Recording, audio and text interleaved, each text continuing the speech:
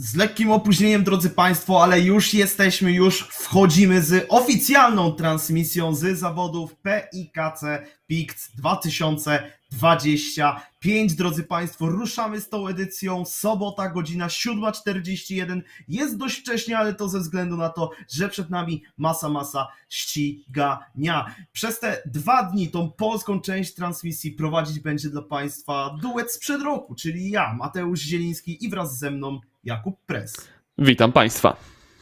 Witamy wszystkich bardzo serdecznie i co warto odnotować, to już nam ruszył tak naprawdę wyścig numer 1, czyli wyścig kategorii junior. Przypominamy, niezmiennie od zeszłego roku, od praktycznie zawsze mamy 3 główne kategorie: Open, Junior oraz Mini. My z tym wyścigiem już wyruszyliśmy. Widzę, że na miejscu pierwszym oczywiście zwycięzca naszych kwalifikacji. My jednak przedstawimy bardzo szybko jeszcze tą stawkę tego wyścigu, czyli Tino Antonaki, Mateusz Pluta, Olaf Caliński, Jakub Koniczuk, Teo Di Vincenzo, Julek Zając, Przemek Kuliś, Milena Czechowicz, Jolano Szepkens, Szymon Węgrzyn, Aleks Mroczko, Nohan Bowi, Maksymilian Klunowski, Tomek Bernadowski, Wojciech Krakowski, Nick Vandenberge, Kacper Kałużny, Jacob Equal, Szymon Hańkało, Jaskulski oraz Mieszko Sędziński. To jest ta 20, która wyruszyła do tego pierwszego wyścigu w kategorii junior. I Jolano Szepkens jest na prowadzeniu, 20 przed Teo De Vincenzo. To oczywiście ma związek z tym, że Jolano wygrał kwalifikację na 3. miejscu, póki co Szymon Węgrzyn goniony przez Tomka Bernadowskiego, a my mamy już pierwszy pit stop w tym wyścigu. Jest to Wojciech Krakowski, zawodnik, który w kwalifikacjach zajął pozycję numer 7, a więc całkiem niezłe kwalifikacje w wykonaniu Wojtka. No właśnie, jeżeli chodzi o pit stopy, jest to oczywiście rzecz obowiązkowa, 20 sekund do odstania przez zawodnika w alei serwisowej i wtedy może wracać do rywalizacji. I to jest tak naprawdę bardzo ważny punkt całych zawodów podczas Polish Indoor Kart Championship, bo na dobrą sprawę już rok temu przekonaliśmy się z Mateuszem, że jednak podczas zawodów kartingowych kwalifikacje są bardzo ważne i do manewrów wyprzedzania dochodzi niezwykle rzadko, więc jeżeli zawodnicy myślą o tym, aby zyskiwać jakiekolwiek pozycję, no to pit stop jest tutaj jedną z najlepszych opcji. Okrążeń w każdym wyścigu, tak samo jak w pierwszym, będzie 12, ale to dotyczy tylko i wyłącznie rund eliminacyjnych. To dotyczy tylko i wyłącznie rund eliminacyjnych, a z tego, co się dzieje na torze, to warto odnotować, drodzy Państwo, że mamy kilka zamian pozycji, a chociażby tutaj Tomek Bernadowski, czyli mistrz kategorii junior oraz mini z zeszłego roku, ponieważ on zdominował obie te kategorie w zeszłym roku. No, zdominował w kategorii mini, była to dominacja, w kategorii junior postawił mu się chociażby Ziemowit Werra, z tego co pamiętam, postawił mu się także właśnie obecny w tym wyścigu Przemek Kuliś. On przeskoczył Szymona Węgrzyna i wskoczył na miejsce 3 z najszybszym okrążeniem póki co tego wyścigu, a była także masa kolejnych zjazdów do alei serwisowej. Te 20 sekund w alei serwisowej też, co warto, drodzy Państwo, podkreślić, liczy się od przecięcia linii wjazdu do alei serwisowej do samego wyjazdu z linii serwisowej. Tam też jest taka pewna charakterystyczna biała linia i to między tymi liniami dwoma zawodnicy mają spędzić 20 sekund. W międzyczasie, kiedy ja to przegadałem, to widzimy, że Szepkens ma niemałe problemy z utrzymaniem Teo Di Vincenzo za swoimi plecami na ostatnim okrążeniu. Ten bardzo blisko już za plecami swojego rywala. No i oczywiście pytanie, kiedy tylko Teo Di Vincenzo, który też w zeszłym roku dobrze się spisał podczas Polish Indoor Karting Championship, jak on sobie w tym roku poradzi. No i oczywiście też widzieliśmy teraz na naszych ekranach, jak Julek Zając między innymi wraz z Wojciechem Krakowskim, którzy już zjechali do alei serwisowej, przejechali zastawką. Ta strata 23 sekund, drodzy Państwo, dla tych, którzy dopiero dołączyli, to nie jest oczywiście ze względu na jakieś dramaty zawodników, jakie ich mogły napotkać na początku, to są tylko pit stopy. Będziemy bacznie przyglądać się na pewno Wojtkowi oraz Julkowi. Julek, który w kwalifikacjach był minimalnie przed Wojciechem Krakowskim, a Teo De Vincenzo awansował przed Jolano Szepkensa. Za to Tomek Bernadowski, pomimo tego, że poradził sobie z Szymonem Węgrzynem już na 2. okrążeniu, to nie jest w stanie uciec od zawodnika w go-karcie numer 15. Zresztą Szymon Węgrzyn z rekordem, i to ewidentnym rekordem 2. sektora. Wydaje mi się, że pomiędzy pierwszą trójką doszło do rywalizacji, bo patrząc na międzyczasy sektoru, 23,3 Teo De Vincenzo, dalej dwaj zawodnicy zawodnicy ledwo poniżej 23,7, no i Szymon Węgrzyn poniżej 24 sekund, ten drugi sektor. Jeżeli w dalszym ciągu czołowa trójka będzie tak zaciekle walczyła o pozycję, to być może otworzy się tutaj szansa dla Szymona Węgrzyna nawet na ataki na podium. Być może również któryś z zawodników z czołowej czwórki zdecyduje się niedługo na pit stop. Niedługo będziemy również po pierwszej, połowie wyścigu. No i Szymon Węgrzyn być może już tutaj gdzieś się czyha na któryś z błędów rywali. Za moment przekonamy się, czy ktoś zjedzie do alei serwisowej. Nie, natomiast Tomek Bernadowski troszeczkę od Szymona Węgrzyna się oddalił. Za to Szymon Węgrzyn musi teraz uważać na Przemka Kulisia, który odrobił nieco dystansu i być może będzie atakował czwartą pozycję. A w boksie mamy kolejnego zawodnika i tym razem jest to Aleks Mroczko. Nie tylko Aleks Mroczko, bo też Kacper oczywiście się tutaj zameldował, Kacper Kałużny.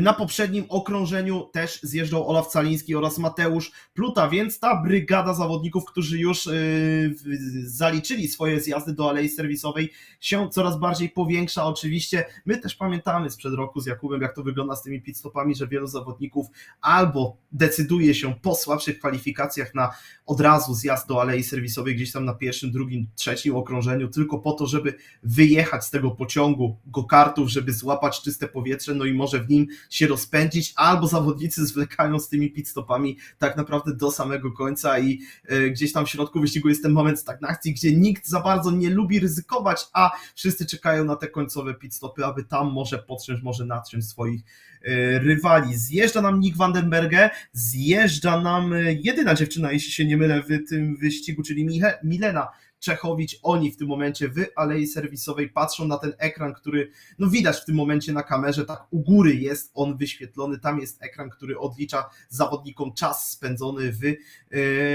alei serwisowej pomiędzy tymi dwoma liniami i to tam zawodnicy muszą właśnie się przyglądać, aby dobrze wyliczyć ten moment wyjazdu. Cały czas z najszybszym okrążeniem tego wyścigu Tomek Bernadowski, ale to jest dalej miejsce, można by powiedzieć tylko albo aż oczywiście trzecie. Warto jest dobrze zapunktować na początku tego pierwszego dnia, bo przypominamy, tych rund kwalifikacyjnych przed półfinałami, w klasie Open, przed finałami w klasach Junior Mini, tych rund kwalifikacyjnych jest tylko 5. Warto jest jak najlepiej rozpocząć te zawody, aby później już bez zbędnej presji oczywiście podchodzić do reszty zawodów. Kolejny zawodnik w alei serwisowej, z tego co patrzę, możesz powiedzieć, kto tutaj był? Nohan Bowi. Ja byłem w stanie sam nawet zauważyć, on się jeszcze tutaj ścigał z kimś na wyjeździe z alei serwisowej, bodajże z Nickiem Vandenberge i Aleksem Mroczko. No i takich obrazków będziemy widzieć coraz więcej powoli, bo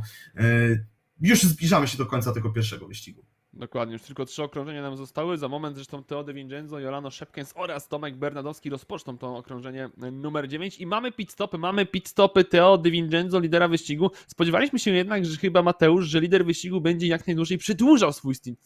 Tego byliśmy świadkami podczas zeszłorocznych zawodów Polish Indoor Kart Championship, kiedy jednak liderzy wyścigu zostawali najdłużej, no bo w końcu takie 20-sekundowe oczekiwanie wiąże się z wychłodzeniem opon i o ile na początku wyścigu to jest naprawdę dobra strategia, aby wykonać ten pit stop, mieć go już z głowy i napędzać się, rozgrzewać te opony przez cały dystans wyścigu, tak w momencie, kiedy jednak zawodnik jest w walce o zwycięstwo i ma tą przewagę miejsca na torze, ma przewagę pozycji na torze, zjeżdża jako pierwszy, no tutaj jesteśmy chyba troszeczkę zaskoczeni. W międzyczasie Jolano Szepkens z rekordem okrążenia 53,986, ale już na następnym okrążeniu to Tomek Bernadowski z rekordem nie z rekordem w pierwszym sektorze, ale pojechał pierwszy sektor prawie 1/10 szybciej od Jolano Szepkensa i być może tutaj gdzieś doczekamy się jeszcze manewru, na torze nie, ale zjeżdżasz Tomek Bernadowski do alei serwisowej. Mamy również pit stop chyba Szymona Hańkało. Czy nie Hańkało jest w alei serwisowej, zjechał nam Jacob Equal oraz mamy w boksie również Maxa za Tomkiem Bernadowskim. Tomek już wyjeżdża, tutaj prawdopodobnie mamy Teo De Vincenzo i ostatecznie Teo De Vincenzo wyjeżdża przed Tomkiem Bernadowskim, a więc ten wcześniejszy pit stop jednak Teo się opłacił, a my czekamy jeszcze na pit stopy Jolano Szepkensa, bo to jest w tym momencie najważniejszy kierowca na torze, zawodnik, który jeszcze nam do alei serwisowej nie zjechał, a chyba przed nim już tylko jedna szansa na wykonanie obowiązkowego pit stopu. No właśnie, my tutaj widzimy w dolnym lewym rogu ekranu sędziego, który pokazuje tabliczkę z napisem Last Lap, więc no to następne okrążenie właśnie dla Jolano jest już tym ostatnim okrążeniem wyścigu. On melduje się w alei serwisowej, melduje się także Szymon Węgrzyn, który razem z nim na torze cały czas pozostawał, i tak samo melduje się Szymon Hańkało-Jaskulski. Czekamy, jak ta pierwsza trójka wyjedzie nam z alei serwisowej. Gdzie jest w tym wszystkim Jolano Szepkens, gdzie jest Teo Di Vincenzo? O proszę bardzo, Tomek Bernadowski nawet przeskoczył nam Jolano w alei serwisowej. Tomek Bernadowski w tym momencie na miejscu drugim, na miejscu pierwszym Teo Di Vincenzo. Jakieś gorsze okrążenie miał to poprzednie Jolano Szepkens, tak się wydaje, tak mi się wydaje, patrząc na to, ile on stracił względem chłopaków. Te wcześniejsze pit stopy rzeczywiście im się bardziej opłaciły. Oczywiście my też jeździmy teraz dużo szybciej niż w kwalifikacjach, ponieważ zawodnicy dopiero z czasem w trakcie tego pierwszego dnia zawodów będą łapać tempo. Te pierwsze okrążenia kwalifikacyjne były dla nich pierwszymi okrążeniami dnia, a te okrążenia wyścigowe były tylko i wyłącznie kolejnymi okrążeniami wjazdowymi w ten tor. I Teo Di Vincenzo, wydaje mi się, że już sobie poradził absolutnie najlepiej ze wszystkich. Teo Di Vincenzo wygrywa pierwszy wyścig kategorii junior podczas PIX 2025. Na miejscu drugim Tomek Bernadowski, a podium uzupełni zdobywca pole position Jolano Szepkens. Na miejscu czwartym Szymon Węgrzyn, na miejscu piątym Przemek Kuliś, na miejscu szóstym Maksymilian Klonowski, na miejscu siódmym Tino Antonecki, na miejscu ósmym Mateusz Pluta, na miejscu dziewiątym mamy Wojciecha Krakowskiego i na miejscu dziesiątym, pierwszą dziesiątkę tego wyścigu zamyka Julek Zając. Następnie mamy mamy Olafa Talińskiego, dokładnie, następnie mamy Szymona Hańkao, dalej jest Aleks Mroczko, następnie mamy Nika Vandenbergę, na pozycji numery 16 mamy Noe Bowiego, na pozycji numery 17 mamy, już od razu sprawdzam, mamy Jakuba Koniczuka, miejsce numer 18 to jedyna kobieta w stawce tego wyścigu oczywiście, więc Milena Czechowicz, na pozycji numer 19 mamy Mieszko Sędzińskiego i ostatnie 20 miejsce zajmuje Kacper Kałużny. Co ważne i na co warto od razu zwrócić uwagę, to zasady punktowania wyścigów kwalifikacyjnych bądź eliminacyjnych. To jest fakt, że w każdej z 5 rund, jaką przyjadą nam zawodnicy, punktowana jest czołowa 18, natomiast najgorszy wynik z eliminacji w każdej kategorii, jest w kategorii Pro, w kategorii Mini kategorii Junior, kategorii Mini oraz w kategorii Open, będzie odrzucany, zalicza się tylko najlepsze 4 wyniki i na co warto zwrócić uwagę, za zdobycie pole position w eliminacjach również jest dodatkowy punkt, a więc mimo, że Jolano Szepkens zajmuje 3. miejsce w tym wyścigu, to podobnie jak Tomek Bernadowski za ten wyścig numer 1 dostanie punktów aż 18. My czekamy, jak stawka drugiego wyścigu już nam się zamelduje w go-kartach. Tutaj to właśnie ta garstka bardzo ważnych informacji od Ciebie, Jakubie, została podana dla całej tej naszej opinii publicznej, która w tym momencie nas słucha.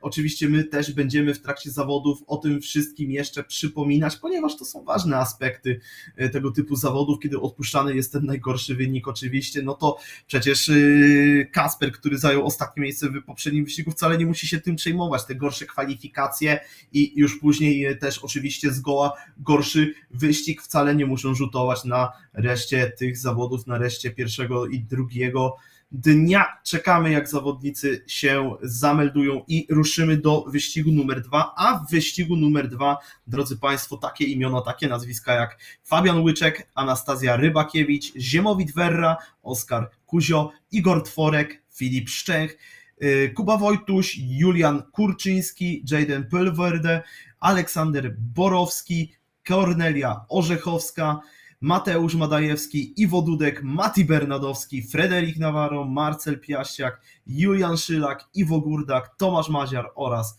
Karol Niemczyk. Karol Niemczyk, czyli zawodnik, który dopiął podium w zeszłym sezonie, w poprzedniej edycji wraz z Ziemowitą Werrą za plecami Tomka Bernadowskiego. Wtedy oczywiście kolejność była odwrotna do tego, co wymieniłem. Niemczyk trzeci, drugi był Werra, pierwszy był Tomek Bernadowski, więc to są zawodnicy, na których oczywiście będziemy zawieszać nasze oko wraz z Jakubem, też będziemy się przyglądać Frederikowi Navarro, ale też oczywiście też i całej stawce, ponieważ jest to stawka bardzo dobrych zawodników, jakby nie patrzeć, znanych zawodników w świecie go-kartowym. Po zeszłym roku chyba czekamy też na rewanż w wykonaniu Zimowi Tavery na Tomaszu Bernadowskim. W zeszłym roku naprawdę było bardzo ciasno między tymi zawodnikami i liczymy na co najmniej powtórkę, ale mamy też nadzieję oczywiście na dużo bardziej zaciętą rywalizację między nimi, chociaż czy to jest możliwe jeszcze po zeszłym sezonie? Ciężko sobie to wyobrazić, ale my nie mamy nic przeciwko, aby ta rywalizacja była jeszcze bardziej zacięta, co oczywiście nie oznacza, drodzy Państwo, że my odbieramy komukolwiek szansę na wciśnięcie się do pojedynku o wygraną. Zresztą już w pierwszym wyścigu eliminacyjnym widzieliśmy, że Tomek Bernadowski nie wygrał w swojej grupie swojego wyścigu, dopiero to jest duża przesada, ale zajął jednak drugie miejsce, pomimo startu z czwartej pozycji, więc i tak dwie pozycje zyskane, wyprzedzone na dystansie całej rywalizacji Szymon Węgrzyn, wyprzedzony również Jolano Szepkens. No ale to Teo De Vincenzo rozpoczął najlepiej jak mógł swój występ podczas PICT 2025. Mówiłeś o Frederiku Navarro, ja na pewno jeszcze będę zwracał uwagę na Karola Niemczyka, więc też zawodnika, który w zeszłym roku rzucił wyzwanie Tomkowi Bernadowskiemu i jego bratu oczywiście, a więc Mateuszowi Bernadowskiemu w walce o zwycięstwo w zeszłorocznym Polish Indoor Karting Championship. Zobaczymy, jak w tym roku są przygotowani, ale z tego, co widziałem na Instagramie jednego z zawodników, nie wiem konkretnie, czy on będzie ścigał się w klasie mini, natomiast Max Bergiel w zeszłym tygodniu informował o tym, że razem między innymi właśnie z Karolem Niemczykiem, z Tomkiem Bernadowskim oraz z Jakubem Bohaterewiczem poradzili sobie bardzo dobrze podczas zawodów w Silver Hotel Go-Kart and Center, a my rozpoczynamy już kwalifikacje i jako pierwszy będzie swoje okrążenie kończył Dawid Grudzień, on jako pierwszy rozpoczął je i czekamy w takim razie na rezultat ze strony Dawida. My czekamy na rezultaty panów. Oczywiście my pamiętamy też z Kubą, dlatego tak bardzo wspominamy o Ziemowicie Werze, o Przemku Kulisiu, o Tomku Bernadowskim, dlatego że my pamiętamy, jak bardzo dziki był ten finał kategorii junior w poprzednim roku, a dziki to jest, wydaje mi się, odpowiednie określenie, bo tam panowie mieli niesamowity bój, bardzo dużo matematyki w ogóle weszło nam podczas tamtego finału, podczas rozgrywania tamtego biegu finałowego. Pamiętam, że przecież Tomek Bernadowski, który mistrzem PIKC w kategorii junior 2024, nawet przywiózł podium w tamtym wyścigu finałowym, chociaż możesz mnie tutaj poprawić, tam się bardzo, bardzo dużo działo, tak jak bardzo dużo już się dzieje w tym momencie na torze. Aktualnie na miejscu pierwszym już znajduje się nie Marcelito, a Karol właśnie. Niemczyk nam skoczył na miejsce pierwsze. My czekamy na czasy od chociażby jeszcze Zimowi Tavery, który ma rekord w sektorze numer 1, na którym miejscu zamelduje się Ziemo. Póki co jeszcze cały czas przychodzi nam czekać na czas Zimowita. W międzyczasie Frederik Navarro na miejsce 9. Iwo wskakuje nam na miejsce 7. No właśnie, Ziemowit Vera strąca nam Karola i Igora z pierwszej dwójki. Mati Bernadowski wskakuje na miejsce 6. w międzyczasie również, no i na miejscu 14 zameldował się ostatni zawodnik, który wyjechał na tor w tych kwalifikacjach, czyli Jaden Pelvorde. Na miejscu pierwszym, drodzy Państwo, Ziemowit Vera z czasem 54,273. Na miejscu drugim Karol Niemczyk i na miejscu trzecim Igor Tworek.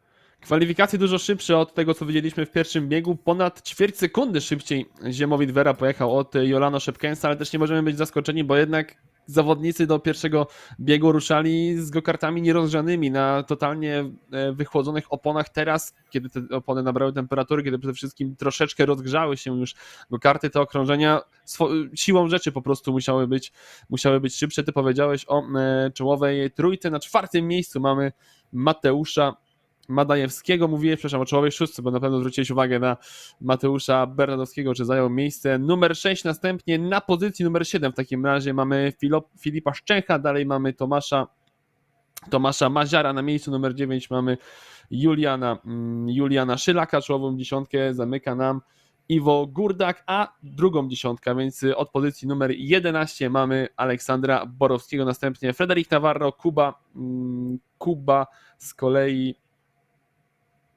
Wojtuś na pozycji numer 13, dalej Jaden Pelverde, następnie Kornelia Orzechowska, pozycja numer 15, pozycja numer 16 to jest Dawid z kolei, Dawid Grudzień, Iwo Dudek to jest pozycja numer 17, numer 18 to jest już z kolei Oskar Kuzio, pozycja numer 19. Oj, ale chyba mi się troszeczkę wymieszała klasyfikacja, bo nagle na przedostatnim miejscu mamy Frederica Navarro, a Navarro zajął przecież pozycję numer 12 w kwalifikacjach. Doczekamy w każdym razie już w tym momencie na start wyścigu i na kolejne 12 okrążeń pełne rywalizacji, licząc, że tym razem będzie więcej manewrów, być może więcej zamieszania troszeczkę z przodu stawki.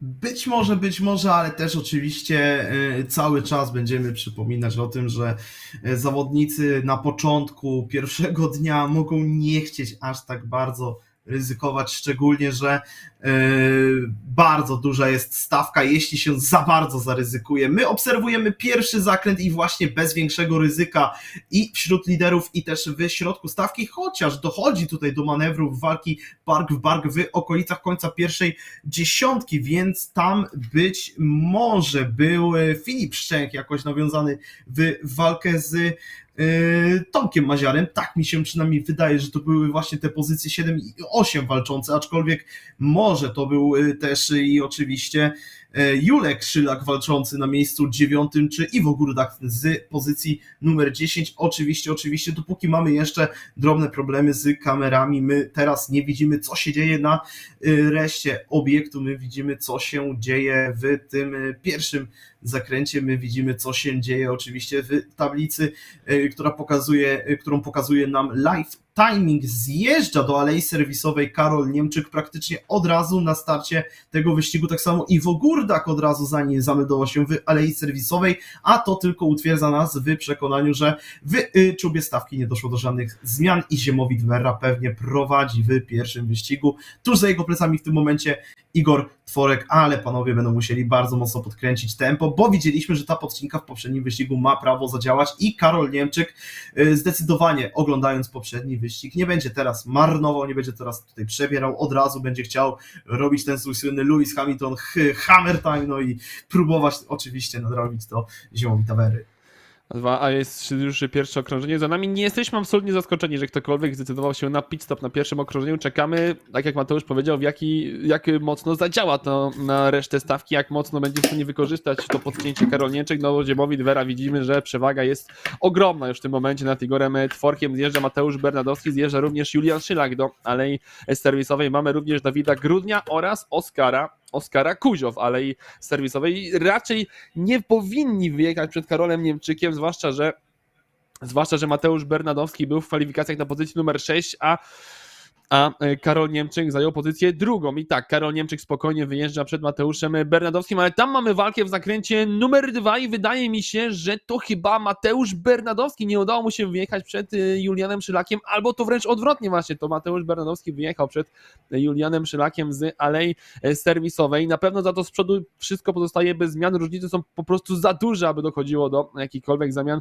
pozycji. Werra prowadzi przed Tworkiem, następnie mamy Mateusza Madajewskiego i na czwartej pozycji chyba mamy Marcela Piaściaka, jeśli dobrze widzę. Piaszek bardzo blisko zresztą teraz jest ataku na Mateusza Madajewskiego, ale póki co jeszcze żadnego ataku nie będzie. Ale mam wrażenie, że Piaściak jest szybszy od Madajewskiego, przynajmniej tak by wskazywały międzyczasy, zwłaszcza drugi sektor, gdzie ponad 1/10 Marcel odrobił do zawodnika okupującego w tym momencie pozycję numer 3, a jak wygląda tempo, jeżeli chodzi o Karola Niemczyka i Karol Niemczyk z rekordem okrążenia w tym wyścigu. Mateusz Bernadowski z kolei wyprzedza Iwo Gurdaka, ale Karol Niemczyk z rewelacyjnym tempem, jeżeli będzie w stanie je utrzymać, kto wie, być może nawet zagrozi Ziemowitowi Werrze, który prawdopodobnie dopiero na ostatnim okrążeniu zjedzie nam do alei serwisowej, ale bardzo dobre mamy tempo tego wyścigu. 54,0 to jest w tym momencie najszybsze okrążenie Karola Niemczyka, ale poniżej 54,1 zszedł również Ziemowit Werra. Jeżeli chodzi o resztę zawodników, czasy poniżej 54,3. Werra teraz 53,9, niemal 2,5, ponad nawet 2,5 szybciej od Igora Tworka, a więc rozpędza się coraz bardziej Ziemowit Werra. No to jest 53,8, ale to też oczywiście czasy, które były kręcone w tym biegu numer 1. To tam już też zawodnicy byli w stanie schodzić poniżej 54 sekund. Widzimy, że też zawodnicy z końca stawki byli w stanie zejść jeszcze chwilę temu poniżej 54 sekund, więc oczywiście to wolne powietrze bardzo, bardzo pomaga zawodnikom. Jesteśmy na półmetku biegu numer 2 i Ziemowit Verra ma prowadzenie, ma przewagę około 1,5 sekundy nad Igorem Tworkiem i to całą praktycznie grupą pościgową za Ziemowitem, który wykręca co rusz to najszybsze okrążenie biegu i w tym momencie jest to już benchmark 53,756. Ziemowit Verra zdecydowanie bardzo, bardzo dobre tempo złapał na początek tych zawodów i odmeldowuje się, jedzie po pełną stawkę.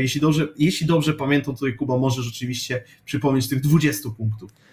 Nawet 21, bo przecież Ziemowit Verra zdobył jeszcze pole position w kwalifikacjach, faktycznie. Więc Verra jedzie dosłownie po komplet punktów za swój pierwszy wyścig w kategorii junior. Jego przewaga jest coraz większa nad Igorem Tworkiem, kolejne ćwierć sekundy zyskane nad zawodnikiem, który w tym momencie jest na pozycji numer 2, no już nie mówiąc o kolejnych zawodnikach, bo Mateusz Madajewski 54,2, prawie pół sekundy wolniej od Filipa Szczęcha, który jest w tym momencie drugim najszybszym kierowcą na torze, jedzie szybciej nawet od Karola Niemczyka, ale obawiam się, że różnica między Szczęchem a Niemczykiem na początku tego wyścigu, szczególnie jeżeli chodzi o pozycję startową, była zbyt duża, aby Filip Szczęch jeszcze mógł tutaj zaryzykować i gdzieś podgryźć ewentualnie pod koniec wyścigu Karola Niemczyka, szczególnie, że Karol Niemczyk w tym momencie jednak to okrążenie było minimalne, no może minimalnie to też za mało powiedziane, ale było po prostu szybsze od Filipa Szczęcha, ponad 1/10 Niemczyk urwał Szczęchowi, ale tutaj nie ma raczej zagrożenia dla Ziemowita Verry. Verra trzecie okrążenie z rzędu i trzecie najszybsze okrążenie dla lidera tego wyścigu, więc Karol Niemczyk musi dołożyć coś ekstra od siebie, aby w ogóle mieć szansę zagrozić tutaj Ziemowitowi Verrze, no albo liczyć, że Verra popełni jakiś błąd przy wykonywaniu obligatoryjnego pit stopu. Verra, kolejne świetne okrążenie, 1/1000 wolniej chyba niż na poprzednim okrążeniu pojechał nam lider wyścigu i co ważne, po raz kolejny ćwierć sekundy, nie, tym razem nieco mniej, ale ponad 0,2 szybciej od Igora Tworka. W boksie mamy za to Filipa Szczęcha oraz mamy Aleksandra Borowskiego. Ci zawodnicy jeszcze w boksie nam nie byli. No i mówiłem, że Szczęch nie powinien wyjechać przed Karolem Niemczykiem i to się sprawdza. Szczęch w tym momencie chyba powinien być przed Tomaszem Madajewskim, ale będzie za Mateuszem Bernadowskim. Będzie za Mateuszem Bernadowskim, który na miejscu 9, przypominamy, więc Filip wyjeżdża nam idealnie na koniec pierwszej dziesiątki. Ładny peleton nam się uformował w okolicach środka stawki w tym momencie. Całkiem ładny peleton kontrastujący do tego, co się dzieje w czubie stawki, ponieważ akurat właśnie znajdujący się pod kamerą Ziemowit Verra cały czas dokłada tylko swoim rywalom kolejnych części sekundy i już odjechał Igorowi Tworkowi na 2,3 sekundy. Zjechał nam do alei serwisowej Mateusz Madajewski. Czekamy, jak tylko z tego pitu tak zwanego wyjedzie, jednakże wydaje mi się, że on dołączy do tej wesołej gromadki właśnie tuż za Marcelem Piaściakiem. On się w tym momencie znajduje się on w tej wesołej gromadce na pozycjach od 8 do, jeśli się nie mylę, 8 do 14, 8 do 13, gdzieś mniej więcej ta gromada w tym momencie podróżuje i to tam najwięcej w tym momencie walki. Tam też przypominamy, poza oczywiście Mateuszem, poza duetem Mateuszy, chociażby jeszcze Tomek, chociażby jeszcze oczywiście Iwo Gurda, chociażby jeszcze oczywiście Julek Szylak. Ziemowit Verra z kolejnym okrążeniem tego wyścigu, kolejnym najszybszym okrążeniem tego wyścigu i zjechał do alei serwisowej Igor Tworek, jakby wiedząc może co się święci, że on może tutaj pozycję stracić, jeszcze nie łapiąc tempa za Ziemowitem Verrą, chociaż Igor Tworek wyjeżdża za plecami Karola Niemczyka, ale bez problemów, to nie jest wyjazd bezproblemowy z alei serwisowej. ale raczej spokojny, bo jego przewaga nad Mateuszem Madajewskim i Filipem Szczęchem jest dosyć duża. Zresztą teraz Madajewski musi bronić się przed atakami Filipa Szczęcha, a ten z kolei jest tuż przed Marcelem Piaściakiem. Oni są w tym momencie w połowie toru, za moment będą wyjeżdżeni na ten skrawek całej nitki, który znajduje się poza hotelem. No i próbuje teraz gdzieś wyprzedzić Marcel Piaściak Filipa Szczęcha, ale kiedy wyjeżdżaliśmy poza obszar toru, po prostu poza obszar hotelu na świeże powietrze, to tego ataku w żaden sposób jednak nie był w stanie przeprowadzić. Chyba nie ma zamiany między Szczęchem a Piaściakiem. Do boksu zjeżdża wreszcie Ziemowit Werra i minimalnie tylko przed Karolem Niemczykiem, a biorąc pod uwagę, że Werra będzie miał nierozgrzane te opony po pit stopie, troszkę mu się wychłodziły, to Niemczyk może zaryzykować ataku. To już jest ostatnie okrążenie, no i za moment zobaczymy, bo Niemczyk próbuje, wychodzi teraz na zewnętrzną, będzie próbował gdzieś po wewnętrznej się wcisnąć, ale nie ma miejsca. Ziemowit Werra kapitalnie blokuje tutaj Karola Niemczyka. W dalszym ciągu gdzieś próbuje zyskać przewagę, gdzieś próbuje zyskać lepsze wyjście, lepszą przyczepność na wyjściu. Przede wszystkim Karol Niemczyk znowu próbuje po zewnętrznej wcisnąć się gdzieś, pokazać Ziemowitowi Werrze, ale póki co Karol Niemczyk pozostaje na drugie miejsce. Kiedy opuszczali nam halę zawodnicy, żadnej pozycji na czele stawki nie było. No za moment się przekonamy, czy faktycznie Niemczyk gdzieś tutaj zaatakuje Ziemowita Werrę. To się nie udało, tam został już tylko jeden zakręt i chyba finalnie to Ziemowit Werra zostanie zwycięzcą wyścigu numer 2 w kategorii junior. Tak jest, minimalnie tylko ćwierć sekundy dzieliło na mecie Ziemowita Werrę i Karola Niemczyka, ale ta strategia Karola Niemczyka bardzo mocno się opłaciła, bo wiedzieliśmy już na początku, że Ziemowit Werra zyskał pewną przewagę nad całą stawką, a jednak ze względu na pit stop Niemczyka już na pierwszym okrążeniu ten mógł spokojnie wchodzić w swoje tempo wyścigowe i minimalnie, dosłownie minimalnie, bo tak trzeba nazwać różnicę ćwierć sekundy, Werra pokonuje jednak Karola Niemczyka. Śliczna walka między zawodnikami na koniec tego wyścigu, nie tylko między tą pierwszą dwójką, ale też na pozostałych pozycjach, bo na miejscu trzecim ukończył ten wyścig Igor Tworek, na miejscu czwartym ukończył ten wyścig Filip Szczęch, później był Marcel Piaściak, który przeskoczył zresztą, jeśli się nie mylę, przeskoczył Mateusza Madajewskiego, który na miejscu szóstym, na miejscu siódmym Tomek Maziar, na miejscu ósmym Mati Bernadowski, na miejscu dziewiątym Iwo Górdak i pierwszą dziesiątkę zamknął Julek Szylek. 11 był Aleksander Borowski, 12 był oczywiście Kuba Wojtuś, na miejscu 13 był Dawid, na miejscu 14 Federik Navarro, na miejscu 15 ukończył ten wyścig Jaden Peleverde, na miejscu 16 ukończył ten wyścig drugi Iwo, tylko że ten zapisany przez literkę V, czyli Iwo Dudek, na miejscu 17 Kornelia Orzechowska, na miejscu 18 ukończył ten wyścig Fabian Łyczek, na miejscu 19 dojechał Oskar Kuzio i stawkę zamknął drugi Julek, czyli Julian Kurczyński, on na miejscu 20. Najszybsze okrążenie tego wyścigu numer 2, Ziemowit Werra 53 528. No i przypatrujemy się już do ostatniego wyścigu kategorii junior w tej sesji, że tak to ujmę, porannej, w też oczywiście pierwszej rundzie tych zawodów, gdyż przypominamy, ten szyk będzie się cały czas powtarzał w każdej rundzie zawodów, a tych rund jest 5, jest 6 wyścigów kategorii Open, 3 wyścigi kategorii Junior, gdzie przed nami jest ten trzeci, i 2 wyścigi kategorii Mini. Również poza tą czwartą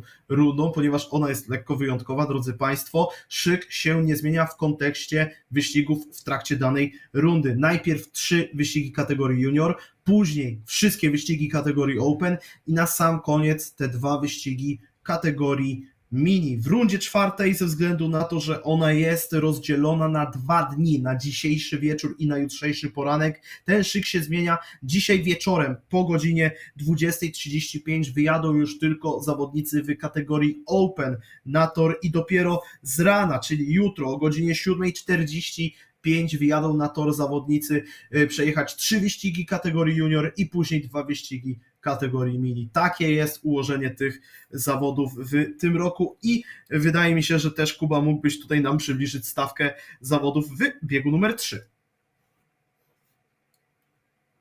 Już się robi, Mateuszu. Mamy Anię Wiśniewską, Kubę Wernickiego, Loana Wantona, Aleksandra Drzewieckiego, Lukasa Besota,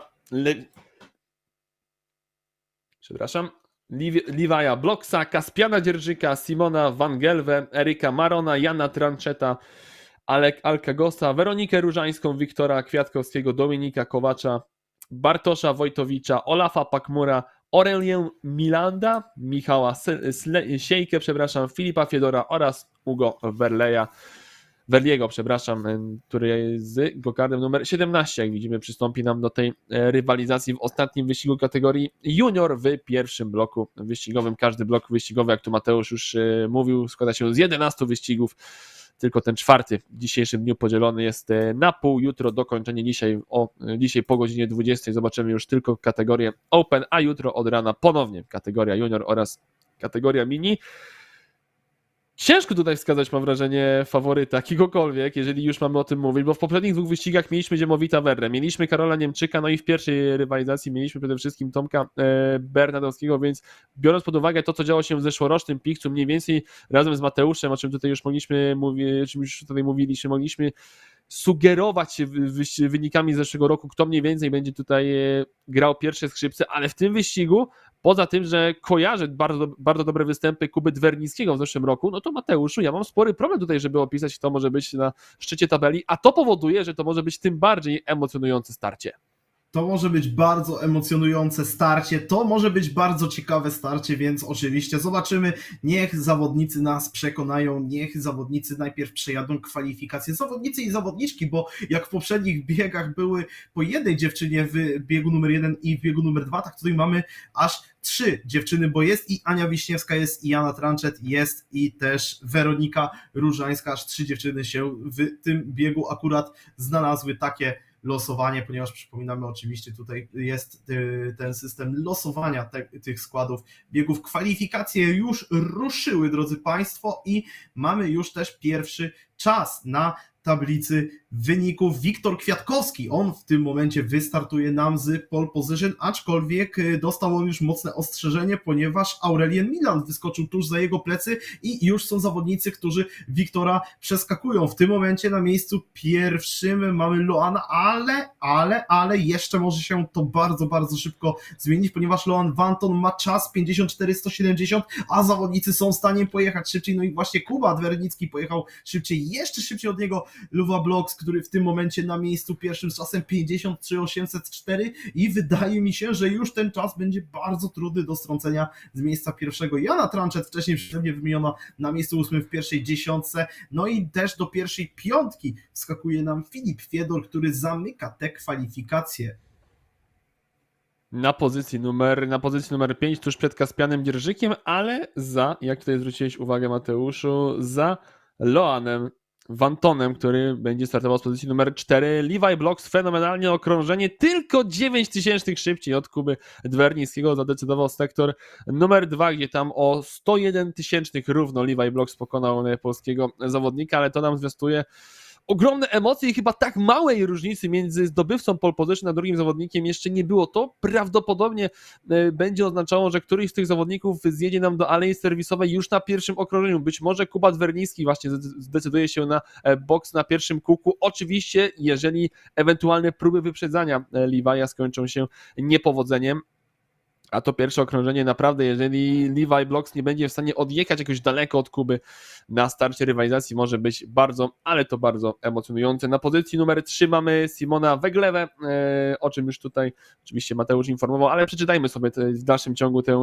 klasyfikację. Mówiłem, że za Loanem Wantonem mamy Filipa Fiedora, dalej Kaspian Dzierżyk, na pozycji numer 7 mamy Wiktora Kwiatkowskiego, dalej Jana Tranchet, pozycja numer 9 to jest z kolei Lukas Besot, na pozycji numer 10 mamy Michała, no tak, nie przeczytam już niestety tej klasyfikacji, ale mieliśmy na pozycji numer 10 na pewno z kolei Michała Siejkę. Dokładnie, Michała Siejkę. Czekamy już w takim razie na start tej rywalizacji. Zawodnicy są już w tym momencie ustawiani w odpowiedni szyk, a to oznacza, że lada moment maksymalnie do 1 minuty, myślę, rozpoczniemy wyścig numer 3 kategorii junior i tym samym pierwszy blok wyścigowy dla tej kategorii konkretnie zamkniemy, a przeniesiemy się do kategorii open. Czekamy na start tego biegu numer 3. Zobaczymy jak zawodnicy wystartują tym razem. Oby, mamy nadzieję, bez jakichkolwiek perturbacji na starcie, oby bez żadnych problemów, bo też te starty wyglądają różnie. Czasami zdarza się, że zawodnicy wpadają w różnego rodzaju incydenty, są w nie zamieszani. Miejmy nadzieję, że tym razem oczywiście bez takowych się obędzie. Kuba Dwernicki siedzi już na plecach swojego rywala, jednakże zobaczymy jak ten start przebiegnie, jak Lewaj sobie poradzi z ogromną presją. Widzimy, że zawodnicy bardzo mocno zbici ruszyli do tego wyścigu i ten start Lewaja bardzo ryzykowny, można by powiedzieć, ponieważ no kto wie, czy tutaj nie dojdzie do jakichś zamian w trakcie przejeżdżania przez sektory 1 oraz 2, czy gdzieś tam w środku toru, gdzieś tam w bardziej krętych sekcjach nie dojdzie nam do potężnych zmian pozycji tak naprawdę między zawodnikami, czy ktoś nie zaliczy może jakiegoś uślizgu, który spowoduje utratę kilku pozycji. Póki co wygląda na to, że kolejność startowa pozostaje bez zmian, patrząc na to, jakie czasy są w live timingu i w jakiej kolejności one się pokazywały, tak, bez zmian i w czubie, i w środku, i pod koniec stawki, więc czekamy klasycznie, Kuba, na pit stopy, kiedy zawodnicy nam się pojawią w alei serwisowej i tam się będą mieszać, chociaż póki co nikt z czołówki pierwszej dziesiątki nie zjeżdża, dopiero w drugiej dziesiątce teraz mamy pierwszy zjazd do alei serwisowej Olafa Pakmura. I nie tylko on, bo Dominik Kowasz również. Tak jest, również mamy Kowacza w alei serwisowej. 400 różnicy pierwsze okrążenie między Kubą Dwernickim a Lewajem Blocksem, ale to oznacza, że różnica między nimi będzie się, myślę, zmieniała w zależności od sektora. Jeżeli któryś z tych zawodników będzie bliżej swojego rywala po sektorze numer 1, to oznacza, że sektor numer 2 będzie lepszy dla tego drugiego zawodnika. I widzimy to po międzyczasach. Pierwszy sektor Levi mam wrażenie, że nie trochę za blisko Kuby Dwernickiego, przez co Kuba troszeczkę tego dystansu stracił, ale w drugim sektorze być może dokładnie tak samo jak na poprzednim okrążeniu, kiedy Kuba będzie miał troszeczkę tego więcej czystego powietrza, więcej, może czystego powietrza za dużo powiedziane, ale więcej odległości do Levi'a Blocksa, wtedy będzie w stanie awansować będzie w stanie się zbliżyć 500 niemal zyskane, 400, przepraszam, niemal zyskane Dwernickiego do Blocksa, ale jednak ten dystans nie pozwala na podjęcie ataku, chyba że po prostu Kuba Dwernicki nie chce póki co ryzykować. To jest pierwszy wyścig, to o czym Mateusz mówiłeś. Nie ma tutaj sensu jeszcze ryzykować, szczególnie, że najgorszy rezultat spośród wszystkich 5 rund eliminacyjnych i tak nie będzie liczony do klasyfikacji całych zawodów, a więc jeżeli jest się na drugim miejscu, jeżeli ma się taką szansę, może po prostu faktycznie w tym momencie lepiej jest nieco zahamować swoją żądzę zwycięstwa i dojechać spokojnie na pozycji numer 2. Jak na razie Kuba Dwernicki w dalszym ciągu bardzo blisko Lewaja, ale dziwi mnie, że Kuba nie podjął żadnego ryzyka strategicznego, bo myślę, że tutaj jest szansa absolutnie na to, aby wygrać ten wyścig właśnie poprzez szybszy zjazd do alei serwisowej, bo póki co jesteśmy na trzecim okrążeniu, a z perspektywy czasu, z perspektywy zeszłorocznych zawodów na torze Silver Hotel and Go-Kart Center doskonale wiemy, że im dłużej czeka się na pit-stop i im później się ten pit-stop wykona, im mniejsza jest różnica między wykonaniem pit-stopu między dwoma zawodnikami, tym mniejsza jest szansa na zamianę pozycji, ale Kuba Dwernicki na razie to musi się bronić przed Simonem Van Gelve i ja nie wiem, czy tutaj nie doszło do zamiany pozycji nawet pomiędzy drugim a trzecim zawodnikiem. Zobaczymy za chwilę, czy Simon Van Gelove nie przeskoczył nam Kuby Dwernickiego. Zobaczymy, jak wygląda sytuacja w czubie stawki i też oczywiście zobaczymy, jak sobie poradzą zawodnicy z podcięciem, chociażby Filip Fiedor, który, przypominamy, zjechał nam do alei serwisowej, a on był w pograniczach tych dobrze punktowanych pozycji, więc oczywiście będziemy się wszystkiemu przyglądać, jak prezentują się pozycje na ten moment bez zmian w czubie stawki. Ta pierwsza piątka cały czas w tym samym szyku, aczkolwiek Kuba Dwernicki bardzo mocno podkręca tempo, jest on już w tym momencie najszybszym zawodnikiem na torze, 53,476. Coraz szybciej będą jeździć zawodnicy, podejrzewam, że jeszcze już za niedługo tak naprawdę pobijemy czasy 50 3, aczkolwiek warto, drodzy Państwo, odnotować to, że ta nitka toru będzie ulegać drobnym zmianom, ponieważ w zależności od tego, którą rundę jedziemy, to w tym kierunku będziemy jechać, ten kierunek X, w jakim w tym momencie jedziemy, jeśli dobrze pamiętam, to jest kierunek X, a nie Y, mogę się tutaj mylić, aczkolwiek w każdym razie w tym kierunku, w jakim my teraz jedziemy, czyli na przeciwną stronę do pól startowych, w tym kierunku jedziemy cały czas przez całą pierwszą rundę, a w rundzie numer 2 i w rundzie numer 4 jedziemy w kierunku już przeciwnym, wraz z, tak jak są narysowane te pola, bardzo dobrze teraz widoczne na prostej startowej, to w tym kierunku będziemy jechać. Ostatni zakręt będzie pierwszym, a pierwszy zakręt będzie zakrętem ostatnim i właśnie ten szyk będzie się wymieniał dla wyścigów, dla rund parzystych i nieparzystych. Kolejne 2 zjazdy do alei serwisowej, kiedy ja sobie o tych kierunkach jazdy pogadałem. Luka Besot zjechał do alei serwisowej oraz, jeśli dobrze patrzę, Eryk Marona. Zgadza się, Eryk Marona w alei serwisowej. Na razie na live timingu widzimy, że wyjechał ostatni, ale już mając wiedzę z poprzednich rund, zdajemy sobie sprawę, że ta pozycja nie do końca będzie, musi mieć odzwierciedlenie, przepraszam, rzeczywistości. Być może Eryk wyjechał na numer 17, być może nawet na pozycji numer 18, a my mamy zamianę z przodu. Kuba Dwerniński wyprzedził Levi'a Blocksa i to pomimo tego, że Levi jest z najszybszym okrążeniem w tym wyścigu. Tu chyba nie było, tak jest, no nie ma żadnego pisu pomiędzy Levi'em a Kubą Dwernińskim, po prostu Kuba Dwerniński w pierwszym sektorze wyprzedził Levi'a Blocksa, wykorzystał błąd dotychczasowego lidera wyścigu i mimo że Levi wykręcił nam rekord drugiego sektora, no to w tym momencie znajduje się za Kubą Dwernińskim, ale doskonale zdajemy sobie sprawę, że ten stan rzeczy nie musi utrzymywać się przez cały czas trwania tego wyścigu, szczególnie, że Levi po stracie prowadzenia w tym wyścigu być może będzie skłonny do tego, aby za moment zameldować się u swoich mechaników. Za moment również zobaczymy, jaka jest różnica między tymi zawodnikami. Szansy na kontrę w tym momencie Blocks w żaden sposób nie otrzyma, ale do alei serwisowej również nie zjeżdża. Rozpoczynamy już kolejne okrążenie 53,4. No niesamowite jest tempo tego wyścigu, ale cały czas to będę podkreślał. Go-karty są coraz bardziej rozgrzane, opony też są coraz bardziej rozgrzane. No i przede wszystkim sama ewolucja toru to też sprawia, że te czasy z siłą rzeczy będą po prostu szybsze, ale no biorąc pod uwagę, że na początku rywalizacji, że w pierwszym wyścigu mieliśmy czasy na poziomie 54,0, teraz najszybsze okrążenie 53,4, a to na pewno nie jest jeszcze kres możliwości tych go-kartów i tych zawodników, no to tym bardziej robi to na mnie ogromne wrażenie. Kuba Dwerniński zaczyna odjeżdżać od Levi'a Blocksa prawie 1/10 szybciej od swojego rywala w pierwszym sektorze, no i wydaje mi się, że jeżeli Blocks jeszcze marzy jakkolwiek o zwycięstwie w tym wyścigu, to musi zjechać jako pierwszy do alei serwisowej i musi zrobić to szybko, bo tutaj powiedziałbym wręcz, że jest nawet zagrożenie, że Simon van Gelewe będzie w stanie jakkolwiek zagrozić liderom tego wyścigu.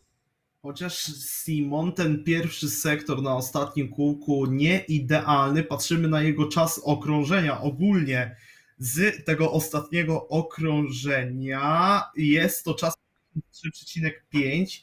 Nie jest idealnie, 0,2 wolniej od Kuby Dwernickiego. No nie powinien on aż tak bardzo realnie zagrozić, chociaż kto wie, być może Kuba i Lewy jeszcze wejdą w jakąś walkę między sobą i przez to będą tracić czas, a wtedy oczywiście, gdzie dwóch się bije, tam trzeci korzysta, Simon będzie najwięcej zyskiwał do chłopaków. Obecnie na torze bez pit stopów ta pierwsza szóstka, oczywiście ten status bardzo szybko uległ zmianie, ponieważ przed nami przedostatnie okrążenie wyścigu, no i zjechał nam Lewi, zjechał nam Loan i pytanie, gdzie względem Simona wyjedzie nam w tym momencie Lewi, bo to jest to słowo klucz tak naprawdę, to jest tak dla całego tego wyścigu, Lewi opuści aleję serwisową daleko, wydaje mi się, przed nosem Simona, tak mi się przynajmniej wydawało, Kuba, możesz mnie tutaj poprawić, tak patrząc na tą kamerę. Też mi się tak wydawało, przede wszystkim jeżeli chodzi o dystans dzielący Levi'a i Simona, wydaje mi się, że mimo wszystko Blox powinien zachować swoją pozycję na torze przed Van Geleuve, no ale jak będzie ostatecznie zobaczymy, bo na live timingu widzimy, że przynajmniej na razie Van Geleuve powinien być przed Bloxem, ale też z poprzedniego wyścigu zdajemy sobie sprawę, kiedy widzieliśmy, że rzekomo Karol Niemczyk wyjechał na pierwszej pozycji, finalnie tak się oczywiście nie stało, został za ziemowitem Verrą. Tak teraz wydaje mi się, że również Levi powinien być przed Simonem. W boksie mamy wreszcie Kubę Dwernickiego. No to patrzymy, na której pozycji Kuba wyjedzie. Czy będzie jednak przed Bloksem, czy mimo wszystko to Bloks będzie na pozycji numer 1. Wyjeżdża w tym momencie Kuba Dwernicki spokojnie, bardzo duży dystans dzielący go od Levi'a Bloksa, więc tutaj żadnej pozycji nie będzie, ale Szymon Van Geleuve chyba wyjechał finalnie przed Filipem Fiedorem, ale to by oznaczało, że Szymon zachowa w takim razie swoją pozycję startową, ale Filip Fiedor do tego wyścigu startował z pozycji numer 5, więc tutaj mamy chociaż jedną pozycję zyskaną, natomiast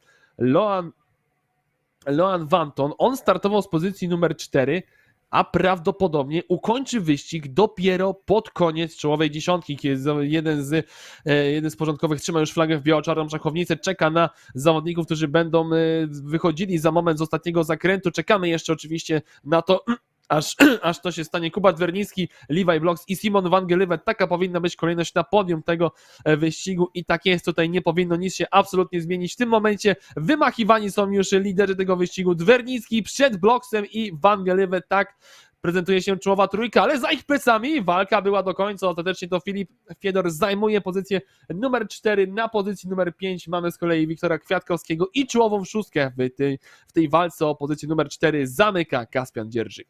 Na miejscu 7 Lukas Blesot, na miejscu 8 Jana Tranczet, na miejscu 9 dojechał nam Michał Siejka, na miejscu 10 Loan Vanton, na miejscu 11 Anna Wiśniewska, na miejscu 12 Aleksander, na miejscu 13 Aurelia, na miejscu 14 Weronika Różańska, na miejscu 15 Bartosz, no i tyle byłem w stanie bardzo szybko tutaj jeszcze zobaczyć. Na 16 Erik Marona, na 17 Olaf Pakur, na miejscu 18 Hugo, na miejscu 19 Dominik Kołasz, no i na miejscu 20 Aleksander.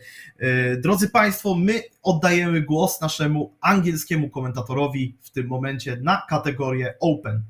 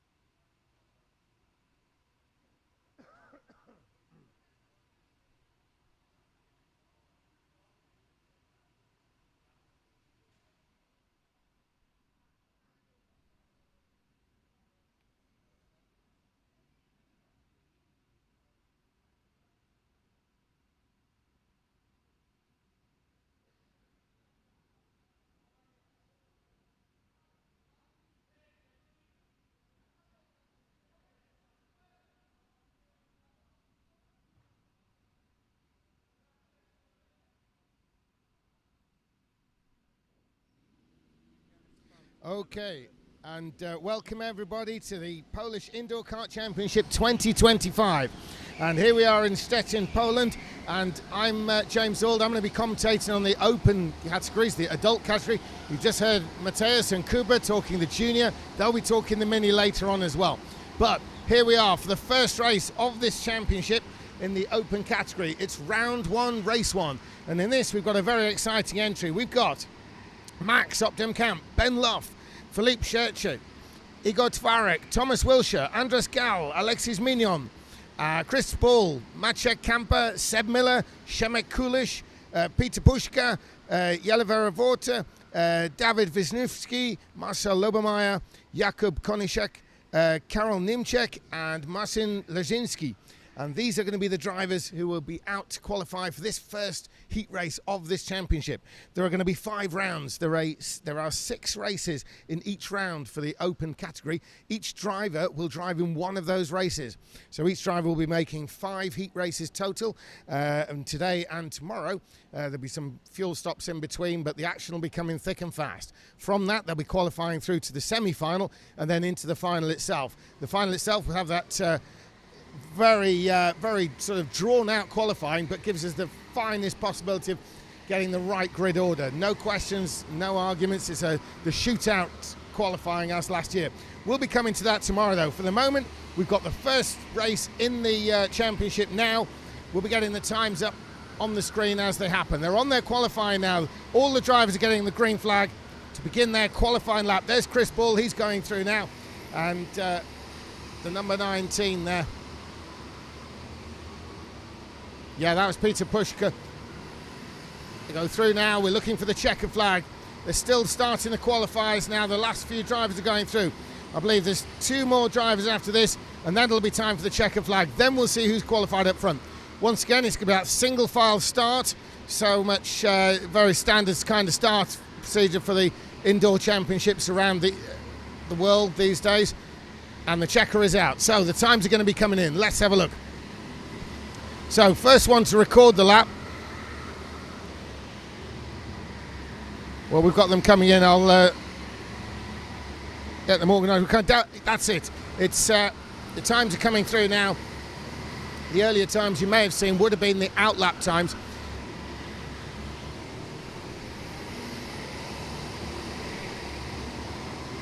David Wisniewski is still on the first place. Max op dem Kamp is second.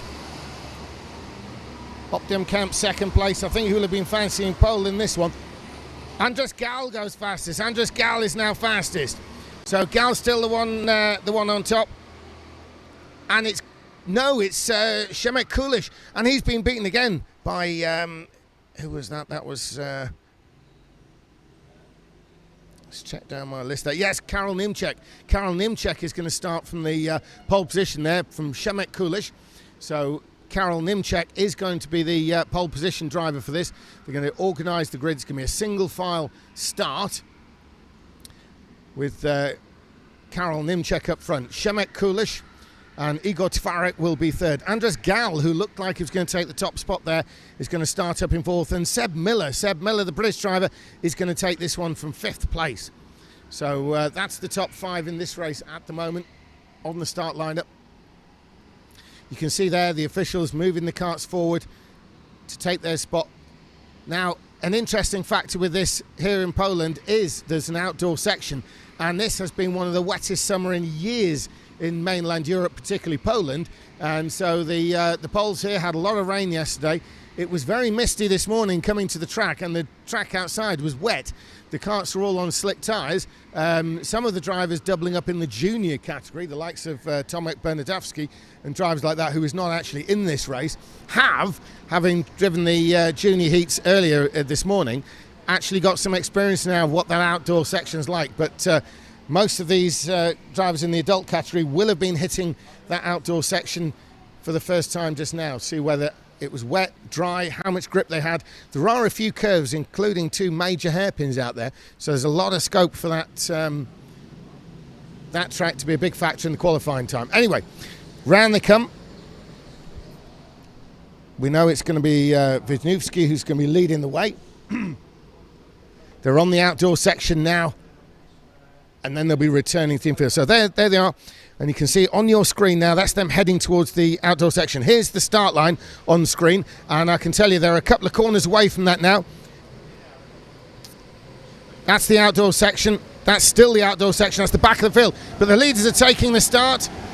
Wisniewski has pulled the pin, and the race is on, and the championship is underway. So Wisniewski, he's got a good start. He's coming around the first few corners, two hairpins in the early stage of the lap. A long fast straight into a left and a hairpin right. And there's Wisniewski now on the far end of the building. Round he goes. There's Wisniewski in the yellow helmet with Kulish chasing him now. There's a little bit of a gap already to third to Twarek. Now, Nimchek and Kulish will be wanting to pull away slightly if they can, make it a two-horse race. There you can see the gap. It's about a cart's gap, which in this situation, actually quite a large gap. As they come back around that outdoor section there, you can see the carts coming through on the outdoor section. Those who are watching at home, they're back on the indoor bit now. And there is Karel Nimchek leading the way. So he got the start he wanted, and he's converted that pole position into the race lead. A gap there to Twarek in third, and then another gap to Gal in fourth. So Twarek has sort of like got a little bit of space in between. It doesn't look a lot on screen, I get that, but in karting terms, at this stage, that's quite a big gap. That's as good a gap as you're going to really hope for at this level, at this stage. They're only on lap 2, and it is still Karel Nimchek leading the way. Kulish keeping him honest and saying, in fact, maybe Twarek's closed in a little bit on the two leaders, and the gap is now really behind him rather than an equal one in front of him. On to the outdoor section. There are your first three. That is something of a gap, and then an even bigger gap from 5th to 6th. So, in the outdoor section, this is the bit we're feeling wet. You can see the two lines on the road there. That clearly shows where the dry bits are, where the kart tyres are going. By definition, that means anything offline out there is probably going to be a little bit damp. So Nimchek completing yet another lap in the lead. Now, there is a pit stop that the drivers have to make. There are 12 laps in each heat race, and they're on about lap 4 now. So coming towards the mid part now, will the drivers be wanting to pit early or late? The two front runners are probably going to want to leave this as late as they realistically can. They've got to be stopped for 20 seconds or more. If they fail that, they have to come in and do it all again. Now, if we look at the outdoor bit, you can clearly see through that middle chicane there that there are two lines. If you look now on screen, those of you at home, you can see as the drivers enter that, their wheels are on those two lines. It's going to be very important. Those two lines are going to seem awfully narrow. Any deviation from that's going to cost time. It's as simple as that. Three leaders are definitely making a breakaway now. That's Karel Nimchek, Przemek Kulish, Igor Twarek. Further back, you've got Anders Gal. Seb Miller continues in 5th place. And the 6th place driver, Mignon, Alexis Mignon. And there's a change there as, is that David? Yes, David Wisniewski is into the pits. David Wisniewski has come into the pits. Now, normally we have some kind of indication whether the pit stop's been good, but I'll try and get the information as I can on whether the pit stops have been good or not. At this level, you can expect some good pit stops. These drivers are all vastly experienced. A truly international field. This is World Championship level, simply because when it comes to the Kart World Championship, the rental Kart World Championship, then these are the same drivers pretty much who do it. The World Champion is not here this weekend, but the rest of the top 10 are. And so Karel Nimchek continues in the lead. He's got closely following him Przemek Kulish, a fraction of a gap there to Igor Twarek, and then Twarek's got a comfortable gap ahead of Anders Gal, but it's Seb Miller who's on the tail of Gal at the moment. They're coming onto screen. That's Gal and Miller in 4th and 5th place. So the question is, will Miller be looking to try and pass Gal in the pits? And the same could be said for Kulish. Now, if you look up front there, you can see Kulish is all over the back of Karel Nimchek. Is he going to try and make the pass on the road? Well, he will if he can, and they're approaching one of those possible overtaking points right now, but he will try and do it on the road if he can. But if he can't, he feels that would be too much of a risk in terms of losing time. Twarek there is in striking distance, of course, in 3rd. Then he will look to do it in the pits. He will look to leapfrog the lead place driver in the pit lane itself. So they come around again. Nimchek and Kulish, neither of them making a stop. Tvarek, he does not make a stop either. And nor does the 4th and 5th place drivers. The leaders are all staying out. In fact, no, there is one in the pits, but he's further back down the order. I believe Seb Miller's been in the pits. We'll just take a double check on that, because I'm looking at Seb Miller. No, he's still, in fact, out on the track. Seb Miller's out on the track. He's dropped a little bit of gap there to Andres Gal. So Gal continues in 4th. The gap is increasing between Tvarek and Gal, but also it's slightly increasing to Seb Miller as well, by a kart length or so. But the leaders are still absolutely nose to tail. It's Nimchek, it's Kulish, and then a couple of karts gap, and then you find 3rd place is Tvarek. None of the leaders are in the top 3. What about 4th and 5th? No, they're staying out as well. So the all the lead karts, all the top 10 are staying out as we speak now. Looking at the screen there, it's telling me that only one driver's been in, but there's more than that been in, I can tell you now. But none of the leaders, which is what we're paying attention to there. So there you can see, with a predominantly yellow helmet at the front there, that is Karel Nimchek. Karel Nimchek is leading the way over Shemek Kulish there. Shemek Kulish in the blue. Now Shemek Kulish, look at him. He's all over the back of Nimchek. Is he trying to pass? No. He's just keeping himself ready. Should an opportunity arise, but perhaps this will really come down to the pit stop. From Kulish's point of view, it's got to be worth the punt in the pits to try to pass the leader in the pits. If he leaves it much longer, he will be forced into having to do something on the last lap or so. Nimchek leads Kulish. And they're on lap 8 of the 12, so they've started their next lap, so it'll be just 3 laps to go when either of them come anywhere near the pit entrance. So it is still Nimchek, Kulish, Tvarek. You can see Tvarek in the greeny coloured suit there, trying to stay with the 2 leaders. He's kind of settled on that gap, we can see that, but the gap is increasing there to Gal. It looks as though Seb Miller may well have been in the pits. Yes, he has. Seb Miller's been in the pits. Just looking further back down the order, we've got, from an English point of view, we've got Thomas Wilshire in 8th, Ben Luff 9th, Chris Bell in 11th. Seb Miller is now down to 12th, and yeah, that does cover them there. Now, further back, we've got Max Opdem-Camp in 15th place. Now, Max Opdem-Camp, we were expecting him to be running way higher up the grid than that. He's down in 15th place. We'll see where he is when it all shakes out, because a lot of these leaders are now going to be forced to make their pit stop at the same time. Will that mean some stacking in the pit lane? If so, there could be some people who lose a lot more time than 20 seconds. We've got another one in the pits. Let's see if I can identify that one. He's at the far end, a little bit out of view, and we've got no camera on him. So we'll keep... I'll keep an eye out there. We've still got the top 4 in the same position. None of the top 4 have been in the pits yet. Karel Nimchek there on screen, closely followed by Shemek Kulish. It's been the same sort of gap there. Shemek Kulish has had the pace to sit throughout this race on the tail of Karel Nimchek. Karel Nimchek will know that, so the pressure is on him to perform in the pit stops itself. So, through the kink on the outdoor section. Now, while they'll get a lot of grip on the dry line, and a race hand there by Shemek Kulish, we can expect the 2nd place driver in the pits this time around. So, Nimchek stays on the road. No, Nimchek's coming in. So Kulish has had to change his plan.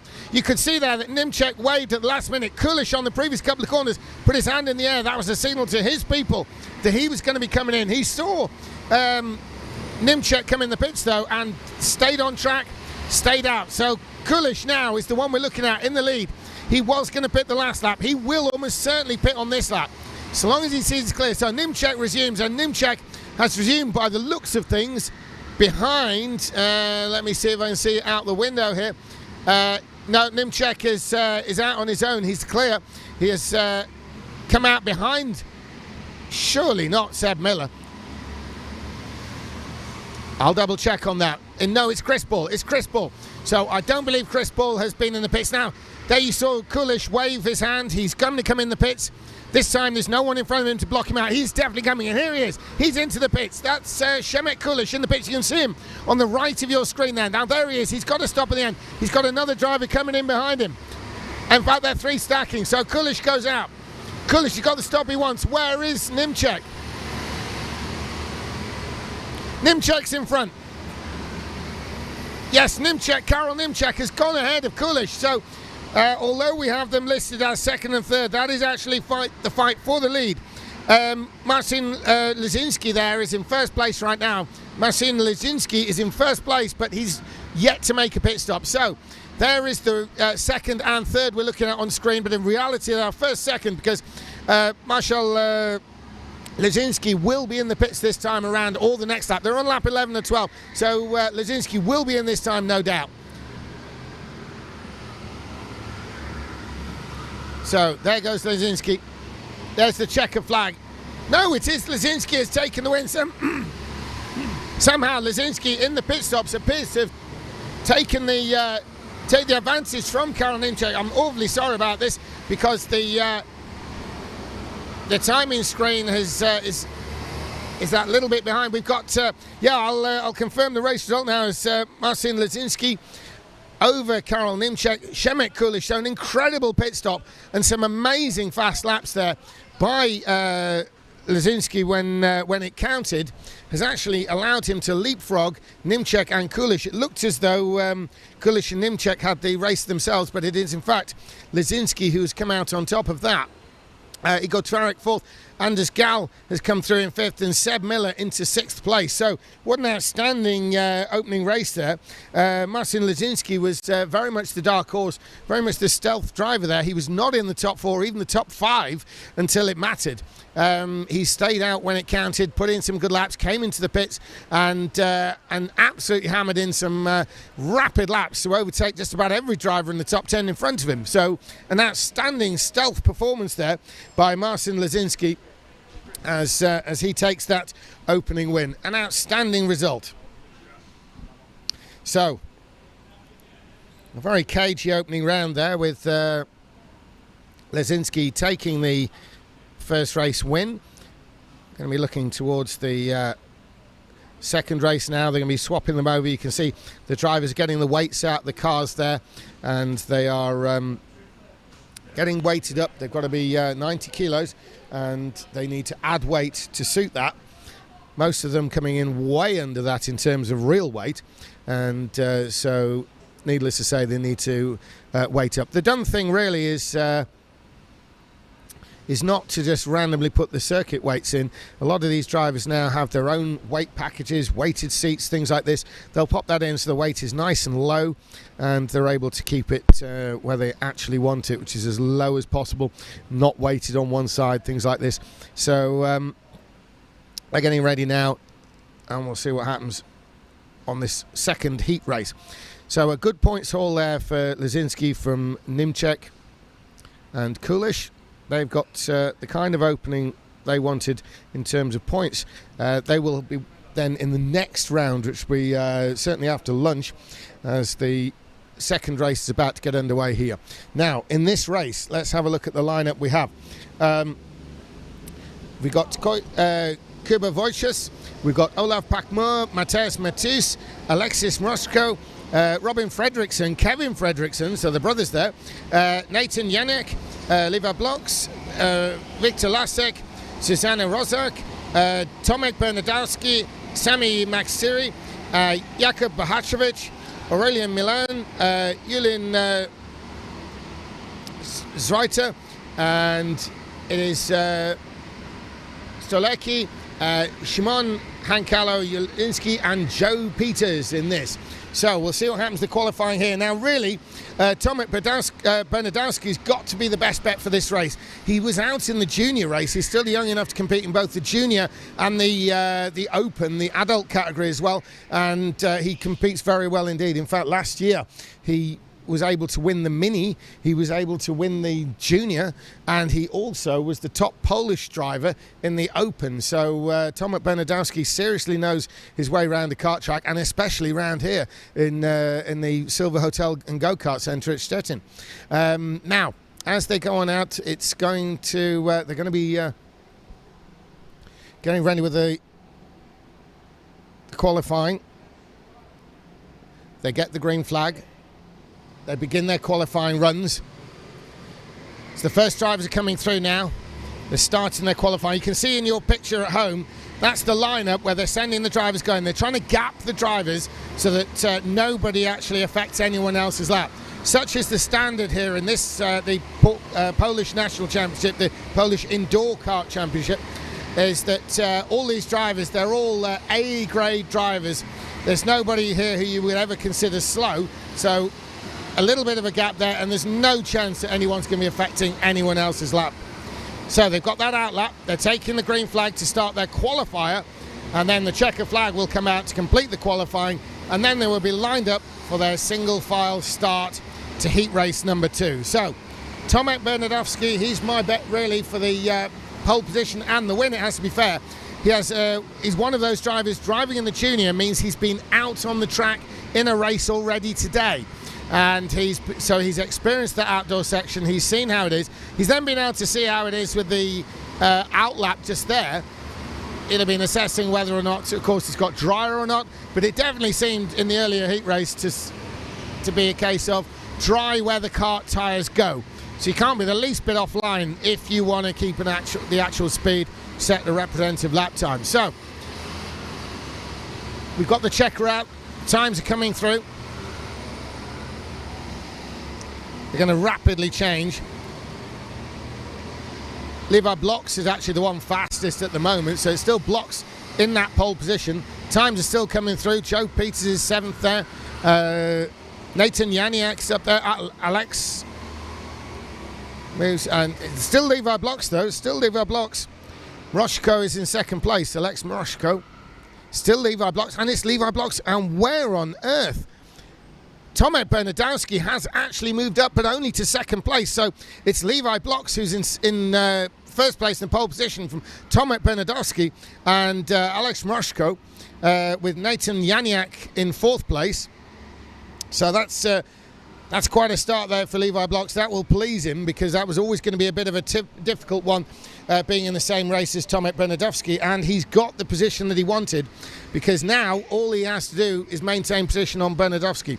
Now Bernadowski does have that option of the early pit stop should he choose to make it, if he really feels that he's that much faster than Blocks, which he probably doesn't, but if he does, he'll be able to take that early pit stop, put in the quick laps, as we saw in the previous race with Lazinski, and move ahead on time, so that when Blocks takes his own pit stop, maybe later in the race, it would be the more natural thing to do from a front-running driver, then Bernadowski, in his opinion, will have leapfrogged him. That will be the strategy should he employ it. We'll keep an eye on that, on how early Bernadowski pits or not. The other option, of course, for Bernadowski is that he actually stays out and just runs with Blocks. If he truly trusts Blocks' pace as being genuine and able to be held over the full distance of the race, then Bernadowski may opt to stay with him, and the two of them pull forward, make pit stops late in the race, and then fight it out between them.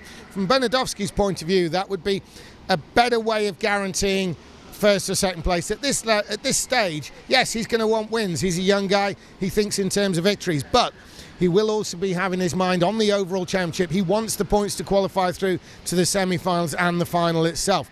So Bernadowski there maybe end up playing a cagey game, as we saw with Przemek Kulish in the race we've just seen. He was content to sit behind Nimczek there and play that waiting game to the end, but of course they both got leapfrogged by the stealthy Lazinski there. So so they're coming around. It is going to be Blocks who's going to lead the way.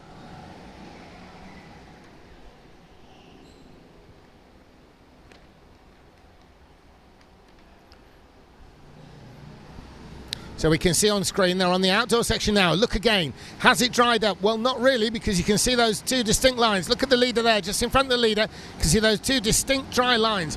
That is literally where the cartwheels have gone, and the start is good. So there is Blocks. Blocks leads the way around. TV picture slightly delayed, and they've taken the start, and Blocks has made the start he wanted. And up the inside already, up the inside, it's Moroshko. Moroshko pushes Bernadowski wide, but Bernadowski's got it back. Moroshko's now side by side with Janiak. This is going to be a bit of a sort out, and it looks like Mroshko's managed to hold on, but that was a gutsy move on Bernadowski. Bernadowski was having absolutely none of it, though. Came back at him immediately in the following hairpin, which went the other way. So far from being on the outside, Bernadowski had the inside and was able to move back. I can see the official moving that barrier back, but Bernadowski's lost a bit of time there to the leader. Levi Blocks has now got a clear lead as they head towards the outdoor section. They're outdoors. There they are on the outdoor section. They're coming back inside now. And there is Levi Blocks. Levi Blocks is going to lead the opening lap. He's got a good lead there. There's Bernadowski in second, and there's Mroshko. And that was all because of the moves by Mroshko. We've got someone in the pits already. In fact, 1, 2, 3 karts are in the pits already. I can see. I cannot identify any of them from up here. But there are some early stoppers. So, will we have a race on our hands at the end? Will we find that the race winner actually ends up leapfrogging everybody on the last lap, as we saw in the previous race? So, Levi Blocks there. He's got clear space behind him. He's got completely clear space in front of him. And this is now when he needs to be moving ahead. He needs to be putting the pressure on those early pit stoppers. Those early pit stoppers, the whole point was that they would have felt that they would have qualified slightly behind position. They would have felt a little bit held up. They will feel that they were faster on their own. So that those early pit stops, however, there are 3 of them. And looking out of the commentary position here, I can tell you that they are 1, 2, 3 with some sizable gap between them. They're not really running nose to tail. There's something, there's maybe 10, 15 kart lengths between each of those 3 at the back, which is good news for lap times from their point of view, because that means they're not under pressure. They're not going to be defending anything. They're not going to be attacking anything. They're just clear space, equally gapped between them to make fast laps and have a run at overtaking, leapfrogging on the very last stages, maybe even the last lap itself, on the driver you are looking at on the screen with a white helmet, Levi Blocks. Levi Blocks, it's the first time we've seen him in the open category, and what a way to start. There's Levi Blocks. He's got a huge lead by indoor karting standards over Tomek Bernadowski. Bernadowski, one of the favourites for the whole championship, is not only in second place to Levi Blocks, but is in second place by a large margin indeed. There's Blocks, another lap in. It's now lap 4. And there's Tomek Bernadowski. Alex Mroshko is in third place, and Mroshko is the one that has really created that gap for Levi Blocks. Levi Blocks is not really, it's not him driving fast that has created this gap. He's about the same speed in terms of lap times as the drivers behind him, Tomek Bernadowski and Alex Mroshko. But it was a move on the opening lap of the race by Mroshko that was returned by Tomek Bernadowski. Mroshko went ahead of Bernadowski. Bernadowski got him back on the very first section of the track, a hairpin left into a hairpin right. And that has created the gap that's been maintained throughout the rest of this race. No more pit stoppers so far on this lap. Yeah, there's one coming in now. Try and identify. It's the 10. Let's have a look here. It's the number 10. I believe. Let me just check my information here. Look further down.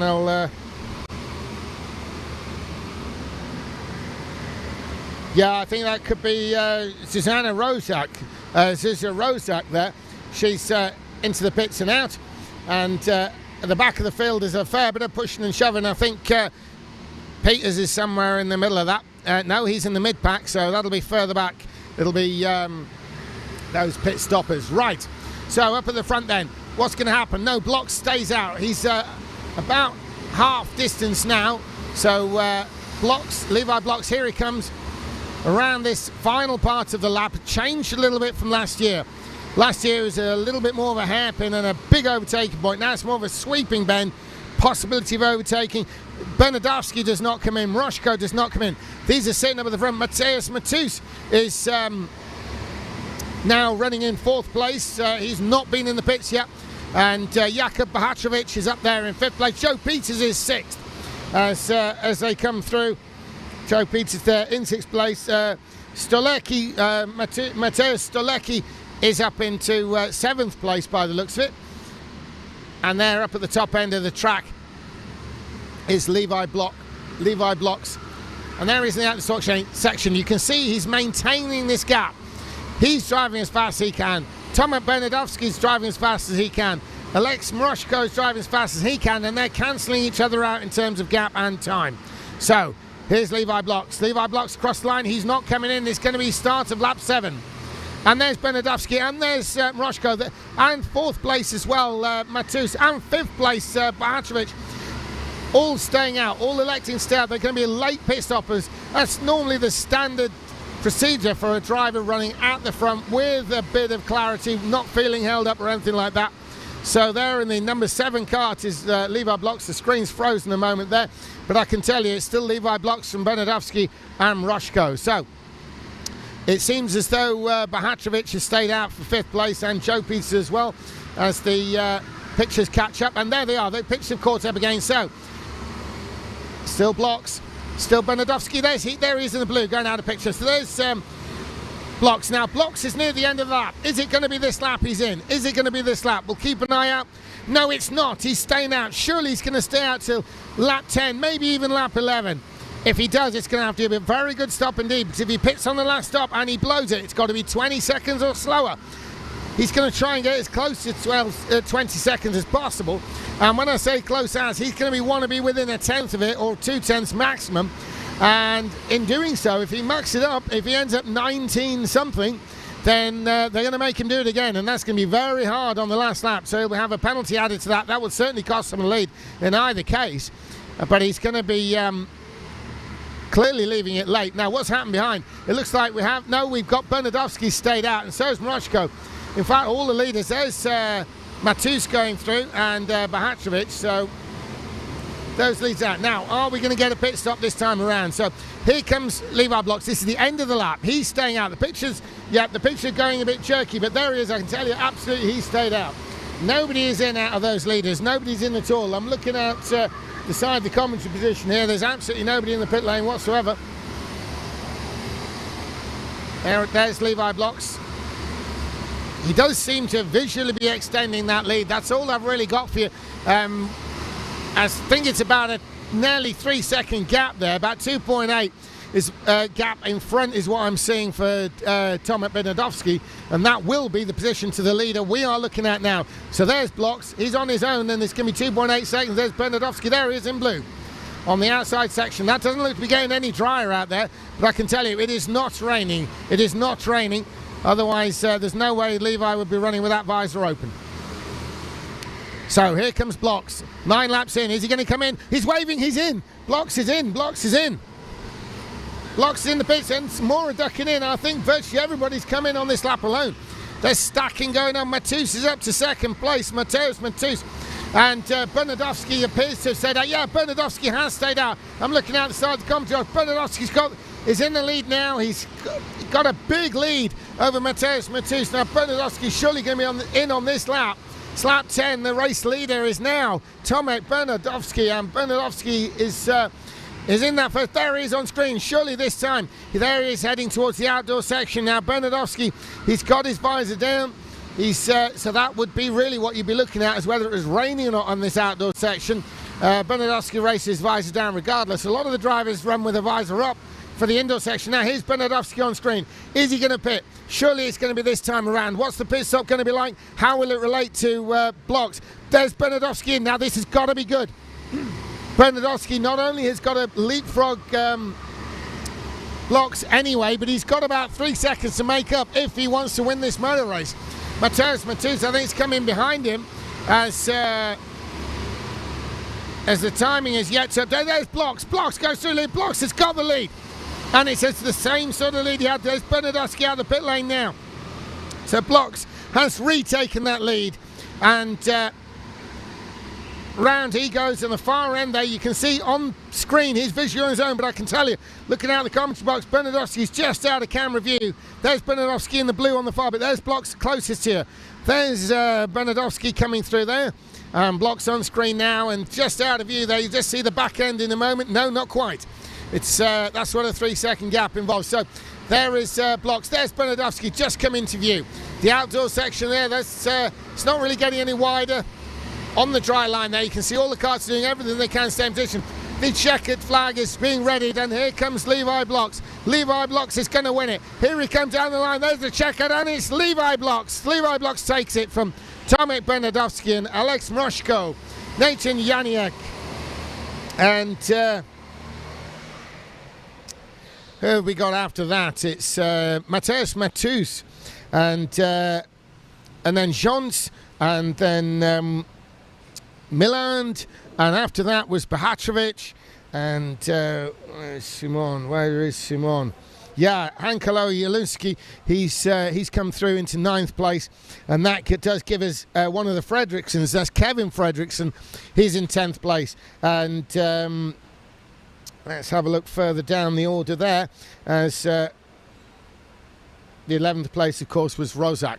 So what an outstanding race that was. It went the way of Blocks. He maybe that move early on between Mroshko and Bernadowski and back actually settled the race right there, not only on the opening lap but in the first couple of corners. They made it round the first turn, and then that move one way and then returned gave Blocks the advantage he needed, and of course he managed to hold it from there on. The early pit stoppers weren't able to come through in this case, unlike the first race, and so therefore it was the result as we've seen, pretty much with the same gap. Mroshko, of course, came into that 3rd place. Right then, so we're going to be looking ahead in a second towards the 3rd race of the first round.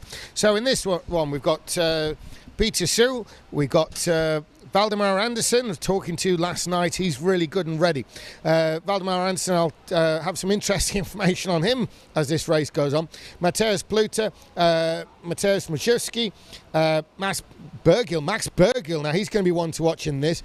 Anthony Smolinski, Michael Piper Freeman, Michael Rizoniak, Monika Swaskowska, Nicholas van den Plas. Luke Evans is in this with Thomas Vallas, Milos Moravik, Rico Harbosh, the defending champion.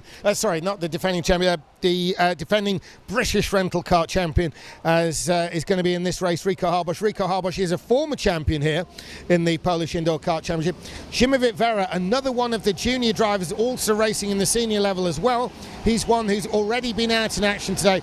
Nikolai Marsango, he's good and ready. Philip Sherzak and Jenny Tompkins, the Welsh girl, is out to round out the starters in this next race. So they're out, they're on their out lap, they're going to be brought to a halt, and then they will be sent for the second half of the lap with that gap and taking the green flag to start their qualifying lap. It's a single lap qualifying, and they will be making a single file start as always in the events at this level. So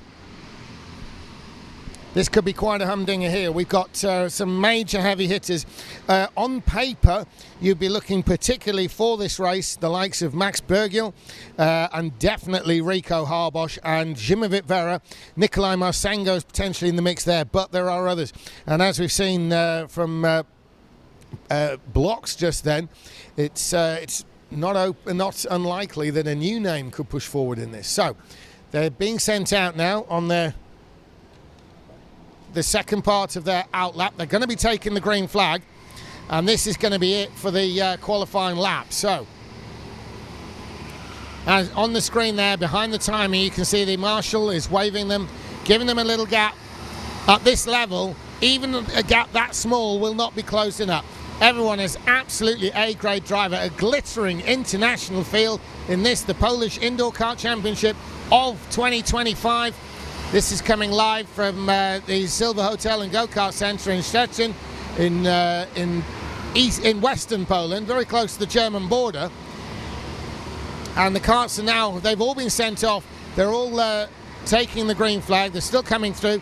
The outdoor section, we know, still has some major damp areas. It's got a dry line where the karts will actually go themselves, but really any overtaking is ruled out when all you're going to be doing is moving on to a damp part of the racetrack.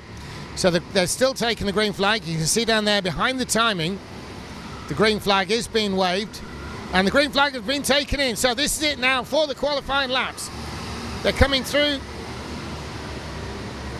It's probably going to be Peter Sue who takes the flag first. The times you're seeing are in fact relative to the... No, it is...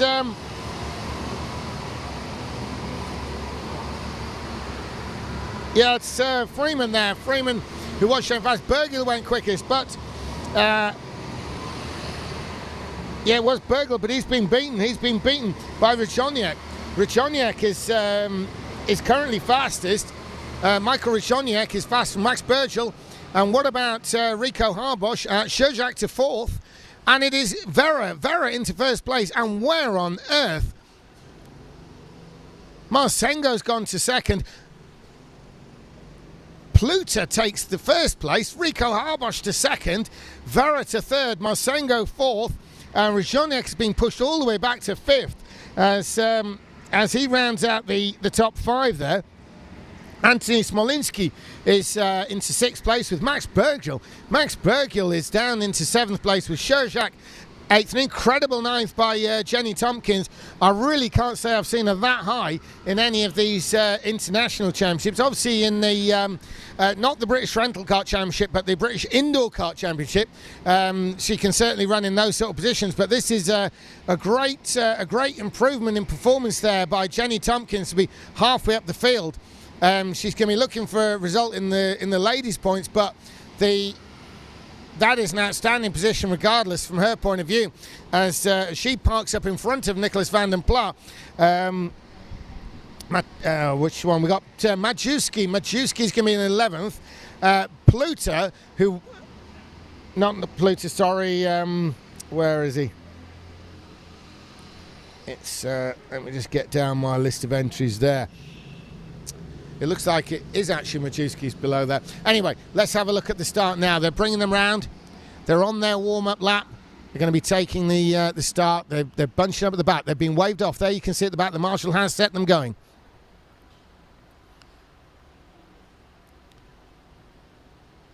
Around they go. They're all passing the marshal now. Everybody's actually on that official warm-up lap. They're in the outdoor section now. Back indoors, what's the situation there? Yeah, you can see it's dry where the karts are, but offline, still dark and damp. So there we go. Round they go, we're going to get the start.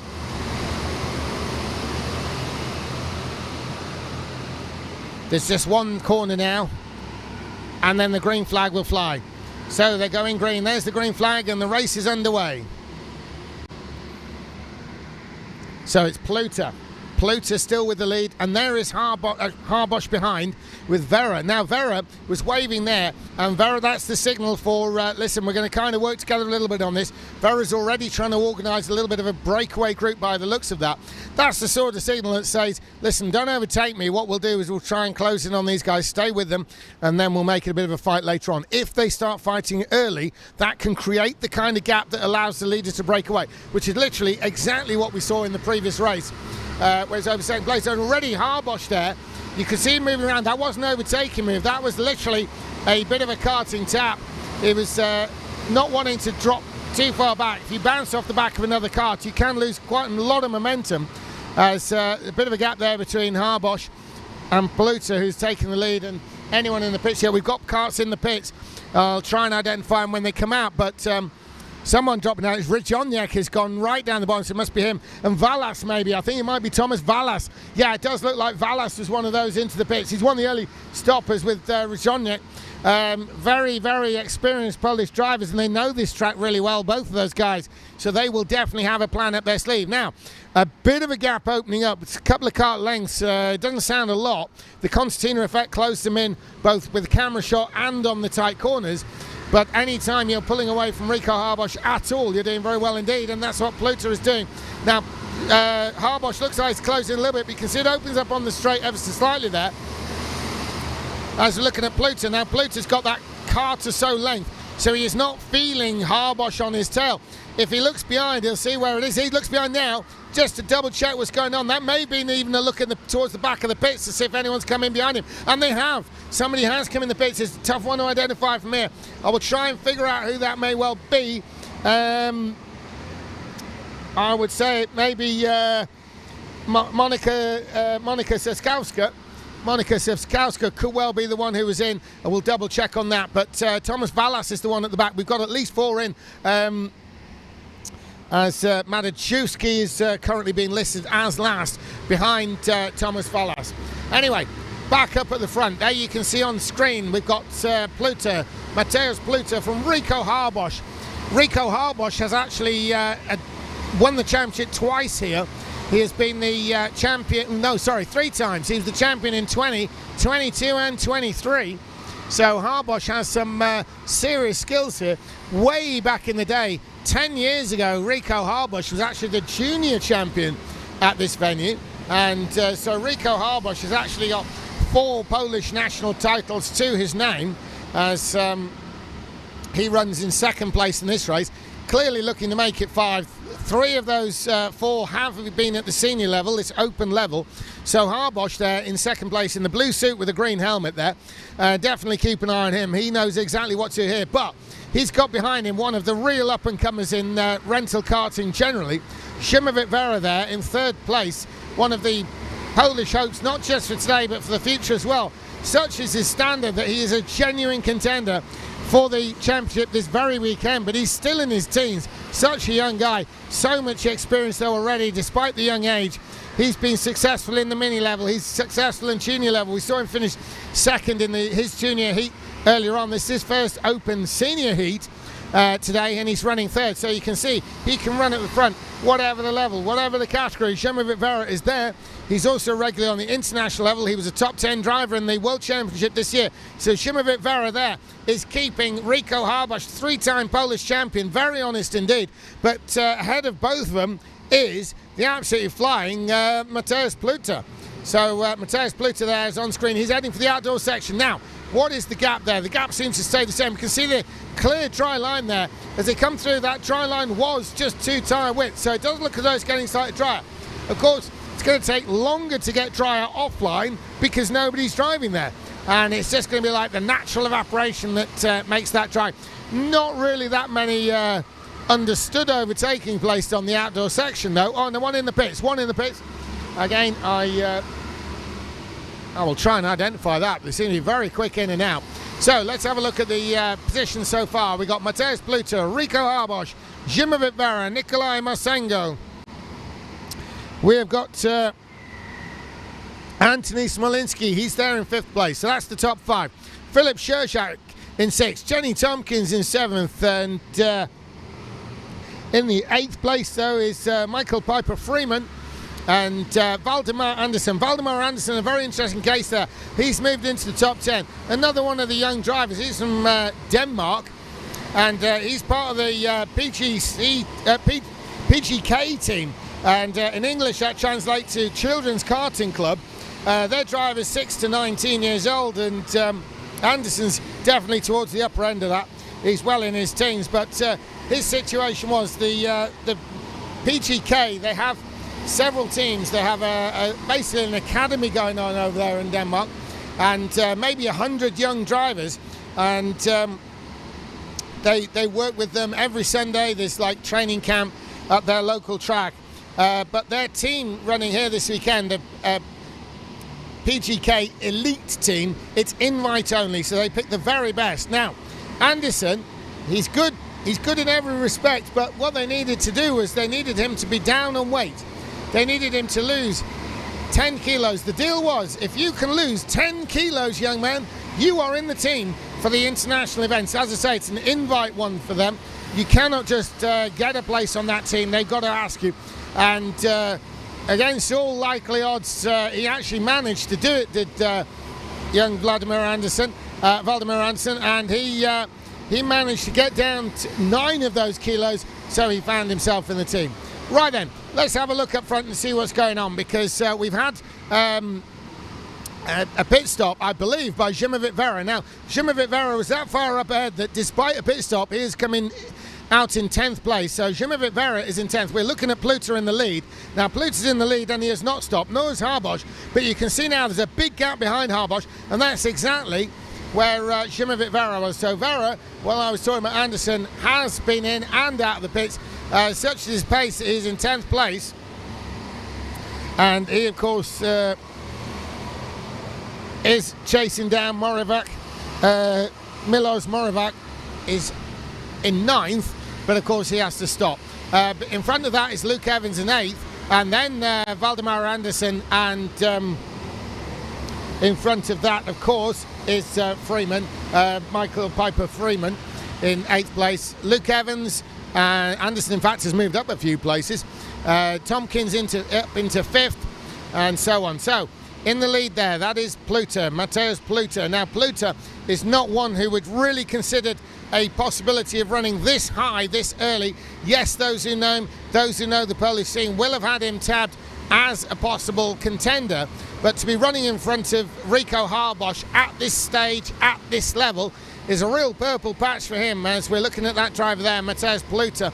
Mateusz Pluter, definitely one of the up-and-coming drivers. Now, is that Harbosch in? I believe it is. Yes, it is. It's Rico Harbosch in from 2nd place. So Rico Harbosch has come into the pits. There's another one in behind him. I think that could well be. I'm checking.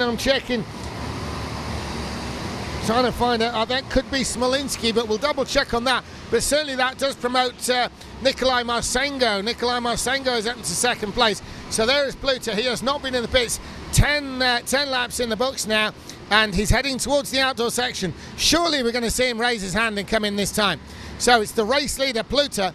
Could well be the only driver yet to pit. Maybe Marsengo as well. Tompkins hasn't been in either. She's up in 3rd place. And Anderson's a big question mark too on having been in. He's in 4th. Luke Evans in 5th. I don't believe any of them have been in. They're all going to come in on the same lap. I'm looking down there now. Into the pits comes Jenny Tompkins. So Jenny Tompkins in, and so is the race leader. Race leader Pluter is in the pits, as you can see there. So there's Pluter right up at the front there in the pits. That's the race leader. Now where is Rico Harbosch? Look on the left, you can see the starting grid there. Where's Harbosch? Is he coming? Because Pluter's still stationary. Pluter's still stationary. A whole load of them stacked in the pits. All those drivers I mentioned haven't been in are in now. And there's Pluter, and there's Harbosch, and Pluter has done it by miles. Because you can see there's Pluter, and there's Harbosch behind in the blue. So Pluter, Shimovic Vera has crossed the line. Actually, in front has Vera leapfrogged. All of them. This is when it gets really tricky. We've got very limited information on the screen here, but we are looking now at. I'll keep an eye out the window to see exactly who's coming through in the lead, because we got Shimovic Vera on the screen, but I believe it could well be Pluter.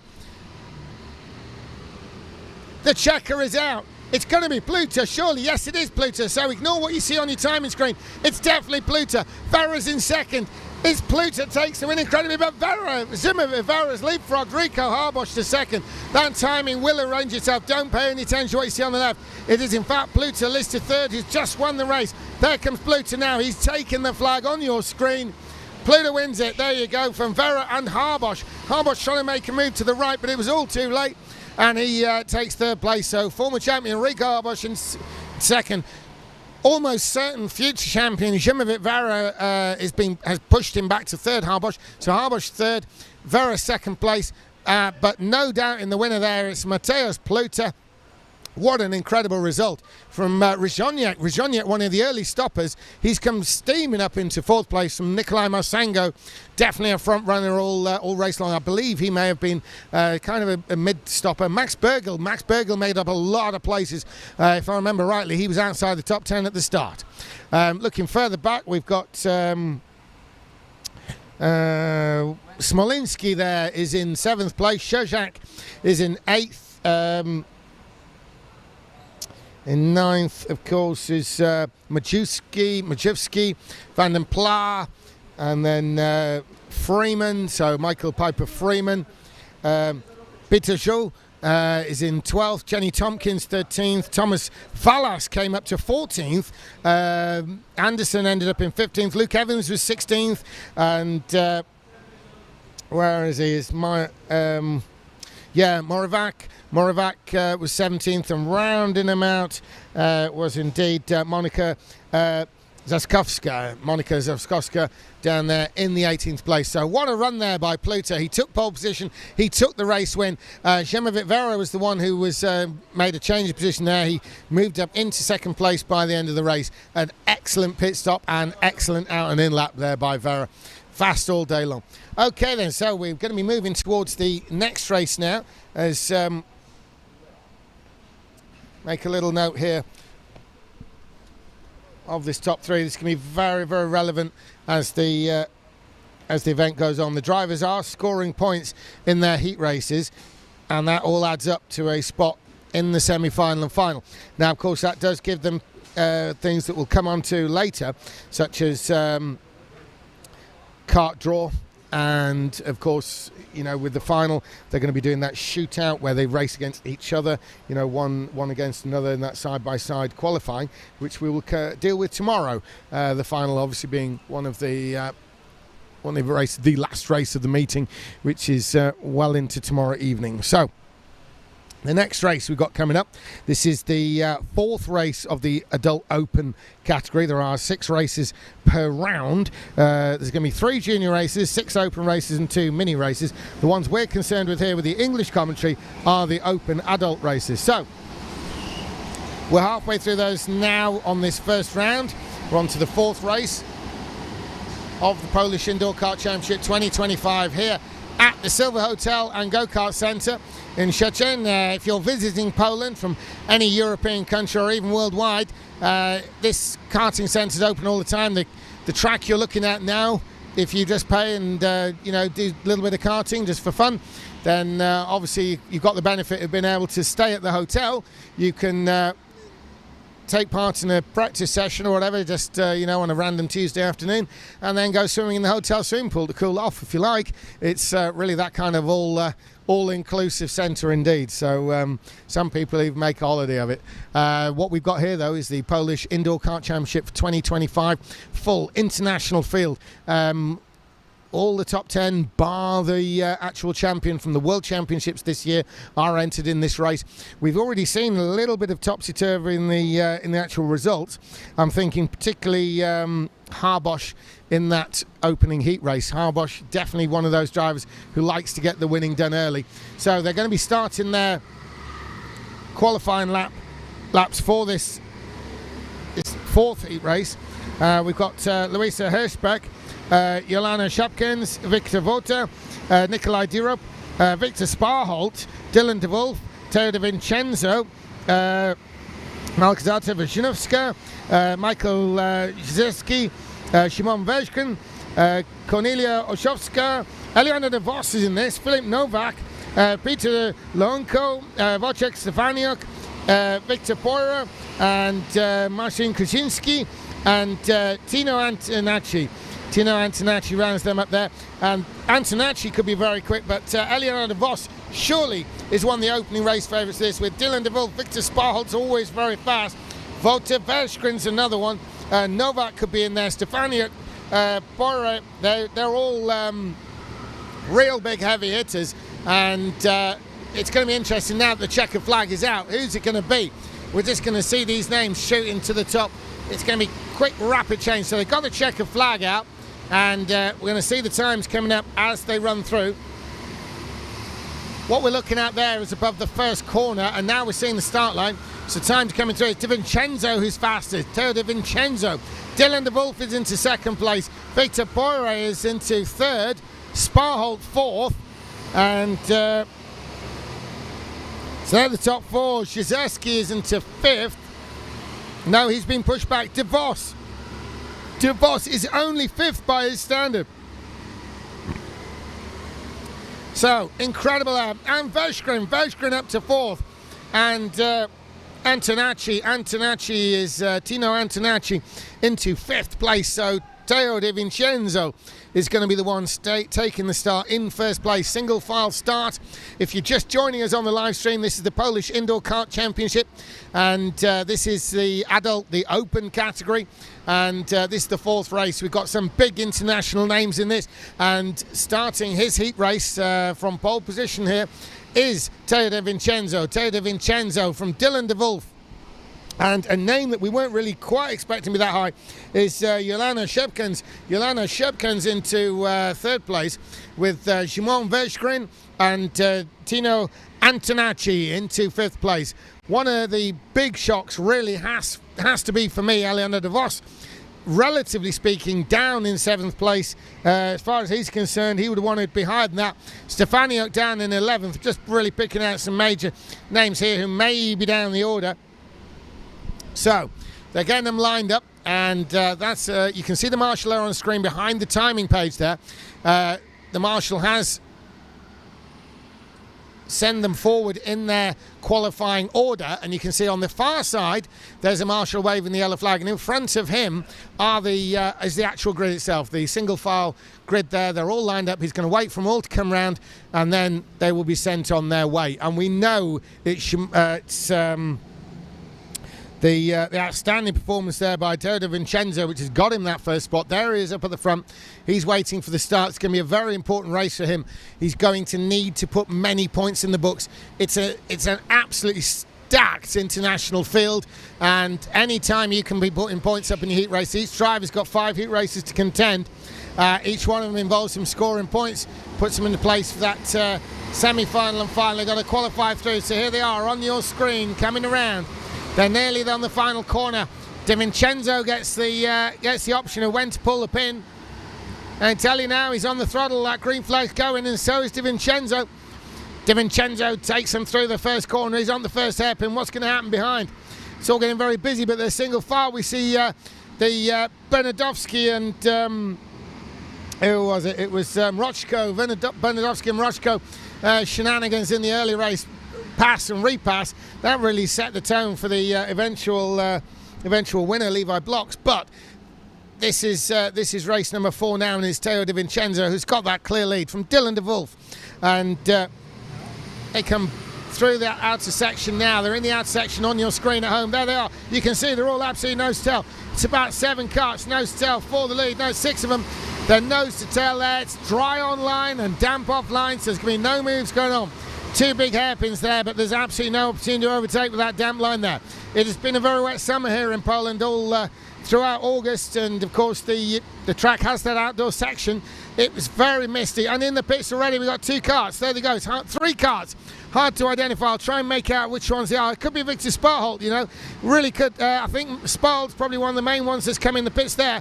And that's going to be a very interesting thing. The vastly experienced Victor Sparholt knows exactly how to play the game here, and Victor Sparholt could well be springing a bit of a surprise in this race. He's definitely a contender, certainly for a top 3, possibly even the win. Up there at the front though, Teo De Vincenzo. Teo De Vincenzo, first time here in the Polish Indoor Championships. Experienced driver though on the indoor scene in various other national championships, but it is Teo De Vincenzo there. There he is, and he's right in front of Dylan de Wolf. Now there's more pit stoppers. Could be Ellen de Vos. It looks like it's Ellen de Vos in the pit lane. Now this could be very important because de Vos will have felt. I was saying that I thought de Vos was qualifying out of position. Antonacci's come in the pits as well. Where does de Vos sort of cycle out the pits? We've got him listed as 7th place, but I think that could well be de Vos who has been in and out of the pits. I'll keep an eye out the window there, see if I can see any different, but it does look to me like de Vos has been one of the pit stoppers. I'll let you know when I can have that confirmed. De Vos is showing in 7th place, but I think he's tumbled down the order there because I actually believe he has been in the pits. Anyway, back to the front. It is still Teo De... No, de Vos has not pitted, just a driver with a very similar helmet. Yeah, there's de Vos in 7th place. That's him going through in the blue suit with the black and white lid. It is in fact De Vincenzo. De Vincenzo is still has that lead. We can see he's got a good lap. Fast on the track is Wojciech though. Victor Wojciech. Sorry. Yeah, Victor Vota. Victor Vota's the one who has the fastest lap. Victor Vota still with the quickest lap of all. 53.8 is the time. Most people are on 54 seconds, so that's a clear 2/10 ahead of the majority. Of those in front of him have now put laps in the 53 zone, but it's all high 53s. It's still Vota who has the fastest lap. They're on the outdoor section now, and there is De Vincenzo. Lap time wise, De Vincenzo's now gone quickest, so De Vincenzo has the lead, but no, it's been taken back by Vota. So Vincenzo briefly took the fastest lap, but Vota's got it back on the same lap, albeit further back the orders, so that's why De Vincenzo had it for a moment, but Vota has clearly won the mission. Now he's down in 6th place, so the question is, does he feel he's been held up? If you look on screen there, the driver we're talking about, Victor Vota, there's 4, a gap, and then 2. Vota is the second of those 2. So there you go with your top 4, and then you've got a gap 5th and 6th, and Vota is the one in 6th. Now, Does he feel as though he's been held up by Poirier there in front of him? That's Victor Poirier. The two Victors are there running 6th and 7th on the road.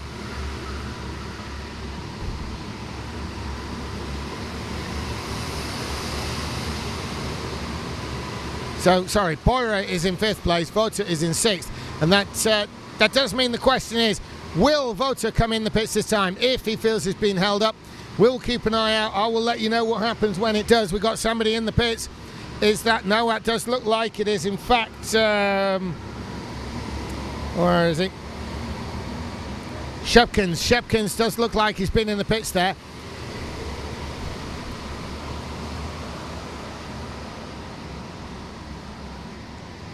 So Yolano Shepkins appears to have come in the pits. So Dylan de Wolf still in 2nd place from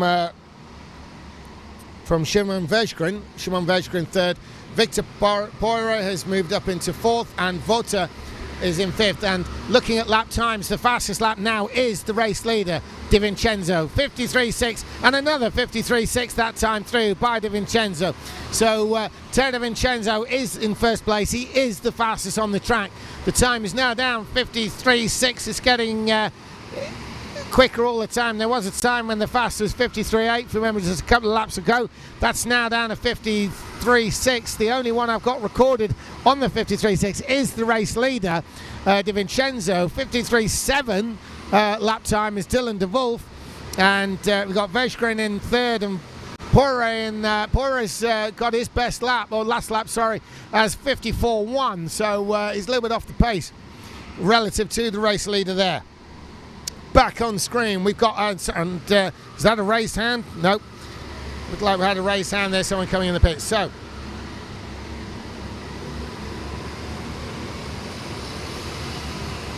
looking down now, we've still got Di Vincenzo from De Wolf. They're making their way around now.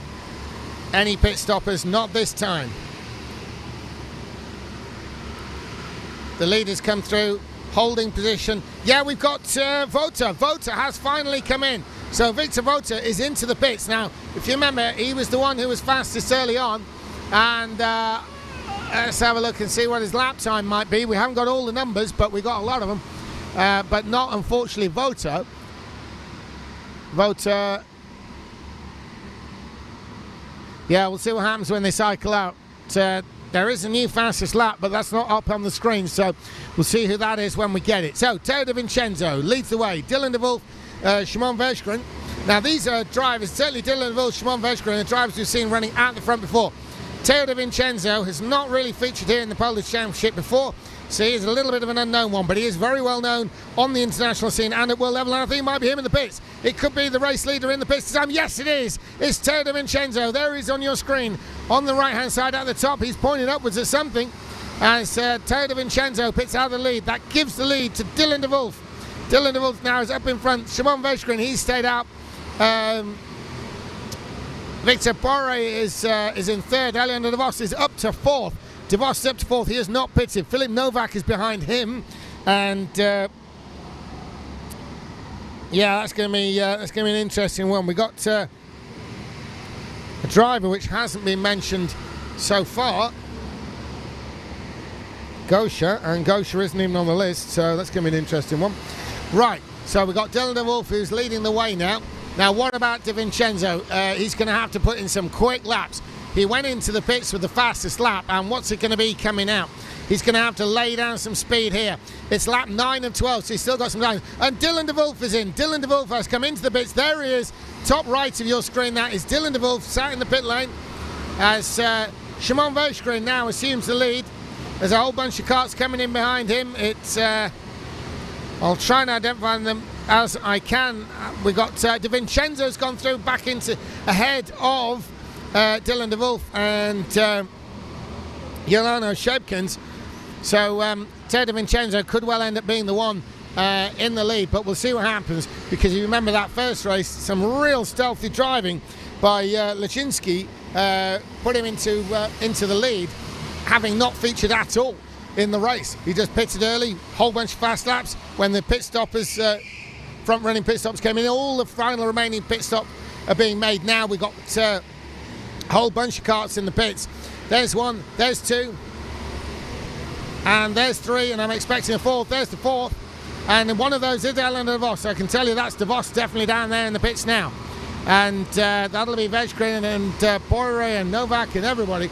They've all pitted, and they're going to lose the lead to De Vincenzo.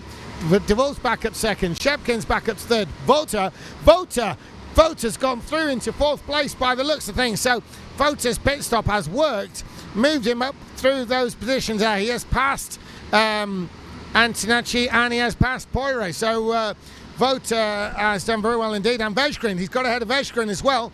And so Vota's strategy's paid off. He was running very quick. If you remember, I was calling those lap times and saying that, you know, he was the fastest. It was either him or De Vincenzo. De Vincenzo was leading the race, of course. But Vota was the one further back in that sixth place, then fifth place, who actually got the job done. Now we've got the checker flag getting ready now as they come through. Surely it's going to be Vincenzo. He's got Dylan de Wolf all close to him. No, Vincenzo's definitely going to take it. But it's Shepkins who's ahead of Vota, and it's going to be very close behind for third place. Look at that. So Shepkins, in fact it was Vejgren, Shepkins from Vejgren, then Vota. And Vota actually was trying to look to the right of Vejgren on that finish line itself. So an outstanding race there, cracking win for the absolutely flying Teo De Vincenzo. Now he got the pole position, but he certainly wasn't pulling away at the start. He had his work cut out to get this job done. Obviously, he went for the pit stop, but it wasn't quite at the end, so he did have some sort of room for manoeuvre. The bunch behind him with the late pit stoppers, and then of course Vota came through. He was the one who really made up some ground there. So it was De Vincenzo from De Wolf. So De Wolf, we know, can run at that level, but De Vincenzo, a bit of a new name. And Shepkins coming through into third. That wasn't really on the book of many there. So not against the likes of Vejgren and Alain de Vos. He ended up down in 9th place. Novak was in 10th. And these are names that going into this event we may have put ahead of Shepkins, but possibly going to be a bit of a different story now. So great effort there. Now we're looking at the fifth and second to last of the open heat races for the first round. They've got 5 rounds. Each driver we're seeing in these opening rounds, as you can imagine, is driving in this particular edition of the Polish Kart Championship for the first time, certainly the first time out this weekend. Many have been practicing. There was something like 15 hours practice yesterday. Everybody was pounding round and round and round the track. Some incredibly close lap times, and that's again what we're seeing carried through this morning. So this is still the opening round of heat races, of which each driver has 5. So the categories in the Polish Indoor Kart Championship this year are as normal. The junior, they start with the mini is the youngest category, then the junior, and then the adult category, which is called Open. My name's James Auld. I'm commentating on the Open category, and so I'll be talking in English. We're going to the Polish commentary for the mini and the junior, with Mateusz and Kuba doing a fantastic job live on air for that. Now, let's have a look down the order for this, the 5th race. We're seeing Maurice Hack. Jacob Equal is in this. Now, Jacob Equal's been putting some stunning performances, a real step up in his performances this year. He's having a great year, and it's surely going to continue here. Ran well in the practice during the week. Patrick Naroda is always a contender at this track. Vocinenzo, Arno Turvin, another contender. Christian Capacci is definitely a contender. Lohan Banton, a new name. Milena Shechevich, Ruben Boutons. As soon as you get to Ruben Boutons' names, everybody else seems somehow second division. Ruben Boutons, former double world champion and the winner of more national championships than anyone in the history of rental karting. As an example, from the British Rental Kart Championship, which has been his favourite event over the years in terms of success. He's won it no less than 6 times, the champion of Britain, and he doesn't even live there. You know, he's a Dutchman, and he travels to all of the various national championships. He's won every national championship at some point, including this one, of which he has won some 4 times. 4 occasions Ruben Boutens has been the national champion here in Poland, even though, as I say, he's a Dutchman and he lives in Holland. He won back in 2015, he won in 2018, 2019, 2021, and that was the last time he actually won here. Now, Ruben Boutens has been finding lately that although he can still win national championships, he's got a lot more competition, it would appear. Certainly the competition is tougher and giving him a run for his money. Ruben Boutens has been on the international scene for some 15 years now, and we run out of superlatives to say about him. After him, there's Daniel Fredriksson, another one of the Fredriksson gang, Max Dabrowski, Kaspian Żyżek, Bartosz Maciuski, Dominik Kovacs, Grzegorz Kapala, Noah Weichel, David Hart, and Nick Van Berger. Now, some great names in there. David Hart has been around this team forever. Kapala's in there. Kovacs, Matuszewski is in this as well. Dubrovsky, and you know, these are all people who can win. Turvin, Niroda, maybe we'll see a performance running at the front by Jacob Equal, but on paper it's hard to look beyond Ruben Boutens. Now they're going to start that qualifier now. The gap being given is all they need. They, even with that relatively tight looking gap, they're not going to come into contact with each other. Even with the likes of Ruben Boutens in there, the standard is so high that they just will not be connecting with each other on this qualifying lap, unless something truly awful goes wrong for one driver or another.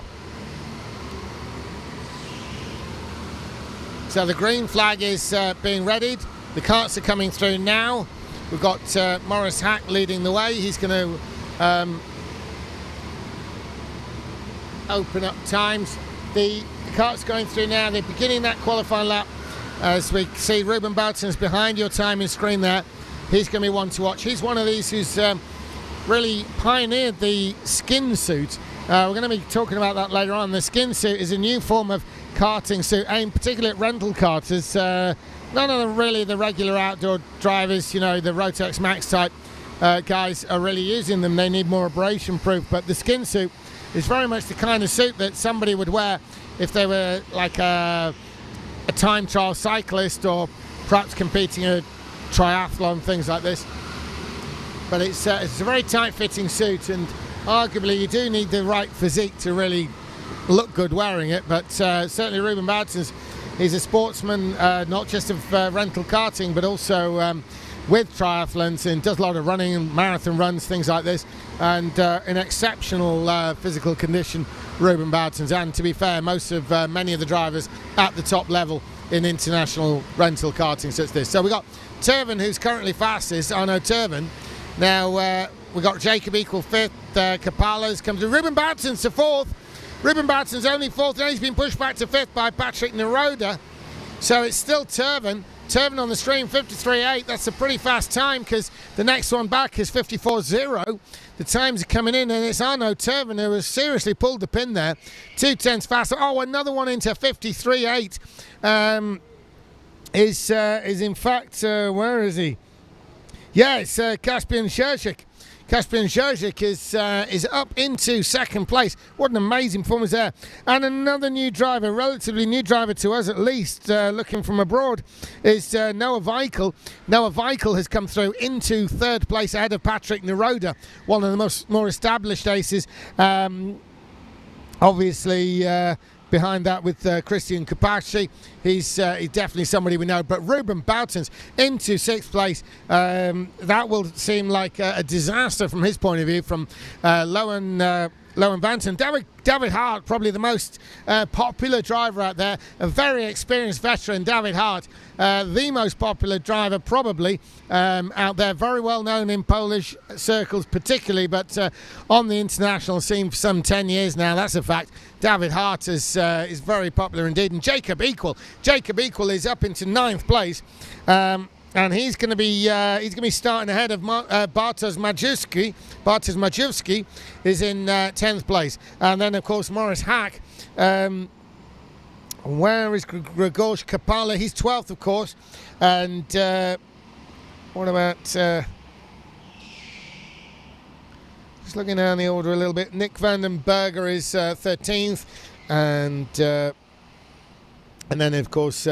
Milena Sheshevich follows after that. Right then, so let's go back live to the track. They're bringing them around. They're on their outlap. I've been starting that run towards the flag now, so they're moving out. You can see on your screen behind the timing screen there. So there they are. They're going outdoors, the outdoor section. There's the exit to the building you're looking at, top left of your screen. There's the outdoor part. Now, is it getting drier? That's the question. Is it getting drier? There was some rain yesterday. It's been very misty this morning, and of course no one's driving offline, so it's been very hard to actually dry that offline bit up on the outside. So bringing them around now to take the start. The flag is being waved. It's green, as you can see on your screen there. It's Turvin. Arno Turvin is the one. He's got the start he wants. He's very close behind Ruben Boutsens there in 6th place. He's in the blue, looking very similar to Turvin, who is the race leader. Now, there's Turvin. He's been followed by Zherzhik, and Caspian Zherzhik there is in 2nd place. There's a bit of a change of position at the back there, and so a bit of some push and shove going on down the back there, but that's in the Fredriksson area of the racetrack. But it's still Arno Turvin. Turvin getting more and more at the front generally in the races these days, and Turvin has really set his sights on the championship this year. Turvin coming through on your screen there. He's been followed by Zherzhik. It's Caspian Zherzhik there, definitely in 2nd place, with of course Noah Weichel in 3rd. Now Noah Weichel, let's have a look here. Noah Weichel staying with the top 2. There's that ever so slight gap developing between 3rd to 4th and 4th to 5th. That is the Patrick Neroda area of the racetrack. Now Patrick Neroda, he's been around a while now. He knows exactly what he's doing, and it could well be that we see an early stop possibly from Neroda. What would bring him in early? That would be if he felt he was being held up by the driver in front. Will he feel that way? No. He's closed in by looks things. They go out of view. So let's have a look. Yes, that gap has closed in up to 3rd place now. So there they are. It's the 4th place driver I'm talking about. So there's a gap behind him now, and that's to Kapashki.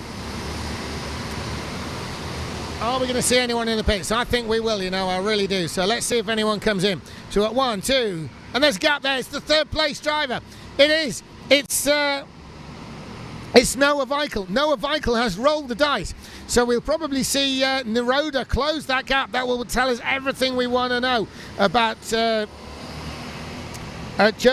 Zherzhik and of course Turvin. Now, if Turvin is the one who's really the slightly slower one here, which is a strange thing to say because he's running up at the front. I mean, I've got him listed as fastest, but depends what those behind him feel. At the front, the idea really is generally to stay out long. There's a gap now between 2nd, 3rd, and definitely 3rd, 4th, and 4th, of course, is Kapashi, where Ruben Boutsens running in 5th place. Will it be Ruben Boutsens that is the one who comes in the pits? If you look, there's a gap there. Let's have a look, see what happens. They're going through across the line there. Is anyone in the pits? Yeah, I bet we're going to have some. Yeah, there's one. Okay, will there be a second one coming in following him? We'll find out. Yeah, I think there is. That moves Boutsens up into 4th place. Neroda's up to 3rd. So it does look, obviously we had Weichel coming in, so we'll let these stops kind of cycle out a little bit. Noah Weichel moves up the order. Let's have a look there. Kapashi's definitely been in. Kapala maybe. Yeah, Grzegorz Kapala, he's been in the pits as well. Of course, Nick van der Berger and Daniel Fredriksson listed last. I think he may well have come in. Now, Fredriksson was at the back anyway, so that may be an early pit stop. And so, behind the race leader, which is Turven, you can see that gap's opening up slightly. So Turven, he's really quick here. We've got him listed as the fastest, 53.8. He's the only one in the 53s. Is he? No, there's another one, but that's Kaspian Zherzhik. So Kaspian Zherzhik came into the pits.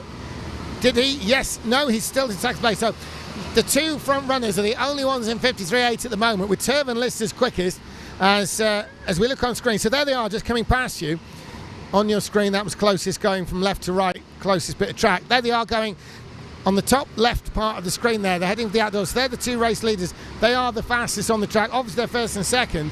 Now, the whole point of some of those early pit stoppers is people who believe they're going to be quicker on their own. Coming into the pits allows them that space. Proof of the pudding is if they then end up putting those quick laps in and showing that they are quicker, justifying their early pit stop. That's not happening so far, because we're still seeing Turven listed as quickest, and second is the one right behind him, of course, Kaspian Zherzhik. So we'll see what develops here. So there's Turven in the lead, Zherzhik second, Neroda's still third. Now, Neroda's definitely opening a gap there from Ruben Boutens behind him. Ruben Boutens is in fourth place on the road, but with a gap like that, there's probably karts that, when the pit stop cycle through, will sit in that gap, and that's the gap between third and fourth. So let's have a look at this. They come into the outdoor section. Much more dry appearance to that. So we've got 1, 2, 3, and then look at that gap back there. That's the gap between the black suit Neroda and the blue suit Boutens. Now, in both cases, I think there might be people in front of Neroda and people behind. So if we look at the third place kart, there he is. Now, when the pit stop cycle through, expect karts to appear in front and behind. Who they'll be and where they are exactly in terms of distance, that's another question. We've got someone else in the pits. It does look like it's Max Dabrowski. Max Dabrowski will come out somewhere mid-pack, will he? Weichsel's made up some place now. Weichsel's early pit stopper, he's back up in the top 10. Kapashi's gone into 11th. That's Weichsel in 10th, Kapashi in 11th. So if you look on your screen now, we're looking at Weichsel really 10th place down. They are the ones who I believe have pitted so far. I don't quite have the same pit information at the moment, but I believe that's where we're at based on my own observation. So we're looking on screen there, the blue suit and the black and red suit of Turven and Zherzhik. And Turven and Zherzhik are indeed the two quickest. They're still the two quickest. They're pulling away from Neroda and Boutens. And the question has to be asked, is Neroda pulling away from Boutens? No, if anything, it's Neroda falling back slightly towards Boutens. We can see that on screen here. So let's have a look as they come past left to right. So blue suit and then the white and black. Then it's the third place Neroda, then the blue suit of Boutens. Now you can see that gap there. It does seem to be that Boutens is closer to Neroda. So I think more than anything, it's Neroda who's dropped off the pace ever so slightly. I've still got Turven listed as the fastest. He's on 53.8. A lot of the other drivers around him, including Neroda, who I was just talking about, are on 54. And so really, this is not as fast a race as the previous race we saw. By this time in the previous race, they're all well down into 53, but this is just not seeing the same lap times. Only the first couple of them are on 53. And now what's interesting is they're not even on 53.9, they are 53.8, and yet no one else is in the 53 bracket. At this level of rental karting, these are world-class drivers. We're talking about the entire top 10, bar the champion, in the World Championship of 2025. You don't get a better set of drivers than this for indoor karting. And so when they making a 2/10 gap clear run on the likes of former world champion Ruben Boutens, that is an incredible performance indeed. So they're the two leaders. Now they are the only ones currently in the 53 second bracket. And then it's Neroda. Neroda's definitely falling back. Neroda's falling back towards the hands of Ruben Boutens now. Ruben Boutens will see that he's closing in on Patrick Neroda. So there's Neroda.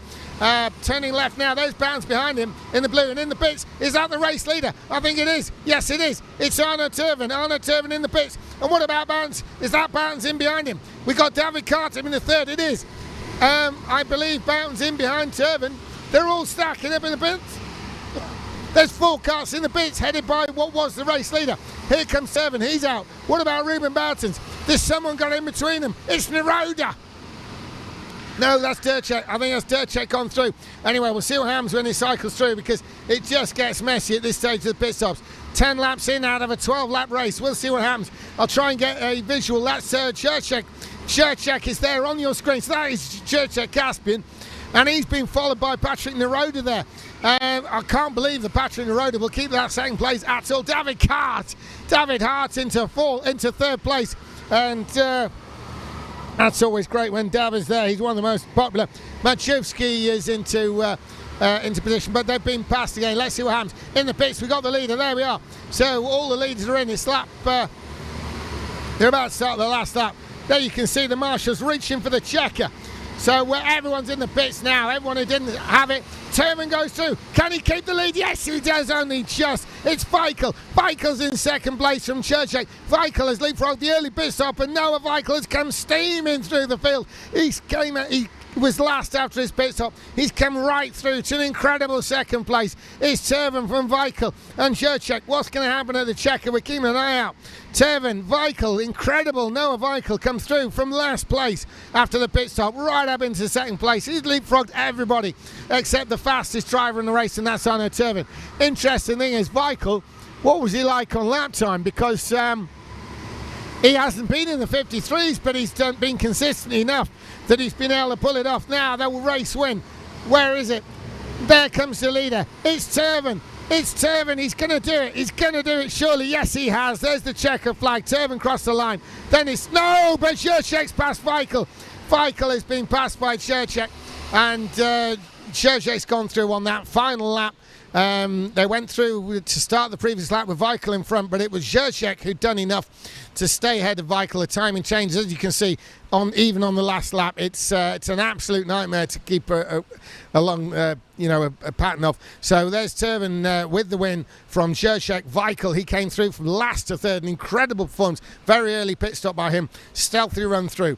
Patrick Neroda was fourth. Ruben Boutons into fifth place. Be a bit disappointed with that. The 4 times champion of Poland, Ruben Boutons, and then Christian Kopacki is into 6th place. And where is he? Lone Vanton. Lone Vanton was 7th. David Hart came up into 8th place. Jacob Equal got a top 10 in 9th. And Max Jaworski into 10th. Where's Bartosz Majewski? Bartosz Majewski, he will be feeling he's down a bit in the 11th place perhaps, but he's got his championship underway. Grzegorz Kapala is into 12th place. Nick Vandenberg has moved up there to 13th. He was down the order. And Milena Cechevich started last, I believe, and has ended up 14th. So Morris Hack into 15th. And then, of course, it was, where is he? Votrinenzo 16th, and Dominic Kovacs was 17th, and then Daniel Fredriksson rounds him out in 18th. So what a win there by Arno Turvin. Now it's the last of the adult first heats. I'm going to run through that in a second. So just to confirm, that was Arno Turvin who won that race, and he came in second place from Zizek. And then, of course, in third place was our flying Noah Weichel. So incredible performance there by Weichel. Really sort of stealthy run through. He not only did he make it stealthy, he also made it stealthy by not necessarily setting the quickest laps. I think Turvin got the last lap as his fastest, and in winning the race, he ended up being the fastest on the track as well. He needed to get that kart moving though on that last lap, because Zizek had come out the pits on that last lap itself. So, next race and the final of the first round of heat races for the open category. Before we go back to the mini, this is the youngest competitors, and back to our Polish commentators for coverage of those two mini heats. But last race of the heat races for the open, leading the entries here is Gabriel Quinta. Racing under a Portuguese flag, but actually resides in the UK. Marvin Comder, Thies Wibbelink, Simon Vanelva, and then it is Tibor Gabor and Franček Moravak. Kuba Daniki can do Danici can do very well indeed. Julian Shalak, Konrad Bilak we've seen do very well in the past. Jan Bies, James Wilshire, one of the Welsh brothers who's driving. He's in this as well. Loris Yule, Sean Martinus, Frederick Navarro, who was in the junior race earlier on. Thomas Machar, Jakub Lubnar, Jakub Jaworski, and Max Thorne, another one of the Welsh drivers. He's going to be out in force in this one. So quite a strong UK contingent. Someone's come back in the pits. No, it's the marshal just moving a cart. The marshal just moving a cart there, an unoccupied one. So the drivers are all out now for their warm-up lap, and they're going to be stopped halfway around their warm-up lap to be then gapped out and sent individually. If you're just joining us here on the live stream here in Poland, it's 10 past 8. That's obviously Central European time. If you're in the UK, that's you're 1 hour behind, I believe. It may well be 10 past 9, so still early on this Saturday morning for you, so it'll be still having your coffee and toast. As there's a large UK contingent in this, so I'll try and keep an eye on that. Bradley Shepherd team members are out a lot in this as well. Brad Shepherd Racing, Brad himself is here. He's keeping an eye on his drivers. Runs teams in various different categories, Bradley Shepherd. And so Brad, he's got so many drivers in various outfits that he's not entirely sure exactly how many drivers he has. Talking to him this morning, we believe it's about 24. He's got a strong contingent here of his BSR team, but also he's got a team out in the UK racing in Super 1 at Shennington. They'll obviously be keeping an eye on each other's results, so those guys will be probably out on track practicing now at Shennington. But we're here in Poland at Silver Hotel and Go-Kart Centre for the Polish Indoor Kart Championship of 2025. The qualifying laps are underway now. The green flag is out. We can see the marshal behind the timing screen there. He's waving the green flag. Everybody is gapped. At this level of rental karting, there's absolutely no chance that they'll be closing on each other. These are the best drivers in the rental karting championship world. Most of the top 20 of the World Championship are actually in this event this weekend, except notably for the champion, who decided to sit this one out. But the rest of the top 10 are in this, so going to be a tough one. So the times are starting to come through. We've got a 53 as the fastest so far. That, of course, is for Shalak. But Shalak's actually staying on that top spot. He's doing very well indeed. I'd expect him to get beat. James Wilshire goes through. But Konrad Bilak has now gone top of the table at 54.2. He's lowered that bar, so it's still Konrad Bilak. But he's been beaten by Tibor Gabor. The Hungarian. Tibor Gabor is the only one into 53s. And Gabor surely is going to have it. Have we got anyone behind? Navarro's gone through and he's down there. It's still Tibor Gabor, the Hungarian champion. He's been beaten. Tibor Gabor has been beaten by... where is he? Let's find him.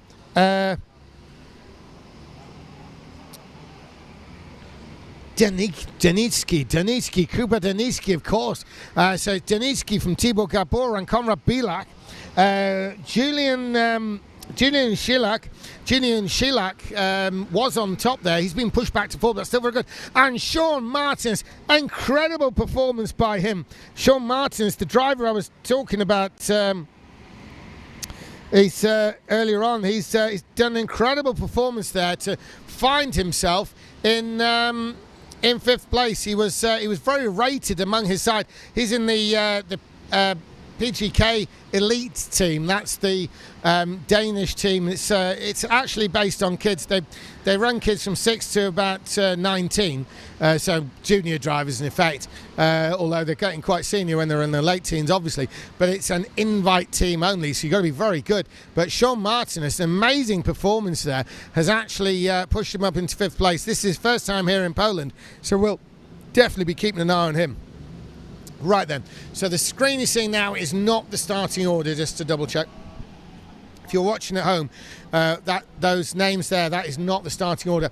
We're going to get them underway. They're going to be sent round. They're coming away now, I believe, and we'll be getting this race underway. You can't see it on screen, but I do believe they are underway. And it's Kuba Danitsky who's going to be there. I can see on screen. That's not the race, that's the warm-up lap. What you see on screen is the warm-up lap. Here they come. So there is Danitsky, who's going to be leading the way. That's him there in the white helmet. Now this is the final corner. Now Danitsky's going for it now. He's going to get the green flag. That's it. There they go. They've gone green. And Danitsky has got an incredible start. Look at that. That's a pretty big lead already. And that was just a good bit of anticipation for Danitsky. And, you know, the second place driver arguably a little bit asleep there on the start. And that's given Danitsky the best hope of any kind of lead. And it looks close, but at rental kart level, at this international level, it's not a lot. But already that gap's looking as though it's closing under compression, under braking there. So they're heading for the top end of the course. We can't see them on screen. They're to your right in picture. There they are, actually. Now they're on moving towards the outdoor bit. There they are. It's drying off a lot more on the outdoor. There's a clear, dry line. You can see it more there, but it's a lot better than it was this morning. So there's Danitsky. Kuba Danitsky is leading the way. There he goes, crossing the line. And it's 1, 2, 3, 4 in that order. We're going to get any early pit stoppers? I think we are. There are some gaps, and there's a change for position there in the mid-pack there, a bit of a change, and we'll see what happens to those pit stoppers. I can tell you now, I think there was some in the pits there. I saw them out the side of the screen, not able to identify them from this distance, but definitely there were at least one, maybe even 2 karts in the pits. So obviously this is the lead train. They have not been in the pits. There's no way you're going to come in the pits and come out in this train at all, but if we see anyone in the background, they'll be the ones who stopped. There's one of them, so you can see that just coming into view. Now, this is the outdoor section. The 2 leaders are trying to make some kind of breakaway, so there they go. You got Kuba Danitsky, you got Tibor Gabor as they come through back into the indoor section.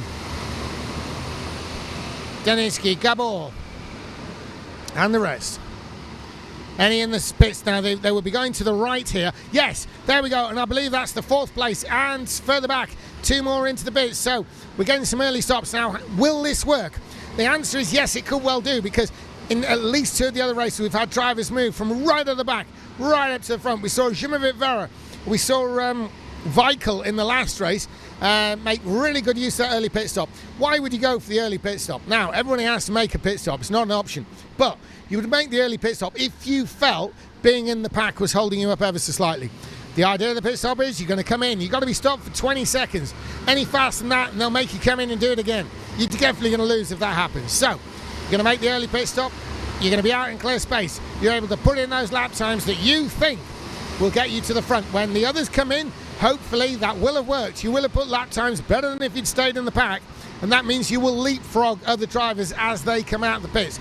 Now, as a rule, the general consensus is if you're a top driver, you're running at the front, you want to leave that pit stop as late as possible. We've seen drivers come in on the very last lap to start the last lap actually in the pit lane. We saw it in the last race. That's where there's a leapfrog position as well in that last race on that last lap, which is why it didn't appear until we crossed the line at the checkered flag. So these 2 drivers up at the front, Danitsky and who was it, do we say? Certainly Danitsky, Tibor Gabor. Danitsky and Gabor, they will be looking at this point now. If you look at that gap between them, it's a couple of cars length. There we go. So we've got Kuba Danitsky at the top there on your list. Tibor Gabor and Konrad Bilak, and then Sean Martin is behind that. So, these front runners, if you look at the gap there, that's too big a gap really to justify a pit stop. There's no real reason why Gabor would come in now. He wants to save it in case he's got a problem with closing in on Danitsky, or if he's getting some hassle from behind, anything that's costing time. That's what Gabor would save that pit stop for at second place. Kubadernitsky's just got to pound out those laps. He's got all the space he needs. He's not in front of him. He's got no pressure behind. It's not like Gabor is pressing him. He's got actual kind of implied pressure in that he's got Thibaut Gabor there keeping him honest, but it's really a lap time battle over an actual trying to lunge up the inside battle. So Kubadernitsky is not going to come in really anytime soon. Kuba's going to stay out front. He'll probably be one of the last pit stoppers unless he's got something up his sleeve. Now, Thibaut Gabor would be the more questionable of the two, but again, look at that gap, first to second, second to third. There's absolutely no reason to come in there at all. Konrad Bilak probably in the same boat, to be fair, in third. He's wise to keep Gabor in sight. That will keep him in his rhythm, keep him at his pace. Sean Martinez, well, he's got a driver right in his tail. So the driver right in his tail, they're Marvin Comdeur. Now, Marvin Comdeur is not a driver we really know at international level yet, but clearly if he's running this well, Sean Martinez, equally the same could be said, but he's put in a good performance, both of them, so far. So those are the two drivers who, you got one, so we got out into the outdoor section. It's the next two I'm looking for. There they are. Now, these are the two I'm talking about. That's Sean Martinez and Marvin Comdeur. So they may well be, particularly Comdeur, may well be the next one in the pits. We'll see what happens. Is he going to come in?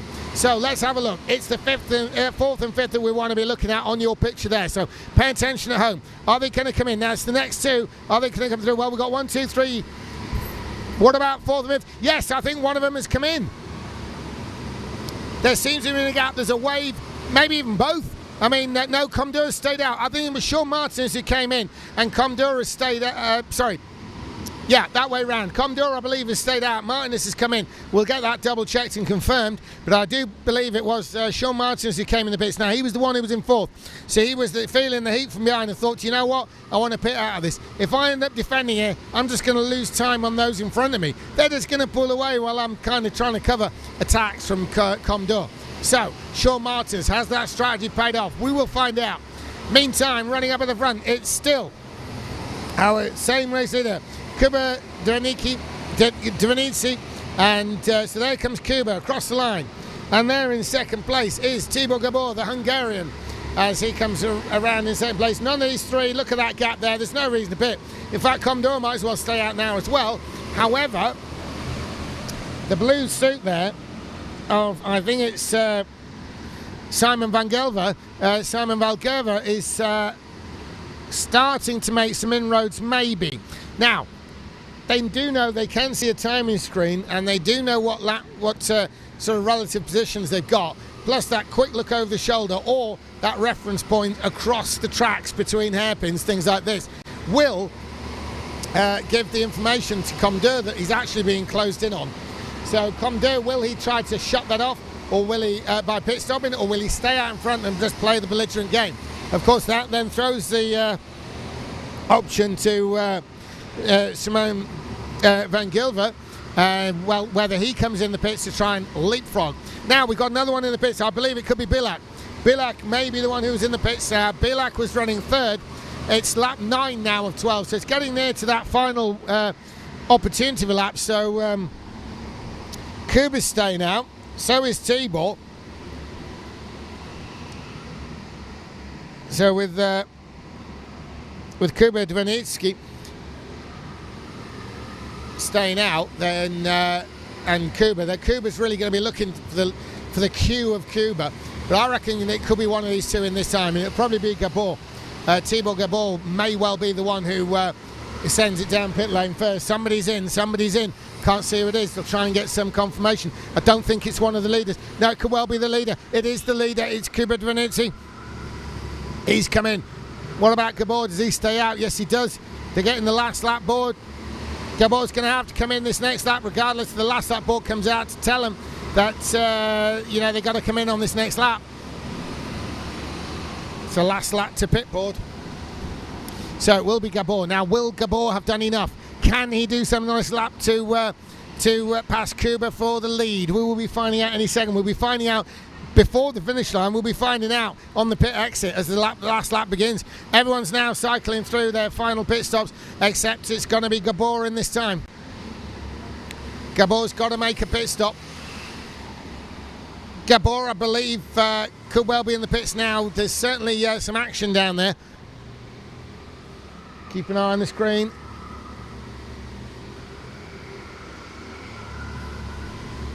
So, going through, there is our leader. There's a bit of a gap further back there. Now, this is going to change a lot on your timing screen. So just kind of run with it, folks. Your little screen on the left is going to change radically. We got Karts in the pits already. We got, Kuba's taken the lead back from Tibor Gabor. We thought that was going to happen. So coming out of the pit lane, in fact, Bilek has managed to leapfrog Gabor. So Bilek was one of the early stoppers there, and it's worked. He's come through to second place.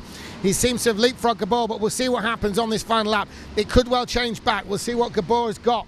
So I'm trying to look out of the commentary box, and on this screen we're seeing everybody on the track there in one go, so it's a bit hard to draw many conclusions there. Just karts everywhere, as I think they're in the outdoor section. There's that's the race leader, Dranitsky. Dranitsky's going to win this one for sure. The question is Bilek or Gabor. I'm waiting to see who actually takes the flag, because there was that very late pit stop and we haven't been able to see on screen who's come out where. They're taking the flag now. There you go, and it is in fact Gabor who does leapfrog back across Bilek. So a similar situation to the previous race where pit stopping on the last lap and we gone out of view on our picture there, so it was impossible to follow. We can see though that Gabor did enough to get that place back. So Kuba Danitsky does take the win there from the Hungarian champ Tibor Gabor and then Konrad Bilek. What an outstanding race. So as they come in now, I'm going to hand back to to Mateusz and Kuba in the Polish commentary for the mini championship.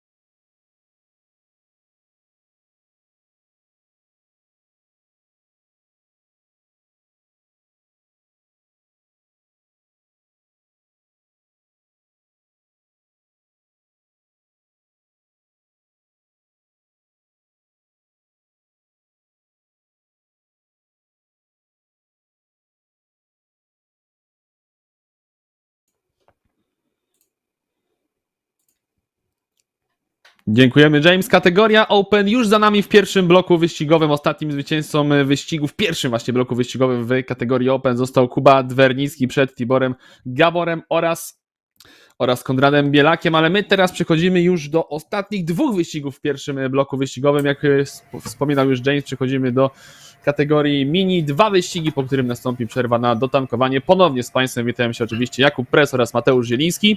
Witamy z powrotem.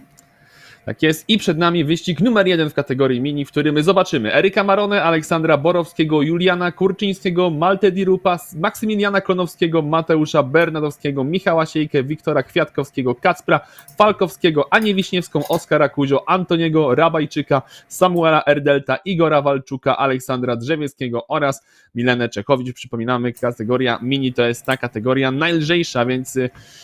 I oczywiście kategoria, w której mogą startować najmłodsi uczestnicy całej rywalizacji. Kategoria wiekowa konkretnie to są roczniki 2011-2017. No i waga samych go-kartów to jest 60 kg. No właśnie, więc pojedynek tych najmłodszych zawodników, ale to jest pojedynek tych, jakby nie patrzeć, może i najbardziej, jak to mówi się kolokwialnie, charakternych, tych najbardziej ambitnych, tym, którym najbardziej zależy na zwycięstwie, bo jak jesteś młody, no chcesz się oczywiście pokazać różnym akademiom, różnym zespołom, chociaż oczywiście jest tutaj też pełno zawodników, którzy już do niektórych grup, do niektórych zespołów przynależą i oczywiście może to zwiastować to, że chociaż jest to najmniej liczna stawka ze wszystkich kategorii, ponieważ w wyścigach klasy mini widzimy najmniej go-kartów naraz na torze, tak może być tutaj najwięcej oczywiście do śledzenia. Jak dobrze liczę, to chyba mamy 16 zawodników w obu wyścigach kategorii mini. Za każdym razem będzie 16 wyścigów, a jest tylko 32 zawodników zgłoszonych, ale to nie oznacza, że emocje będą mniejsze. Mam właśnie wrażenie, że im mniej będzie tych zawodników, tym te emocje mogą być nawet większe, bo tym bardziej trzeba będzie się postarać, jeżeli chodzi o dobry wynik. I każdy wynik tutaj będzie miał naprawdę ogromne znaczenie, bo większość zawodników będzie po prostu jechała cały czas ze sobą. Minimalne będą różnice, jeżeli chodzi o grid w każdym z 5 wyścigów. No a my widzimy, że zawodnicy już wyjeżdżają na tor. Oczywiście cały czas podążamy w kierunku X, dopiero po pierwszej przerwie na tankowanie kierunek zostanie zmieniony na kierunek Y, a więc zawodnicy będą jechali w odwrotną stronę do tego, jak w tym momencie się poruszają. Oczywiście zawodnicy w tym momencie na okrążeniu wyjazdowym i jako, że to jest kategoria mini, a więc ta kategoria najlżejsza, spodziewamy się zdecydowanie najszybszych czasów.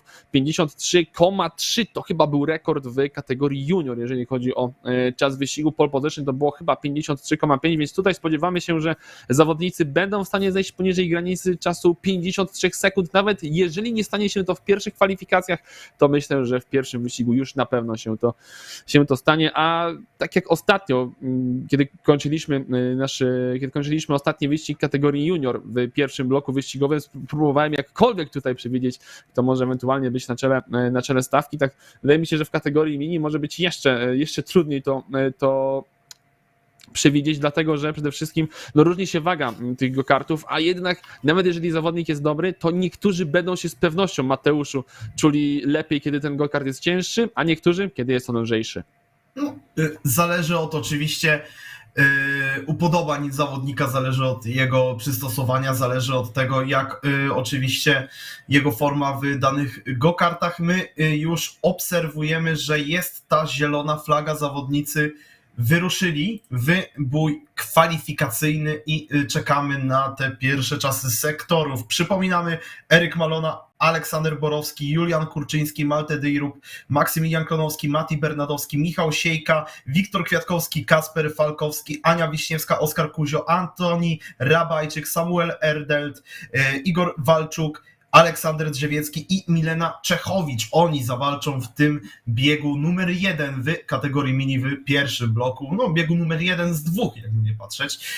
Mamy pierwszy czas od Falkowskiego, jest to 54,130 i póki co on utrzymuje się na miejscu pierwszym, ale bardzo szybko zrzucony z tego miejsca pierwszego. W tym momencie mamy aktualnie na miejscu pierwszym Juliana Kurczyńskiego, 53,611, wskakuje też wysoko, chociażby tutaj jeszcze z tego co widzę Samuel Erdelt, on w tym momencie na miejscu już czwartym nawet i zepchnięty m.in. przez Olka Borowskiego, który na miejsce drugie nam skakuje, ale on też już bardzo szybko zepchnięty, bo widzimy, że Max Klonowski na miejscu pierwszym z czasem 53,476 się zameldował na linii mety. Czy ktoś jeszcze to pobije? Mati Bernadowski był bardzo blisko, ale on tylko na miejscu czwartym, można by powiedzieć, że tylko na miejscu czwartym, bo Eryk Marona 53,424 i to jest najszybszy czas tych kwalifikacji. Najlepszy czas w pierwszym sektorze, najlepszy czas w sektorze numer 2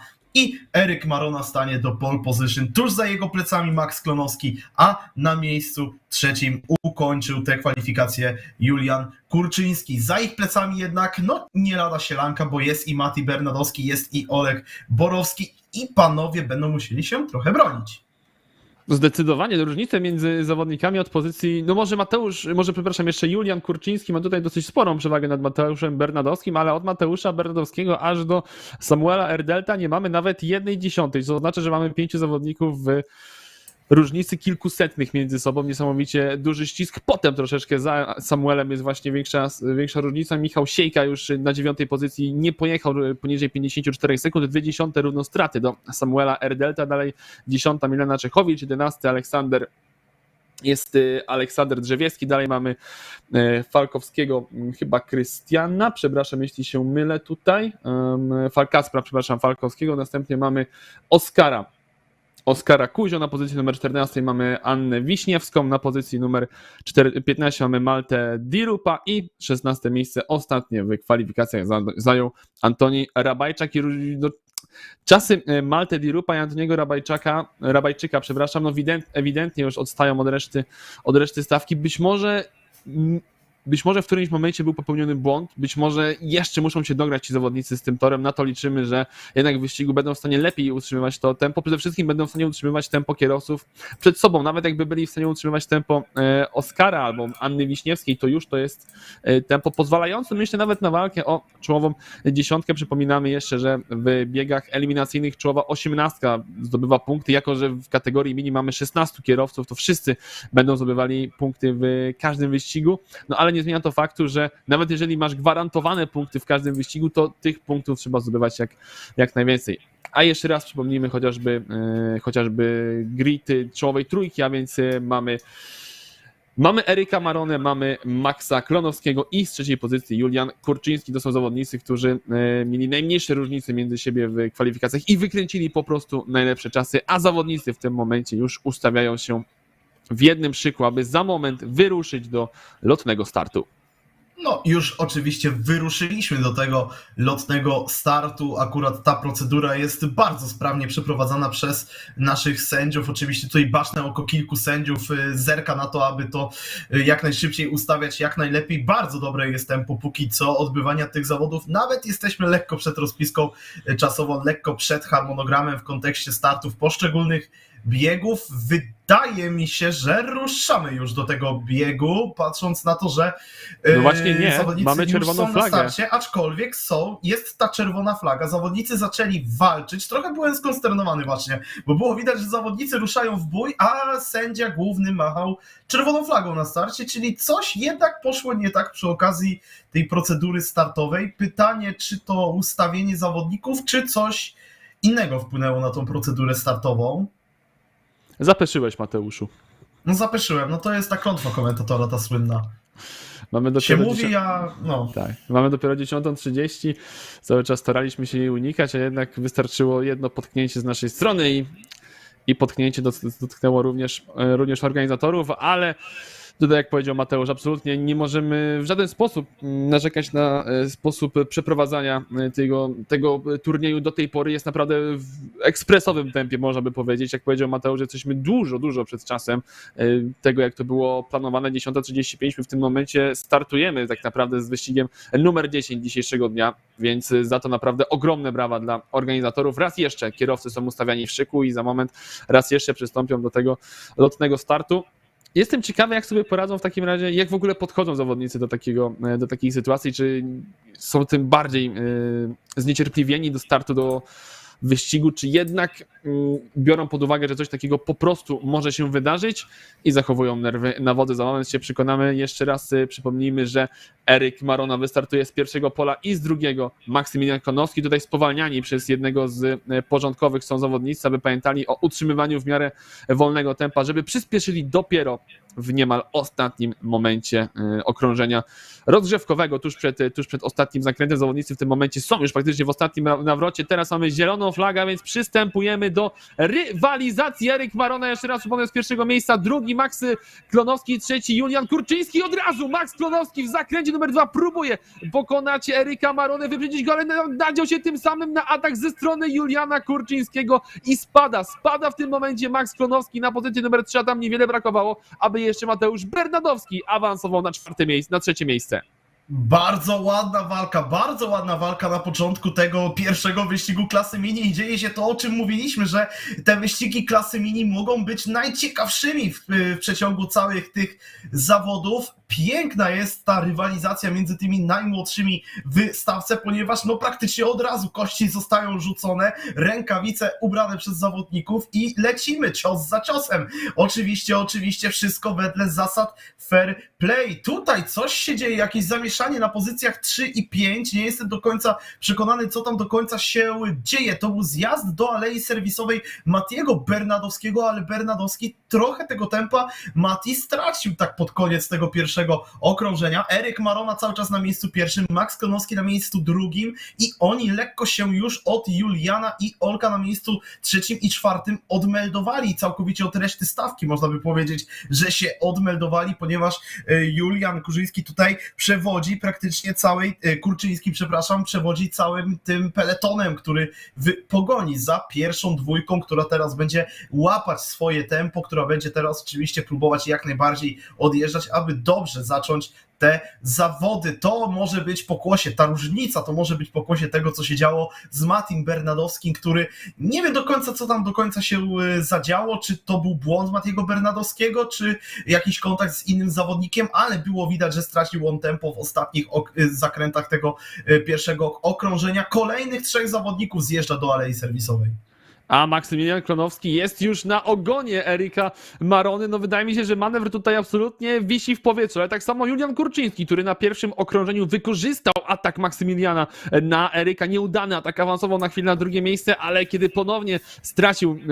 ponownie znalazł się na pozycji numer 3, no to tempo Juliana już nie jest aż tak dobre. Aleksander Borowski bardzo blisko ataku na Juliana Kurczyńskiego, ale póki co jeszcze do żadnego manewru wyprzedzania nie dochodzi. No jeżeli patrzymy na wyścigi poprzednich kategorii junior, kategorii open, to tutaj faktycznie zawodnicy nie czekają na szansę na jakikolwiek manewr. Oni sami tworzą sobie tę okazję, no i na razie widzimy, że Maksymilian Klonowski, który był bardzo blisko w sekcji poza hotelowej za Erykiem Maroną, musiał na razie obejść się smakiem. Nie, przepraszam, Klonowski awansował nawet na pozycję numer 1, a więc rewelacyjne tempo Maxa Klonowskiego znajduje swoje odzwierciedlenie w ataku na Eryka Maronę. W boksie mamy za to Aleksandra Borowskiego, Samuela Erdelta oraz Maltę Dirupa. No i Maksymilian Klonowski zaczyna odjeżdżać od Eryka Marony. Pytanie, jak w tym momencie będzie prezentowało się w takim razie tempo Eryka Marony na tle Juliana Kurczyńskiego. Julian Kurczyński, kiedy został teraz osamotniony przez Aleksandra Borowskiego, to mam wrażenie,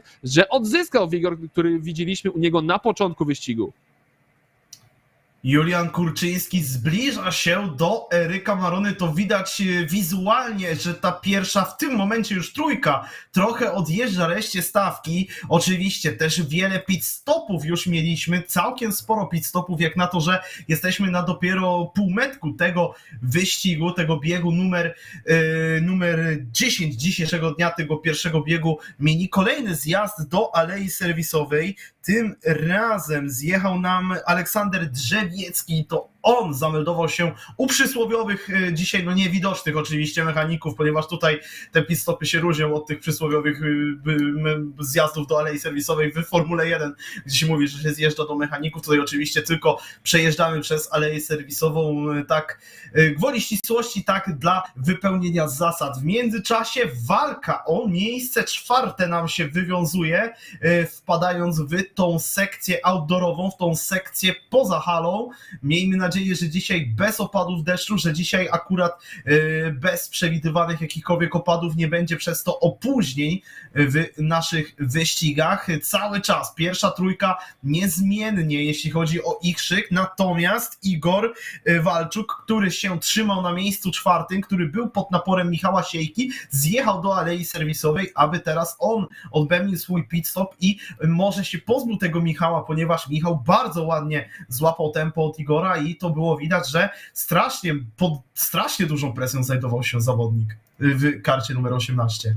Igor Walczuk wyjeżdża na pozycji numer 10 przed Wiktorem Kwiatkowskim oraz przed Aleksandrem tutaj Drzewieckim. Natomiast mamy podaj pierwszą karę podczas dzisiejszego dnia, na pewno pierwszą karę w kategorii mini, a więc kart numer 21, Samuel Erdelt, spalony pit stop za krótki, za krótko trwał jego postój w alei serwisowej i za to dostanie mu doliczona kara 5 sekund na koniec wyścigu. Maksymilian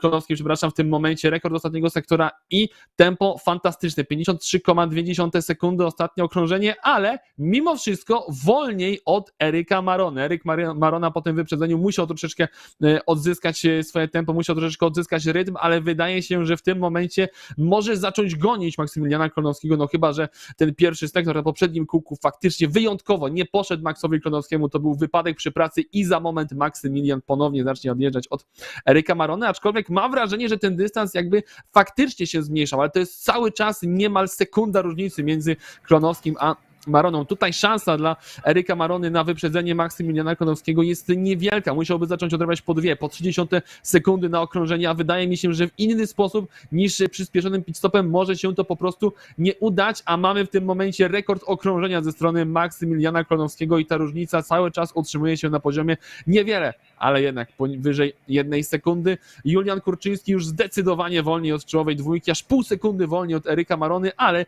Michał Sieja, rewelacyjne tempo na poprzednim okrążeniu, 53,2 sekundy. Jeżeli Michał utrzymałby to tempo do końca rywalizacji, to jest szansa, że wciśnie się przed Juliana. Czy to będzie podium? Tutaj wiele będzie zależało od tempa m.in. Mateusza Bernadowskiego oraz Aleksandra Borowskiego, ale wydaje mi się, że gdyby faktycznie trzymał tak rewelacyjne tempo, to może nawet by się pokusił o czołową trójkę. No, tutaj informacja dla fanów Michała Siejki, ponieważ on na ostatnim okrążeniu 53,2, a walczył z Igorem Walczukiem, który miał na ostatnim okrążeniu tempo 53,6. Igor oczywiście zjechał wcześniej do alei serwisowej, dlatego też panowie nie są obok siebie na torze, ale Michał jest obecnie od swojego bezpośredniego rywala w tym wyścigu, jakby nie patrzeć. No, jest szybszy i to jest dużo szybszy póki co Michał. Jest spora szansa, że uda mu się nadciąć, jakby to dziwnie nie brzmiało. No jest szansa, że po prostu ten późniejszy zjazd mu się dużo bardziej opłaci. Kolejny zjazd do alei serwisowej, drodzy Państwo. Zjeżdża nam Antoni Rabajczyk i wyjedzie on na miejscu 15 przed Malte Di Rupen, tak nam się wydaje, chociaż Malte będzie bardzo blisko i faktycznie jednak Antoni wyjedzie na miejscu ostatnim, tuż za plecami swojego rywala z boksu. My już zbliżamy się do ostatnich 2 okrążeń tak naprawdę. Max Klonowski za chwilę rozpocznie przedostatnie okrążenie tego wyścigu i zjeżdża nam w tym momencie do alei serwisowej jego rywal w walce o zwycięstwo Eryk Marona, ale nie tylko on, bo także i Michał Siejka i także i Julian Kurczyński. Cała ta trójka w pogoni za Maxem Klonowskim zjechała. No i patrzymy, gdzie wyjedzie Marona, a gdzie wyjedzie Siejka, gdzie wyjedzie Kurczyński, oczywiście zamieniając tą kolejność Juliana i Michała, ponieważ to Michał jest z tyłu, a Julian jest tym wiodącym z przodu prym. Michał Siejka wyjeżdża, tak mi się wydaje, przed Aleksandrem Drzewieckim, więc nie zdobył on pozycji względem Igora Walczuka, jak wcześniej myślałem, chociaż oczywiście też jeszcze poczekamy, jak ten live timing tam się ułoży. Ciężko jest tak zauważyć numery tak z oddali, jak te go-karty przejeżdżają bardzo szybko, a panowie oczywiście wysokie tempo trzymają przez ten bardzo kręty tor, który jest charakterystyczny dla tego obiektu w Szczecinie. Zjeżdża Max Klonowski, rozpoczynając ostatnie okrążenie tego wyścigu i patrzymy, gdzie Marona, a gdzie Klonowski. Zjeżdża również Milena Czechowicz. Dobre tempo było Mileny Czechowicz na poprzednim okrążeniu. 53,3 sekundy. To było naprawdę bardzo solidne tempo ze strony tej dziewczyny. Pytanie, czy będzie miejsce w czołowej dziesiątce? Strata niestety sugerowałaby, że będzie problem, jeżeli chodzi o utrzymanie miejsca w czołowej dziesiątce, ale być może się gdzieś tutaj przeciśnie. Nawet pokazuje live timing, jakoby wyjeżdżała około 10 miejsca. Oczywiście Maksymilian Klonowski zachowuje prowadzenie przed Erykiem Maroną, ale Mateusz Bernadowski, on musi się pilnować, musi patrzeć na swoje plecy, bo tam Aleksander Borowski, Julian Kurczyński są bardzo blisko, a wydaje mi się, że jako, że mamy ostatnie okrążenie, to Aleksander Borowski tym bardziej gdzieś spróbuje ataku na Mateusza Bernadowskiego. Bardzo defensywna linia ze strony Mateusza w jednym z ostatnich zakrętów. W tym momencie no nie widzieliśmy ich wyjazdu na sekcję poza halą, ale obronił się Mateusz Bernadowski i chyba to wskazuje na to, że otrzyma również i podium w pierwszym wyścigu kategorii mini. Za moment Eryk Marona oraz Maksymilian Konowski zakończą już rywalizację w tym wyścigu i Eryk Marona wygrywa, Maksymilian Konowski wygrywa wyścig numer 1 w kategorii mini, drugi Eryk Marona, trzeci Mateusz Bernadowski ostatecznie broni swojej pozycji, następnie Aleksander Borowski, Julian Kurczyński, Igor Walczak, Michał Siejka, Wiktor Kwiatkowski, Aleksander Drzewiecki i Milena Czechowicz finalnie utrzymuje miejsce w czołowej dziesiątce. Wielkie brawa dla Mileny. Jest miejsce w top 10 i to tempo sugeruje, że w drugim wyścigu kategorii mini, czy raczej w kolejnych wyścigach kategorii mini, to może być nawet coś więcej niż tylko i wyłącznie 10 miejsce. No, zobaczymy. Poza pierwszą dziesiątką uplasował się Kacper Falkowski, Samuel Eldelt, który miał 5 sekund kary, co warto nakreślić przez za szybki wyjazd z Alei Serwisowej, dlatego też spadek w klasyfikacji tego wyścigu. Na miejscu 13 Ania Wiśniewska, na miejscu 14 Oskar Kuzio, na miejscu 15 Malte Dyduk i na miejscu 16 Antoni Rabajczyk. Czekamy na stawkę drugiego wyścigu kategorii mini, klasy mini podczas tej pierwszej rundy biegów eliminacyjnych i to będzie ostatni bieg pierwszej rundy wyścigów eliminacyjnych. Później czeka nas przerwa. Ta przerwa, drodzy Państwo, ponieważ idziemy przed programem, to warto jest oczywiście nakreślić. Ta przerwa powinna jednak potrwać do tego momentu, kiedy jest to wpisane w programie. Ten wyścig 12, pierwszy wyścig drugiej rundy, powinien zacząć się o godzinie 11:55, jednakże jest też informacja od organizatorów, że być może lepiej jest być przygotowanym tak 5, 10, 15 minut przed, już być gdzieś tam z ręką na pulsie w gotowości, bo może się okazać od organizatorów informacja, że może pójść i tutaj panowie ruszą trochę wcześniej do rywalizacji. Panowie i panie, oczywiście pamiętamy o naszej żeńskiej reprezentacji w trakcie tych zawodów. Przechodząc jednak do tego, co przed nami na torze, to przed nami wyścig 11, drugi w kategorii mini, ostatni tej pierwszej rundy biegów eliminacyjnych, a w nim Jerzy Starosta, Dawid Grudzień, Filip Fiedor, Kajetan Szczęch, Cezary Solnica, Jan Kiślak, Jaden Pelworde, Antoni Kurczyński, Liliana Walaszek, Bartosz Wojtowicz, Iwo Górdak, Kacper Kałużny, Jakub Kruszyński, Weronika Różańska, Fabian Łyczek i Giatano Riccobene z tym ostatnim w teorii numerem startowym, on w karcie C. Za chwilę zobaczymy, który to będzie dokładnie numer, to oczywiście kartą. Wielkie emocje przyniósł nam pierwszy wyścig Mateuszu. Ja już nie mogę się teraz doczekać tego drugiego wyścigu i trochę żałuję, że tak szybko nastąpi przerwa po tych dwóch wyścigach, ale mam nadzieję, że tym bardziej w takim razie zawodnicy będą bardziej skorzy do ryzykowania w drugiej części dzisiejszej rywalizacji, ale tutaj, tak jak mówiłeś na początku, to muszę się tutaj z tobą zgodzić, że zawodnicy raczej nie będą podejmować jakiegoś wielkiego ryzyka, przynajmniej w tych pierwszych wyścigach. Może od trzeciego, może od czwartego bloku wyścigowego, wtedy faktycznie zobaczymy, że niektórzy zawodnicy będą bardziej ochoczo podejmowali ryzyko, będą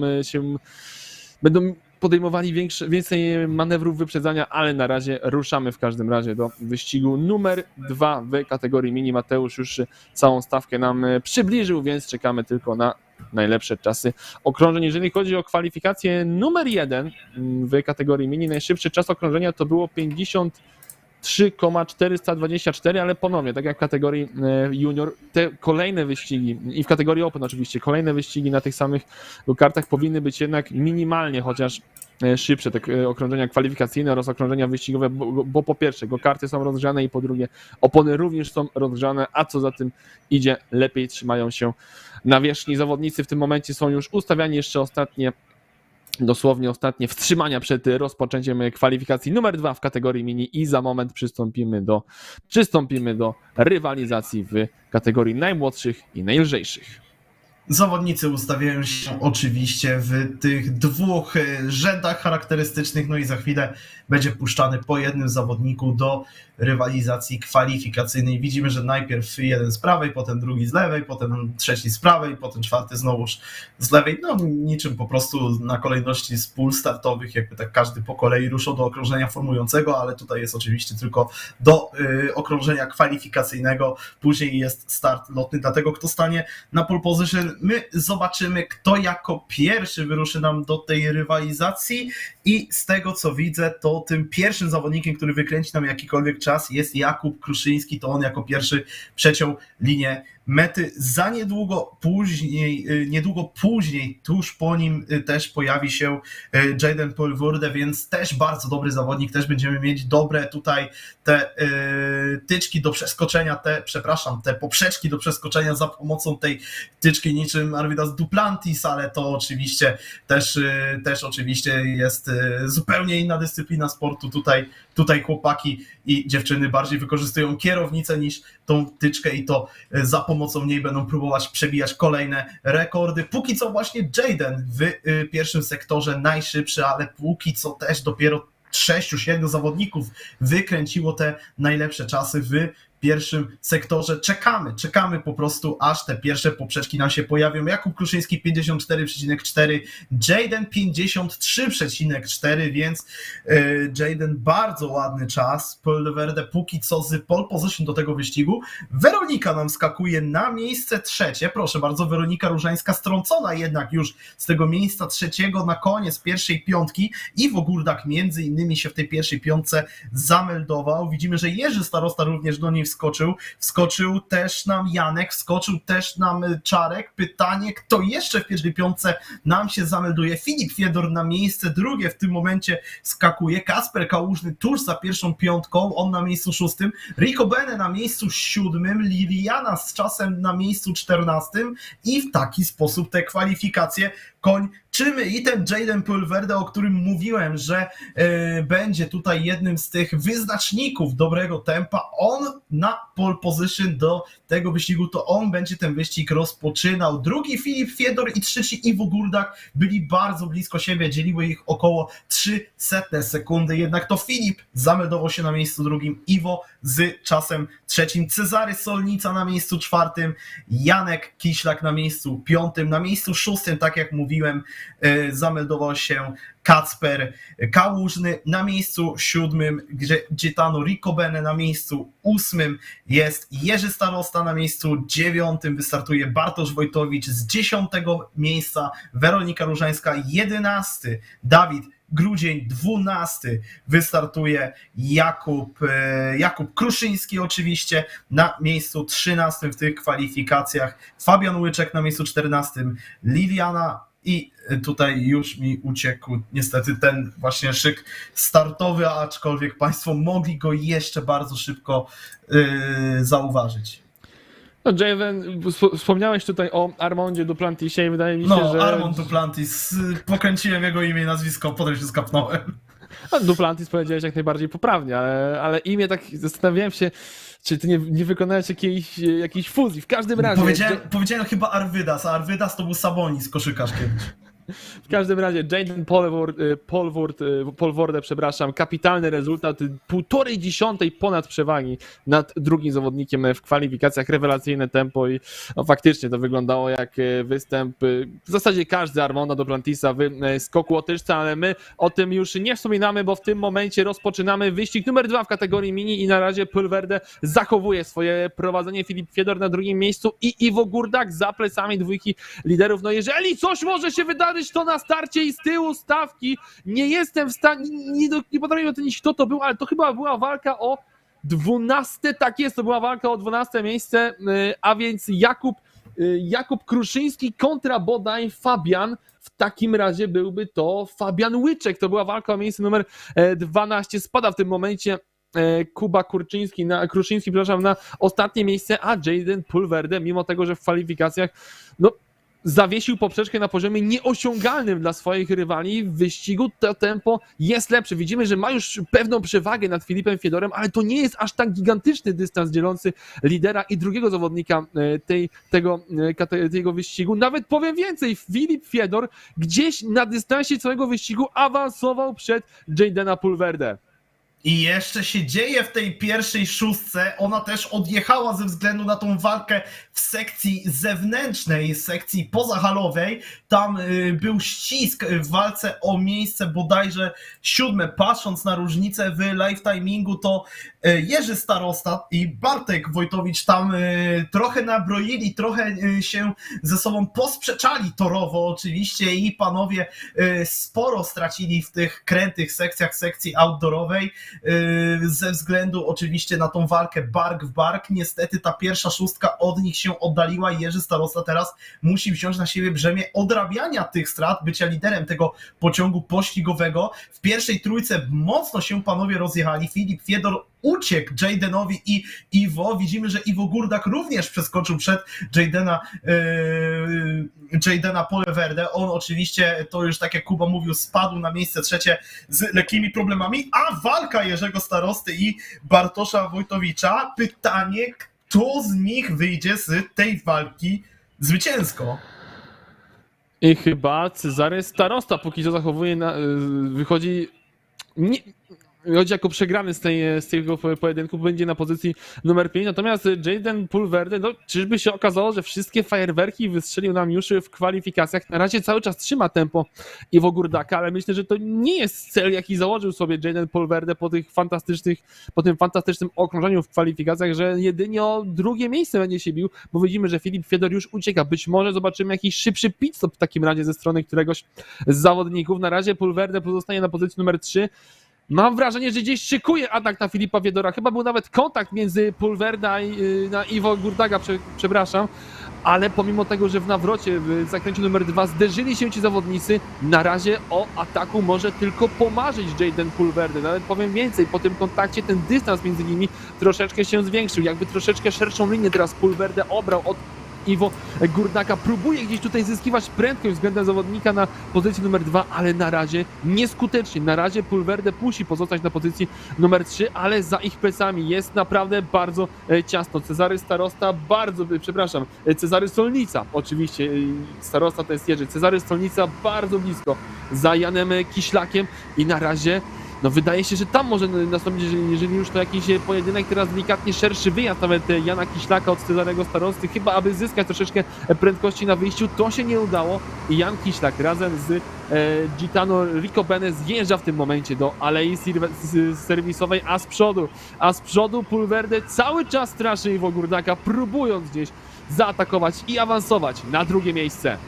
Oczywiście bez większej przesady te ataki od Jadena Pulverde, ze względu na to, że oczywiście warto jest dobrze zacząć ściganie w kategorii mini od dobrej zdobyczy punktowej. Będą punkty za pole position, a dzięki temu to trzecie miejsce będzie dla niego tak naprawdę jak to ta druga pozycja. Będzie miał tyle samo punktów co Iwo Gurdak, jeśli przejedzie za jego plecami, więc może go wyprzedzać, może próbować zdobyć jeszcze ten jeden kolejny dodatkowy punkt za drugie miejsce, aczkolwiek nie musi. Jaden i tak wyciągnie bardzo dobre punkty z tego wyścigu, chociaż tutaj widzimy, że no nie przebierał w słowach Jaden i pokazał się z bardzo ładnej strony na Iwo Gurdaku, przyprowadzając ten atak, czysty atak, jakby nie było, nie doszło do większego kontaktu między zawodnikami, to nie było takie typowe wejście pod pachę dla go-kartów, to był bardzo ładny atak od Jadena i pozycja zyskana. Jaden Pulverde jest na miejscu drugim i to on w tym momencie będzie tym wiodącym prym w pogoni za Filipem Fiedorem, który, przypominamy, pomimo tego, że Iwo i Jaden w walce, wcale od nich dużo szybciej nie jedzie, więc jest to też zawodnik do złapania. Oczywiście są to różnice rzędu 1,5-dziesiątej, więc i tak Filipa będzie ciężko dogonić. Tutaj Jaden by musiał strasznie podkręcić tempo, a na pewno też Iwo nie pozostanie mu dłużny, chociaż Iwo w tym momencie zjeżdża do mechaników. Zjeżdża do mechaników, chyba czuje, że jeżeli chce jeszcze powalczyć o zwycięstwo w tym wyścigu, to musi jako pierwszy wykonać swój manewr. Różnica względem pierwszego zawodnika po pit stopach, a więc Jana Kiślaka, była dosyć spokojna. Tutaj Iwo Gurdak powinien wyjechać właśnie przed Jankiem, który walczył o pozycję numer 4, między innymi z Cezarym Solnicą.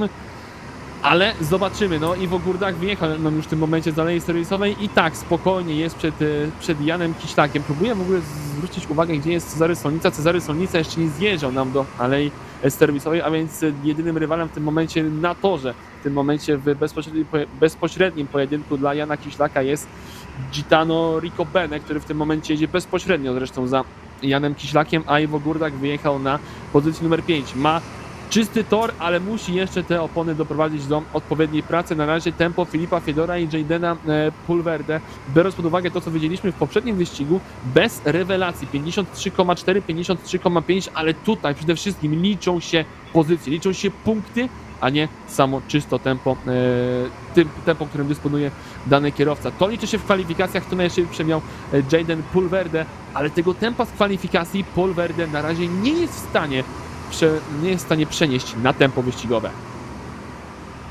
Póki co nie jest w stanie przenieść na tempo wyścigowe, ale kto wie, może jeszcze pod koniec tego wyścigu Jaden podkręci tempo i będzie on w stanie jeszcze zagrozić tutaj swoim rywalom. Póki co tylko on Bartek Wojtowicz, Jerzy Starosta i Filip Fiedor nie zjechali do alei serwisowej. Patrząc na to, co pokazuje nam live timing, wszyscy od pozycji 5 w dół już u mechaników przysłowiowych się pojawili. Jerzy Starosta z trochę gorszym tempem lekko odstaje od Bartosza Wojtowicza, który na miejscu trzecim traci około 9 sekund do Filipa Fiedora, a także około 8 sekund do właśnie Jadena. W międzyczasie doszło do zamiany miejsc na pozycjach 7 i 8. Tam Cezary Solnica zyskał miejsce względem swojego rywala z zagranicy Gitano Ricobene. On na miejscu 8. Zamiana także miejsc na miejscach 13 i 14 z tego co widzę. Tutaj Liliana straciła pozycję, Liliana Walaszek względem Jakuba Kruszyńskiego, który wskoczył nam na miejsce 13, a do alei serwisowej zjechał nam zdobywca pole position Jaden Peleworde. No i patrzymy, gdzie on wyjedzie. Czy Iwo Górdak się z nim przywita bark w bark, czy przywita się z nim pokazując mu swoje plecy, a może to Iwo będzie musiał próbować tutaj manewrów ataku na Jadenie. Jaden opuszcza aleję serwisową i wydaje mi się, że będą panowie szli bark w bark do pierwszych zakrętów. Górdak przed. Widać tą walkę. Iwo Górdak póki co przed, aczkolwiek Jaden jest cały czas bardzo blisko. Wydaje mi się jednak, że do tego drugiego sektora Iwo utrzyma swoje prowadzenie nad rywalem i to Iwo będzie w tym momencie tym wirtualnie zdobywcą drugiego miejsca w tym wyścigu. Czekamy na pit stop Filipa Fiedora.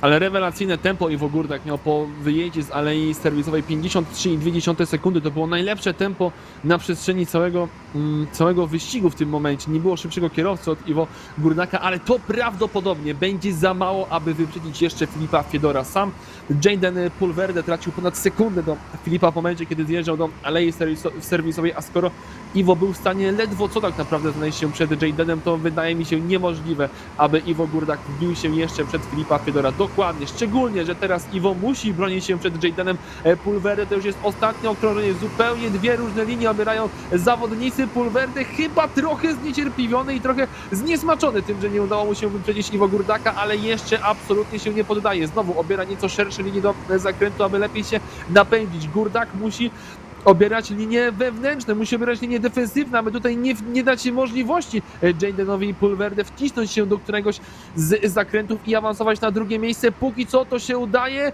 ale jeszcze do końca zostało kilka zakrętów. Jeszcze Jaden Pulverde będzie miał trochę możliwości ataku na drugie miejsce, szczególnie, że wracamy teraz pod Kalę i w tym momencie ostatnie zakręty, dwa bardzo długie zakręty w prawo, jeszcze jeden nawrót w lewo, ostatni zakręt, napędza się bardzo dobrze Pulverde, ale pozostanie na pozycji numer 3, a wyścig wygrywa Filip Fiedor, drugi Iwo Górdak i trzeci wspomniany już przeze mnie Jaden Pulverde, czwarty Jan Kiślak, piąty Cezary Solnica i szósty Gitano Ricobene, siódmy z kolei Bartosz Wojtowicz, na miejscu numer 9 mamy Kacpra Kałużnego i czołową dziesiątkę zamyka nam Dawid Grudzień. Lekko pominąłeś, a na miejscu 8 Weronika Różańska. Oj, na miejscu...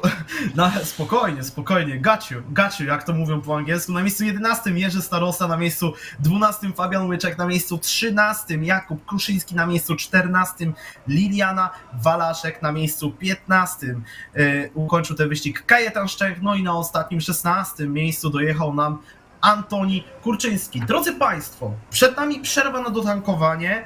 Chwila odpoczynku od wyścigów i do wyścigów powrócimy. Czy będzie to 11:55, tak jak w harmonogramie, który znajduje się w pewnym linku, który powinien być gdzieś tam widoczny pod transmisją.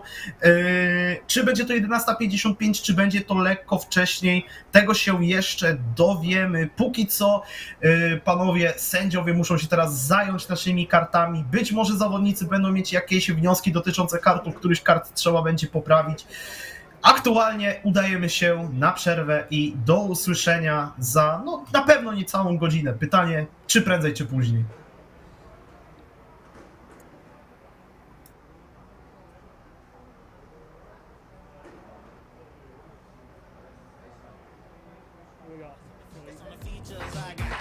Too many, I'm going. Too crazy, and I got bad ones, and they ready. A good time, so now it's in the way we left that. Can't remember anything, but I know we got lit.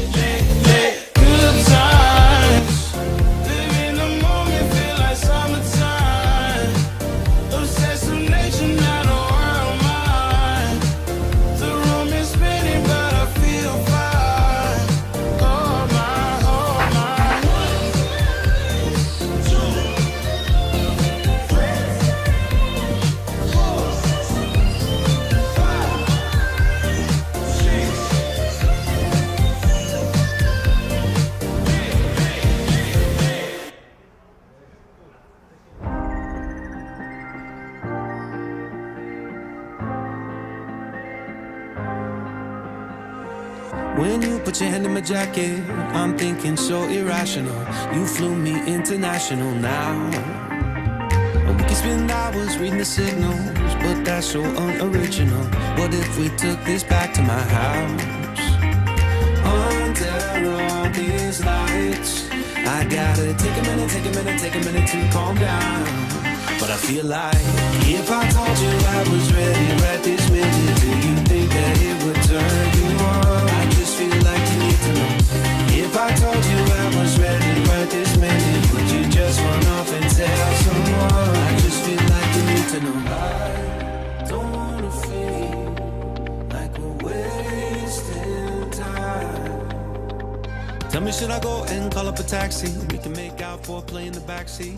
Please tell me now how that all sounds. You can sleep in while I make breakfast, watch cartoons and talk about exits. And if you're happy, stick around. I just feel like this is worth the risk. I never felt a fire like this.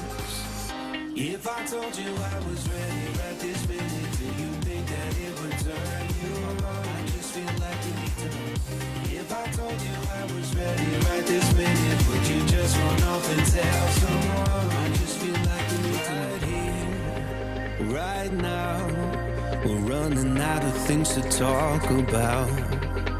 Right here, right now, I'm about to let the truth come out. If I told you I was ready right this minute, do you think that it would turn you on? You tell me now. If I told you I was ready right this minute, would you just run off and tell someone? Keep my feet on the ground. If I told you I was ready right this minute, I just wanna do and lay you down. I just feel like you need to know. It's clear. If I told you I was ready right this minute, would you just run off and tell someone? I just feel like you need to know. If I told you I was ready right this minute, do you think that it would turn you on?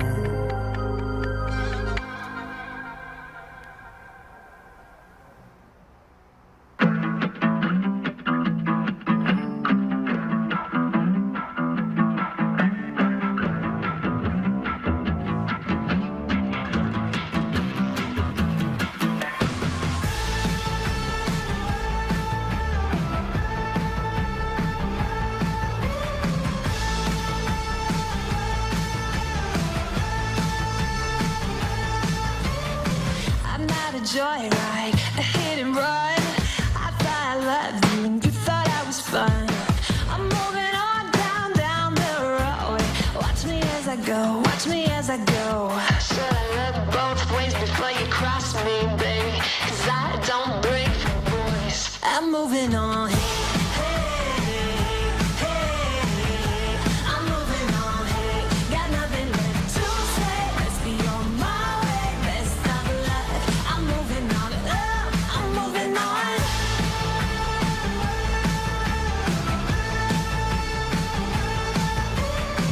I got a new love. He runs for miles. 67 fastback. Oh, it's just my style. We're headed down the road. Just enjoy the show. Watch me as I go.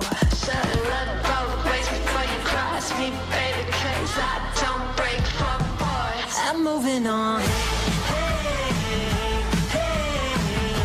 I'm moving on. Got nothing left to say. Let's be on my way. Best of luck. I'm moving on. I'm moving on. I'm moving on.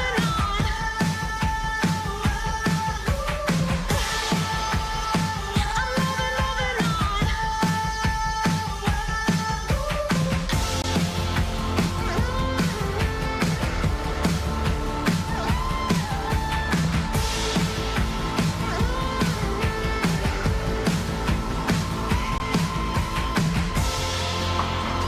I'm moving on.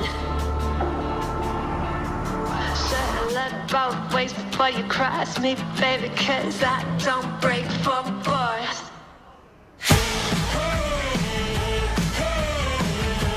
I'm moving on. Got nothing left to say. Let's be on my way. Best of luck. I'm moving on. Got nothing left to say. Let's be on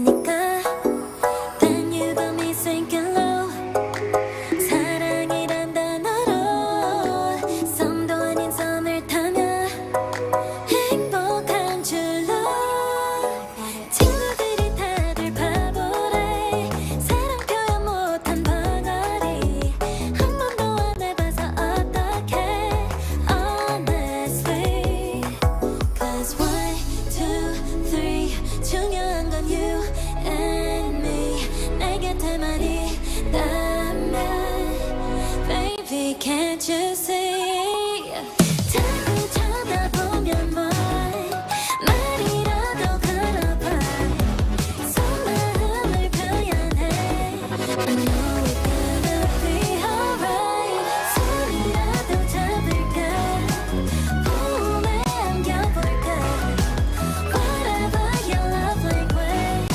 I know it's gonna be alright Can't take all this hot and cold Love shouldn't be this hard no 뭐라고 있는지도 모르겠잖아 어렵지 않아 무슨 생각한지도 정말 진심인지도 Guess like I've never guessed before 나 좋아하는 건 맞아 친구들이 다들 바보래 사랑 표현 못한 벙어리 한 번도 안 해봐서 어떡해 honestly Cause 1, 2, 3 중요한 건 you and me 내 곁에만 있다면 Baby can't you see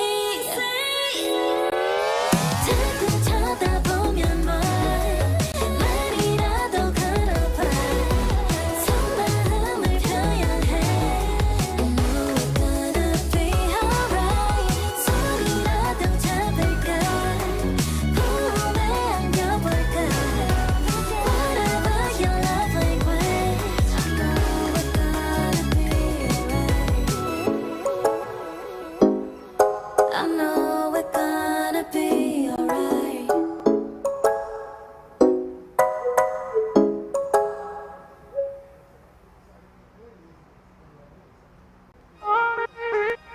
When your heart is racing at the speed of light And you feel like you got nowhere else to go No, I'll hold you till the sun comes in the morning light Yeah, I'll keep you safe, I'll never let you go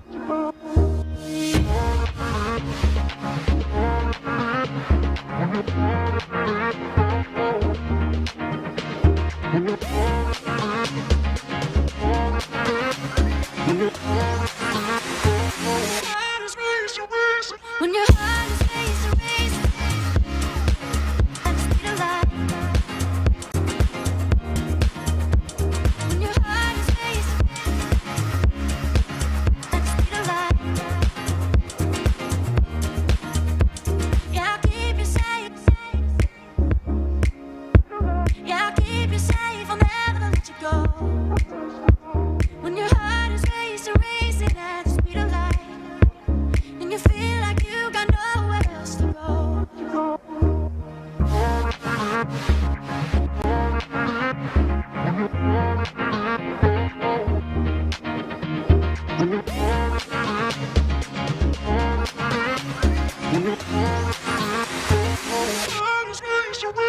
When your heart is racing at the speed of light When your heart is racing at the speed of light When your heart is racing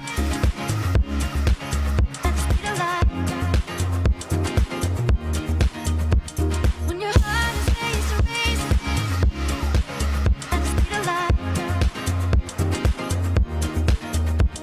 When your heart is racing at the speed of light I'll keep you safe. I'll keep you safe, I'll never let you go. When your heart is racing, and you feel like you got nowhere else to go.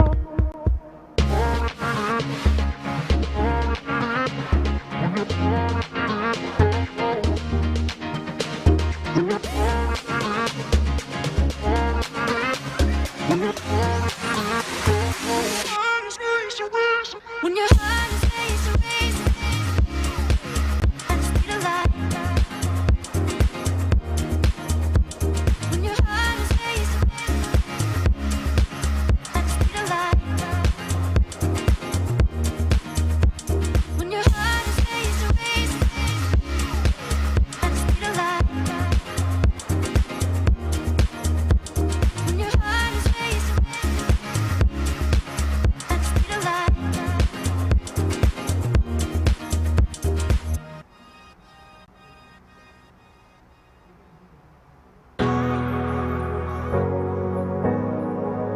I'm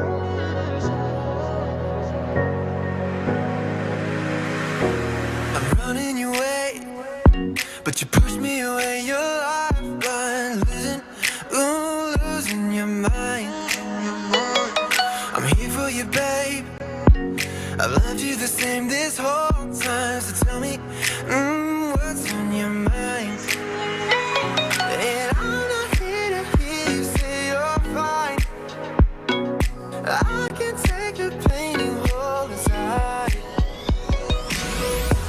I wanna know, wanna see it. Can I feel your grip tonight? Can't get this off my mind. Does it only control you? Let me in, I'll help you out. I won't lose you this time. I feel your grip tonight.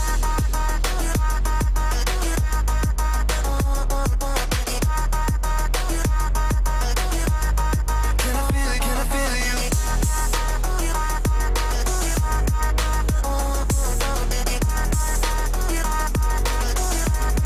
Can I feel your grip tonight? You think you're too far, but I'm where you are, you know. I said I won't leave your side. They left you bare, but I'm begging you, stare in my eyes for you. Yeah, I give my life. And I'm not here to hear you say you're fine. I can take the pain you hold inside. I wanna know, wanna see it. Can I feel your grip tonight? Can't get this off my mind. Does it only control you? Let me in, I'll help you out. I won't lose you this time. Can I feel your grip tonight?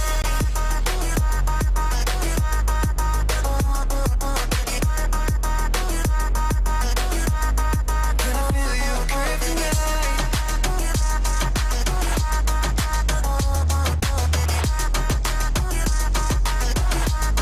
Can I feel your grip tonight?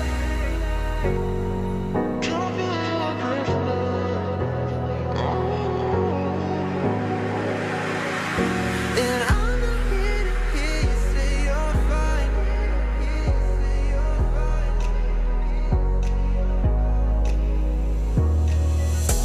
I wanna know, wanna see it.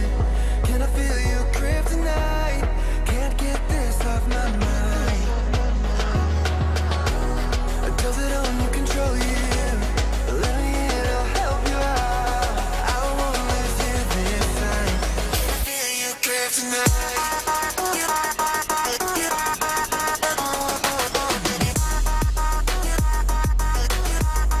Can I feel your grip tonight?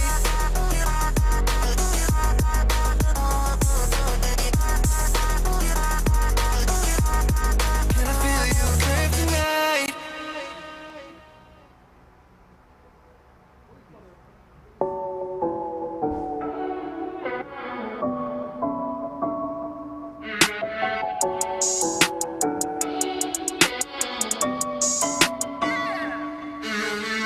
Look like a million, touch so priceless.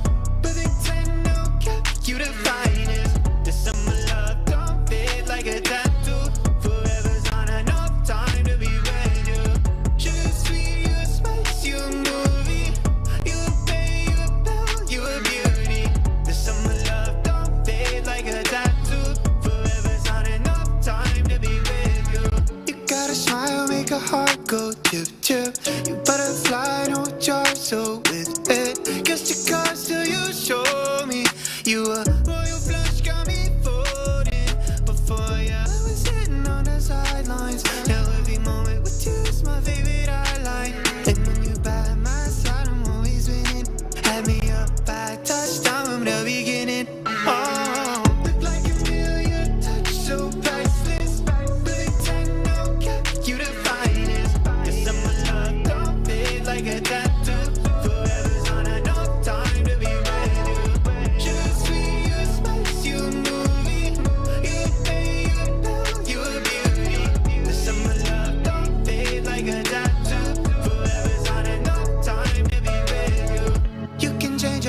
just like that. Girl, you got no contest. What you want, you get express, no stress.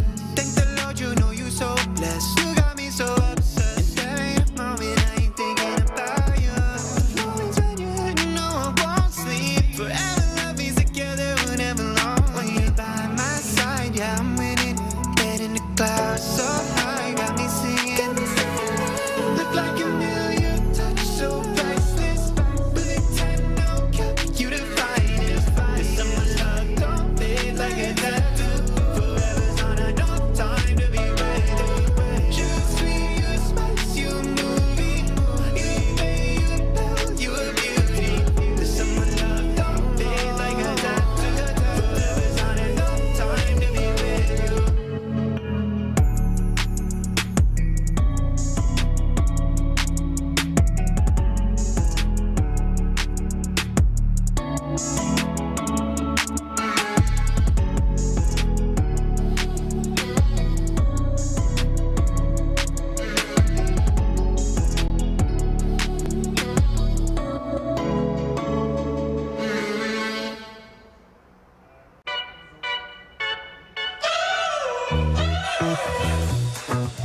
We're driving cars on a Mars tonight.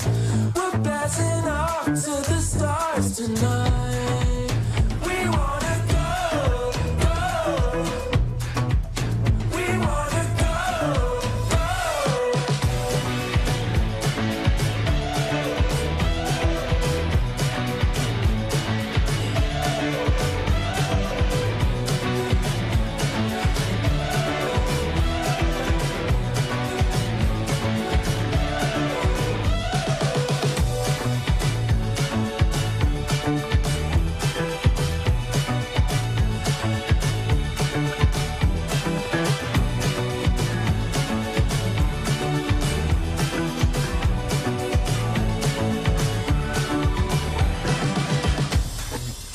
We're driving cars on a Mars tonight.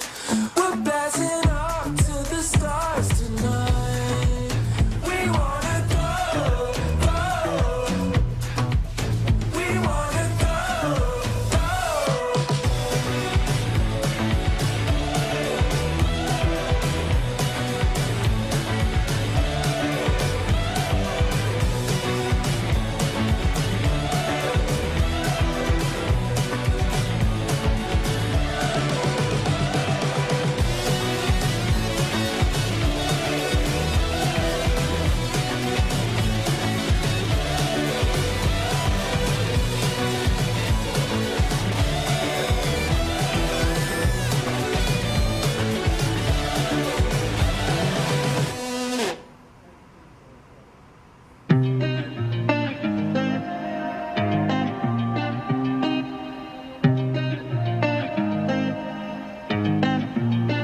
I was signing on the city lights.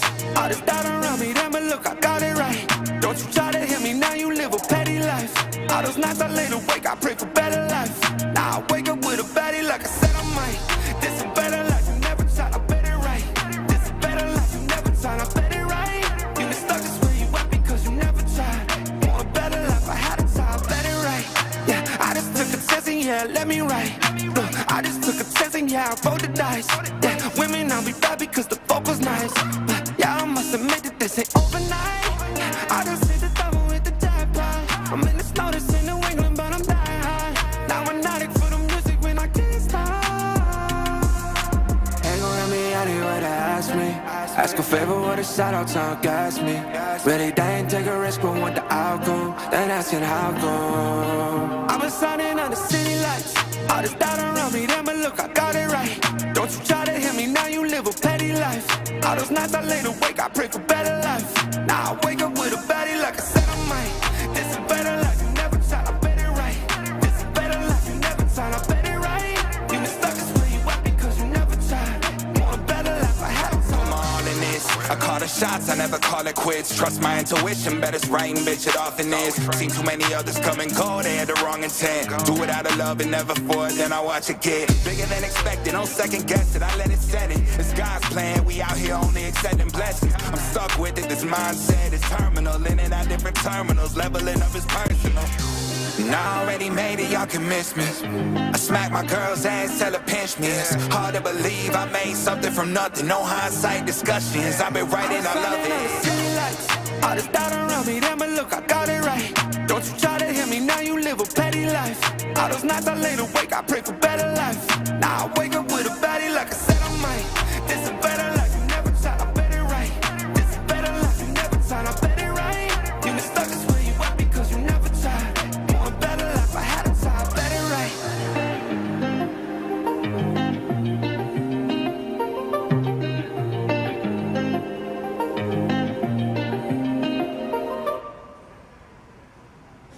I want to know if you want to take it slow. Oh, hop up on my jet and roll to Tokyo. I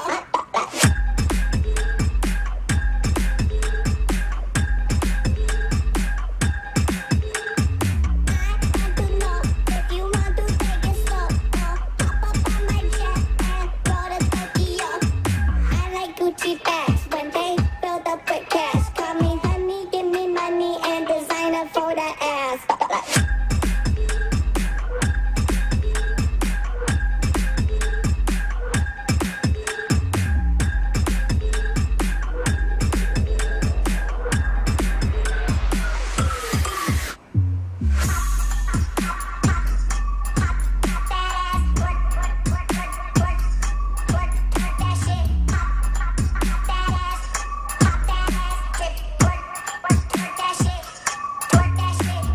All my friends trap, we boss bitches. Fuck 12, fuck them cat, fuck stitches. What you see is what you get. Peep that bam and see me flex. Don't hit me with those street texts. Fuck boys want but get no sex.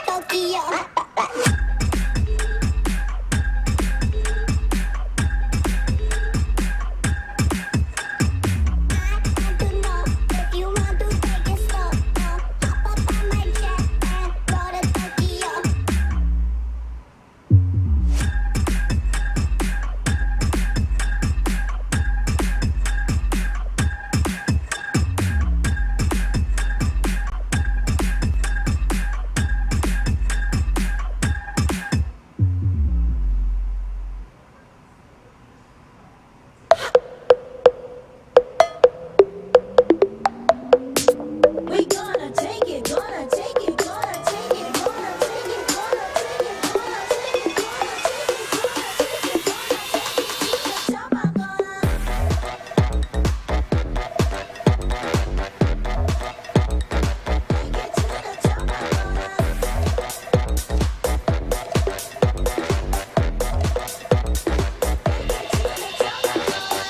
call my name, yes, come and say my name. Call my name, I'm never gonna stop if you just call my name. I'm never gonna drop it, gonna take it, take it, take it to the top, top, top, top. Gonna make it hot, gonna make it till it drops. Never gonna pick it up, gonna take it to the top. I'm gonna make it, never gonna fake it. Gonna make it, never gonna fake it.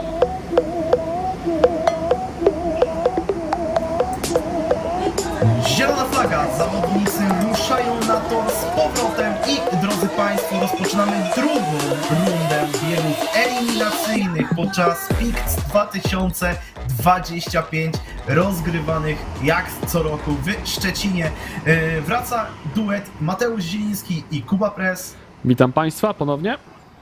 I wracamy do kategorii wyścigów junior, czyli do tych panów, którzy, panów i pani oczywiście, 75 kg i też oczywiście specjalna kategoria wiekowa. Drodzy Państwo, w pierwszym wyścigu tej drugiej rundy biegów eliminacyjnych w kategorii junior wyruszą na tor Fabian Łyczek, Anastazja Rybakiewicz, Oskar Kuzio, Tino Antonacki, Filip Szczęch, Mateusz Pluta, Julian Kurczyński, Teo Di Vincenzo, Julian Zając, Przemek Kuliś, Alek Gos, Weronika Różańska, Szymon Węgrzyn, Iwo Dudek, Wiktor Kwiatkowski, Mati Bernadowski, Bartosz Wojtowicz, Olaf Pakmur, Szymon Hańkało-Jaskulski oraz Filip Fiedor. Taka stawka tych najliczniejszych wyścigów, tych najbardziej licznych wyścigów, ponieważ to właśnie podczas wyścigów kategorii junior najwięcej go-kartów wyrusza na tor. Tak jak w kategorii mini możemy oglądać najbardziej charakternych zawodników, tych, którzy chcą się pokazać, tych, którzy chcą zrobić dla siebie miejsce w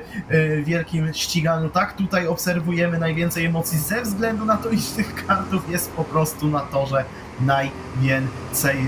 20 go-kartów wyrusza na tor i mamy kwalifikacje. Ruszamy już z kwalifikacjami, drodzy Państwo. Jest ta zielona flaga i zobaczymy, jakie będą czasy zawodników. Tak mi się wydaje, że już ruszyliśmy z tymi okrążeniami pomiarowymi.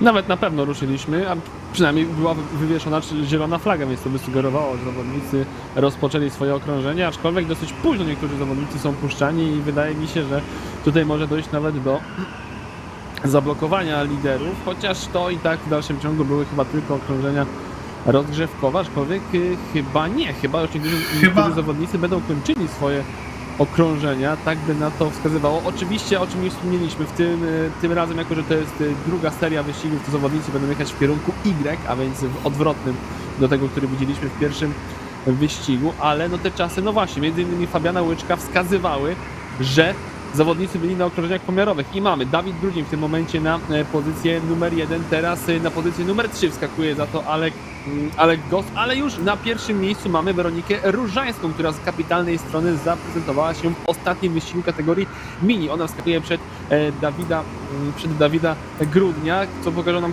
kolejni zawodnicy. Szymon Hańkało na drugie miejsce, na trzecie w tym momencie, bo Mateusz Bernadowski jest pierwszy minimalnie przed Przemkiem Kulisiem, ale Szymon Węgrzyn przebija Mateusza Bernadowskiego. Czekamy jeszcze w takim razie na kolejnych zawodników. Filip Fiedor na pierwszym miejscu 54,366. Bartosz Wojtowicz na pozycji numer 6. Filip w tym momencie na pozycji numer 7. Ależ to się szybko zmienia. Teo Di Vincenzo, Mateusz Pluta.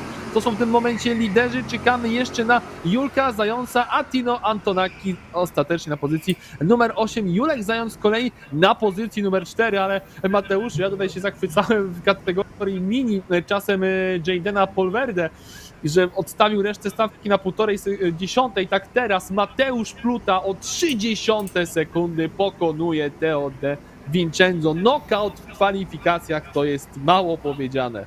To jest mało powiedziane, no niesamowity czas od Mateusza Pluty na start tej drugiej rundy biegów eliminacyjnych. Mateusz Pluta, przypominamy, w pierwszym swoim biegu zdobył 12 punktów, był w okolicach tej pierwszej piątki. To nie jest też zawodnik, który tak niespodziewanie wyskoczył przed resztę stawki, aczkolwiek teraz no naprawdę na wyżyny się spiął Mateusz Pluta przed Teo Di Vincenzo, który przecież już tych punktów ma na swoim koncie 20 i który bardzo dobrze rozpoczął te zawody tegoroczne. Filip Fiedor również na miejscu 3 i dla Filipa to też będzie kolejny udany wyścig, jeśli uda mu się tą pozycję dowieść. Oczywiście najpierw trzeba jeszcze te 12 okrążeń wyścigu przejechać je bez jakichkolwiek problemów i dopiero później myśleć o tych punktach, trzeba złapać tempo, aczkolwiek tutaj patrząc na te czasy, oczywiście te karty też się muszą jeszcze rozgrzać po tej przerwie na dotankowanie, zawodnicy też się muszą jeszcze rozgrzać po tej przerwie na dotankowanie, ponieważ mieli chwilę przerwy od jazdy.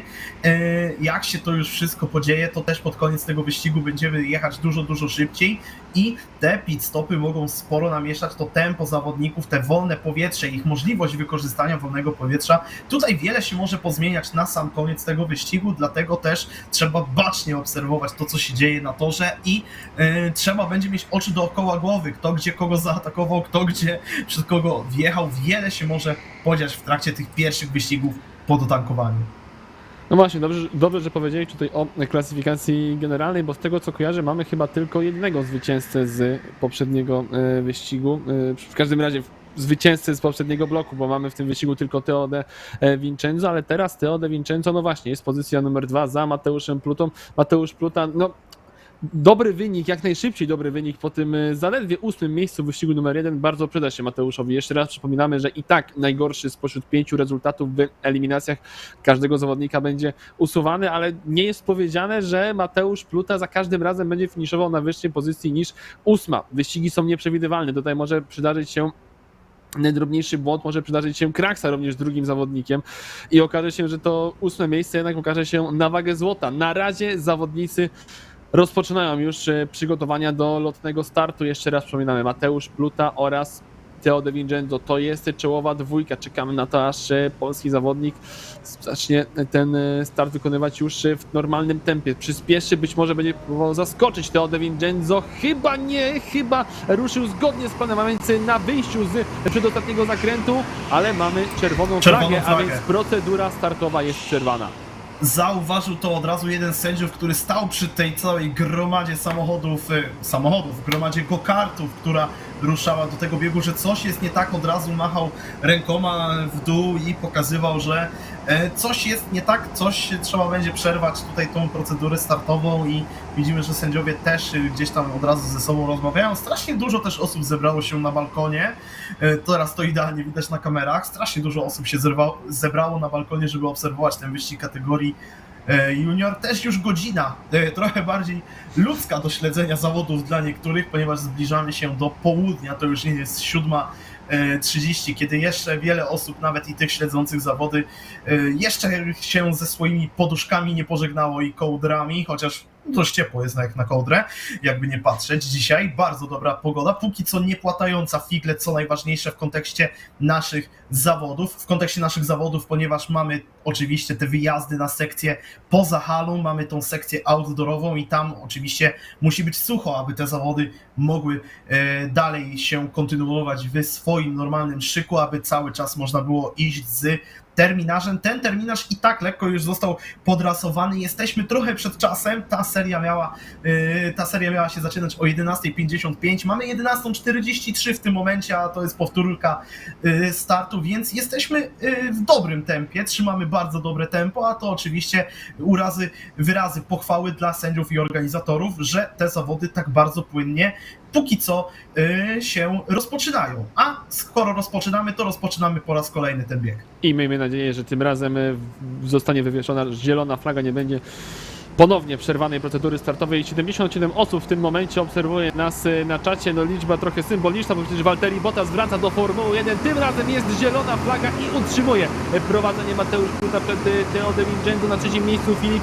Fiedor, dalej Julek Zając i na razie bez żadnych zmian tutaj widzimy w klasyfikacji zawodników, ale my byśmy chcieli bardzo zobaczyć, co się dzieje, no właśnie, poza tą częścią halową, jak daleko jest Mateusz Pluta od Teo de Vincenzo, a może Teo de Vincenzo szykuje się już tutaj do ataku na lidera tego wyścigu, jest bardzo blisko Teo de Vincenzo, no pragnie tej drugiej wygranej na pewno francuski zawodnik, ale póki co będzie musiał chyba obejść się smakiem, na razie jeszcze ataku na Plutę nie będzie, ale dystans jest minimalny, już próbuje inne linie wyścigowe obierać Teo de Vincenzo, aby tutaj gdzieś zaryzykować, być może gdzieś zaatakować Mateusza Plutę. Chyba nawet pokazuje, jakby chciał pospieszyć Mateusza, ale póki co nic z tego się nie dzieje. Być może będzie w takim razie szybszy pit stop Teo de Vincenzo. Nie, żaden z zawodników nie zjeżdża w tym momencie do alei serwisowej, ale powiedzieć, że jest na zderzaku Teo de Vincenzo Mateusza Pluta, to na Mateusza Pluty, to bym powiedział, że to jest wręcz za mało. On tutaj jest na granicy ataku na Mateusza, ale póki co uzbraja się w cierpliwość Teo de Vincenzo. On doskonale zdaje sobie sprawę,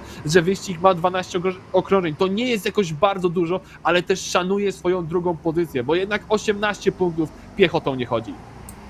No właśnie, a trzeba myśleć o tych punktach. Co prawda jest sobota, co prawda dopiero druga runda tych biegów eliminacyjnych, ale trzeba myśleć o tych punktach cały czas. Trzeba mieć z tyłu głowy, chociaż ten jeden najgorszy wynik nie będzie liczony, tak może się przydarzyć, że w kolejnym biegu mogę mieć znowu pecha, mogę znowu mieć jakiś swój udział w nieciekawej sytuacji torowej i może tu pogrzebasz moje szanse na start w wielkim finale tych zawodów. Widzimy, jak bardzo zbita jest w tym momencie czołówka i Julek nie marnuje czasu. Julek Zając zjeżdża do alei serwisowej i będzie próbował on podcinać rywali, ponieważ no spory ten pociąg za Mateuszem Plutą nam się teraz wyklarował. No widzimy, że Teo Di Vincenzo cały czas praktycznie na jego tylnym zderzaku, cały czas praktycznie tuż za plecami swojego rywala i tak samo tuż za plecami Teo jedzie Filip, tak samo jedzie za jego plecami Szymon Węgrzyn, tak samo Mati i jeszcze Bernadowski się temu przegląda. Przemek Kuliś, który w zeszłym roku był finalistą tych zawodów,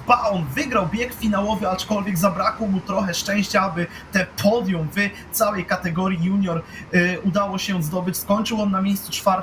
Przemek Kuliś będzie tutaj szukał dla siebie okazji, aby ten wynik z zeszłego roku poprawić, a do tego przydadzą się dobre punkty w tym biegu, a te punkty są jak najbardziej do zdobycia, tylko trzeba się jakoś przedrzeć przez ten pociąg, a Filip Fiedor stwierdził jako kolejny z wagonów tego pociągu, że on nie będzie jechał za tą lokomotywą Mateusza Pluty, tylko się odmelduje i będzie próbował z Julkiem Zającem razem we dwóch takimi skokami trochę tą stawkę przeskoczyć tak naprawdę wirtualnie po drugiej stronie toru, ale w czystym powietrzu, gdzie można te skrzydła swoje rozwinąć i to tempo podkręcić. I nic dziwnego, bo w tym momencie najszybsze okrążenie ma Szymon Węgrzyn, chociaż już Mateusz Bernadowski z rekordem w pierwszym sektorze. Bardzo słabe tempo, może bardzo słabe to przesadzam, ale nie jest to jakieś rewelacyjne tempo Mateusza Pluty, jeżeli chodzi o całe tempo wyścigowe. Oczywiście zawodnicy jadą już w tym momencie szybciej niż najszybsze okrążenie Mateusza Pluty w kwalifikacjach, ale nie zmienia to faktu, że lider wyścigu wcale nie jest w tym momencie najszybszym kierowcą na torze. Mateusz Bernadowski, o czym mówiłem, najszybsze okrążenie, no na razie Szymon Węgrzyn, ale rekord pierwszego sektora Mateusza Bernadowskiego, chociaż teraz podkręcił i to wyraźnie podkręcił tempo Mateusz Pluta w tym drugim sektorze, nawet jeżeli to Teo De Vincenzo jeszcze mocniej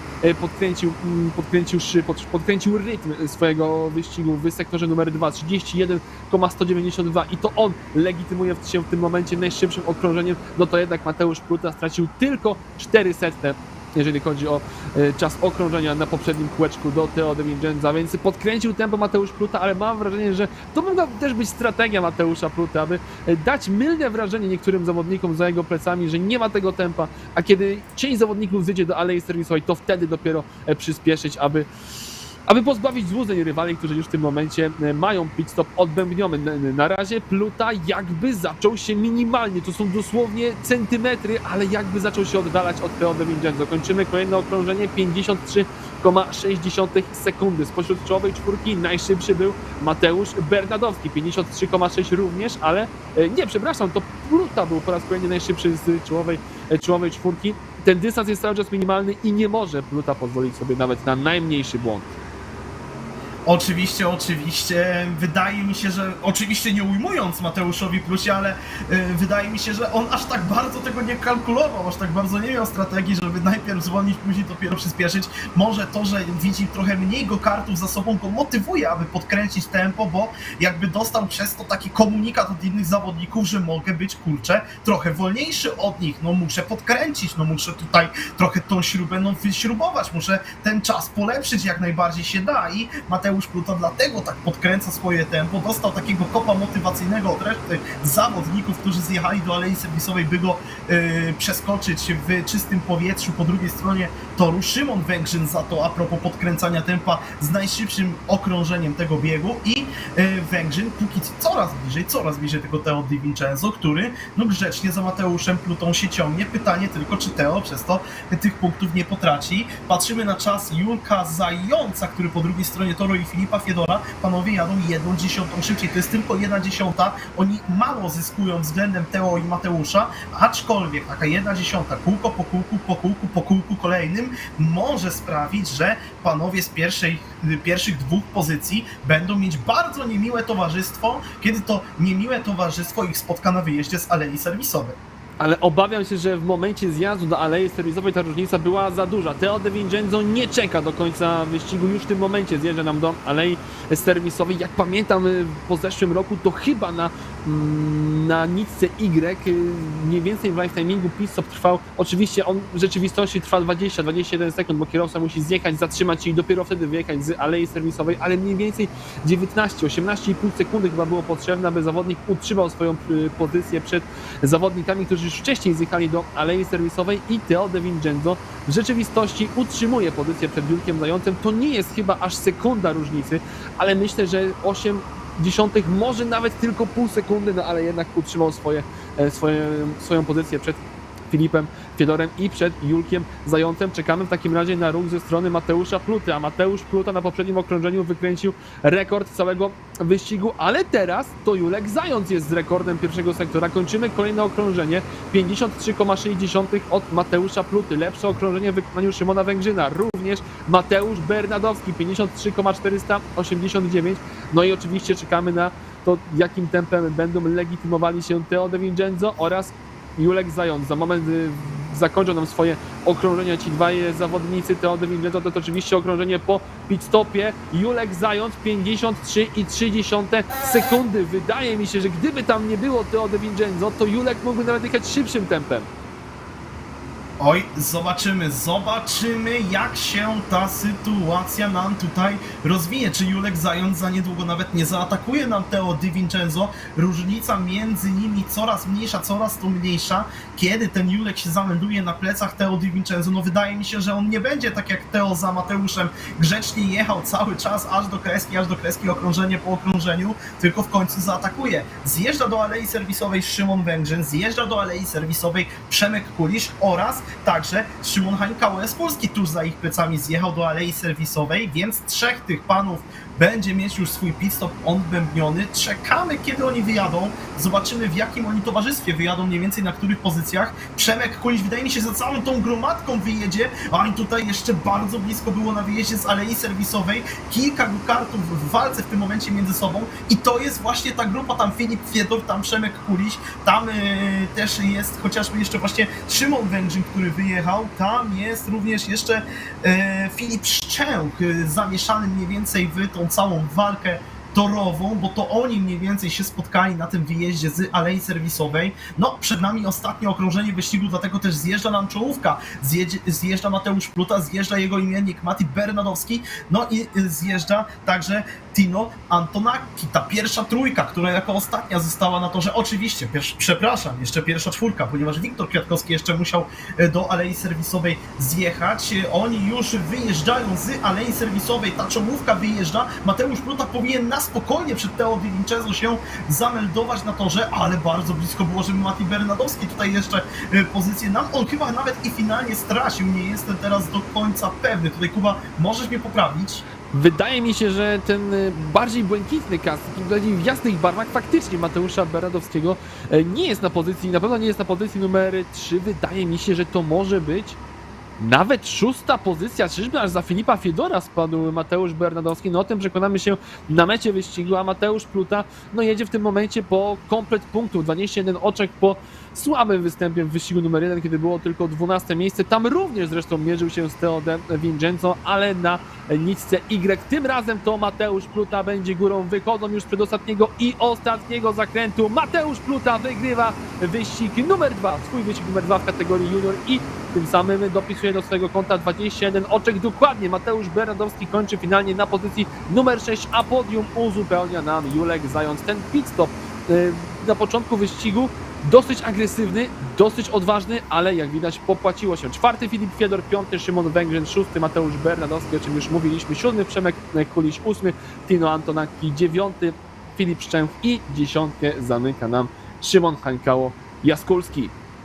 Super baczne oko od Kuby Presa na miejscu 11, Bartosz Wojtowicz na miejscu 12, Wiktor Kwiatkowski na miejscu 13, Weronika Różańska na miejscu 14, dojechał nam Julian Kurczyński na miejscu 15, ukończył ten wyścig Dawid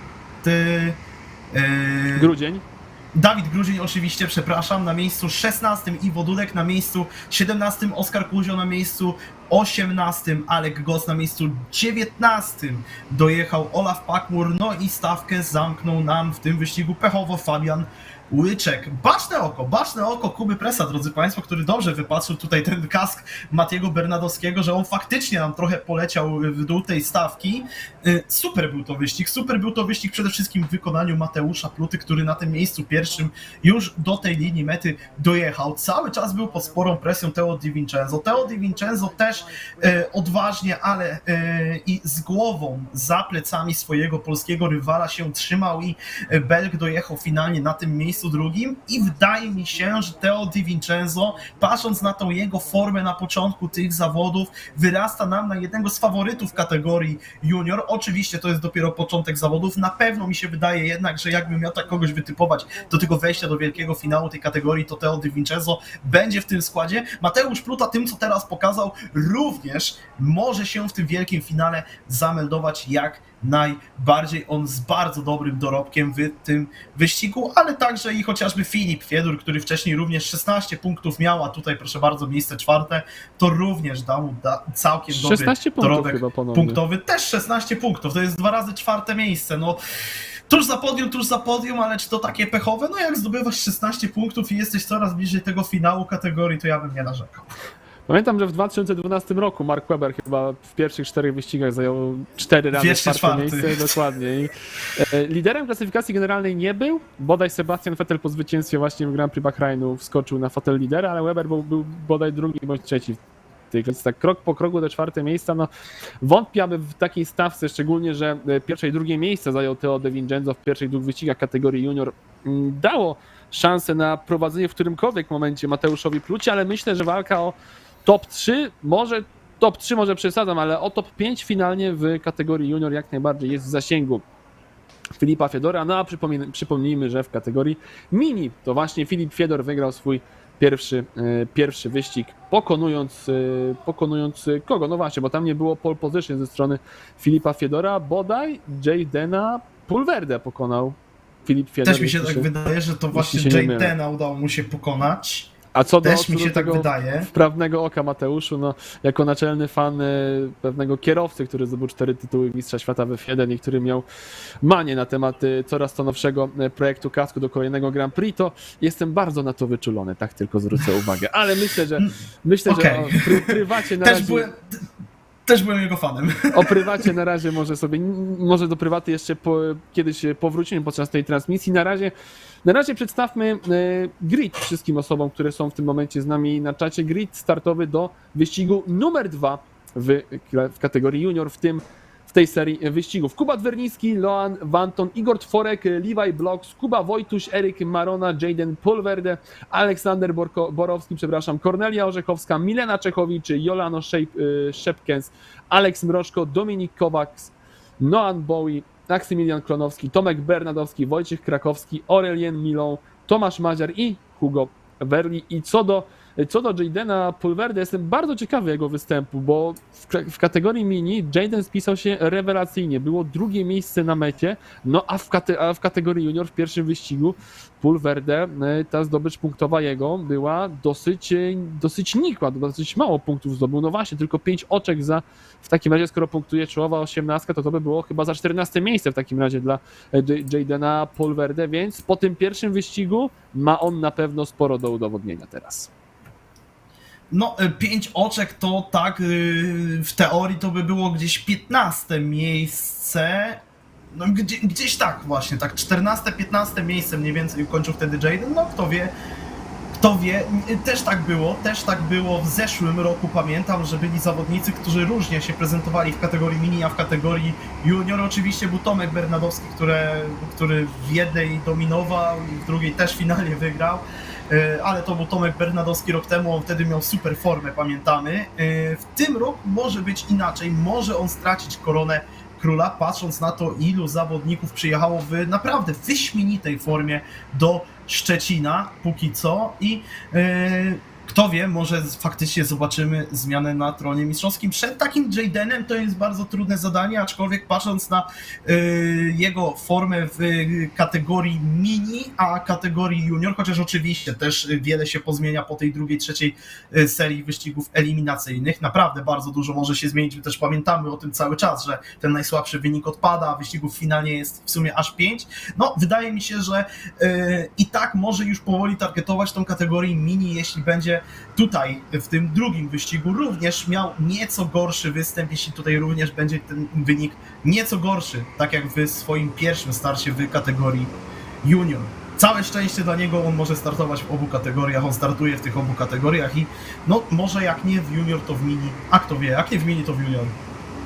No w junior na pewno będzie mu ciężko po tym pierwszym wyścigu, ale tak jak mówiłeś, ten pierwszy wyścig nie będzie liczony, jeżeli każdy kolejny występ Jaydena Pulverde będzie tylko i wyłącznie lepszy, a jeżeli ten wyścig w kategorii mini to jest taka zapowiedź, że to co było w pierwszym wyścigu w juniorze to był tylko wypadek przy pracy, to faktycznie może nam jeszcze sporo namieszać Jayden Pulverde. Na razie zawodnicy dopiero będą kończyć swoje okrążenia pomiarowe w kwalifikacjach, czekamy na to, aż pierwsi zawodnicy pojawią na mecie, ale jeżeli Loan Vanton to jest czas pierwszego sektora, który nie jest okrążenia pomiarowego, to jest to rewelacyjne okrążenie ze strony, szykuje się rewelacyjne okrążenie ze strony Loana. My czekamy oczywiście, aż pierwsi zawodnicy wreszcie ukończą nam linię mety. Jest już flaga w biało-czarną szachownicę. Loan, Vanton, no już w tym momencie widzimy, że są lepsze czasy pierwszych sektorów, ale na razie Vanton przed Aurelienem Milą, no a Bowie w tym momencie na pozycji numer 4, Erek Mroczko na pozycji numer 3, Kuba Wiśniewski jest 5 dalej, Tomasz Maziar na pozycji numer 2, Dawid Kowaks na pozycji numer 8, Igor Tworek za Loanem Vantonem, Aleksander Borowski na pozycji numer 3, czekamy na pierwszy czas poniżej 54 sekund, Alex Mrożko w tym momencie na drugie miejsce, Levi Blocks na drugie, Jolano Szepkens po raz drugi szykuje się, że może wystartować z pole position, czekamy jeszcze na Tomka Bernadowskiego, 53,851. Prawdopodobnie będzie to pole position, chociaż jeszcze Milena Czechowicz z naprawdę dobrym pierwszym sektorem, ale finalnie tylko pozycja numer 12 ze strony Mileny, ale Levi Blocks z rewelacyjnym pierwszym sektorem. Jako jedyny zszedł poniżej bariery 21,8 sekundy, ale w drugim sektorze już prawie 0,2 straty do rekordu Jolano Szepkensa, ale Jolano Szepkens wystartuje z trzeciej pozycji. Chciałbym powiedzieć dopiero, ale to byłaby absolutna przesada w tym przypadku. Drugi Kubat Wernicki i Tomek Bernadowski z pierwszego pola startowego, ale różnice w czołówce minimalne. Tomek Bernadowski na drugim miejscu w swoim pierwszym starcie w kategorii junior w tym roku i z pole position i kolejnym dodatkowym punktem do klasyfikacji generalnej już teraz dodanym z pole position do swojego drugiego startu w kategorii junior. I tak zawsze tutaj pozdrowienia dla mojej mamy, może śledzi te zawody, ale moja mama zawsze to mówiła, kiedy oglądała mecze Igi Świątek, że bij mistrza, każdemu zależy na tym, żeby pokonać mistrza, no to proszę bardzo, mistrz się będzie stawiał. Tomek Bernadowski przypomina o sobie, że on również jest w bardzo, bardzo dobrej formie. No i zobaczymy, jak mu wyjdzie ten start, zobaczymy, jak mu pójdzie ten drugi bieg, do którego przystąpi z pole position, z bardzo dobrym wynikiem akurat, jeśli chodzi nie tylko o pozycję startową, ale też i o czas. 53,851 to jest czas nawet lekko lepszy bodajże, albo zbliżony do Mateusza Pluty sprzed chwili. Kubat Wernicki również niewiele odstał od tego czasu, no i też Jolano bardzo blisko, więc wydaje mi się, że poziom tego drugiego biegu eliminacyjnego będzie naprawdę bardzo, bardzo wysoki, patrząc już po czasach kwalifikacyjnych, patrząc na to, co widzieliśmy też w biegu numer 1.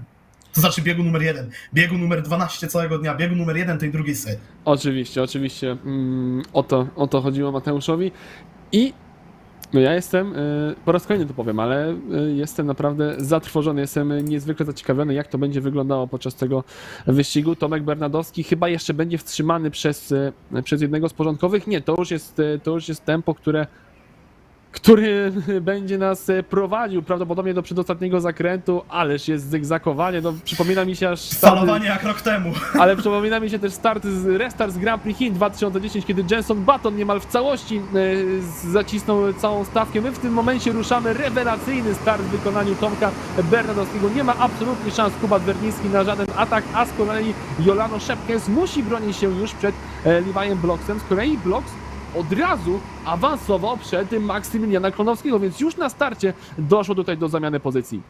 Drodzy Państwo, Tomek Bernadowski zaliczył tak dobry start do tego wyścigu, że już na samym początku, kiedy przecinali tą linię mety, tą linię start mety, przepraszam, powinienem powiedzieć, miał pół sekundy przewagi nad Kubą Wernickim i sekundę i 0,2 przewagi nad Jolaną Szepkensem na miejscu trzecim. I to widać wizualnie, że to strasznie ogromna różnica, jaka się wytworzyła między tymi dwoma panami, już jest teraz aktualna i naprawdę ten start Tomka Bernadowskiego, tak jak rok temu. On rok temu robił dosłownie to samo, to jest jego styl startowania i restartowania. To jest bardzo efektywny styl, jeśli dobrze wykonany, a Tomek Bernadowski wykonuje to wprost wyśmienicie i sekunda i 0,3 przewagi nad miejscem trzecim w tym momencie Tomka Bernadowskiego. Mamy dwa zjazdy do alei serwisowej. Tam zjechała chociażby Milena Czechowicz oraz z tego co patrzę zjechał też Aurelien Milon i to oni we dwoje będą tymi pierwszymi zawodnikami próbującymi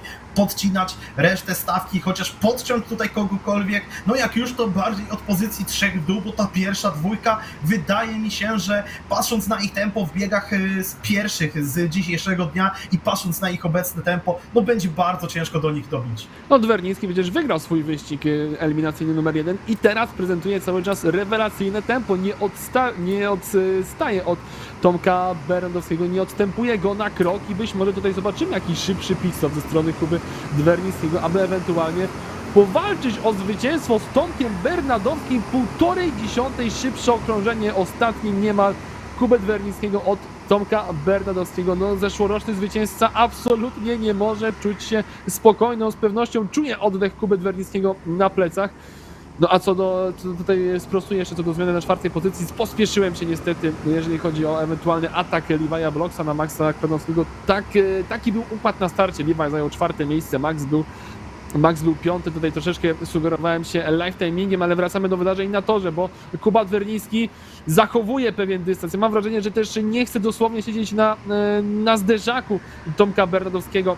Kuba Wernicki ten dystans pewien chce zachować, no albo to Tomek Bernadowski podkręcił tempo w tym drugim sektorze. Na pewno podkręcił w pierwszym, bo od razu 1/10 szybciej od Kuby Wernickiego pokonał ten pierwszy sektor Tomek Bernadowski, a Kuba Wernicki nie czeka, zjeżdża do alei serwisowej. Z kolei na poprzednim okrążeniu w czołówce najszybszy był Levi Blocks. Ta różnica do Bernadowskiego jest jednak za duża. 2 sekundy odrobić na dystansie 12 okrążeń, no to trzeba jechać w zasadzie ćwierć sekundy szybciej w tym momencie od Tomka Bernadowskiego i jeszcze poradzić sobie w międzyczasie z Jolaną Szepkensem bez żadnej straty czasu. Wydaje mi się, że szansa na walkę o zwycięstwo dla Levi'a jest poza zasięgiem.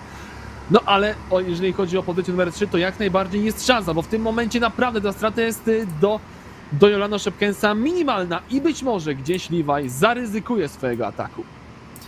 No, sęk w tym, że Levi miał oczywiście to pole position i drugie miejsce w poprzednim biegu eliminacyjnym, więc on bardzo dużo ryzykować tutaj wbrew pozorom nie musi. On tutaj może jechać spokojnie, ten bieg może zaliczyć jako nieco gorszy, no w kolejnym spróbuję, w kolejnym pójdzie mi lepiej, może sobie Levi pomyśleć i nie musi wcale aż tak bardzo napierać, aż tak bardzo ryzykować, może wystawiać się na błędy, może wystawiać się też na ataki z tyłu. Póki co obserwujemy to show Tomka Bernadowskiego, który cały czas dokłada kolejne 10 sekundy tej grupie pościgowej. Aktualnie już 1,5 sekundy ma nad Jolano Szepkensem, któremu dołożył kolejną 1/10 w pierwszym sektorze i Bernadowski jest w swoim świecie. Kuba Wernicki w międzyczasie, no on na tym okrążeniu przed chwilą poprzednim był na okrążeniu wyjazdowym, dlatego ten pierwszy sektor gorszy, ale już na tym okrążeniu teraz 0,2 szybciej od Tomka Bernadowskiego w pierwszym sektorze.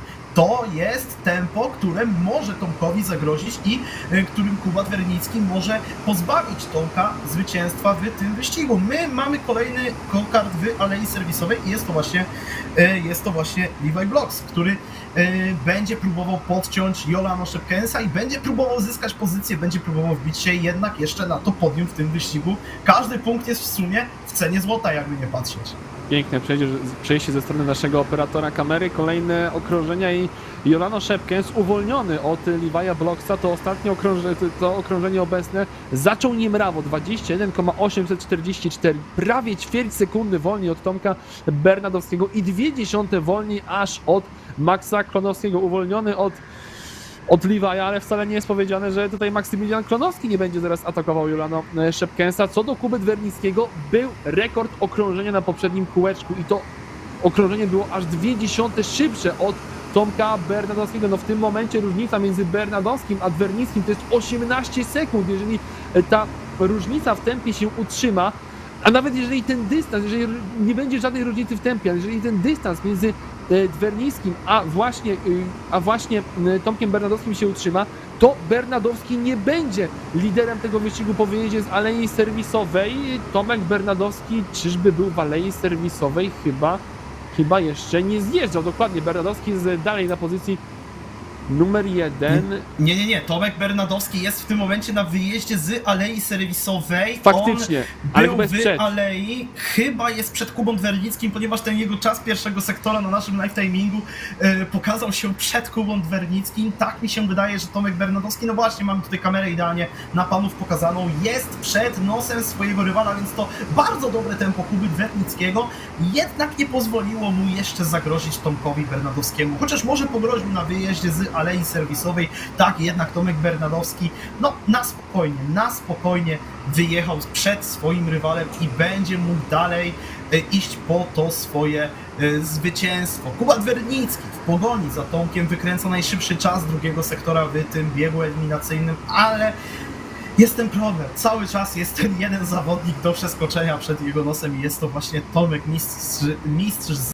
przed roku. Jeśli Kuba Wernicki chce tu wygrać tak bardzo koniecznie, to będzie musiał się uporać z naprawdę bardzo, bardzo trudnym rywalem, aczkolwiek też pamiętamy, no wcale nie musi. Wyścigi są te zawody, są bardzo, bardzo długie, tak jak bardzo długie jest 90 minut na Santiago Bernabeu, można się pośmiać trochę z piłki nożnej tutaj i te zawody też, PIX 2025 są bardzo długie, tutaj jest 5 biegów eliminacyjnych, ten najgorszy wynik przepada, wcale nie trzeba aż tak bardzo ryzykować. Kolejny zjazd do alei serwisowej, drodzy Państwo. Noam Bowi zjeżdża do alei serwisowej, przywitać się z cudzysłownymi mechanikami i odstać te 20 sekund. Spędzić 20 sekund w alei. Nie odstępuje Wernicki na krok Tomka Bernadowskiego, ale tak jak mówiłeś, tutaj nie ma absolutnie potrzeby ataku ze strony Kuby Wernickiego. Drugi rezultat to wciąż jest znakomity wynik dla zawodnika, który przecież wygrał w pierwszym swoim wyścigu w kategorii junior. Noam Bowie w tym momencie wyjeżdża z alei serwisowej i będzie gdzieś na granicy z Jakubem Wojtusiem, który w tym momencie jest na pozycji numer 17, za nimi mamy Eryka Maronę, mamy Kornelię Orzechowską oraz Dawida Kowaksa. To są zawodnicy, którzy prawdopodobnie ukończą nam ten wyścig, jeżeli chodzi o Kornelię i Dawida, bez punktów. Eryk Marona z Gariem prawdopodobnie to ostatnie oczko, a pozostali zawodnicy w boksie, ale jeszcze czołowa trójka nie zjechała. Nie zjechał nam Jolano Szepkens, Max Klonowski oraz Aleksander Mroczko. Jestem zdziwiony, że Klonowskiego nie mamy w alei serwisowej już na tym okrążeniu, bo jakieś szanse ewentualnie na przeskoczenie Jolano Szepkensa jeszcze były, no ale w tym momencie, skoro oni jedą w jednym momencie do alei serwisowej, nie ma na to szans. A Bernadowski, miałem wrażenie, że musiał obierać linię wewnętrzną do nawrotu poza halą, żeby po prostu obronić się przed ewentualnym atakiem Kuby Wernickiego, a więc jest tutaj pewna obawa ze strony Tomka Bernadowskiego, że jednak Kuba Wernicki będzie tutaj atakował i postara się jeszcze powalczyć o to zwycięstwo. W boksie mamy 3 ostatnich zawodników, no za moment będziemy mieli 4 ostatnich, bo jeszcze Hugo Verli nie zjechał nam do alei serwisowej. Na razie jest Szepkens, Klonowski oraz Mroczko. Oni będą mogli za moment powrócić tam do rywalizacji. Na pewno nie będzie na prowadzeniu Jolano Szepkens, ale chyba będzie trzecie, nie, jednak 4. miejsce, jednak Levi Blocksy pokonał tutaj Jolano Szepkensa w alei serwisowej i to prawdopodobnie właśnie on zajmie nam ostatnie miejsce na podium. Bardzo dobra decyzja Levi'a o podcinaniu, bardzo dobra decyzja, strasznie mocno się to opłaciło Levi'owi. Widzimy, że ta różnica nad nim a nad Jolano jest po prostu ogromna, jest to kilka kartów różnicy i na spokojnie on może dowieść to trzecie miejsce. Tak jak Tomek Bernadowski, wydaje mi się, że już na spokojnie obroni się na miejscu pierwszym. Kuba Wernicki grozi, Kuba Wernicki się pokazuje Tomkowi raz po lewej, raz po prawej, ale Tomek Bernadowski, obierając te linie wewnętrzne, będzie miał cały czas ten prym w zakrętach. Widzimy, że broni się Tomek bardzo mocno w tym ostatnim, szczerym zakręcie tego toru. Pokonuje ostatni Tomek Bernadowski. No i bardziej napędzony Kuba Wernicki z linii zewnętrznej. Nawet nie miał tutaj jakkolwiek jeszcze pogrozić na prostej start meta Tomkowi Bernadowskiemu. Super jazda Tomka na tych ostatnich okrążeniach. Super defensywna jazda Tomka. Już nawet nie próbował jechać jak najszybszych okrążeń. Może czuł, że Kuba Wernicki może być nawet od niego lekko szybszy, dlatego na spokojnie po prostu obierał linie defensywne i świetnie się Tomek wybronił. Na miejscu drugim Kuba Wernicki, na miejscu trzecim Levi Blocks, na miejscu czwartym Jolano Szepkens, na miejscu piątym Max Klonowski, na miejscu szóstym dojechał nam Loan Wanton, na miejscu siódmym Alex Mrożko, na miejscu ósmym Igor Tworek, na miejscu dziewiątym ukończył ten wyścig Aleksander Borowski, no i pierwszą dziesiątkę zamknął nam Tomasz Mazier. Dalej mamy na 11 miejscu Aurelię Milonda, mamy Milenę Czechowicz na pozycji numer 12, w poprzedniej rundzie chyba była pozycja numer 9, więc 2. Jak na razie całkiem niezłe występy Mileny. Dalej mamy Kubę Wojtusia, Wojtka Krakowskiego na pozycji numer 13, Eryk Marona na pozycji numer 15, Jaden Polverde dopiero pozycja numer 16, więc chyba ten zawodnik w pełni skupia swoje siły na kategorii mini. Pozycja numer 17 to jest Noah Bowie, pozycja numer 18, ostatni punkt w tym wyścigu to jest Hugo Verli i dwie ostatnie lokaty Kornelia Orzechowska oraz Dawid Kowaks. Ci zawodnicy żadnego punktu z tego wyścigu nie wywożą. Szczerze, jestem bardzo zaskoczony, ale pozytywnie, że Kuba Wernicki jednak spróbował tutaj zaatakować Tomka Bernadowskiego. Nie miał zamiaru grzecznie kończyć wyścigu na drugim miejscu, tylko wbrew temu, co mówimy, że jest aż 5 wyścigów, że najgorszy rezultat i tak nie będzie liczony do rezultatów, finalnych rezultatów eliminacji, jednak zawodnicy chcą podejmować to ryzyko i w każdym wyścigu, jeżeli pojawi się okazja, chcą walczyć o zwycięstwo i to jak najbardziej pochwalamy. To chcemy widzieć. Kuba Wernicki minimalnie za Tomkiem Bernadowskim. Tomek bardzo szeroko wywiózł Kubę Wernickiego w przedostatnim zakręcie, ale oczywiście miał do tego prawo i finalnie to właśnie Tomek wygrywa swój pierwszy wyścig w kategorii junior podczas dnia dzisiejszego. Słuchaj, Kuba Wernicki wygrał wyścig numer 1 w swoim pierwszym starcie. No wydaje mi się, że to też dodatkowy kop motywacyjny dla zawodników jest. Jeśli wygrywasz ten swój pierwszy wyścig, tak jak w żużlu, jak się zdobyła pierwszą trójkę, to później chcesz też trójkę zdobyć. Tak samo tutaj, chcesz ten drugi bieg też wygrać i ten swój trzeci bieg też wygrać, bo wiemy chyba, możemy się domyślać tylko jak to działa motywacyjnie, ponieważ my niestety zawodnikami tak szybkimi, żeby startować w zawodach nie jesteśmy z Jakubem, drodzy Państwo, ale możemy się tylko domyślać, jaki to jest kop motywacyjny dla zawodników, żeby tak te 5/5 swoich biegów eliminacyjnych wygrać. Wchodzi się jako zdecydowany faworyt w finały, ma się też to uprzywilejowane ostatnie miejsce w super kwalifikacjach przed finałem, jedzie się jako ostatni, najbardziej odciążony kart, najlepiej dogrzany kart i można wykręcić jak najlepszy czas. Oczywiście o to walczą zawodnicy. Kuba Wernicki wygrał swój pierwszy start, chciał też wygrać start numer 2. No, Tomek Bernadowski miał na to inne plany. Tomek Bernadowski właśnie chciał się odbić po drugim miejscu w swoim pierwszym starcie i Kuba Wernicki już kompletu zwycięstw z biegów eliminacyjnych nie przywiezie, a przed nami trzeci bieg eliminacyjny, ostatni w tej drugiej rundzie, jeśli chodzi o kategorię junior. Ania Wiśniewska, Ziemowit Werra, Aleksander Drzewiecki, Lukas Beso, Kaspian Dzierżyk, Olaf Caliński, Jakub Koniczuk, Simon Wangeluwe, Jana Tranchet, Mateusz Madajewski, Frederik Navarro, Marcel Piaściak, Niek Vandenberge, Kasper Kałużny, Michał Siejka, Jacob Ikło, Julian Szylak, Iwo Gurdak, Karol Niemczyk, Mieszko Sędziński. Oni rzucą się na ten ostatni bój, jeśli chodzi o kategorię junior w drugiej serii startu. A co do jeszcze Kubet Wernickiego, to zawodnik ten wygrał swój wyścig również w kategorii Open, więc to jest dosłownie pierwsza porażka Kubet Wernickiego podczas dzisiejszej rywalizacji. Mało tego, w kategorii Open każdy zawodnik, który startował z pole position do swojego wyścigu, zgarnął również zwycięstwa, więc Mateusz Pluta, Teo De Vincenzo, Arno Toiven, Kubat Wernicki i Levi Bloch to są zawodnicy, którzy wygrali swoje wyścigi w kategorii Open po starcie z pole position. O tej kategorii Open wspominam nie przez przypadek, bo oczywiście po tym wyścigu kategorii Junior powracamy do kategorii Open, ale te wydarzenia już skomentuje dla Was, dla Państwa James Old. My natomiast jeszcze mamy ten jeden wyścig kategorii Junior, przed tym nim oddamy Jamesowi mikrofon do skomentowania i tak jak powiedział Mateusz, ta grupa zawodników, których w nim zobaczymy, 20 zawodników, w tym przynajmniej jedna dama oczywiście na starcie, ale myślę, że po tym, co widzieliśmy w pierwszym wyścigu, to spodziewamy się chyba, Mateuszu, tutaj pojedynku między Ziemowitem Werrą i Karolem Niemczykiem. Oczywiście, zdobywcy podium z przed roku, przypominamy cały czas, to są zawodnicy z czołówki absolutnie, jeśli chodzi o zawody Polish Indoor Karting Championship, to są absolutnie czołowi zawodnicy, jeśli chodzi o nasze polskie go-kartowe podwórko i to na nich zawiesimy swoje oczy, ale nie możemy skreślać przecież Frederika Navarro, nie możemy skreślać chociażby jeszcze Iwo Gurdaka, nie możemy skreślać nikogo, bo tutaj każdy ma równe szanse. Go-karty, przypominamy, drodzy Państwo, w tych rentalowych zawodach są jak najbardziej wyrównane, są one specjalnie przez sędziów przygotowywane, aby były jak najrówniejsze, aby tylko i wyłącznie te umiejętności zawodników decydowały o kolejnościach startowych oraz kolejnościach końcowych do każdego poszczególnego biegu. Kwalifikacje ruszyły, my czekamy na pierwszy czas od zawodników. Póki co w pierwszym sektorze najszybszy jest Kaspian Dzierżyk. Pytanie tylko, jak odpowie mu na to Ziemowit Werra, chociażby 53,6. Bardzo dobre okrążenie od Kaspiana. Nikt Vandenberge, ani Marcel, ani tutaj Ania nie mieli jak się póki co zbliżyć do tego okrążenia. Julek jak najbliżej Kaspiana Dzierżyka póki co, ale on tylko na miejscu trzecim, bo Iwo Gurdak go bardzo szybko strącił na miejsce właśnie trzecie. Iwo Gurdak wskakuje na miejsce drugie.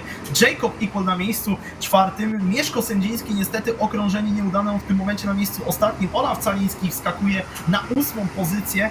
Drodzy Państwo, czekamy. Mateusz Madajewski 54.0. Gdzie jest w tym wszystkim Ziemowit Werra? Główny faworyt do objęcia pole position. Frederik Navarro bez formy sprzed roku na miejscu 7. 11 Jana Tranczet. Aleksander wskakuje nam na miejsce i już teraz 9, bo Ziemowit Werra melduje się na linii mety. On jako ostatni kończył te okrążenie kwalifikacyjne, ale jest to drugi czas okrążenia, bo Kaspian Dzierżyk. To jest dominacja. To była dominacja w tej sesji kwalifikacyjnej. Pierwsze miejsce, świetnie, naprawdę świetnie się zaprezentował Kaspian. Jechał jako pierwszy, miał czyste powietrze przed sobą. Rekord w sektorze numer 1, rekord w sektorze numer 2. W sumie 1/10 przewagi nad Ziemowitem Werrą, nad Simonem Wangeluwe to jest 0,2 przewagi. Jeszcze Igor Tworek tam też bardzo ładnie w kwalifikacjach, on też 0,2 straty do naszego zdobywcy pole position i wygląda na to, że Kaspian Dzierżyk wyrasta nam na faworyta tego drugiego biegu eliminacyjnego, swojego drugiego biegu eliminacyjnego.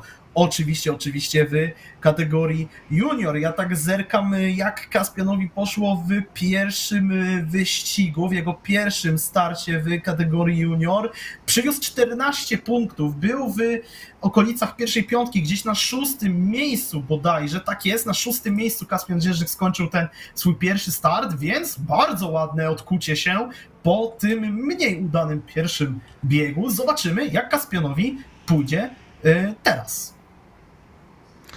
Czekałem tylko, aż zapytasz, drogi Jakubie, czy coś mówiłeś na początku sesji kwalifikacyjnej, kto tu będzie walczył o pole position? Nie, spokojnie, cierpliwy nie jestem, tylko wtrącam się w słowa. Aj, Mateusz, wypadało się aż szczepić, tak na jakiś comedian release, coś się wtrąci, jakiś taki właśnie przerywnik komediowy.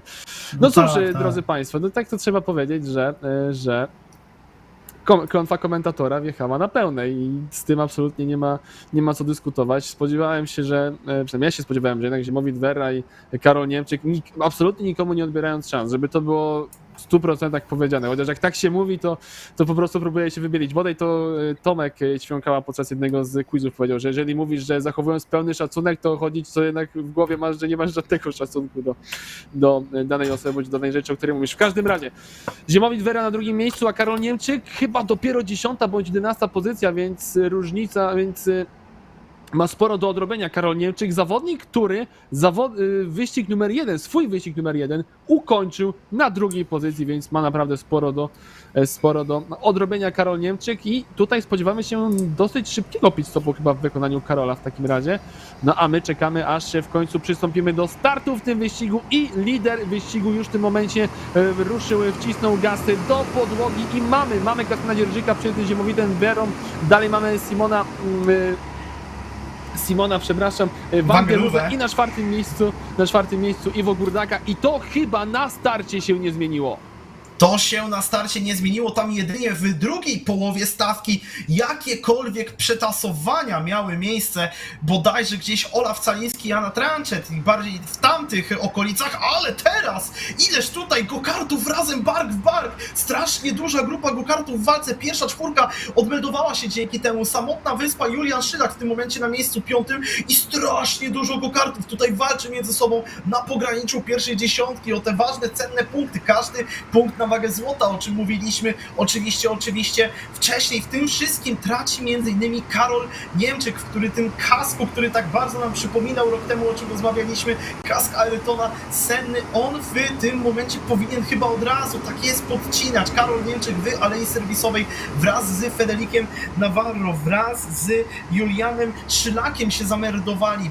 Tutaj cała piątka zawodników, bo jeszcze Nick van der Berge oraz Marcel nam się zameldował także u mechaników, Marcel Piaszczak oczywiście i ta pierwsza piątka zawodników po pit stopach będzie teraz mieć naprawdę bardzo trudne zadanie po tym, co się wydarzyło po wyjeździe z sekcji zewnętrznej, bo strasznie ta pierwsza czwórka, można by powiedzieć, że piątka i szóstka odjechała, bo też Jacob Equal też taką samotną wyspą teraz w pogoni za Mateuszem Manajewskim. Iwo Gurdak na miejscu 4 utrzymuje się tuż za plecami Simona Wangelówę, a pierwsza dwójka, no nie odstąpić tutaj, kartki papieru nawet nie da się wsadzić między Ziemowita Werę a Kaspiana Dzierżyka. Panowie bardzo blisko siebie, jednakże Ziemo jedynie ciągnie się póki co za swoim rywalem i szukać będzie dla siebie Ziemowit okazji dopiero później gdzieś do zaatakowania Kaspiana. Może tutaj w sekcji outdoorowej, no jeszcze nie.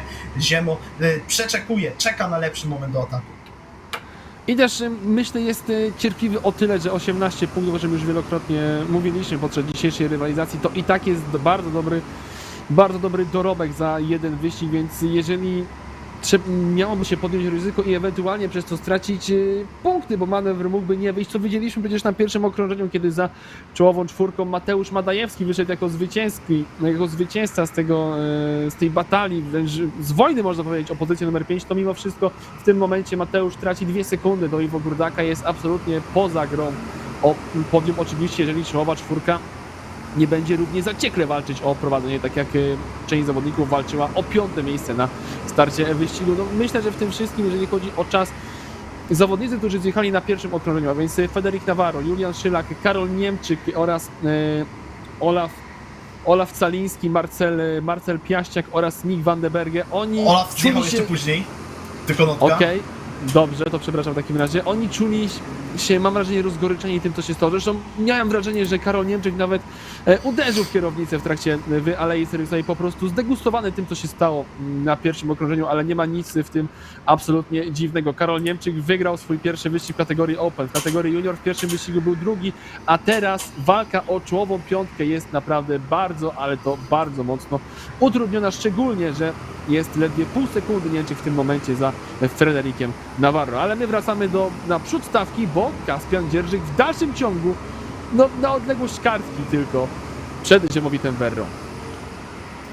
dla fanów Karola Niemczyka trzeba przypomnieć jednak to, co się działo rok temu, ponieważ przypominamy, Karol Niemczyk również miał jeden taki bardzo nieudany wyścig w tych biegach eliminacyjnych i później mówiliśmy cały czas, że to będzie bieg dla niego ostatniej szansy tak naprawdę. Każdy kolejny bieg będzie dla niego biegiem ostatniej szansy o to, żeby wejść do wielkiego finału, a jak już wszedł do wielkiego finału, to się okazało, że Karol Niemczyk przyjął trzecie miejsce w klasyfikacji generalnej kategorii junior, więc na spokojnie, tutaj dla rodziny, dla fanów Karola Niemczyka mówimy na spokojnie, Karol jest w stanie się podnieść po nie lada ciosach. Wydaje się, że nawet od Tysona Fury'ego mógłby przyjąć cios i na spokojnie by jeszcze ten cios ustał. Karol Niemczyk to jest zawodnik, to jest przede wszystkim fighter w tym go-karcie i na spokojnie jeszcze będzie miał o co walczyć. Karol zjeżdża nam do alei serwisowej Aleksander Drzewiecki, kiedy to sytuacja w czubie stawki nie ulega zmianom. Szyk cały czas taki sam, oglądamy jak Ziemowit Werra przyklejony do Kaspiana, oglądamy jak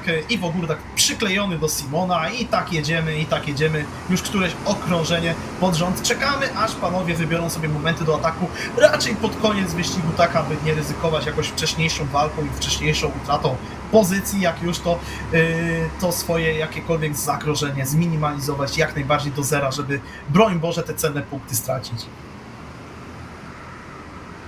A my mamy niestety drugi pit stop spalony podczas dzisiejszego dnia. Chodzi o Nika van de Berge.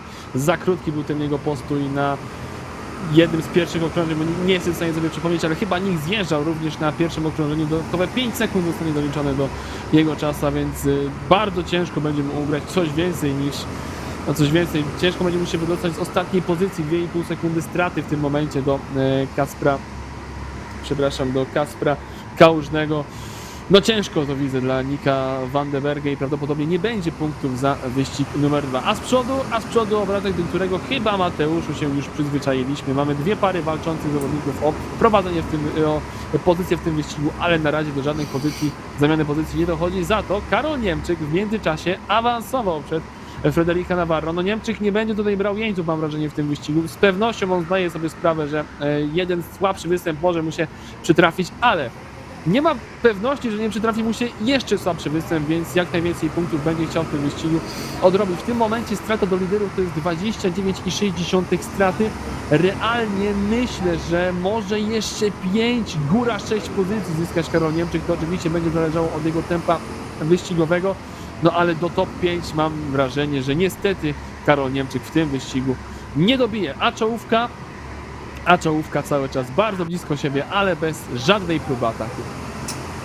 Do Jakuba Kolniczuka zobaczymy, jak Karol Niemczyk się pokaże. No, pokaże się przed Jakubem Kolniczukiem, więc Karol jest w tym momencie na miejscu 12. Tuż przed jego nosem Julian Szylak i to on w tym momencie prowadzi ten pociąg zawodników, którzy już po pit stopach. Idealnie jest stawka podzielona. Pierwsza dziesiątka była w boksach, nie była w boksach, druga za to w tych boksach była, a mamy zmianę na pozycji lidera, bo Ziemowit Werra wykorzystał moment słabości Kaspiana Dzierżyka, wykorzystał jego chwilę zagapienia się i wyprzedził Kaspiana na torze, a od razu potem zjechał do alei serwisowej, jakby dając Kaspianowi znać, że on jest od niego szybszy i Kaspian, nie, musisz tutaj podkręcić tempo, bo ja na pewno za tobą czekać wiecznie nie będę. Ziemowit Werra wyszedł tylko na prowadzenie, od razu zjeżdża do alei serwisowej i będzie próbował wykorzystać czyste powietrze, ponieważ no wyjechał daleko przed tak naprawdę wszystkimi. Najbliższy rywal jest parę sekund zanim po tym, co się wydarzyło na pierwszym okrążeniu, to pokłosie tej wielkiej walki, to pokłosie tych wszystkich tam mikrokontaktów, które przerodziły się w jeden wielki bałagan na torze pomiędzy zawodnikami. Zostały nam już tylko 2 pełne okrążenia do końca tego wyścigu, kiedy Kaspian Dzierżyk wybierze sobie moment na zjazd do alei serwisowej. Jeszcze nie teraz, ale Iwo Górdak zamelduje się u niewidocznych mechaników i zobaczymy, jaki będzie jego czas postoju. Czy przez przypadek nie posypie się tutaj jakaś kara? Oby nie. Zanim także w alei serwisowej Mateusz Madajewski i nie tylko oni, ponieważ jeszcze Michał Siejka zjechał do alei. Dziwi mnie decyzja Simona van Gölöwe, ale dziwi mnie też trochę strategia czołowej trójki, bo mamy w tym momencie ostatnie okrążenie na pit stop, a więc Van Gölöwe zjedzie razem z Kaspianem Dzierżykiem. Różnica między Dzierżykiem i Van Gölöwe jest minimalna, to jest parę dziesiątych sekundy. To nie jest oczywiście taki dystans, że Van Gölöwe może myśleć o ataku jak Bernadowski, tylko Ziemowit-Vera na dojeździe do końcówki okrążenia, ale będzie musiał troszeczkę poczekać na wyjechanie Kaspiana Dzierżyka i obawiam się, że z tego względu Simon van Gelewe może spaść najzwyczajniej w świecie za Iwo Gurdaka. W tym momencie w boksie jest Dzierżyk i van Gelewe. Różnica między Ziemowitem Verrą a Kaspianem Dzierżykiem 18,9 sekundy. Tutaj będzie na żyletki. Tutaj będzie dosłownie minimalna różnica między pierwszym i drugim zawodnikiem na wyjeździe z alei serwisowej. Jednak Verra zachowuje prowadzenie, a Simon van Gelewe spada za Iwo Gurdaka, więc ta strategia z przyczekaniem jeszcze jednego okrążenia okazała się błędna. Simon van Gelewe spada w tym momencie z pozycji gwarantującej podium, a wskakuje na nią Iwo Gurdak i chyba w tej kolejności, Mateuszu, dojedziemy już, jeżeli chodzi oczywiście o czołówkę, do mety tego wyścigu, bo od razu również i różnice między zawodnikami wzrosły do takich dystansów, że nie będzie tutaj żadnej zamiany pozycji. Porządkowy, jeden z porządkowych ma już flagę w biało-czarną szachownicę. Czekamy zatem, aż czołowa czwórka dojedzie nam do końcówki okrążenia i zakończą tę rywalizację. Ziemowit-Vera po raz drugi dzisiejszego dnia zgarnie zwycięstwo w kategorii junior. Wyjeżdża już w tym momencie z przedostatniego zakrętu. Jest zakręt ostatni, a więc to Verra wygrywa swój drugi wyścig w kategorii junior przed Kaspianem Dzierżykiem, Simonem van Gelewe i Iwo Gurdakiem. Przepraszam, przed Iwo Gurdakiem i Simonem van Gelewe. Kaspian Dzierżyk jeszcze zbił żółwika z Ziemowitem Verą, było to teraz widać. Ucieszony Kaspian, że udało się odbić po tym nieco gorszym pierwszym starcie. Mateusz Madajewski na miejscu 5. Karol Niemczyk finalnie się podniósł i dojechał nam na miejscu 6 w tym wyścigu. Proszę bardzo, na miejscu 7 Julian Szylak, na miejscu 8 Jacob Equal, na miejscu 9 Frederick Navarro, na miejscu 10 Aleksander Drzewiecki, na miejscu 11 Jana Tranczet, na miejscu 12 Olaf Caiński, na miejscu 13 Marcel Piaściak, na miejscu 14 dojechał nam Jakub Koniczuk, na miejscu 15 Ania Wiśniewska, 16 uplasował się Michał Siejka, 17 był Lukas Beso, 18 Mieszko Sędziński, 19 dojechał nam Kacper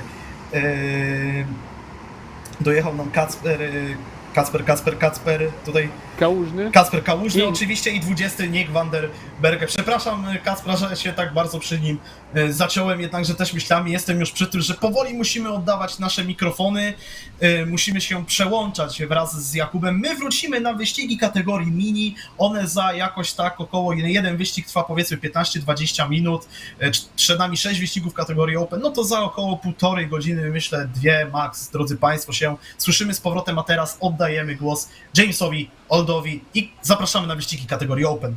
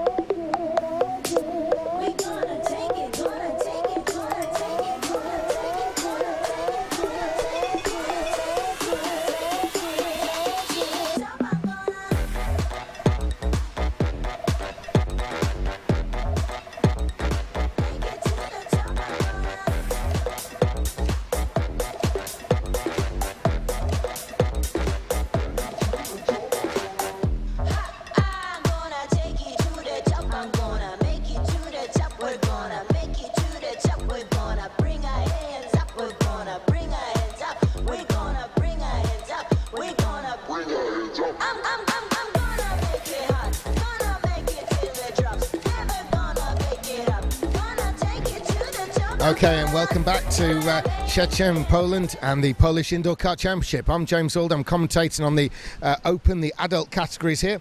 So after some fantastic commentary and racing with the junior and mini there, Mateusz and Kuba commentating on that one in Polish, we're now going back to English for the Open section.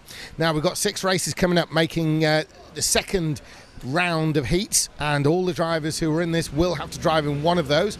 If you're just joining us, we've had some outstanding results, some fairly big shocks already. And if you've been here all morning, you'll notice that they're going to be going the wrong way around the track. It's the reverse circuit format that we're using, alternating the circuit format with each heat to swap over every time around. So this is the second round of heats, and it's the opposite way around to what we saw before. Now, the great news is the sun has come out and the outside part of the racetrack has dried off completely.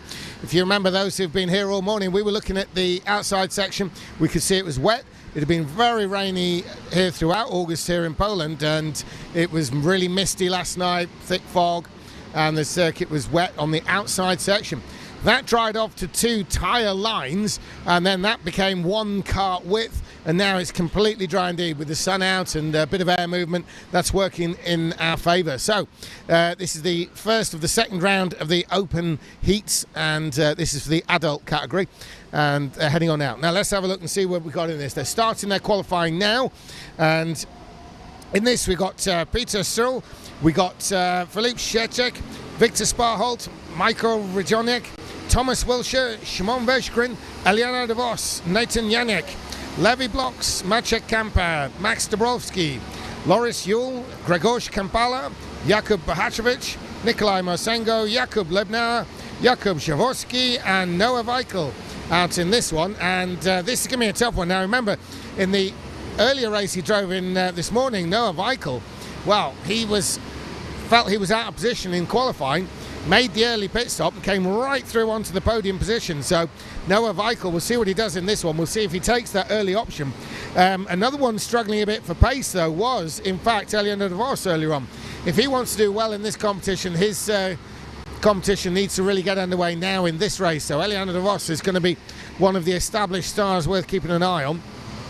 Victor Sparholt's been around forever. Michael Jonet will need some points. Thomas Wilshire, he's been doing very well generally, and he's going to want to keep that going. Szymon Weszgrin will be up at the front, no doubt about that. Levi Bloks, we saw win earlier on, and that was an amazing performance from a driver that we don't really know too much about internationally. He is a quite well-touted junior and has won junior races already today. So he's competing in the junior and the senior category. That's Levi Bloks, and we've seen him winning both. Now, the checker flag is out, the times are coming through, and it is in fact Noah Weichel who will looks like he's on pole at the moment. 54.2 is pretty fast. We'll see if anyone can beat him as the times come in. It's still Noah Weichel from Jakub Bahachevich, and gone to the front it is Szymon Weszgrin. Szymon Weszgrin has gone right to the top with a 54.1. Into second place is Nikolai Marsengo. There's a big heavy hit. Levi Bloks into the pole position there, and that's where he started the other race he drove in this morning, and that's also the one he won. So we've got Levi Bloks, who's gone into first place from Szymon Weszgrin. Nikolai Marsengo is into third. Noah Weichel is in fourth. Jakub Bahachevich is in fifth. And Loris Yule is going to be there in sixth place. Netan Janiak is in seventh place. Michael Radonovich is in eighth, and incredibly down the order again, it's Eliana de Vos. So can de Vos do something with this one? Will he go for the early pit stop?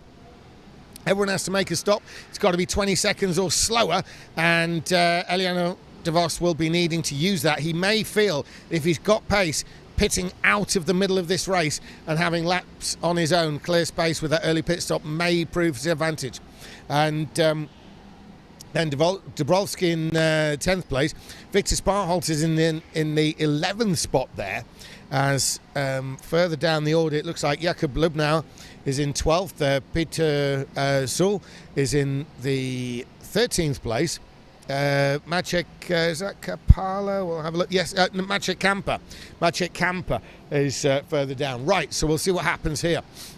Now, Thomas Wilshire's there a little bit further back by the looks of things, and we'll see how this pans out. Right, so they're forming up on the top of the right of your screen as you see it at home. They're going to be sent underway from there. As this is the lineup, it's going to be a single file start, as is normal in this form of international karting.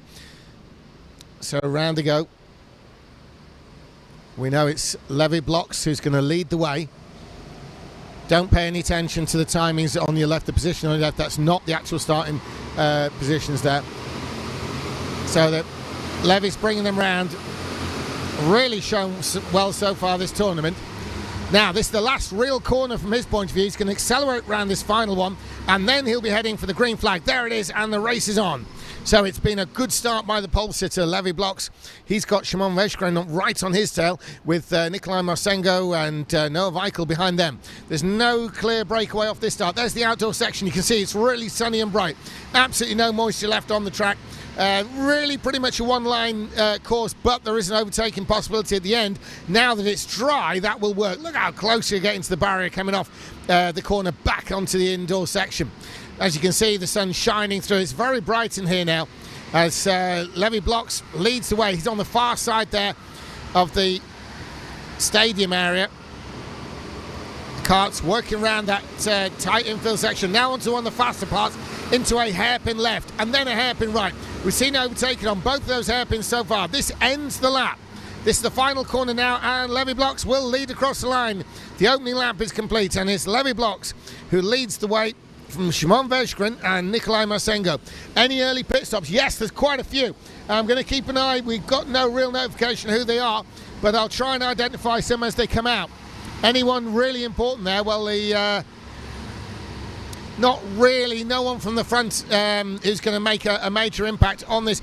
Most importantly, I was looking for Eliana de Vos, but it seems like Eliana de Vos has stayed out, which is what happened earlier on. In fact, looking out across the track there, I can see Eliana de Vos is still on the track. He's at the back of what's effectively the lead group.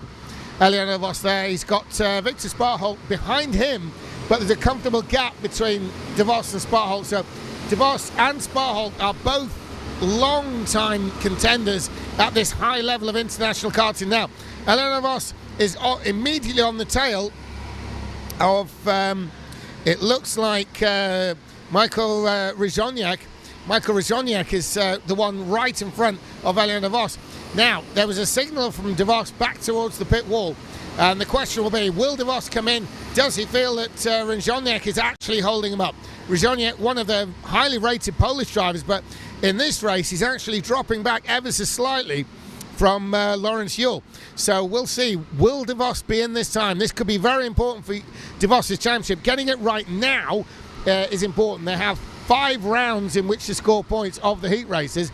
De Vos has really low scored in the first one. He can't make any mistakes now. Is he coming in? No, he doesn't. But there's another signal. I'm wondering even if the signal is actually to Rizoniak, because the drivers do signal to each other. There are established signs of almost literally, listen, I'm not going to challenge you, you keep going, we'll try and close in on the leaders. They are what's effectively the back of the lead group, as you can see going through there, but there is a bit of a gap breaking out now between Lawrence Yule and Michael Rizoniak, and that obviously will affect Eliana de Vos' race, because if Rizoniak is actually losing time, by definition, de Vos staying behind him will also be losing time, and that's not what the Belgian needs right now. Anyhow, up at the front, it's still, still Levi Bloks. Levi Bloks is still up, running well up at the front, but Szymon Veszkren's getting closer and closer to the back. He's all over the back of Levi Bloks. Levi Bloks had a pretty good run at it last time. He got a good break at the start, and he kept that kind of almost 3-second gap throughout the race, throughout the pit stop cycles as well, and he had it kind of covered, but he looks a lot less secure in this one. This time he does have Szymon Veszkren absolutely all over the back of him, and then Nikolai Marsengo, who wants to score points for himself as they come through the outdoor section. There you can see it's 1, 2, 3, and then a slight gap to Noah Weichel. Now, Noah Weichel last time made the early stop. When I say a slight gap, I mean a slight gap.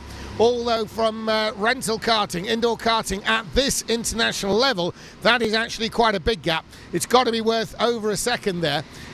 See if I can get the timing screen. No, I can't get the timing screen there, so I can't tell you who's quickest on track at the moment.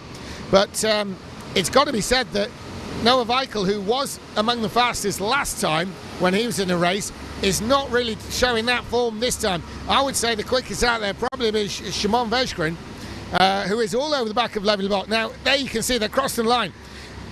Potentially, this would be a good time for Szymon Veszkren to come into the pits, but he's obviously got faith in the speed of Levi Bloks, because if he had any question over the speed there of the driver sat in front of him, he would pit around the problem of the race leaders. There they are. you can see they're absolutely bumper-to-bumper top three, then an ever so slight gap to Noah Weichel. Now, I haven't really said a lot about Nikolai Marsengo so far, but he is always a front runner. He's never won one of these major championships, but if he can keep scoring like this and get himself in the final, this could end up being his year. Nikolai Marsengo is there running third. Could he make something of this? It's 1, 2, 3 for those top three, then a gap to Noah Weichel, and then it is Jakub Bahatrovic. Jakub Bahatrovic has been around a little while now, and into the pits we've got somebody. We'll see who that is. That is the sixth. That, of course, is Nikolai Marsengo. So Nikolai Marsengo has pitted away from the two leaders. He's tumbling down the order, as you can see on your timing screen. But Nikolai Marsengo there has rolled the dice a little bit. Now, why has he pitted at this point in the race, the halfway point? The sole purpose is he's wondering about maybe these two at the front may end up tripping over each other to a certain degree. They may lose some time if they start any sort of combat out on the track. In which case, when the pit stop cycle through, Nikolai Marsengo will be passing them as they come out of the pits. And that'll be what he's got in mind. He obviously feels that he's not going to do it literally in this race if he sits with them. So he's rolled the dice, come into the pits. Now you can see on screen there, 1, 2, and then a big gap where Marsengo is sat to the now third place of Noah Weichel and Jakub Bahatrovic. Now, Lawrence Yule, we'll have a look for them when they come around. We'll see where Yule is. We got the 21 in as well. That's Noah Weichel. So Noah Weichel has pitted out of third place. He's wanting to get this out of the way in about the beginning of the final third here of this particular heat race. He's clearly there trying to cover the movement of Nikolai Marsengo. So with Marsengo coming in, there was no real reason for any hold-up that Weichel would have wanted to come in. However, he's probably thinking, well, I want to really get with Marsengo, and if I can follow Marsengo through past the two leaders, or even just cover that pit stop. We're going to have a look and see where they've come out. So Marsengo will have, in fact, it does look a little bit like Weichel may have leapfrogged Marsengo, according to the timing screen, but I'm not sure how real that's going to be when the system updates when they next cross the line. Keep our eyes peeled on that one. But it's Jakub Bahatrovic up into third place now from Lawrence Yule. Michael Radonjic is into fifth place with Victor Sparholt up into sixth. Peter Schul is in seventh place. Now into the pits then. It's the number 4. And that, of course, is... Number 4 is Jakub Jaworski. Jakub Jaworski has come in the pits. He was running in the mid-pack there. He started near the tail, and now he's in back into the more familiar position from when he was earlier in the race. So Thomas Welsh is now down in 17th place. I believe he's been in the pits as well. And at the back there is Philip Szczesik, and he's holding up the rear there. So Simon Vejgren has the lead from Levi Bloks. Now, has Levi Bloks been in the pits? Jakub Bahatrovic is in the pits now, as we can see. Something's happened out of view there. In fact, I think Simon Vejgren might have passed Levi Bloks' 4th position on the road. In fact, if I look at the commentary position here, it does look indeed as if that is exactly what has happened. Now, that will be very interesting, because it's great that for Vejgren that he's made the move. However, if it has cost time, this is going to play in the hands of Nikolai Marsengo and Noah Weichel, who pitted to be more with Marsengo as opposed to the Vejgren Bloks battle. This could be very interesting indeed.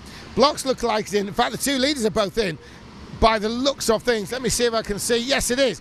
The two leaders are in. This has really got very awkward here from their position. This is all going to cycle through. This could well end up being a completely topsy-turvy race. We need to see the timing screen. Just Elliot Amos is still out. He's running there in 9th. Through they come. We want to see these leaders back on track with the timing screen. Has it ended up as we thought? They're on lap 11, so they're literally just a lap from the end, more or less, lap and a bit. Now, as they come back through, who is actually in the lead? It's Simon Vejgren, by the looks of it. There's your first 4. 1, 2, 3, 4. And then a little bit of a gap to Jakub Bahatrovic. Now, in terms of identifying drivers, who have we actually got? Trying to look ahead. Yeah, it's it does look like we've got Nikolai Marsengo up to second place. And that's going to be incredible because Marsengo pitted out. Remember me saying he pitted out to try and take advantage. In fact, there we go. The race is run. It's Vesgren from Blocks and Marsengo and Weichel and Bahacevic. And that's exactly what happened. So the picture's slightly behind, so I can tell you that Vesgren has won the race. There it is. And Marsengo's come through to second, surely. Yes, he has. He's beaten Levi Blocks. So he made that earlier pit stop. He felt that if there was going to be any kind of battle going on track between Blocks and Vesgren, then he could benefit by coming in the pits, and that's exactly how it worked out. Noah Weichel read the situation to utter perfection, albeit coming into fourth. He almost was able to leapfrog Blocks as well, but across the line it was Marsengo, Blocks, Weichel with absolutely nothing between them. So what an incredible finish there, and strategic brilliance from Nikolai Marsengo. Outstanding finish there.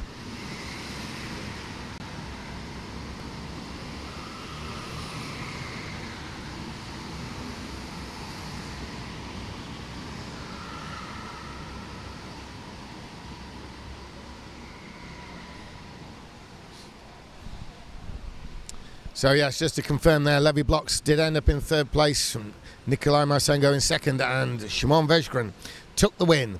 Further back from that, we were looking at Noah Weichel did come through into fourth place. He was one that we were going to keep an eye on. It looks like Elion Vos was down in the lower end of the top 10, around about the 8th place. As they're in the pits now, we'll be getting ready for the next heat race in this open category. So yes, Elion Vos confirmed in 8th place, Victor Sparholt 9th. De Vos will be wondering how this is slipping through his fingers. Lawrence Yule there came through into 6th, with Michael Radonovich into 7th.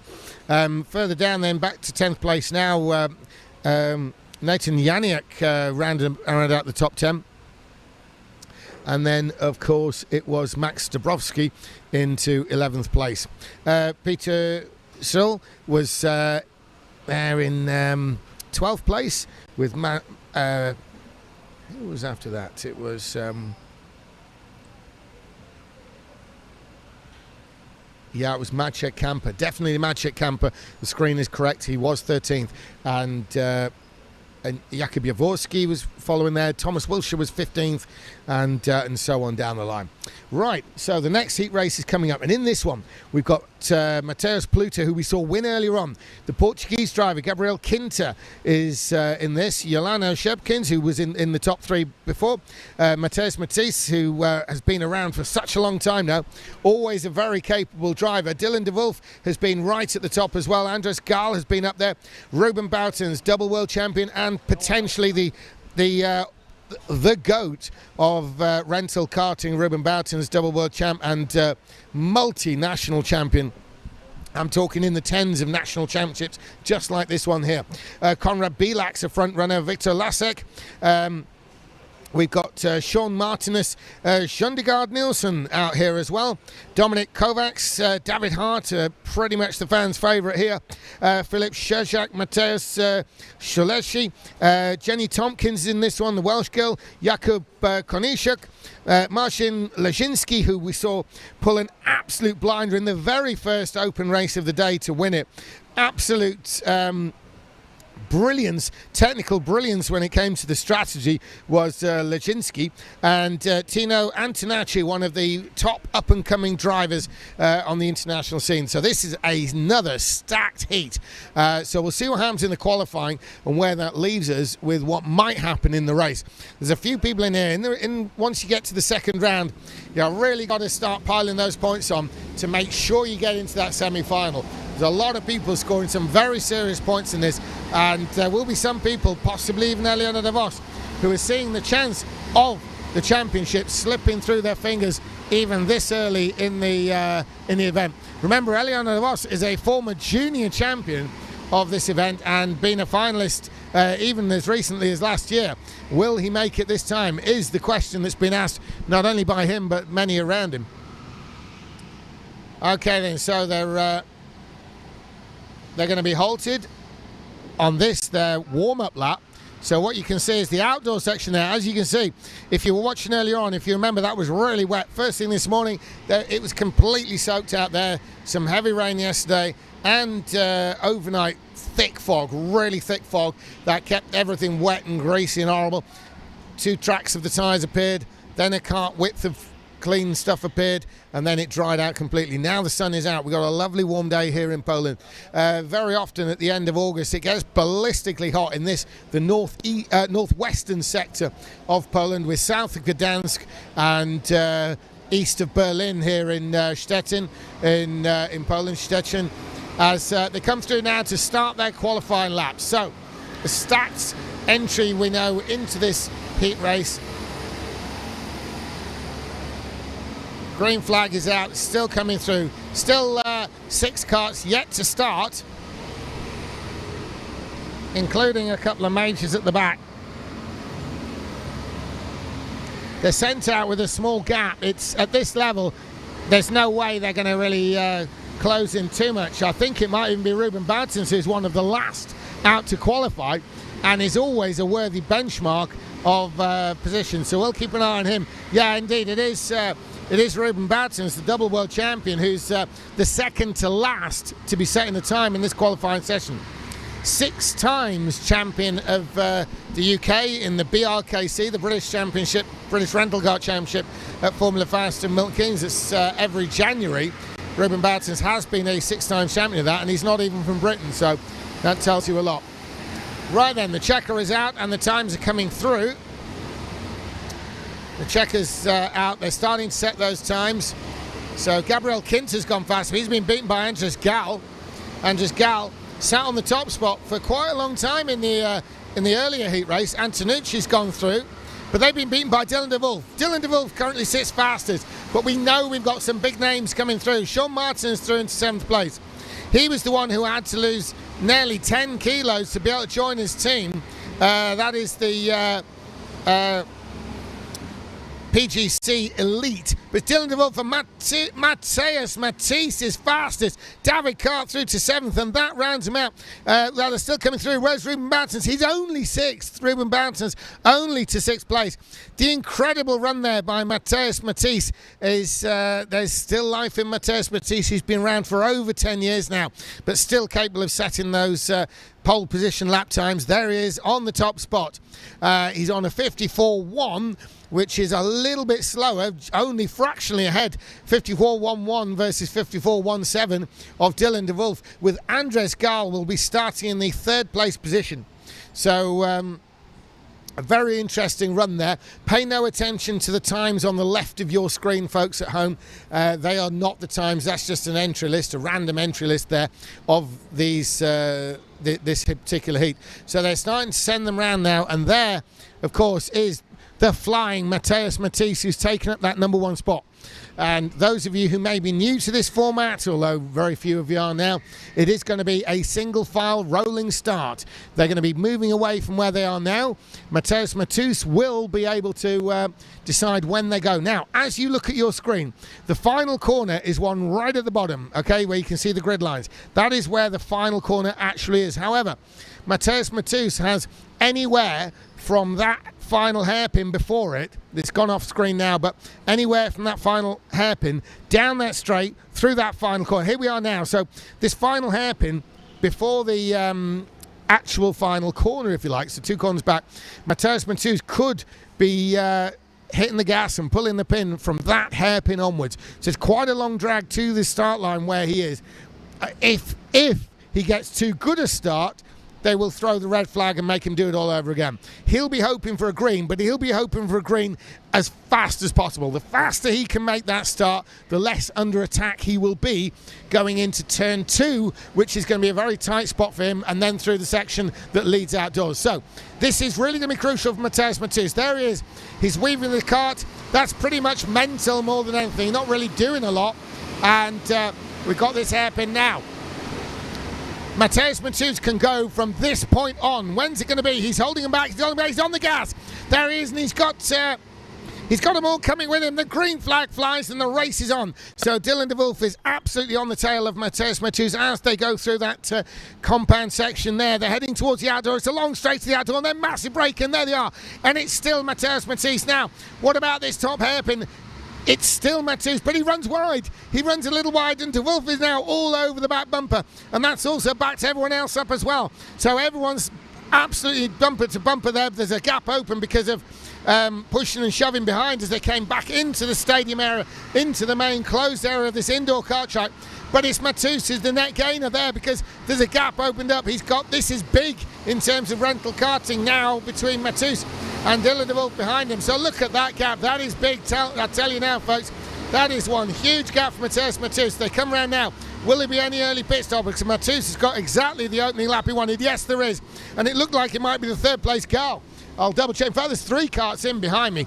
The number 23 is, in fact, Konrad Bilak. Konrad Bilak's been in. Yes, Garl is one of them. Garl, there he is on the front there, the number 6. So Garl was in out of third place. He could see the pushing and shoving that was going on around him and decided he's going to be faster out of that. Now, those who've been watching all morning, you've seen several people have pulled the pin on that pit stop. They've gone in really early, and that does mean they've now got clear track in front of them. These are people who don't want to lose time getting caught up in all these shenanigans. Now, someone who's a net gainer of that, of course, is the ever wonderful Ruben Boutens, who is up into 5th place now on the road. Now, he will be thinking strategy. He's part of the all-conquering Belgian. He's a Dutchman, but he's part of a Belgian team, Blue Star, for many years. One of the real linchpins in that. Is he coming in? Somebody's gone straight into the pit lane. No, it is in fact Yolano who's gone into the pits. That is Yolano Shepkins. Now, Yolano Shepkins pretty hot on the strategy as well. So those behind will see this now. Ruben Boutens is all over the back of Tino Antonucci. Tino Antonucci has got the full attention of Ruben Boutens. Is Boutens going to pit? You see the pit stops now as we look at the screen there, going towards the back of the building, folks at home. You can see there's now gaps between Matthews, de Wolf, and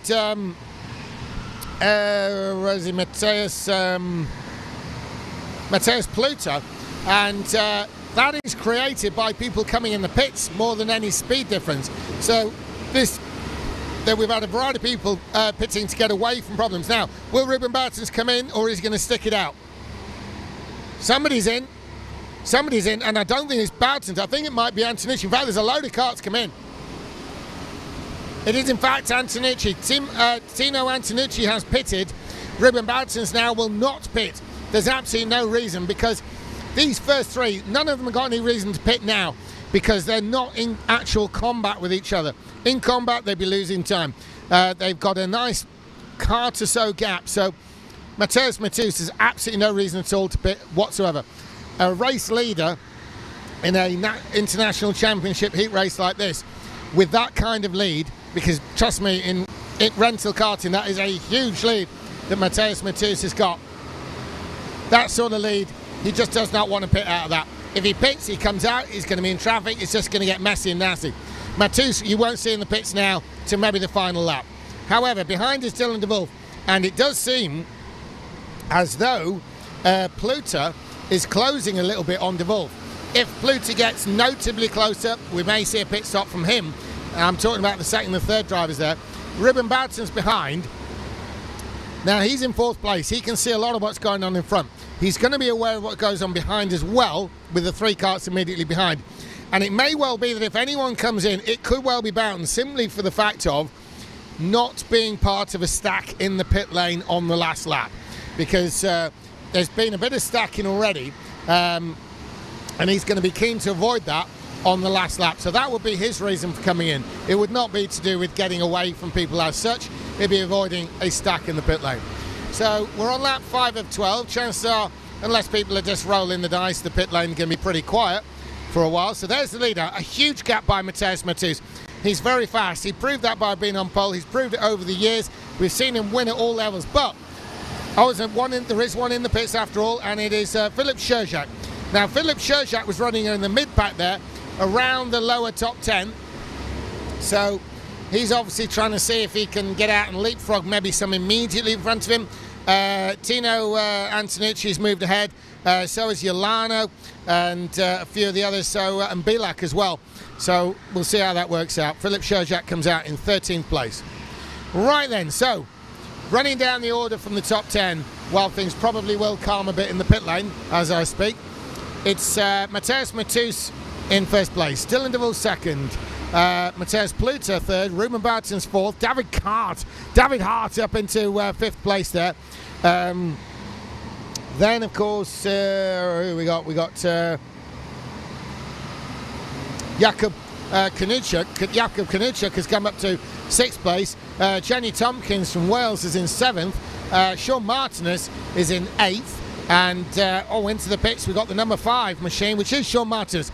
Now Sean Martinez, you can see in the cut there, he's the one who he wanted to join the top Danish team, which is PGK Elite. Now PGK, they are actually a development program for young drivers between the age of 8 and 19, and they run competitions, they run training camps every Sunday in Denmark. And so they have regular drivers trying to build a decent team. But the PGK Elite is an invite-only section of that, and you've really got to prove yourself. You have got to be among the best of the best. And bear in mind, they've got about 100 drivers that regularly attend their training sessions. So they've got a lot of quality drivers to call on. So you get invited to PGK Elite. Now, with Sean Martinez, he was too heavy. They wanted him. He was great in every other department. He could drive. He could talk in presentations. He was doing everything right, but just a little on the heavy side. And they tasked him with losing 10 kilos to get half a kilo below the limit. And incredibly, against all odds, he managed to shed 9 of those kilos. So straight away he was in the team, and now he's making his debut here in the Polish Indoor Kart Championship. What we're seeing here is PGK looking at why they brought him to this. He's looking good so far. He's running now in 14th place, and that's a good showing for somebody at this level in their opening international competition. So we got a driver in the pits by the looks of things. I'm looking now. It's the number 10, and that is the number 10 is Jakub Konishuk. Konishuk is into the pits, and that will drop him down the order. That moves David Hart up into 4th and Jenny Tompkins to 5th. Andres Gal is about the top one who's been in the pits, and he's in 6th place now, so it's looking really good. Mateusz Pluter's coming with him though. What I'll try and do is I'll have a look out the window there, see if I can actually find out how close they really are. Meantime, we've got Mateusz Matus who continues in the lead, Dylan DeVille, Ruben Bartens. We're not going to ignore them, but it's Gal and Pluter who are closing fast. Gal and Pluter, they're running 6th and 7th, but they've made their pit stop. So Gal and Pluter could end up challenging Matisse for the lead here. Trying to find out where they are on track, looking at the commentary position here. But anyway, it looks like there's been a change. Matisse in the pits. Matisse has come into the pits with 10 of 12 laps done.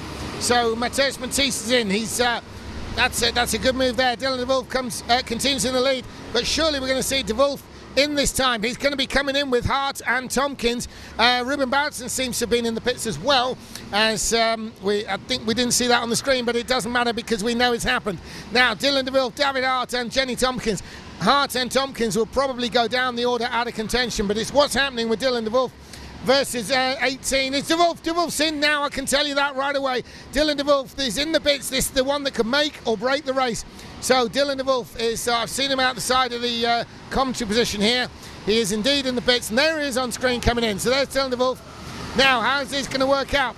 There he is on your screen there, down in the bottom there. There's the 13, that's David Hart. And where's Jenny Tompkins? There's Jenny Tompkins coming in behind, stacking 3 karts in the pits at the final time they can come in almost. One more lot for that. But the top 3 are in, and Matus takes the lead. He's done it. He's done enough. Dylan DeWolf is insane. But up in the 3rd is Andres Gal. Andres Gal has gone up into 3rd with Ruben Bartens making up a spot as well into 4th. The net loser appears to be Pluter, but as ever, we'll see what happens when they cross the line, because with a long lap and the way the pit exit works, we need to get a bit of a visual on this. It's let me have a look, see if I can spot exactly what's going on. It's a bit hard on the screen there to see, but it does look like Matisse has got a big lead from Dylan DeWolf. Anders Gahl, but there may be a change position. We'll have a look. Ruben Barton 17-4, then there's a move. It can't come off. So here they come for the final time into these two hairpins. Mateusz Matisse has done it. He's done it. He's converted pole into the win. There's the checker flag. Here comes the flying Mateusz Matisse. There he goes. He takes the flag. He's delighted. Dylan de Wolf a worthy second. And look at this. Ruben Barton side by side with, it looks like Dylan de Wolf, because it is in fact Anders Gahl. Anders Gahl is into second place. Incredible leapfrog move. Remember, he pitted early and it paid off. A lot of these early pit stops seem to count for something now. And it does look as though the fastest lap went to Mateusz Matisse, but Anders Gahl was second, only just by 100th of a second in terms of quick laps. Anyway, Mateusz Matisse from Gahl and Dylan de Wolf there. Incredible performance by all three, particularly Gahl. Ruben Barton's made up a place. He qualified out of position, we said that, but he's made it up from into fourth place. Mateusz Pluter seems to be a little bit of a net losers there, with Tino Antonucci as well down into sixth place. There we are also with seventh place with Shepkins. Yeah, Shepkins will be a bit disappointed there. Conrad Billet will definitely be disappointed there. David Hart has made up a bunch of slots up into ninth. Definitely the one of the local favourites here, one of the most popular drivers. Been around for absolutely years now, and lost none of his speed, clearly, and certainly lost none of his enjoyment and the general pleasure of being on the scene.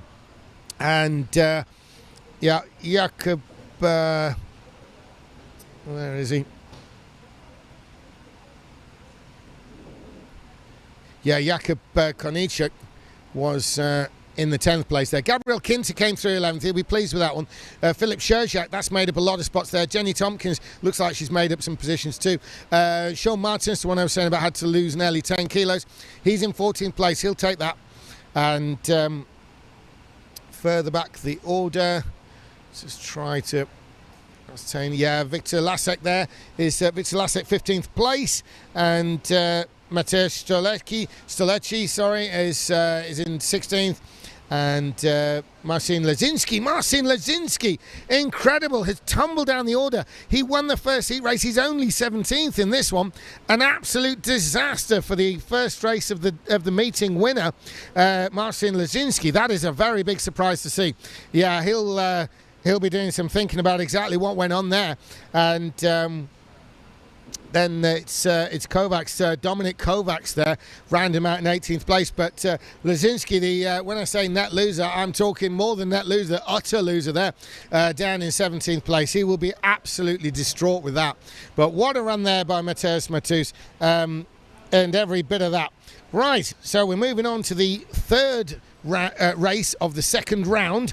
They're getting ready in Kart now, and I'll get ready to run through exactly who's going to be racing there. Incredible second there by Gahl, and then de Wolf into third. So absolutely outstanding there. What a race that was indeed. So they're coming on out now, and we're going to be running through this lineup here.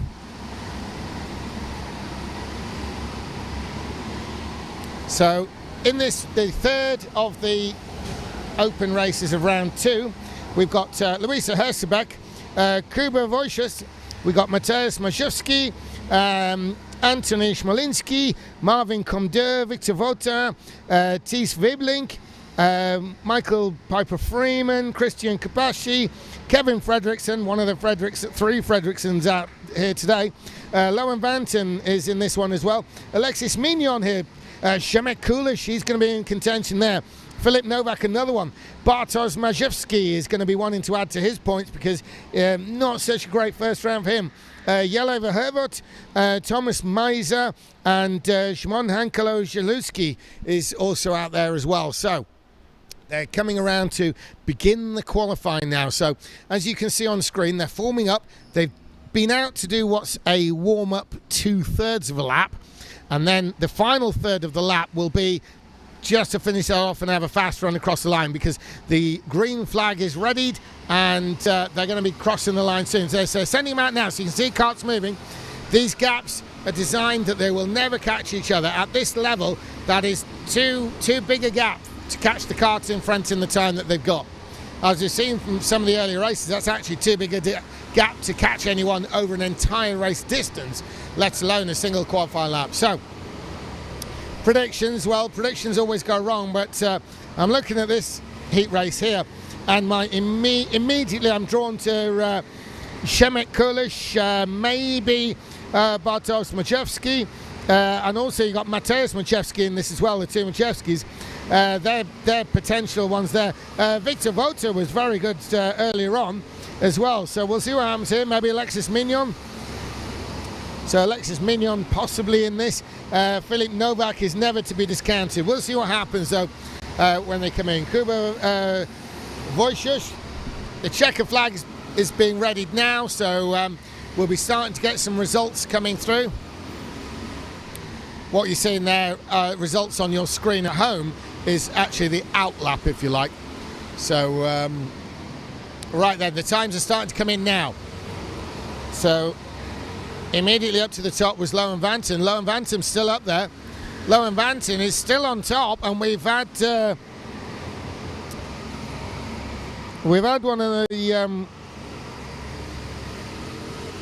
no, and yeah, there he is. Smolinski's gone quickest now. Tomasz Majewski's been sorry, that's Bartosz. Yeah, Thomas Mazar's been through, but it's still Smolinski there. From Przemek Kulisz. Przemek Kulisz is behind. Lohan Vanton's been pushed to third now, to fourth by Filip Novak, but they're still coming through. You can still see the checker flags out. Will we see any change? And Victor Vota straight into the top there. So Victor Vota takes the top spot. And this is quite an interesting one, actually, because Victor Vota straight into the top spot from Antoni Smolinski there. But Przemek Kulisz, potential for pole position here is relatively only, in his eyes, third. Filip Novak, that's a good run there to be fourth. Lohan Vanton, not a driver we've spoken about internationally much at all, and he is up there into the fourth place. So they're starting to line them up. Net losers there, or net surprises, either of the Majewski boys not being in the top five is a big deal for them as they start the lineup there. But Przemek Kulisz in third place. Will we see an early pit stop by him? That may be the case if he feels he's being held up. He's moving into third place. I can see looking across the building. There he is on your screen moving. He's the kart in motion there, just turning right to join the others. Pay no attention to the times once more on the left. They are the entries for this event, this particular race, rather than for the lineup that you see. So they're going to be making that single file start, getting positions into place. Lohan Vanton there. We'll keep an eye on what Lohan Vanton's going to do, because that is a good starting spot there.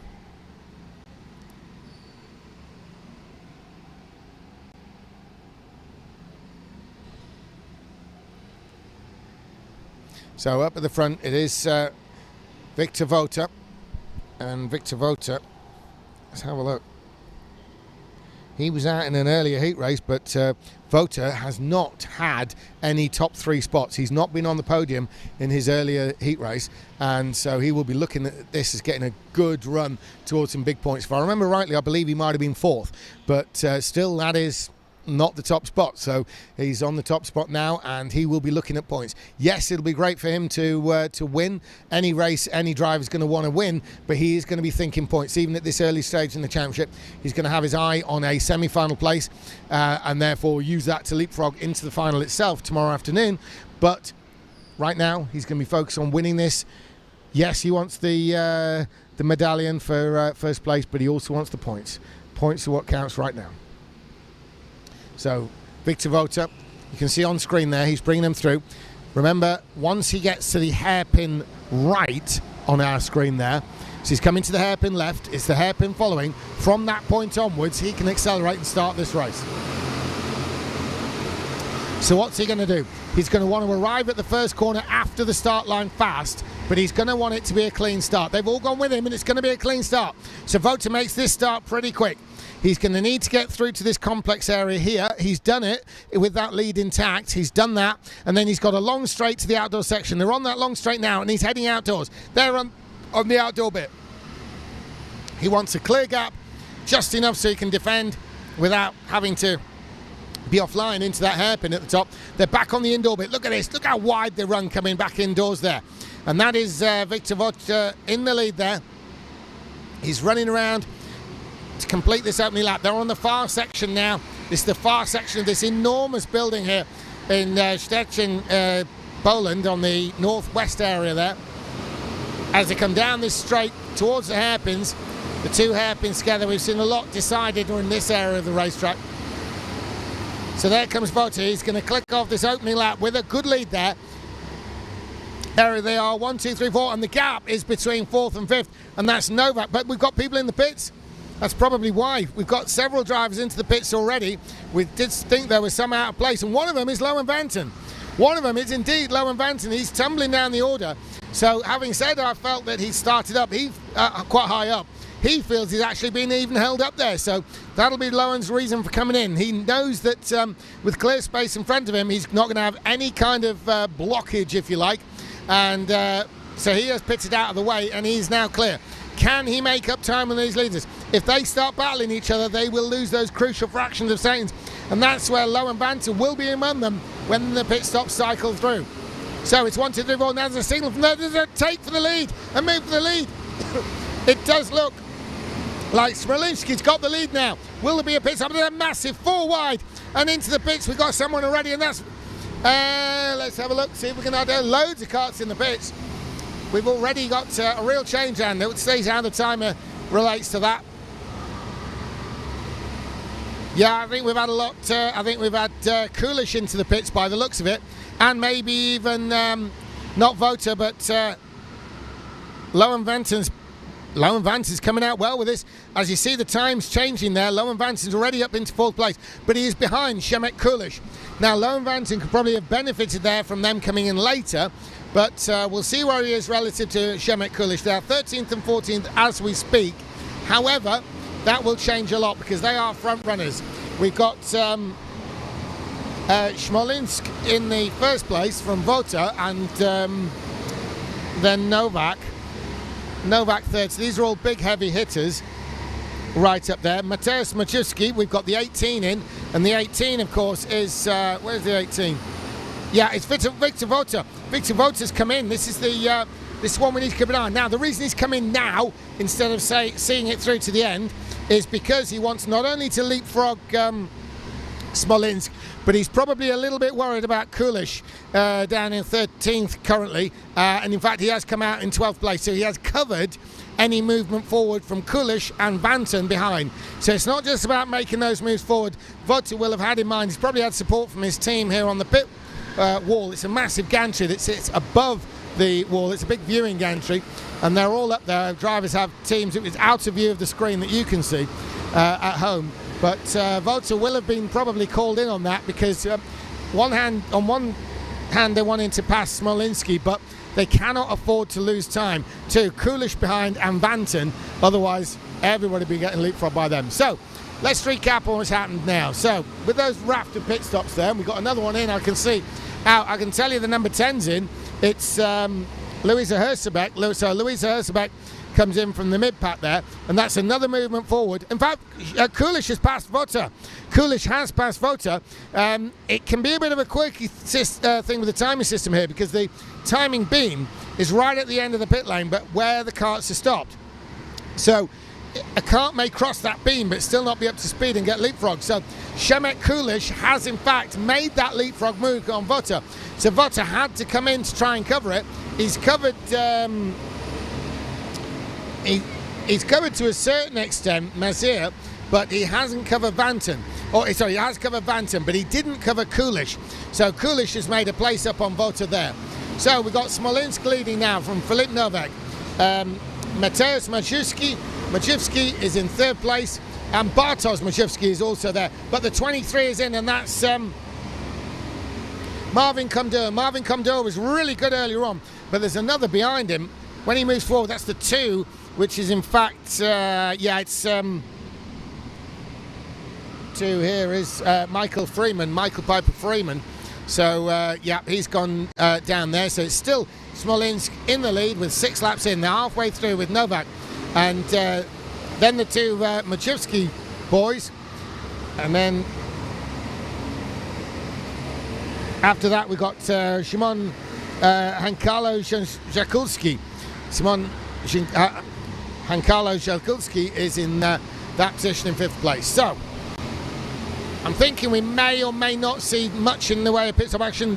Right on cue, someone comes in, and of course it's Alexis Mignon. Alexis Mignon have moved up the order a little bit as a result of the pit stops, so it could be quite interesting to see where Mignon comes. He's lost to a number of them, Kulish, Vota, and Vanton, and Majewski, and in fact he's tumbling down the order. There's been another pit stop, and really going down the order is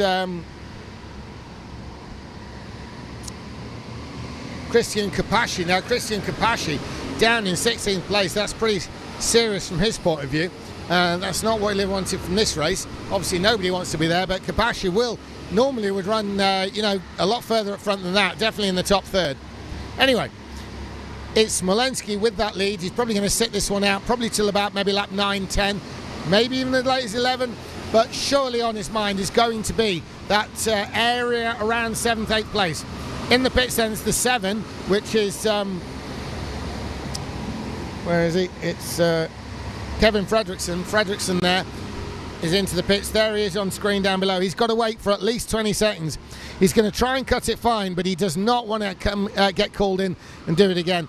And the screen resets itself, as you can see. But we're really waiting for the pit stop of Smolinski and Novak. We'll see what the two Majewski brothers have, Mateusz and Bartos. It's really this top 4. I think Kulish probably will come in around about maybe 2nd place, possibly 1st place. We'll see what Novak's lap times have been relative to that. So I'm trying to look out the window and see exactly where everyone's sitting. I can tell you now that Kulish has just come past me with Victor Vota right on his tail. He's absolutely all over the back of him. And then there's a bigger gap to Vanton. But we're just really waiting now for these pit stops to cycle through. Majewski, Mateusz and Thomas, they've both been in the pit. Sorry. Mateusz Majewski's been in. Bartosz Majewski's maintained a 3rd place. What's the betting he's in this time around? So it's really Smolenski versus Kulish, to be fair, because Kulish did pit for this reason, try and make time on Smolenski, running on separate parts of the racetrack. It's who's been fastest while that gap has existed with Smolenski not being in the pit. So in the pits now, it's the number 8, it's Novak. Novak pits out of 2nd place. Now this will tell us everything. Where does he come out relative to Kulish? Because that'll tell us what's happening with Smolenski as well. Can Kulish do it? Is Kulish going to pass him? I'm going to look out the window there. It's very close, I can tell you that. And it is. And Novak could well be the net loser. There's a massive group behind. As we'll just need the timing screen to tell us what's happened there, because they're on the outdoor section, that massive group. Novak may or may not have made his position on Kulish. I'm trying my best to look, and I don't think he has. I'm looking out the comments box, and it looks like Kulish is leading the group. So Kulish has done it. Kulish looks like he may well have done it. I would say that could well be Vota behind him as well. So Kulish, Vota, and then possibly Novak. But we'll again wait for this timing screen. Now in the pits, that's the leader. That's Smolenski. So where is Kulish? Has Kulish done enough? There's another one. It's the 6. It's Bartosz Majewski. And the 5. It's Szymon HJ. So as they go through, Smolenski, where is he? I think he's lost it. I think Kulish may have gone to the lead. Now we need the timing screen to update itself for the final lap, but I really do believe that Kulish has gone into the lead with Vota with him. It's a big group, whatever happens. I think, hang on a minute, let's have a look. Trying to identify drivers on screen. It could well be that Smolenski's done enough. I'm looking out the window. Has Smolenski done enough?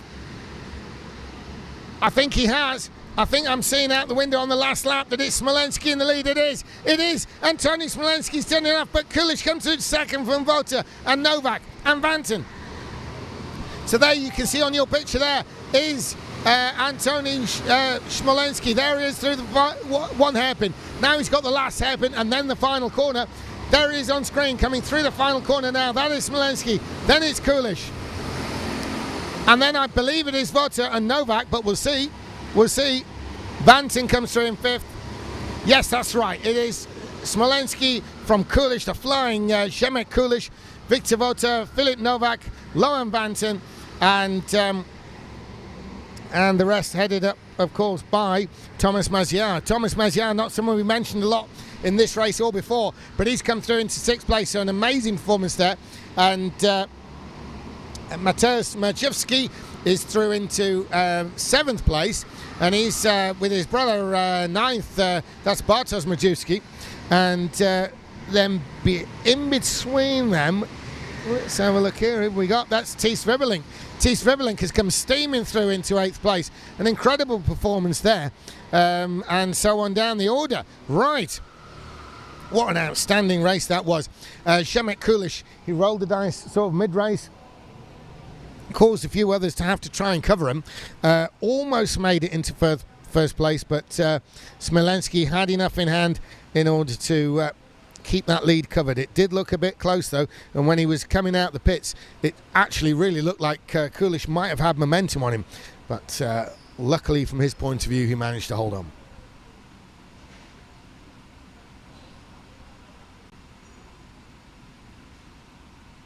So another outstanding race in the 2025 Polish Indoor Kart Championship here at the Silver Hotel and Go-Kart Centre in Szczecin.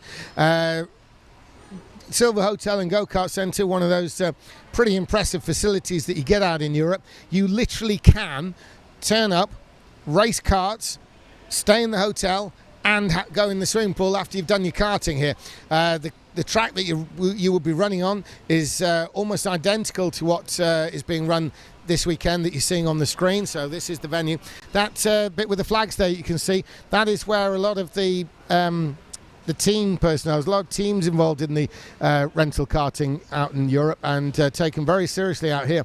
And the teams relative to their drivers will converge on there. See all the national flags up there, they're competing drivers. And we're getting ready for the next heat race, which is actually heat race 4 of the open category, the adults, here in Silver Hotel and Go-Kart Centre.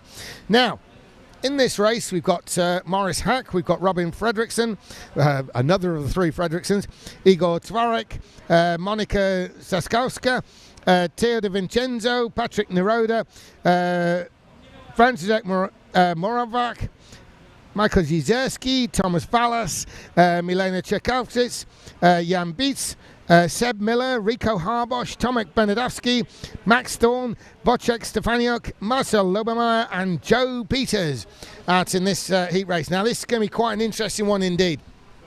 Those of you obviously listening in English language as native tongue will be thinking mostly that this is Seb Miller's big chance.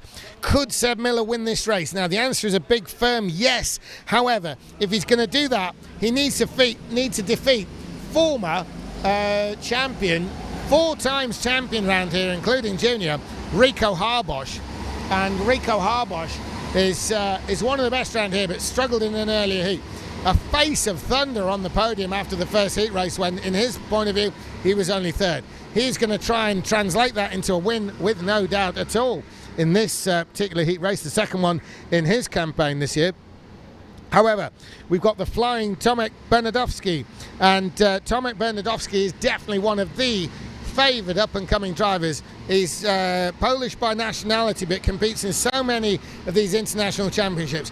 He's a very young guy. He raced in the junior category and the open for the adults, but he's so good that he actually has been winning in the juniors this morning, and also he was a top 10 in the World Championship final for adults this year earlier in Germany. So outstanding prospect for the future, and also an outstanding prospect for now is Tomek Bernadowski.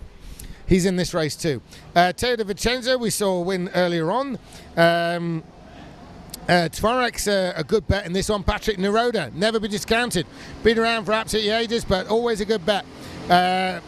Further down the order, Stefaniuk's a possibility. We'll see how Joe Peters does.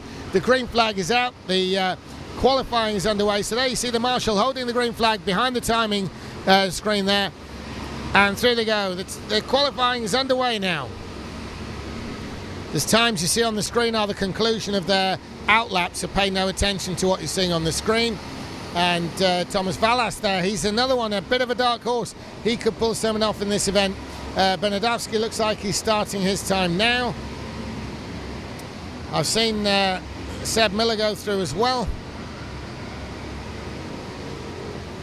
Patrick Neroda just pipping there, and Max Thorne. Monika Saskowska is there as well. Everyone on there qualifying now by the looks of things. One or two more to come through. Okay, well, the screen's gone off completely now, so we've lost it all. Oh, we're back on. So the checker is out. Now let's see what happens. Right, I'll keep an eye out the window as well. We're waiting for some of these big names like Rico Harbosh to come through and Seb Miller. So Teo De Vincenzo is only second. Thomas Vallas is third. At the moment, it looks like we've got Moraviak. František Moraviak is in pole, but he's been taken by Tvarek. Tvarek is up ahead of Harbosh and Bernadowski as well. Incredible performance there by Igor Tvarek. And what's happening? Miller's only in 8th. Miller in 8th. And Stefaniuk is down there. Where we got Joe Peters into 14th. Joe Peters up there, and Robin Fredrickson rounds him out. He's into 15th place. So an incredible qualifying performance there by the flying Igor Tvarek. Igor Tvarek there is out-qualified not only Rico Harbosh, but also Tomek Bernadowski has been pushed to third by him as well. And who else have we got down there? Well, we've got Morris Hack. Not someone I was expecting to say too much about. But Hack now is up there. He's not been in the top 3 in the earlier heat race that he was in. So we'll see if he can actually get in there. He's going to be 4th, so he's as near as can be, really. So as they come round, I'm looking out the window here. And I can see that it is, in fact, Igor Tvarek right up on the front there. Rico Harbosh behind him with a lot of green on his helmet. He's pointing back to Tomek Bernadowski, who in turn is pointing back from himself there. Still bringing him around, still lining him up. There's Seb Miller moving forward. See Seb Miller, the tall frame. There he is on your screen. Just moving forward there's Seb Miller. I believe he's going to start in 8th place.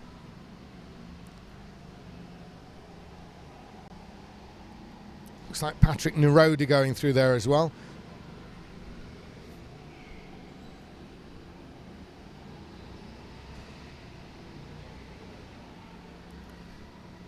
Welshman Joe Peters is looking to take up his position too.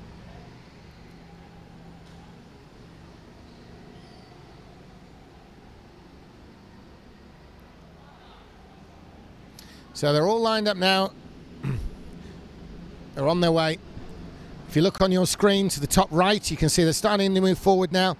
Igor Tvarek. Igor Tvarek's going to lead them round from Rico Harbosh and Tomek Bernadowski. So Harbosh is going to want to make a very good start here. If he can pass Tvarek for position, he's going to want to. Now Tvarek there, weaving around, that's going to cause a little bit of confusion behind. It could cause people to check up. You can see that Harbosh is having none of it. He's not going to be duped. He's got his rear quarter alongside there as Tvarek's weaving around. Harbosh is going to have to wait. He's got to drop back. And Harbosh could get a good start from that. Will they give it green? They're going to. And you can see all that weaving's created that gap there by Harbosh. Harbosh kind of got a little bit duped into there. He ended up alongside. This meant he had to back off just at the very moment that Tvarek was on the gas. So Tvarek's shenanigans there has been exactly what's given him the lead that he's got. There they are in the outdoor bit. You can see there Tvarek, all that weaving around, all that gamesmanship has played into his hands as Harbosh got a little bit caught out there and he had to be off the gas trying to get back firmly behind Tvarek to allow the start, and Tvarek has benefited from that. Tomek Bernadowski got the best seat in the house view of that, and he's already looking on the inside of Harbosh. Harbosh losing a bit of momentum there by looks of things. Now, will there be any early pit stops? Because this is exactly the situation that caused that. Look at that big gaggle behind, 6 karts behind the race leader, albeit with a little bit of gap between 3rd and 4th. Oh, and up the inside, Bernadowski. They touch, and this is to Tvarek's advantage. There's going to be a pit stop, surely. Yes, there is. It looks like Bernadowski's definitely in. Oh no, Harbosh is in. Harbosh, well, he was always going to pit out of that. loss of momentum more than anything off that final hairpin. And it was almost like, well, if he stayed on the power and across the line, that would have been almost like a lost lap, if you like. He came in there pretty much, I bet, because of that loss of momentum coming out of that final corner. It was, you might as well pit now. You're going to lose time in the pit stop anyway.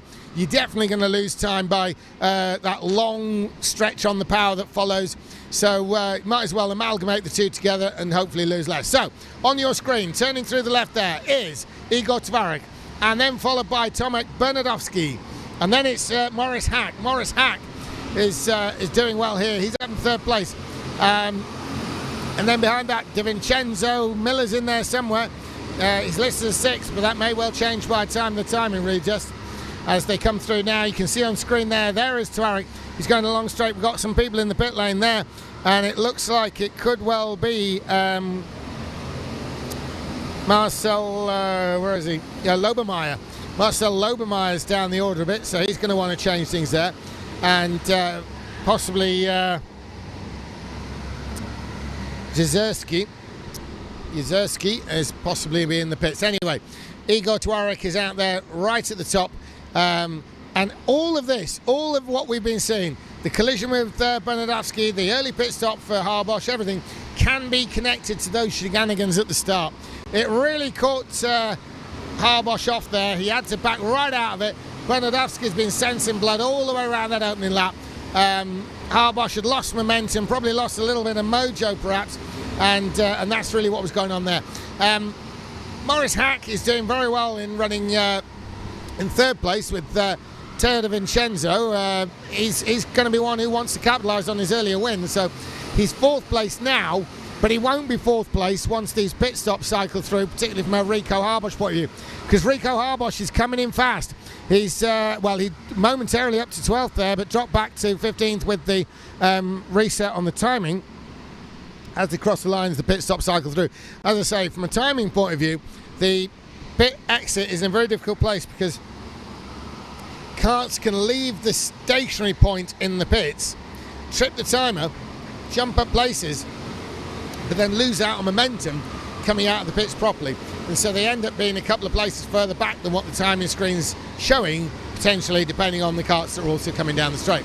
Anyway, we got Igor Tvarek in that lead there, Tomek Bernadowski in 2nd, Maurice Huck, and then Teo DiVincenzo. Seb Miller, the British Hope, is up to 5th, and Max Thorne is in 6th. Now in the pits there, going to look out the window here, we've got the number 3. I can tell you now that number 3 is an important one. It's Joe Peters there. Joe Peters is tumbling down the order now from his pit stop. He was one we wanted to keep an eye on. He's been in and he's out. Tvarek leads from Tomek Bernadowski. Now, Tomek Bernadowski's really been scoring well already. Igor Tvarek not so. The question will be, Tomek Bernadowski, is he going to just want to capitalise on the 2nd place, try to hope for that 2nd, or is he going to try and close down Tvarek for the win? The thing to know about Tomek Bernadowski, he's still a very young guy. He races in junior and senior, so it could well be there's just not in him to think about settling for 2nd place in any form, and he may well go in the attack here. Is he closing in on the leader? Well, we still haven't got any update on our best laps, but I believe that Bernadowski is probably the fastest one out there as we speak. Visually it looks that. On your screen you see turning through the left at the back of your picture there, that's Tvarek with Bernadowski in blue chasing him down. They're on the absolute back of your picture there, and coming around a hairpin right and then back towards us, that is Tvarek in the lead, but there's Tomek Bernadowski behind him. So I think Bernadowski is visually closing in. Down the straight there, yeah, you can definitely tell that. Bernadowski is closing in, he senses this, and the question is, not only what will Tvarek do pit stop wise, what will Bernadowski do pit stop wise?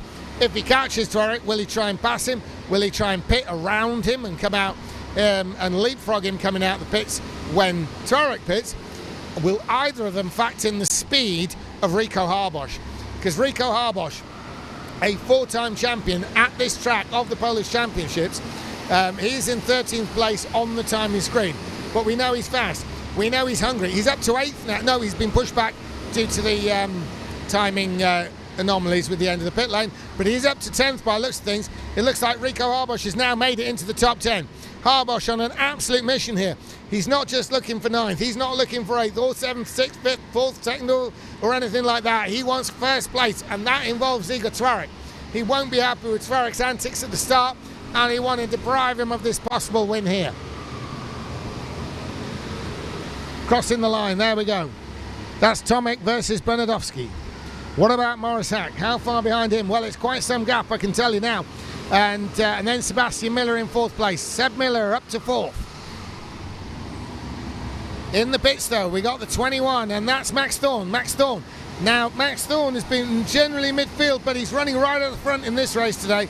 So Max Thorne comes out, and is that going to be to the benefit of Rico Harbosh and Teo De Vincenzo? We're going to find that out in a second. It could well be that those guys have made up yet another place.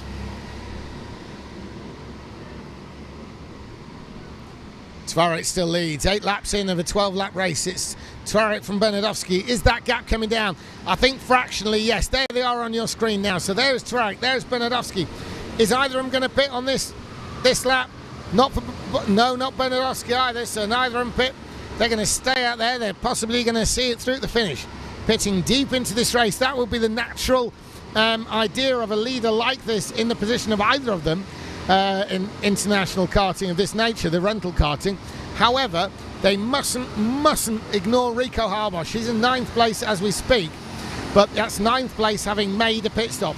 They cannot afford to ignore him, because if they do, that's when the leapfrogging starts, which is part of Harbosh's plan. So De Vincenzo's in 7th place, and I believe De Vincenzo may have made a pit stop. If he has, that's even worse news for Tvarek and Bernadowski, because I'll have to contend with him as well, and he is in fact running ahead of Rico Harbosh. So if Teo De Vincenzo has in fact made a pit stop, he's in a world of trouble. Right, so in the pits, it's the number 9, it's Tomek Bernadowski. Tomek Bernadowski is in the pits, and there's a Kart behind him as well, which could be hacked. Miller's up to 2nd place, so Bernadowski in. And the screen's gone off. Don't you worry at home, I'll keep you intact there. Bernadowski's in the pits. Bernadowski's out. How is this going to pan out? This is going to be particularly nasty from Tvarek's position. Could Bernadowski end up 2nd in this, or will Rico Harbosh claim that 2nd spot back? Remember, Harbosh was passed by Bernadowski on the 1st lap when Bernadowski bundled him wide in that hairpin that's near the end of the lap there. All of which probably related to the shenanigans of Tvarek, Igor Tvarek, and the question of course there is, can Tvarek keep his lead?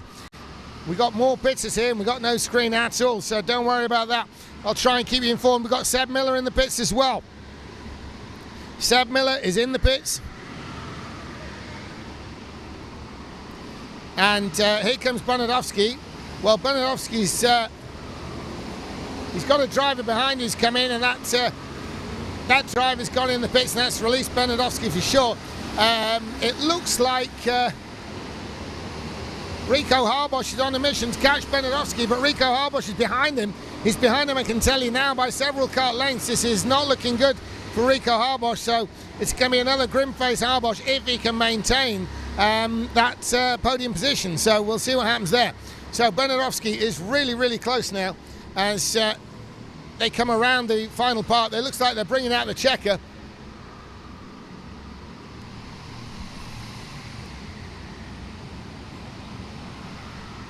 They're bringing out the checker and they're coming down. It looks like Bernadowski on Tvarek. Can Tvarek hold position? He's got Harbosh chasing them down, but Bernadowski's getting racy. Bernadowski to the side. Bernadowski, they're going to try and pass him on the line, and Bernadowski can't do it. He's forced to stay behind. It looks like a race win for Igor Tvarek. We'll see what the number is. I'm not sure, actually. We're going to have to double check on this one.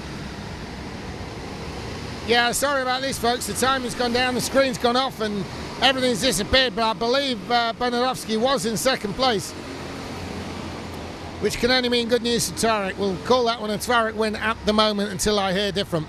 And Rico Harbosh pushed to third. Now, the podium for the heat race is not far from me here, and we'll see what Rico Harbosh has in terms of expression. However, it has to be said that he may be disappointed with third places, but in the terms of mixing around with the races and results, a couple of third places is still a lot of points. So I'm going to put that down to Tuareg from Bernadowski and Harbosh. Right, so interesting result that. Next up to race, we've got the 5th race of the open category of the round of heats. They've got 6 round of heats. In this one, we've got Ben Luff, one of the Brits from Max Burgill. We've got Jacob Equal, another, well, Welsh. Alex Moroshko. We've got Vacinenzo. We've got Nicholas van den Pla. We've got Luke Evans. We've got Malgorzata Wisniewska. We've got Kuba Dranitsi. We've got Julian Shalak. We've got Chris Ball, we've got Dan Fredrickson, we've got James Wilshire, we've got Sami Makshri, we've got Peter Lahunko, we've got Julian Jons, we've got David Wisniewski, and we've got Marcin Kuzinski. So interesting lineup for this next race. It's going to be a tough one indeed.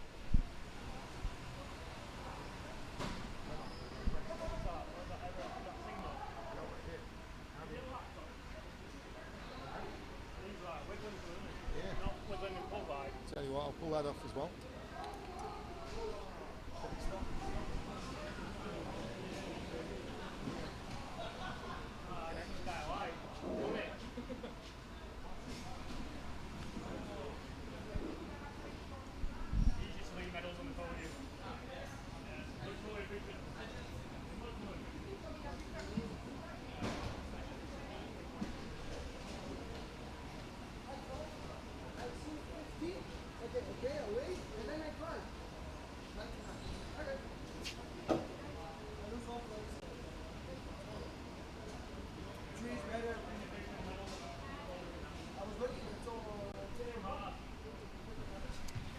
Yeah, so just to confirm, folks, we've got a slight change on the podium.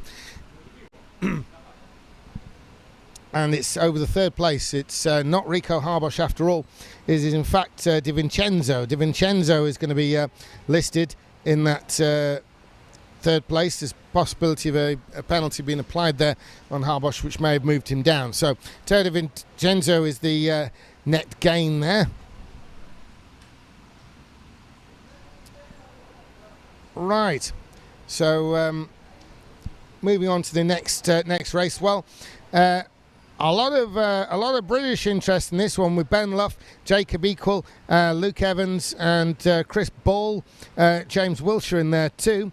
So 5 British drivers in that one. A whole bunch of Polish, as you'd expect, and that's really where the battle is actually. And one of the Fredrickson boys, who I believe is Swedish.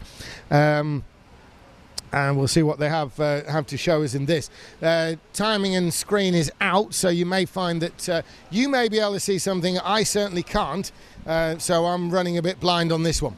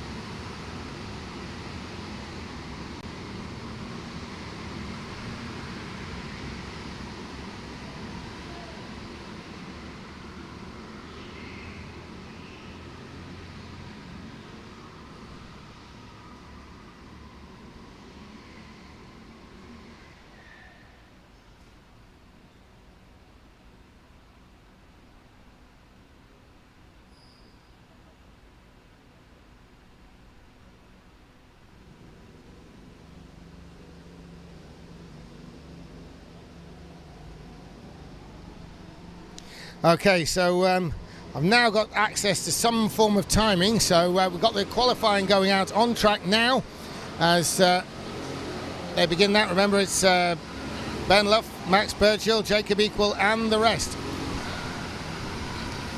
They're starting their qualifying now. next time they cross the line, it's going to be for that lap time that's going to give them a spot on the starting lineup. Still sending them out. They're part way through this now. They come round out of the pit lane, stop on the track, 2/3 way round, and then they're given a gap, which is no way is going to get filled at this level of international karting. And they're all underway now, I can tell you that now. So we'll see what happens when these times start to come through.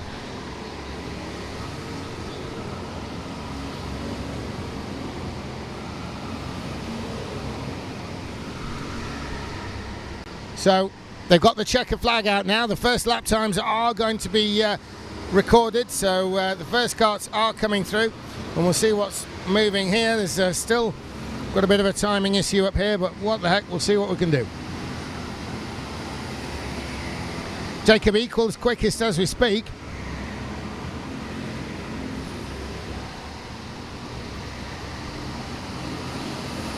So Jacob Equal has just been pushed down.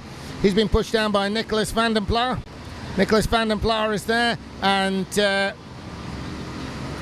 Gillian Schantz, is it? Schantz perhaps has gone up there. We'll check if we've got the right Gillian. No, it's Scheilach, Julian Scheilach. And Alex Mroshko has gone quickest. And he in turn has been beaten by Max Burgel. Max Burgel looks like he could be one top. In turn, Max Burgel's been beaten. And let's have a look who we've got there as being the top one. It's going to be,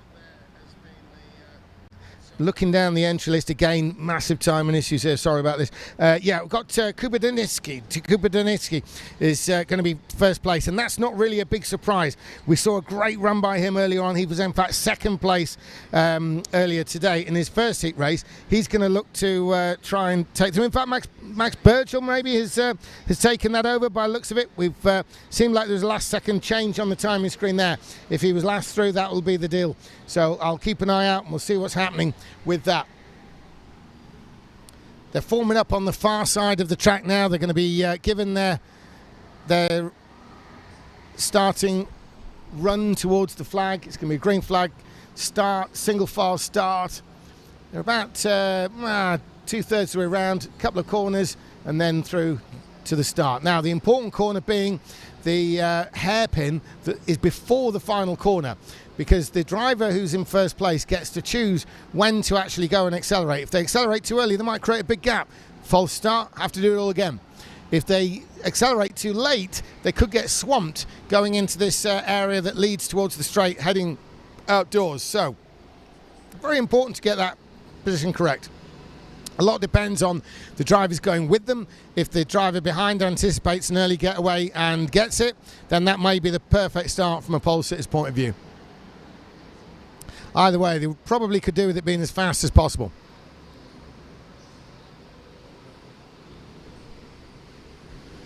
So we've got the green flag being readied now, and he's gone really early. So as early as possible, and away they go.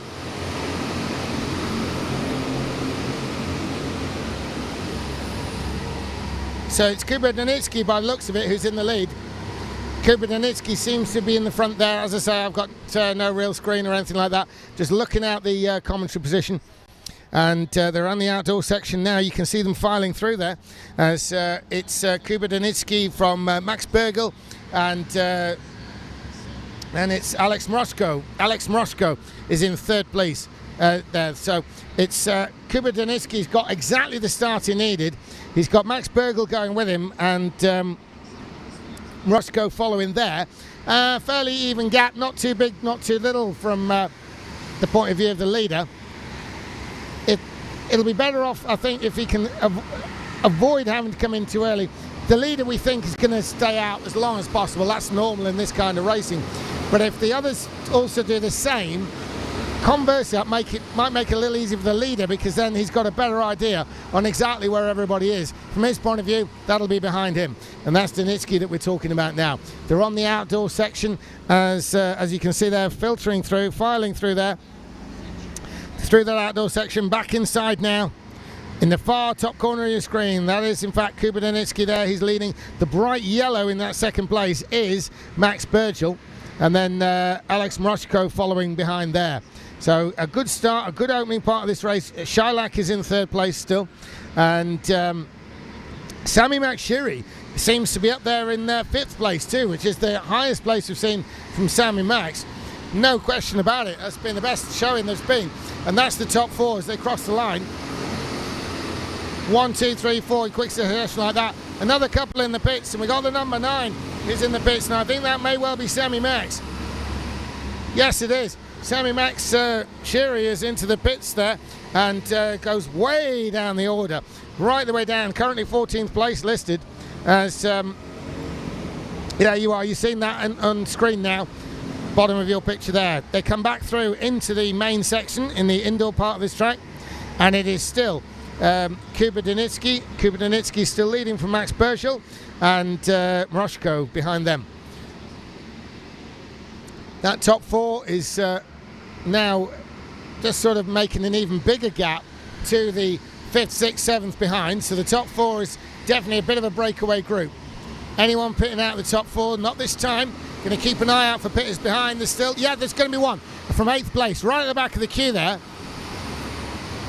And that's the number 13, and the number 13 is Jacob Equal. Jacob Equal is in the pits, and his stop's got to be good. Jacob Equal is looking for 20 seconds or better. He's still stationed in the pits, I can tell you that now. You'll see this in a minute. There's a slight delay on the camera work to what you see compared to what's happening, but Equal comes out. He comes out right in front of the 21. Jacob Equal may have done it by getting in front of the 21, and the answer is, it is. He's ahead of Chris Bull. Now, Chris Bull and Jacob Equal are in the same team, so they probably won't want to fight each other too hard. They're going to want to work together if possible.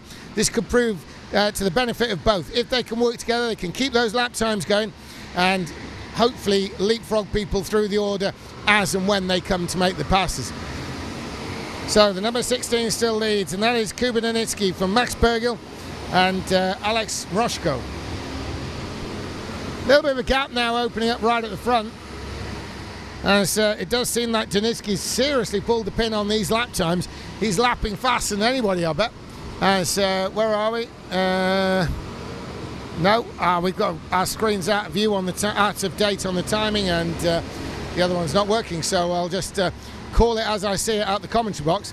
And we've still got Danitsky in the lead from Marsengo.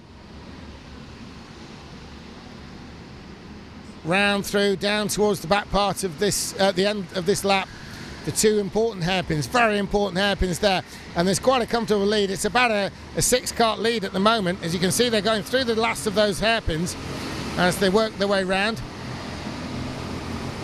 It's Kuba Danitsky from Alex Marsengo. Julian Shylock is now up into third, and Van den Plas, Nicholas Van den Plas is the one who's there in fourth. That means that Marcin Kaczynski is up into fourth place, and Luke Evans in fifth. So round they continue to go through the back part there. It's still Danitsky. I believe we're halfway through this race now, with 6 laps gone. I believe it's 6 laps gone, and that puts us halfway through. Danitsky still leads. You can see, if you can see at home, then you can see how that gap is there. And it's a tight race between second and third. That's Marsengo and Shylock. Julian Shylock there in third place now. Julian Shylock, he's still got that pit stop option. 7 laps completed out of 12. Still got that pit stop option there to play. But it may well be that he feels he's faster following the driver in front, in this case, Alex Mroshko. Mroshko known to be very quick, especially around here. A known hand at Silver Go-Kart and Hotel Centre here.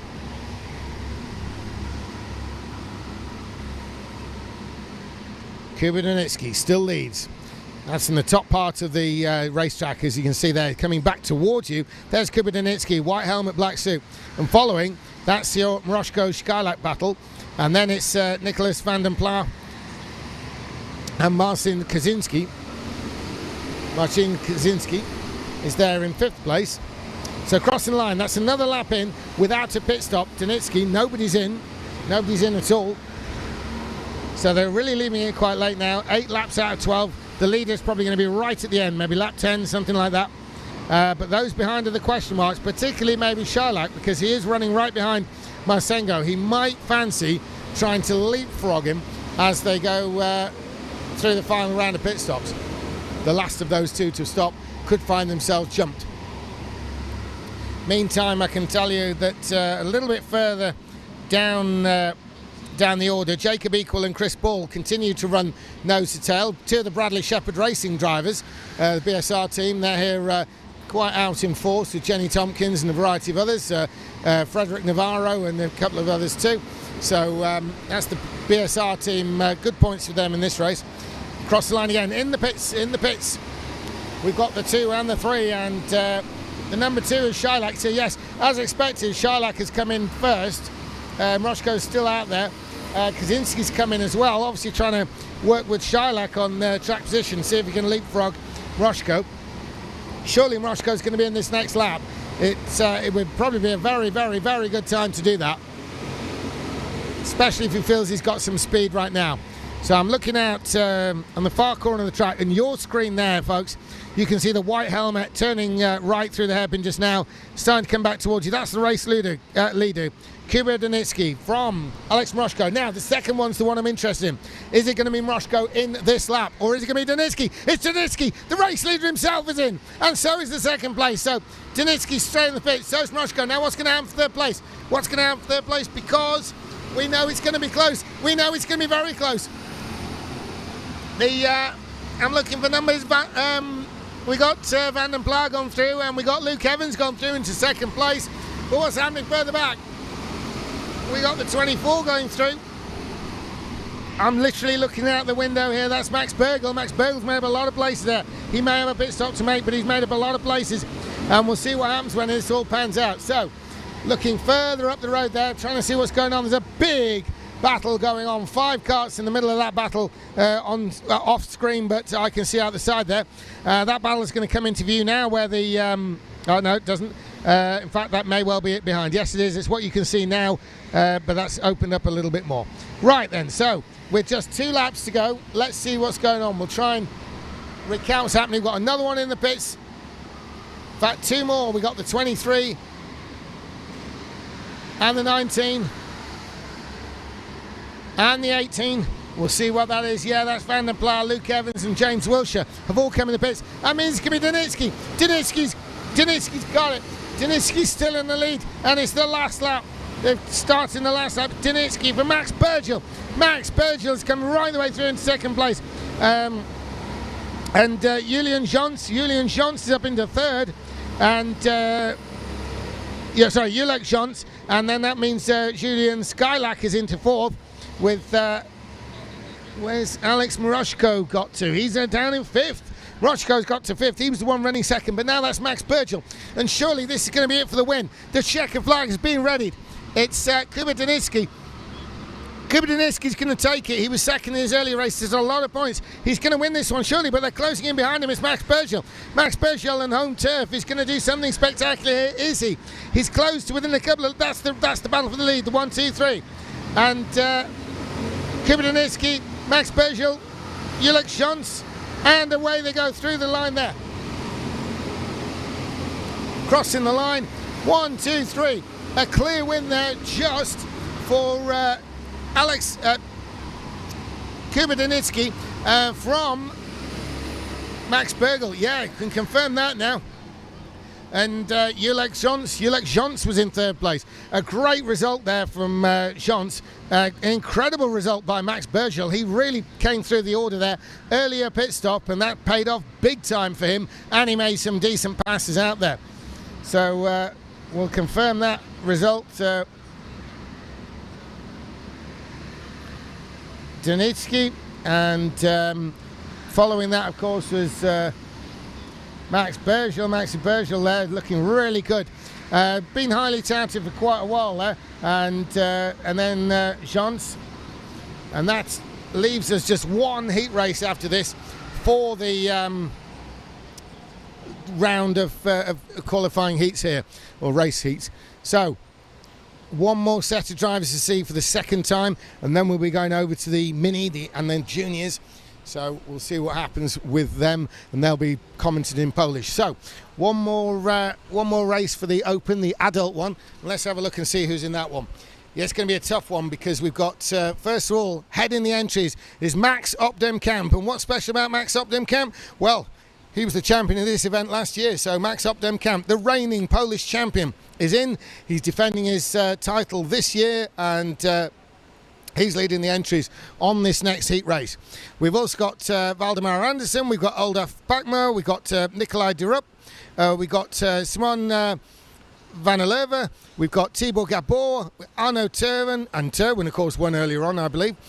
Cornelia Ostrovska, we've got Milos Moraviak, we've got Caspian Jurchek, we've got Zuzana Rozak, we've got Peter Pushka, Frederick Navarro, Zimowit Vera, Aurélien Milland, Victor Poire, Karol Nimczek, and Nick Vandenberg. That is it for this this heat race, but the one to keep an eye on is going to be reigning Polish champion Max Opdemkamp. Max Opdemkamp is the reigning champ, and he's heading the latest on this one. They're getting in the cars. We'll see what happens with this final heat race of round 2. We've got 5 rounds to make. There's going to be, let's have a look here on the schedule. We've got, we're completing this round now. We've got another entire round of Open later in the afternoon, and then we've got the 4th round of Open. We're going to complete that by about 10:30 tonight, maybe 11:15. So this goes on a long time over here in Poland, but we will get through 4 of the 5 rounds of the Open category today.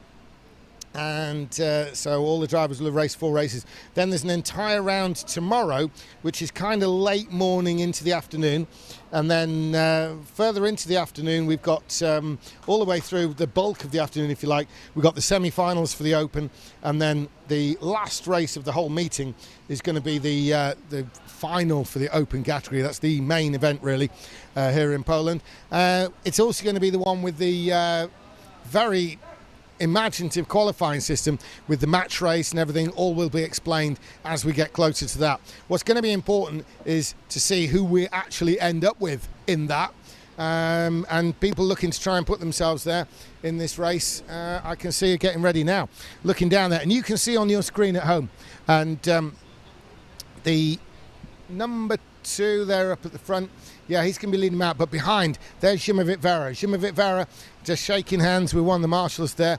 There you go, you can see the handshake there. That's Zimowit Vera. He's one of the up-and-coming drivers. He's already established at a very high level, top 10 in the world this year, even though he's racing a mixture of junior and adult category racing. So he's definitely one to watch anyway, and a one to keep watching for results in the future. So Max Opdemkamp, did we see him earlier on in the top 3? No, we didn't. So Max Opdemkamp's defence of his championship hasn't necessarily got off quite to the start he would have liked. As champion, he'd want to be in the top 3 on every single race, and that would obviously lead to a probable position in the semi-final because it's on points, and equally scoring points through the semi-final into the final itself. So go into the semi-final with a decent load of points, and that means that, you know, because the semi-final is the right to continue scoring, that you may find that you actually go through to the final at the expense of 1 or 2 drivers in front of you in the semi-final. So going into the semi-final with a lot of points does take heat away from you in that high-pressure semi-final situation. So they're out on their warm-up lap now. We can see them leaving the pit lane on screen at home as they head out.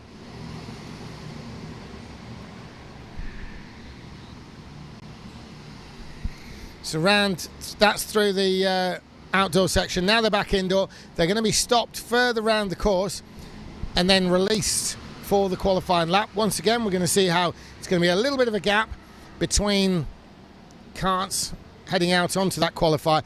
It doesn't need to be very much at this stage in their driving. All these guys are of the absolute top level. They're going to be hundredths apart, let alone tenths. And so just the smallest of gaps will mean that there's no way anybody's actually going to influence any other driver's qualifying lap. It would take something truly epic to happen for that to occur.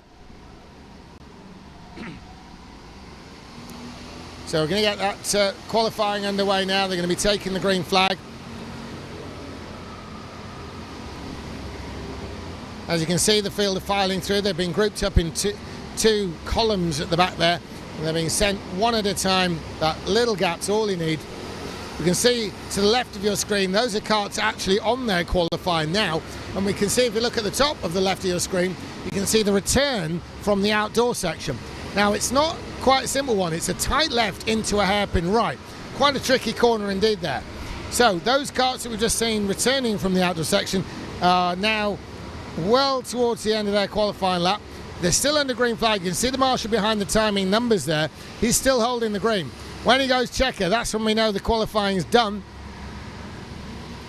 He's going to pull that green in any second. There goes the green, and here comes the checker. And these are going to be times that are getting set. They're getting ready with the checker. And the first time's coming through now. Times are coming through. Victor Poirot into second. Kaspian Jurček is still in the lead. Kaspian Jurček, he's still in lead. Max Opdemkamp is only third. It's still incredibly Kaspian is up the top there. Thibaut Gabor is still Kaspian hanging on. He was the first one to set a time. Can he hold on? Yes, he can. He's still holding on. Zimovic Vera is only fourth. And Anderson goes through to seventh. Rozak is in 10th. And Vandenberg further down the order. And yeah, this is looking very, very, very good indeed for Jurček. Jurček is into the first place there, Kaspian Jurček, as he has out-qualified Tibor Gabor, Karol Nimček, Zimovic Vera, Arno Terven, Victor Poirot, Valdemar Anderson, and the rest. So absolutely outstanding result there. We got Frederic Navarro down there in the 12th place. As we look further down, rounding up the back there, of course, is Nikolai Dirup. So they are being positioned now. You can see on your screen at home they're being sent forward. These are the starting positions. Incredible qualifying there for a relatively newer driver. Definitely always interesting to see how the newer drivers compare to the established stars. But Jurček has definitely done what he needed to do in that regard. He's when you're out qualifying the reigning champion, he must be doing something right, and that's exactly what he's done. So yeah, a good show there indeed by Kaspian Jurček. So once more, pay no attention to the names on the left. That's just the entry for this heat race. That's not their actual qualifying positions. What you can see is they've the last one's coming up. Last one's coming into picture soon. Still a couple more to position.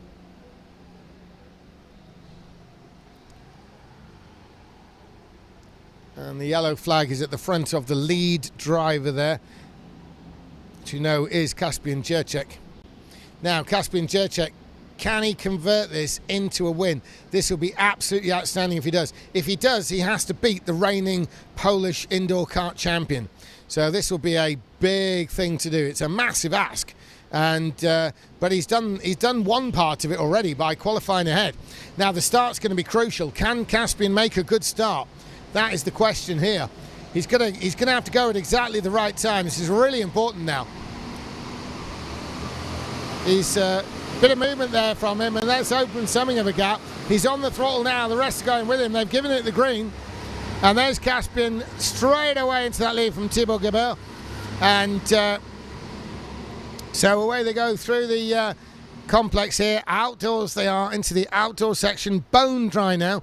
This morning it was very wet and damp, thick fog and all sorts, but it's all bone dry now. No problem there whatsoever, and no problem for Kaspian Jurček, because he has maintained the lead. He's still got his lead.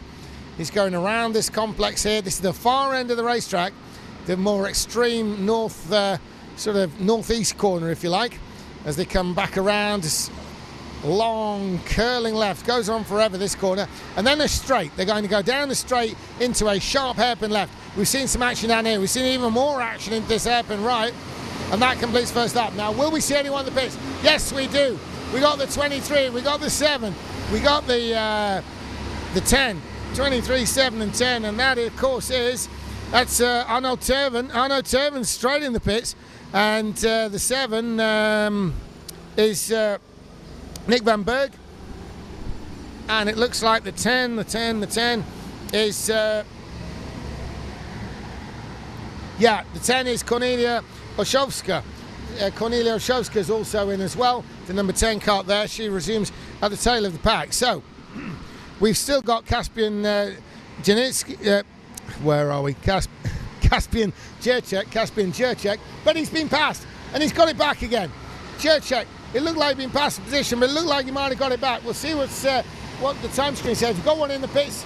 So the 16, it's Thibaut Gabor has taken the lead, and the number 6 has lost patience with that. That's Karol Nimczek. Karol Nimczek has really thought, I'm bailing out of this. This is going to just cost me time. So Karol Nimczek pits early out of the front of the field there, near the front, and that is to try and gain position by leapfrogging those others. If they're going to fight each other, he's going to make more time running on his own with that early pit stop. And what a fight position that was. That has really sort of shaken things up in this race. So Thibaut Gabor, the Hungarian champion, has taken the lead on the track from Caspian Jurček. I believe we've still got Zimovit Vera. Yes, we have. Zimovit Vera is still in third place now. Can Zimovit Vera close in as well? There's no more push and shove. We have another cart into the pits. In fact, we've got 2.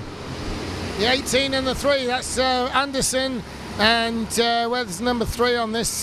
It's Milland. Anderson and Milland have come into the pits. So they will drop down the order. That moves there by definition everyone else up, including Zsuzsa Rozak. Zsuzsa Rozak is up to 7th, and Frederick Navarro is way up into 8th place. So making some moves there is Navarro as they come through for another lap. It's Thibaut Gabor still listed in the lead, and in fact I'd say he's pulling away. He's pulling away a little bit on the track from Caspian Jurček. Caspian Jurček is now something like 4 car lengths behind. So Thibaut Gabor, the great Hungarian, is now stroking his way towards victory here if he can do it. None of the front runners in the pits. I don't think anyone else is coming in. There's really no obvious point at the moment of coming in the pits. In fact, none of them do. No pit stops on this lap, but it is definitely Thibaut Gabor. He punched his way through to take the lead, and he's going to sit there now. What's Jurček's strategy going to be from this? Is he going to try and get pulled along? He's definitely dropping time, and he's got Zimovit Vera, who's going to be next on the list to be trying to overtake him. So as you can see, as we turn in, there's Thibaut Gabor, and there is the 3 behind, and that is Zimovit Vera, Victor Poiré, and Simon van Elver. They are the 2nd, 3rd, 4th, of course. So let's have a look. Is anybody going to come into the pits this time? There's the leader right there. He's going through the hairpin. That is the incredible Thibaut Gabor. The pit entrance is what you can see on your screen to the right. No, there's one in. And in fact, I think it may well be Jurček. I'll double check on that. It's the 9. It's not Jurček. It is Poiré, though. It was one of the leaders. It is Victor Poiré. And the 13's coming too. And that is Peter Puška. Peter Puška has come into the pits as well. So Peter Puška, who may be considered a factor in this race, has pitted too. Now this is halfway through, and we've got quite a lot of the front runners going in. That says a lot about the faith, or maybe not faith, they've got in those in front of them. Talking to those in front, we've got Thibaut Gabor leading. We know we've got Jurček in 2nd, Zimovit Vera 3rd, and Simon van Elver is in 4th. Max Opdam-Kamp, the reigning champion, is only 5th from his point of view. Zsuzsa Rozak is in 6th, and Frederick Navarro 7th.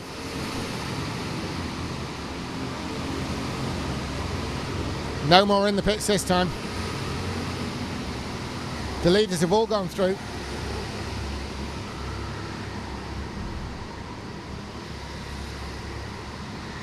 Got some change going. Thibaut Gabor still leads from Jurček.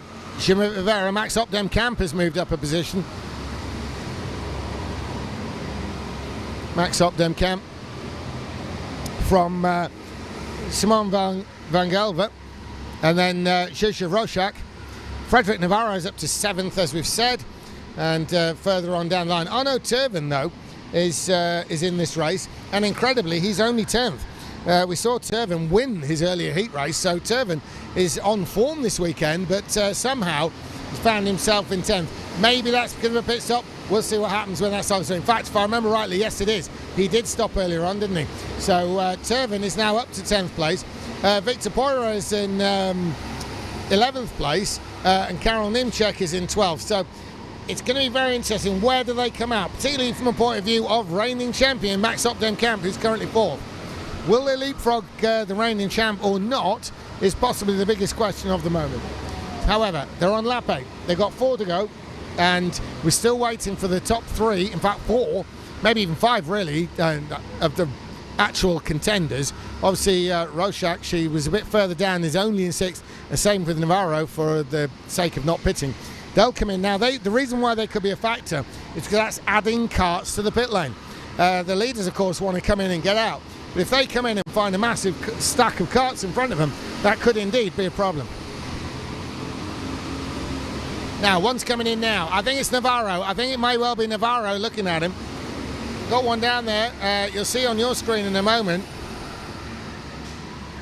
Yeah, it is. It's Frederick Navarro. Frederick Navarro's in the pits, and the leaders will want to see that kind of thing happen. They'll want Roszak in there as well, and maybe some of the other further down, because they just don't want to get embroiled in somebody else's pit stop. The carts have to come in, stop for 20 seconds, but they don't want to be stacking in there one behind another. We're on lap 9. Lap 9. We're still reading. Thibaut Gabor in the lead. He's coming towards the pit entrance as I see it. He's coming in. The race leader's going to come into the pits. And so is Šimon Rivera out of 3rd. We got the two leaders in, so I don't know if we can see anything of the pit lane, but I can tell you now. And there's another one coming too. It's the number 4. It's Simon van Gelver. Simon van Gelver. And there's 5 cars. 5 cars are in the pit lane. But luckily, from the Gabor and Rivera point of view, that is, it's all people stacking behind them, not in front of them. So you haven't quite seen it at home, but oh yeah, there it is on the lower part of your screen there. Look at that.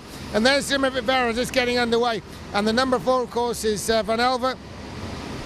The 24, there is Milos Moraviak. And the rest. So, as we come on out, that probably is pretty close to everyone, except the new leader, of course, Kaspian Jurček, and Max Opdam Camp. Now, what's Max Opdam Camp going to do? And Roszak, she's got to come in as well. So, into the bits, we got the number 2. That is Kaspian Jurček. Then behind the number 8, that's Max Opdam Camp. So, in a moment, you'll see on your screen that they're in the pits. So is Jusha Roshak, but she's behind them. So, Jusha Roshak is behind them. Any second, you'll probably get that pit stop view, but I can tell you they've all been in. And in all there they are. So you can see that number 2 is Jurček, and their number 8 is Max Opdam Camp, and they're behind is Jusha Roshak. And that cycles things out, and I think this could be to Arno Terven's advantage here. We're going to see what happens, because there's potentially been a big change. The timing screen's gone crazy. You can see Terven's 3rd. We'll see what happens when they come across the line next time, and that'll line things out. Now, I'm looking out the window visually, and I'm sure that Vera is 4th. I think I can see Thibaut Gabor actually in the lead, and that would mean that in 2nd place, I've got a feeling it's Arno Terven. I think it may well be Terven, but I'm going to wait and see what happens when they cross the line. But I think Terven's managed to get his way up, saying that here comes the flag. Here comes the flag. It's definitely, it's definitely Terven in 2nd. I know Terven's come to his own from Poirot 3rd. See how that all works out.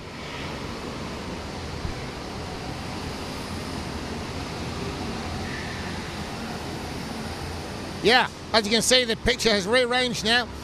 in terms of the timing. So it is a win there by Thibaut Gabor from Arnaud Terven and Victor Poiré. Šimović Vera was a net loser there, and you know, he did a lot of hard work there, but maybe left it late. Who knows? Karol Niemczek through to 5th place, and Kaspian Jurček has been elbowed back to 6th, which is such a shame, really. An amazing qualifying there, but ended up in 6th place. The reigning champion, Max Opdem-Kamp. Max Opdem-Kamp has come through only to 7th place, so he'll be a little bit disappointed with that. But what a race there by Thibaut Gabor. And Thibaut Gabor wins this one from Arnaud Terven and Victor Poiré. So a win there for Gabor, and Terven into 2nd place. Those of you are following it and noting things down, and Poiré, Victor Poiré into 3rd place. So we're now going back over to Mateus and Kuba. And they are going to be commentating on the junior races, beginning with the Mini.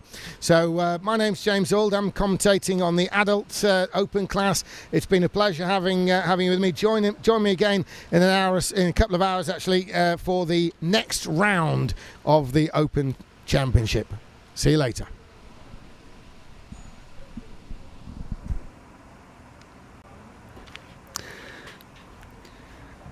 Thank you, James. Wracamy, tak jest. Kuba Press i Mateusz Zieliński meldują się podczas ostatnich wyścigów tej serii wyścigowej. Oczywiście kategoria mini, a więc do 60 kg. Raz jeszcze witają się z Państwem Jakub Press oraz Mateusz Zieliński, witam z powrotem. Jak mówiłem, przed nami 2 wyścigi w kategorii mini. W pierwszym z nich zobaczymy Jerzego Starostę, Filipa Fiedora, Eryka Marona, Cezarego Solnicę, Mateusza Bernadowskiego, Kaspra Falkowskiego, Oskara Kuzio, Samuela Erdelta, Igora Walczuka, Lilianę Walaszek, Aleksandra Drzewieckiego, Milenę Czechowicz, Iwo Gurdaka, Kaspra Kałużnego oraz Weronikę Różańską i Fabiana Łyczka. Za nami fenomenalne wyścigi klasy Open, szczególnie ten ostatni wyścig, który skomentował w całości niezastąpiony James Auld. Zwycięstwo Thibaut Gabora już tu od razu szukam, przed Orne Toivenem oraz Wiktorem Poiré, ale to była klasa Open. Jak mówiłem, teraz przechodzimy do kategorii mini. Ostatnie 2 wyścigi tej serii wyścigowej, po niej krótka przerwa i wracamy z kategorią junior. Mateuszu, no troszeczkę nas nie było znowu słychać, mniej więcej 1,5 godziny, tak jak przed południem, ale jesteśmy teraz zwarci, gotowi, pełni energii. Mam nadzieję, że tak samo jak kierowcy kategorii mini. No już człowiek po drugim śniadaniu to już może złapać trochę tej energii. Za niedługo obiad to w ogóle w sesjach wieczornych będziemy dawać ognia, oczywiście na mikrofonie. Trochę nas nie było nas słychać. Powtórzymy jeszcze raz, drodzy Państwo. Przed nami 2 wyścigi kategorii mini i następnie znowuż w 3. serii powtórzy się ten schemat, gdzie najpierw zaczynamy od wyścigów serii junior, później 6 wyścigów serii Open, no i na sam koniec znowu będą 2 wyścigi kategorii mini. Kategoria Open, ta najbardziej rozbudowana kategoria Open, jest tak w kanapce tych serii, tych kategorii, no nie że pobocznych, to nie są kategorie poboczne, to są też kategorie główne, tylko to są te kategorie juniorskie, można by powiedzieć, ponieważ przypominamy, w kategorii junior ścigają się zawodnicy urodzeni w latach 2008-2015, w kategorii mini ścigają się zawodnicy urodzeni w latach 2011-17, więc tutaj w tym momencie możemy podziwiać zawodników, którzy mają do 14 roku życia, a od 8 już roku życia mogą się ścigać zawodnicy w kategorii mini. Oni oczywiście są nawet jeszcze ci, którzy jeszcze nie mają 11-12 lat życia, ci, którzy się urodzili w 2014 roku lub później, oni mają nawet swoją kategorię baby, taką jeszcze wyróżniającą, chociaż wydaje mi się, że w tym roku na zawodach nie ma aż tylu tych zawodników kategorii baby, żeby osobną kwalifikację baby stworzyć, aczkolwiek na pewno z tego, co mi się kojarzy, jest Filip Starosta, Jerzy Starosta oczywiście obecny tutaj, on jest jednym z zawodników właśnie tych najmłodszych, więc tutaj oglądamy, no kto wie, być może przyszłość motorsportu, kto wie, może któryś z chłopaków kiedyś zostanie następcą wielkiego Roberta, kto wie, może któryś z nich zostanie kiedyś wielkim następcą wszystkich tych wielkich w motorsporcie, kto wie, zobaczymy. Najpierw trzeba jeszcze wygrać zawody PICT 2025. No, z tym następcą to nie mówmy, bo większość zawodników woli się określać jako ten pierwszy, który czegoś dokonał. Tak było chyba ostatnio w wywiadzie z Pawłem Zającem mówił Tymek Kucharczyk, że on nie chce być drugim Robertem Kubicą, on zamierza być pierwszym Tymkiem Kucharczykiem. I to jest bardzo mądre i bardzo zdrowe podejście, żeby nie wchodzić w czyjeś buty, tylko pisać własną, niepowtarzalną historię. Tymkowi życzymy wszystkiego najlepszego. Przede wszystkim życzymy mu mistrzostwa w Euro w Formule 3. Które nie jest tak odległe od tego Kucharczyka. Jeśli dobrze kojarzę, to nawet Tymek jest w tym momencie liderem klasyfikacji generalnej, ale do końca pozostały chyba jeszcze 2 bądź 3 rundy, także wiele jeszcze może się wydarzyć, a na przestrzeni wszystkich dotychczas rozegranych rund w tym sezonie Euroformuły 3, no to się sam Tymek Kucharczyk przekonał, że naprawdę może dużo się wydarzyć, bo chociażby na Hungaroringu w pierwszym wyścigu zajął pierwsze miejsce, potem był bodaj 4. i w ostatniej rundzie 10. bądź 11. miejsce zajęte tylko przez Tymka Kucharczyka, ale to była jedna runda, to było Euro F3, my oczywiście jesteśmy przy okazji Polish Indoor Championship w szczecińskim Silver Hotel and Go-Kart Center. Mamy już pierwsze czasy, Samuel Eldert 53,9, ale Igor Walczak w ten moment skoczył nam na prowadzenie, bo mamy teraz Eryka Maronę i Iwo Górdak. Od razu przebija to osiągnięcie Eryka, 200 różnicy, minimalna różnica, bardzo dużo odrobił w drugim sektorze Iwo Górdak, ale patrzymy jeszcze na czasy pozostałych zawodników. Liliana Walaszek między innymi na ostatnie miejsce, 10. niestety w tym momencie się przesunęła. Jerzy Starosta jest 10. Czekamy na kolejne wyniki. Weronika Różańska, pozycja numer 7 i na pozycję numer 10 na chwilę wskoczyły nam Oskar Kuzio bodaj, a na pozycję numer 1 skakuje teraz Filip Fiedor, a więc zawodnik, który, jeśli dobrze kojarzę, to dokładnie ma już zwycięstwo w klasie mini z pierwszej serii wyścigowej. Właśnie tyle porozmawialiśmy o rzeczach pobocznych dotyczących dnia dzisiejszego, czy ogólnie poruszyliśmy tematów pobocznych, że chyba nie poruszyliśmy tematu stawki, która wystartuje w tym wyścigu.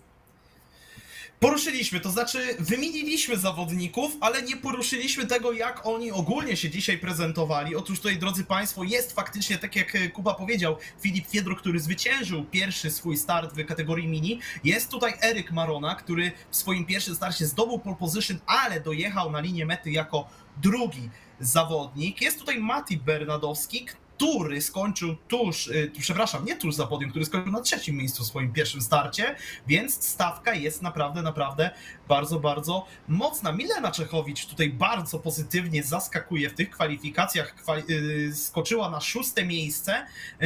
W poprzednim wyścigu można by powiedzieć, że tylko 10 punktów udało się zawodniczce uzyskać, a tutaj wysoka pozycja po kwalifikacjach, 6. Bardzo dobra, aby atakować te lepsze zdobycze punktowe. W poprzednim biegu miejsce 10, teraz kto wie? Opcja na pierwszą 5 jak najbardziej jest. Do odnotowania też dobry wynik w tych kwalifikacjach właśnie Igora Walczuka, który zamyka tą pierwszą 5, a Igor Walczuk, tak żeby być słownym, tak żeby przypominać, kto jak sobie poradził w swoim pierwszym starcie. Igor Walczuk, tutaj szukam w klasyfikacji tych zawodów obecnej, nie jestem w stanie zlokalizować, Jakubie, szybko pomóż i jest, 14 punktów zdobył Igor Walczuk, oczywiście 6. miejsce w swoim pierwszym starcie. Jakubie, oddaję Ci głos. Oddajesz mi głos, to ja w takim razie przeprowadzę za moment naszych kibiców przez start pierwszego wyścigu w kategorii mini w drugiej serii wyścigowej. Filip Fiedor poprowadzi nam całą stawkę. Pytanie, czy będzie próbował wystartować tak dobrze, jak zrobił to Mateusz Bernadowski w kategorii junior. Chyba spróbował zaskoczyć swoich rywali, ale to się za bardzo nie udało. Nie zmienia to faktu, że powinien mimo wszystko utrzymać prowadzenie do zakrętu numer 1. Iwo Górdak chyba go tutaj nie wybroni, tak też się dzieje. Niezmieniony szczyt, do czego się już przyzwyczailiśmy na starcie. Mateusz Bernadowski na 4. miejscu, tuż za Erykiem Maroną, ale póki co tutaj żadnego ataku jeszcze nie zobaczymy. 12 okrążeń mają zawodnicy, tak jak w każdym biegu eliminacyjnym, na przeprowadzenie jakiegokolwiek ataku, na jakiekolwiek zagrywki taktyczne. Co do Mileny Czechowicz, ona już prezentowała świetne tempo pod koniec pierwszego wyścigu i myślę, że to może być nawet czarny koń tej rywalizacji, ale te słowa muszę wypluć, tfu, nic nie powiedziałem, ponieważ nie ma co rzucać na dzień dobry po powrocie żadnych klątw. Póki co Milena tutaj oczywiście prezentuje się bardzo dobrze jako jedna z faworytek tej kategorii Girls. Oczywiście też wspomniałeś wcześniej o tym dobrym starcie jednego z Bernadowskich w wyścigu kategorii junior, ale trzeba oddać kawałek galaretki na serniczku tym, komu się ten oczywiście kawałek należy. To nie był Mateusz, to był oczywiście Tomek Bernadowski, który tam odstawił zawodnika z 3. pozycji na ponad sekundę po swoim starcie. A propos Bernadowskiego, to Mateusz zjechał do alei serwisowej, tak samo Samuel zjechał, tak samo Alek, tak samo zjechał także, tak samo zjechał oczywiście tutaj Kacper Fałkowski. Kacper i mamy już taką solidną grupkę 4 zawodników, którzy odbębnili swoje przejazdy przez aleję serwisową. Będziemy się na pewno głównie tutaj przyglądać tempo Mateusza, który jest oczywiście jednym z tych frontrunnerów tego wyścigu, ale nie będziemy zapominać także i o pozostałych tych, którzy zjechali do alei serwisowej. Póki co Filip Fiedor spokojnie prowadzi przed Iwo Górdakiem, przed Erykiem Maroną i ta pierwsza trójka powoli Igorowi Walczukowi odjeżdża. No już musiał się bronić Filip Fiedor na poprzednim okrążeniu, być może dlatego Mateusz Bernadowski nie zamierzał czekać, tylko od razu zjechał na pierwszym okrążeniu do alei serwisowej. Na razie Fiedor zachowuje prowadzenie i mam wrażenie, że zaczyna się powoli oddalać od Iwo Gurdaka. No na pewno nie jest to taki sam dystans, jaki mieliśmy na pierwszym okrążeniu, kiedy Iwo Gurdak mógł zaryzykować nawet atak na Filipa Fiedora. Myślę, że powoli będzie musiał patrzeć za siebie, aby tutaj Eryk Marona go nie zaskoczył jakimś atakiem, ale to jest wciąż dystans, który Erykowi nie pozwala jeszcze na atak, no ale z drugiej strony poprzednie okrążenie, no nie, nawet poprzednie okrążenie Eryk pokonał wolniej od Iwo Gurdaka, ale chyba w takim razie szybszy był w sektorze numer 2. Na razie Filip Fiedor rewelacyjny sektor numer 1, od razu 30 szybciej od Iwo Gurdaka, z kolei od Iwo Gurdaka minimalnie wolniej pojechał Eryk Marona, za to Igor Walczuk już było ponad 1/10 szybszy od Eryka Marony, ale ten dystans dzielący Igora i Eryka jest jednak całkiem spory. Jesteśmy już pod koniec okrążenia. Czy któryś z kierowców zdecyduje się na pit stop? Nie, póki co pozostaje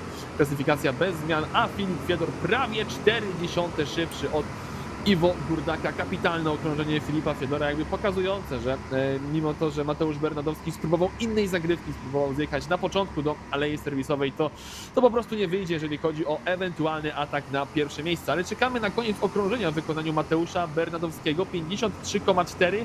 No jednak było to wolniejsze okrążenie od Iwo Gurdaka oraz od Eryka Marony. Na razie Mateusz traci 19 sekund do Eryka Marony i to myślę, to trzecie miejsce to może być cel na ten wyścig dla Mateusza Bernadowskiego. Oczywiście wszystko jeszcze wyjdzie w planie pod koniec zapewne tego wyścigu, ponieważ wtedy ta pierwsza trójka będzie wypatrywać swoich zjazdów do alei serwisowej. Dzisiaj oglądamy taki trend, zazwyczaj oglądamy też taki trend, bo rok temu też tak było, że zawodnicy albo zjeżdżają od razu na początku swojego biegu, albo na jego samym końcu, gdzieś na ostatnich 2-3 okrążeniach dopiero wtedy się decydują na zjazdy. Tak jest, Fabian Łyczek trochę psuje moją narrację, zjeżdżając teraz do alei serwisowej.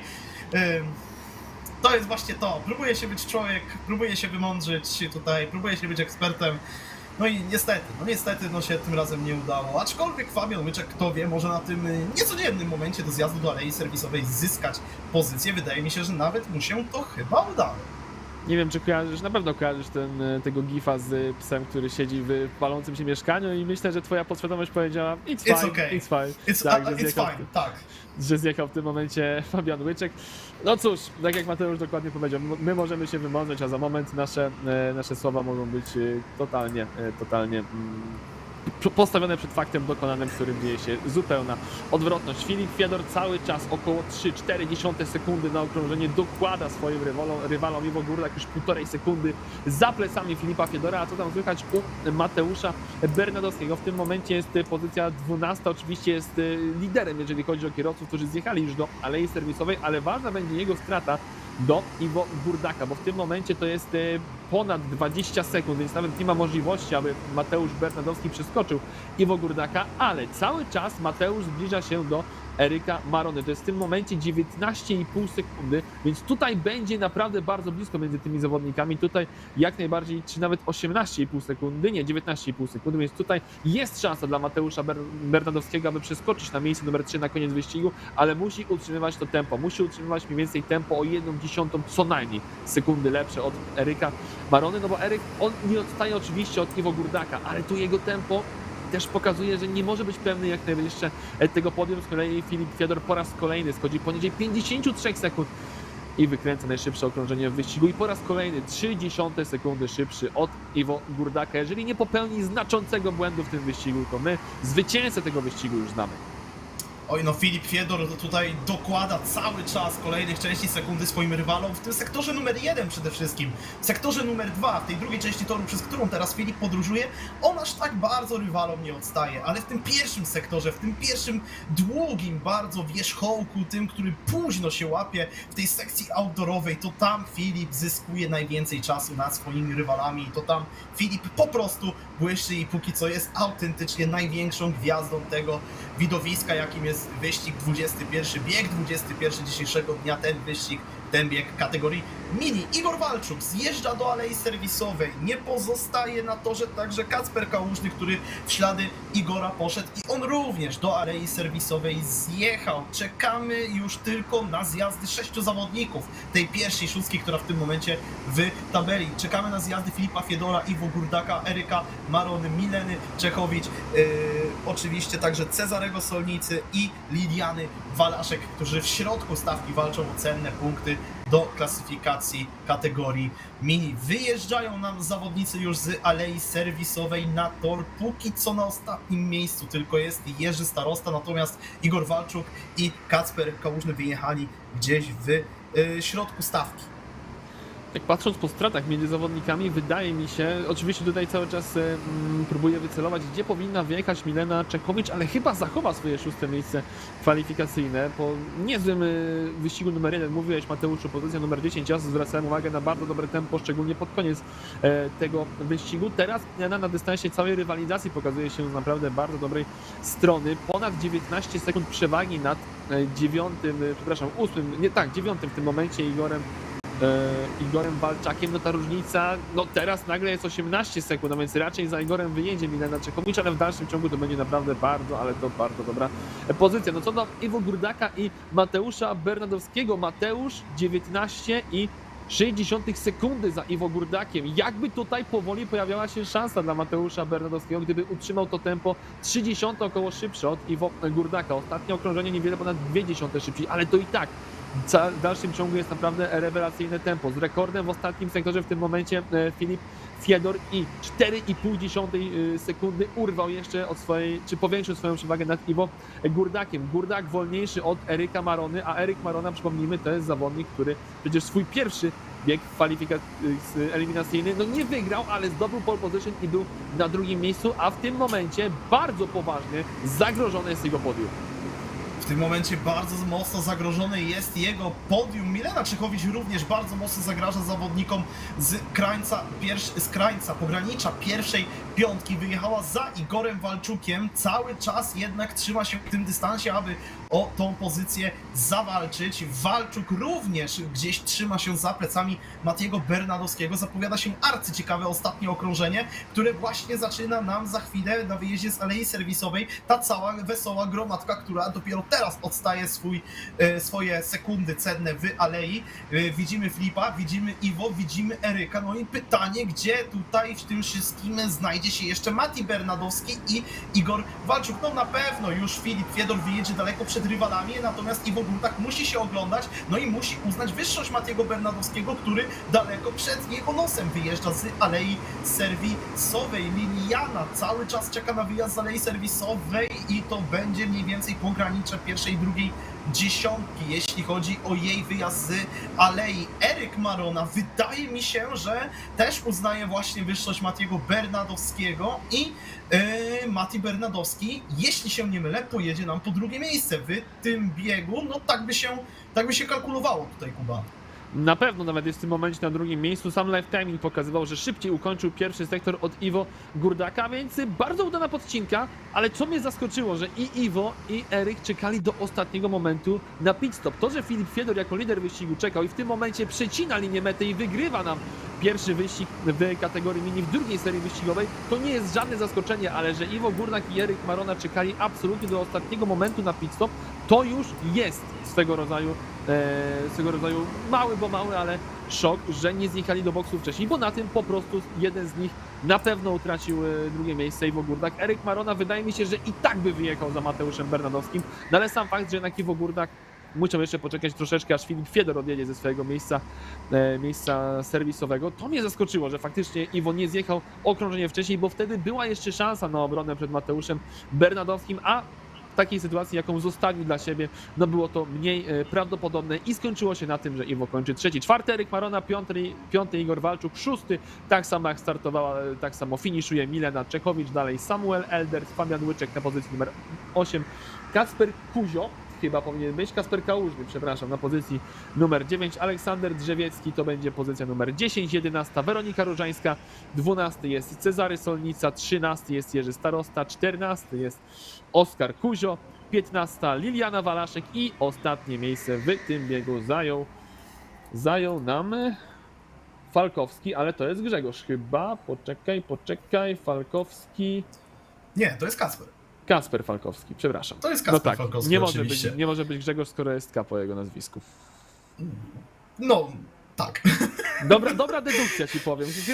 Chyba się na jakąś szkołę detektywistyczną zapiszę. Detektywistyczną, zdecydowanie. Myślę, że będę rozchwytywany.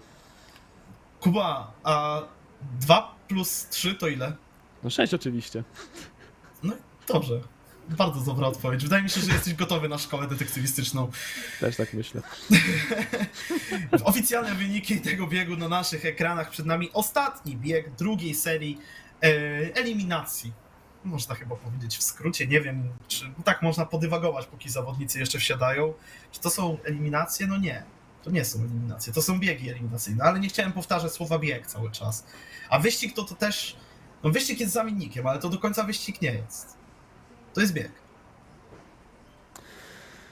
To jest bieg, ale nie mniej bardzo ważny również, mimo że oczywiście jedna z tych prób, powtarzamy to jak mantrę, ale trzeba to jednak przypominać za każdym razem, że jeden czy najgorszy wynik z wszystkich 5 biegów eliminacyjnych w każdej kategorii zostanie niezaliczony do finalnego wyniku. Więc jeśli się raz ta noga gdzieś tam potknie o jakąś gałązkę rzuconą przez przypadek przez wiatr na tor sekcji outdoorowej i ktoś zaliczy gorszy wynik, to może liczyć jeszcze na szczęście w kolejnej próbie. A propos kolejnych prób, to zawodnicy już usiedli do go-kartów, więc drodzy Państwo, przed nami skład 22 gonitwy już dzisiejszego dnia. Gonitwa to jest bardzo dobre słowo, to jest dobry zamiennik, Jakubie. Drodzy Państwo, skład biegu numer 22. Dawid Grudzień, Aleksander Borowski, Julian Kurczyński, Kajetan Szczęch, Malte Dirup, Maksymilian Klonowski, Jan Kiślak, Michał Siejka, Wiktor Kwiatkowski, Jaden Pelwurde, Ania Wiśniewska, Antoni Rabajczyk, Antoni Kurczyński, Bartosz Wojtowicz, Jakub Kruszyński i Gitano Riccobene. Jeżeli chodzi o zawodników, o których mówiliśmy, że im się już gorszy występ trafił i kolejny taki występ no będzie dosyć dużym problemem, jeżeli chodzi o ewentualny awans do półfinałów, a potem do finałów, no to mamy aż 3 tutaj takich zawodników, bo jest Malte Dyrup, chyba nawet 4, bo jest przecież jeszcze Kajetan Szczęch, jest Antoni Rabajczyk i Antoni Kurczyński, a więc zawodnicy, którzy w pierwszych 2 biegach w kategorii mini zgromadzili 5 punktów lub mniej. Dokładnie rzecz biorąc, to Kajetan Szczęch i Malte Dirup zdobyli po 5 punktów i Antoni Rabajczyk razem z Antonim Kurczyńskim zdobyli tych punktów po 4, ale mamy też zawodników, którzy oczywiście byli bardzo wysoko w klasyfikacji generalnej, między innymi przecież Jadon Pelwerde, który zajął trzecie miejsce dokładnie, bodaj po starcie z pole position, jeśli się nie mylę, właśnie na 3. miejscu finiszował Jaden. Zobaczymy, na co stać go w tym drugim wyścigu, bo w kategorii junior, no tam mówiliśmy, że to być może nie jest ta kategoria, na którą on się głównie nastawia. Zobaczymy, jak w takim razie wyjdzie mu drugi bieg w kategorii mini. Tutaj też muszę się bardzo szybko zreflektować, ponieważ zajrzałem jeszcze raz w tabelę oczywiście kategorii mini i jeśli chodzi o tą podkategorię baby, to jest tutaj Maksymilian Klonowski, jest Jan Kiślak, jest Bartosz Wojtowicz, jest Jerzy Starosta, jest Kacper Fałkowski, jest dwójka Antonich, Antoni Rabajczyk i Kurczyński, jest też Jakub Kruszyński w kategorii baby, więc jak najbardziej tutaj oczywiście ci zawodnicy będą walczyć o te punkty dodatkowe do tej podkategorii. Póki co najlepiej z tej podkategorii Maksymilian Klonowski. Filip Fiedor się do niej nie łapie, ale Filip Fiedor jest ogólnie póki co liderem kategorii mini z 2 zwycięstwami na swoim koncie. Kwalifikacje trwają, przyglądamy się czasom sektorów naszych zawodników i póki co najszybszy czas pierwszego sektora tutaj ma Jaden Pulverde. Jeśli dobrze patrzę, 21.719 jest to rekord w pierwszym sektorze. On jednak niewiele szybciej od Michała Siejki, który teraz wykręca 53.690. No i będzie bardzo blisko między dwójką tych panów. W międzyczasie, chociażby tutaj Rico Bene wskakuje nam na miejsce drugie, ale on szybko z tego miejsca zrzucony przez Dawida Grudzienia, który bardzo ładny czas 53,983 nam wykręca. Wskakuje nam teraz Jaden Pulverde na miejsce pierwsze. Na miejscu trzecim melduje się Max Klonowski i on będzie tym zawodnikiem podcinającym Michała Siejkę. Widzimy, że Ania Wiśniewska skakuje w międzyczasie na miejsce siódme. Wiktor Klonowski skakuje na miejsce szóste.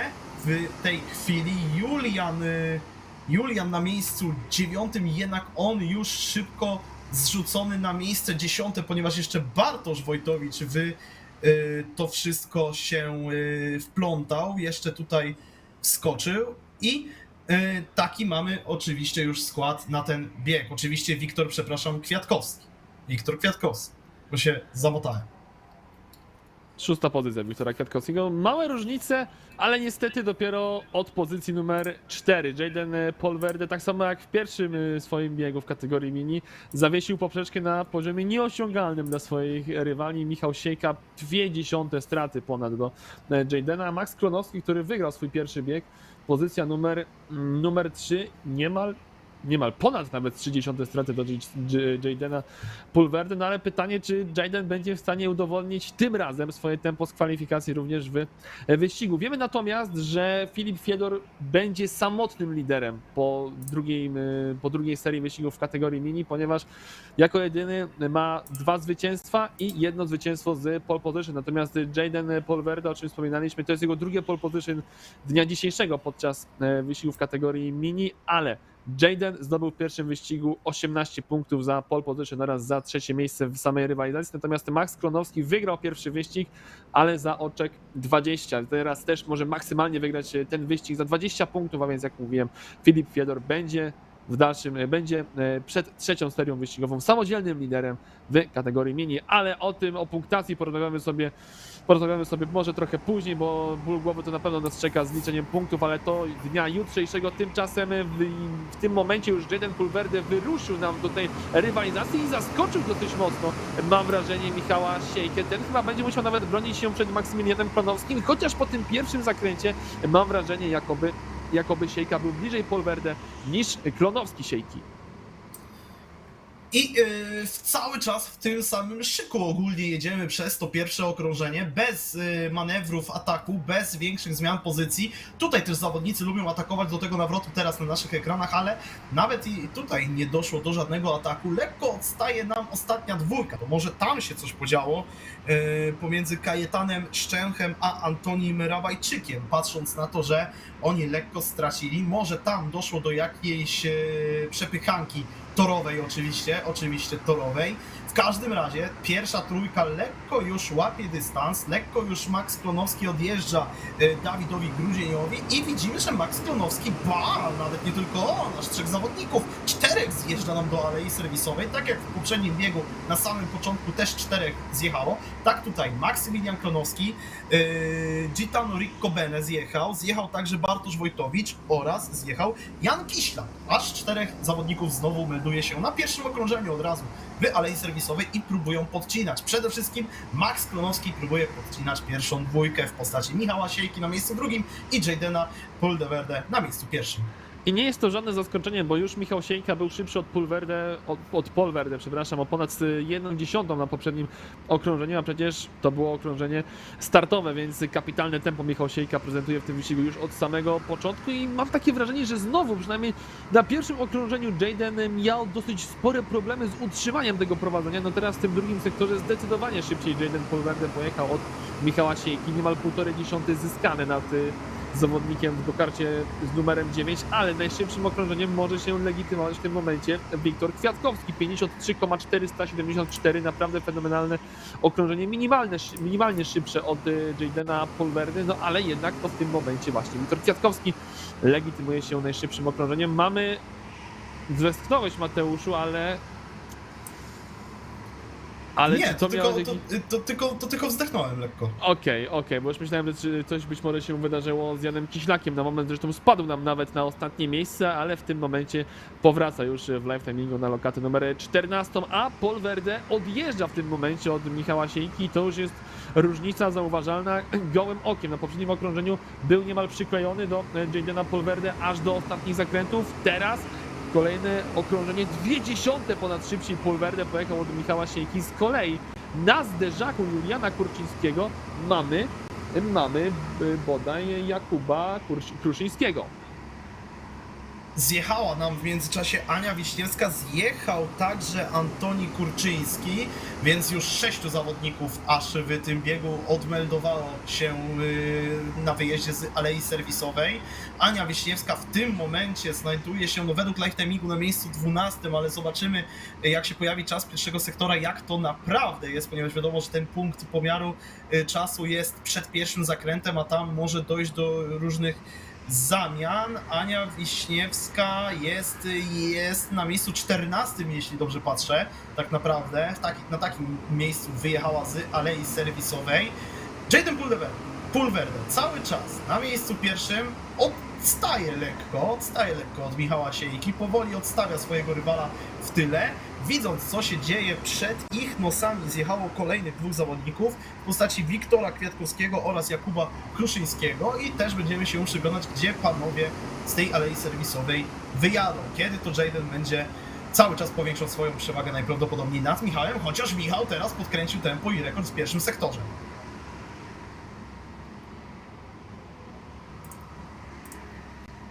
Michał Siejka z rekordem w sektorze numer 1 i zakręt po zakręcie coraz bliżej, optycznie coraz bliżej swojego rywala Jadena Polverde. Zobaczymy, może Siejka zdecyduje się za niedługo na jakieś manewry podcinania. Wydaje mi się, że jednak najpierw chce się Michał zbliżyć do rywala i spróbować trochę złapać jego tempo, może trochę podkręcić z nim tempo, bo wydaje mi się, że tutaj Jaden jedzie jednak minimalnie wolniej, chociaż w tym drugim sektorze faktycznie jest minimalnie szybszy od Michała, więc się lekko się to balansuje, ale nie zmienia to faktu, że na ostatnim kółku minimalna strata została odrobiona przez Michała. Zobaczymy, jak się będzie prezentować tempo w tej drugiej połowie wyścigu, kiedy zawodnicy są jeszcze bardziej napędzeni, kiedy zawodnicy jeszcze trochę się bardziej wjeździli w ten tor. Bartosz Wojtowicz stracił pozycję, jest na miejscu 15 w tym momencie, stracił ją względem Kuby Kruszyńskiego, a na miejsce 13 spadł Gitano Riccobene, zyskał pozycję względem niego Jan Kiślak. To była walka o miejsca 12 i 13. Przyglądamy się tej pierwszej dwójce, która niezmiennie jednak od siebie cały czas około 0,8 sekundy w takim dystansie panowie pokonują tor w Szczecinie i póki co niewiele wskazuje na to, aby tutaj miało dojść do jakichkolwiek zamian. Chociaż czy obu panów będzie narzekać na ten status quo, że on się nie zmienia? Wydaje mi się, że nie, ponieważ i Jaden bardzo chciałby tutaj dobrze zapunktować i także Michał, który punktował jednak nieco gorzej, nie najgorzej, ale jednak nieco gorzej od swojego rywala, ponieważ Michał wyciągnął 13 punktów z pierwszego wyścigu, co by oznaczało, że przyjechał na miejscu numer 7. Jaden skończył wtedy wyścig na miejscu 3 z pole position, tym dodatkowym punkcikiem, dlatego punktów 18. Panowie póki co ładny dorobek sobie budują, a kto wie, może ten jeden gorszy wyścig Michała jeszcze przepadnie, może jeszcze Michał nie będzie miał tych 13 punktów, będzie miał je wymazane, a tutaj będą same pierwsze, drugie, trzecie miejsca i będzie oczywiście kończył te zawody z wysokiego C. Zjeżdża do alei serwisowej kolejny z zawodników, jest to Julian Julek Kurczyński. On w tym momencie na miejscu 6, jednakże który wyjedzie z alei serwisowej, to się jeszcze okaże. Wydaje mi się, że właśnie dużo niżej, ponieważ teraz ta cała gromada go-kartów na prostej startmeta go w tej alei serwisowej wymija. Wymija go w tym momencie, a jeszcze ważna informacja odnośnie 2 zawodników to Bartosz Wojtowicz oraz Gitano Riccobene z karą plus 5 sekund za źle wykonany pit stop. Po prostu z kolei z przodu stawki mówiłeś o tym statusie quo i mam wrażenie, że jak najbardziej Jadenowi i Michałowi ten status quo status quo pasuje, dlatego że odjeżdżają cały czas od Maksymiliana Klonowskiego, który zjechał na początku wyścigu, by nie kisić się po prostu w peletonie, by mieć jak najwięcej czystego powietrza, ale to jego tempo nie jest na tyle konkurencyjne, aby on w tym momencie stanowił jakiekolwiek zagrożenie dla czołowej dwójki. Trzecie miejsce dla Wiktora, który przecież wygrał w swój pierwszy wyścig, jak najbardziej na tym trzecim miejscu Maksymilian się znajdzie, ale wyżej już chyba nie da rady, bo w tym momencie 20 sekund traci do Michała Siejki, a więc no niestety wykluczone w tym momencie jest przy oczywiście odpowiednim pit stopie, wykluczony jest awans Maxa Klonowskiego na miejsce numer 2. Z kolei Dawid Grudzień, który w tym momencie jest na trzecim miejscu, prawdopodobnie w top 5 zostanie, być może nawet spadnie właśnie na 5. miejsce, ale powinien generalnie utrzymać się przed Wiktorem Kwiatkowskim. No w tym momencie będziemy mieli, Mateuszu, najważniejsze rozstrzygnięcia. Rozpoczyna się ostatnie okrążenie z dozwolonym pit stopem. Na pit stop zjechał Jaden Pulverde, zjechał również Dawid Grudzień. No to są zawodnicy, którzy, jak mówiłem, powinni Grudzień zachować miejsce w top 5 akurat na jego kresie, a Jaden Pulverde powinien wyjechać przed Maksymilianem Klonowskim. Równo 20 sekund teraz zresztą Maksymilian traci do Michała Siejki. Pulverde już wyjechał z alei serwisowej i powinien spokojnie być przed Maksymilianem Klonowskim. Kończy za to swoje okrążenie Michał Siejka. Za moment zobaczymy go zresztą w alei serwisowej. Tylko 2 nawroty mu zostały do przejechania. W tym momencie jest pierwszym, to na pewno nie jest, to jest Michał Siejka, dokładnie, więc troszeczkę się pospieszyłem, teraz dopiero będą te 2 ostatnie nawroty dla Michała w tym wyścigu, za moment zamelduje się u swoich mechaników, no i nie ma szans po prostu na wyjazd przed Jadenem Pulverde. Taki status, jaki mieliśmy na początku tego wyścigu, a więc Jaden, Michał oraz Max, taki on zostanie do mety. Prawdopodobnie, chyba że któryś z tych kierowców jeszcze jakiś z błędów popełni, a w dalszej części rywalizacji być może dojdzie do pojedynku między Aleksandrem Borowskim a Wiktorem Kwiatkowskim, bo tam różnica jest minimalna i Pulverde minimalnie, ależ jestem szczerze mówiąc zaskoczony, że tak blisko Pulverde wyjechał przed Michałem Siejką. Tutaj jeszcze może dojść do bardzo zaciętej rywalizacji. Siejka chyba nie odpuści w tym momencie Pulverde, będzie próbował obierać zupełnie inne linie wyścigowe, aby tutaj awansować jeszcze na pierwsze miejsce, ale kolejny nawrót i w dalszym ciągu pozostaje za Jadenem Pulverde. Jeszcze ma parę okazji, jeszcze ma kilka szans, żeby się napędzić, żeby jeszcze spróbować gdzieś wyprzedzić zdobywcę pole position do tego wyścigu, ale z każdym kolejnym zakrętem chyba tylko i wyłącznie dystans się powiększa. Pulverde bardzo blisko był w tym pierwszym zakręcie, aby jeszcze stracić to miejsce numer 1. Musiał się bronić przed Michałem Siejką. Też tutaj obejmuje wewnętrzną linię do przedostatniego zakrętu zawodnik z zagranicy. Widzimy, że Siejka jednak wchodzi na wewnętrzną. Oj, tutaj bardzo blisko było, żeby doszło do katastrofy. Siejka wypchnięty praktycznie w bandę wypchnięty przez Jadena Pulverde.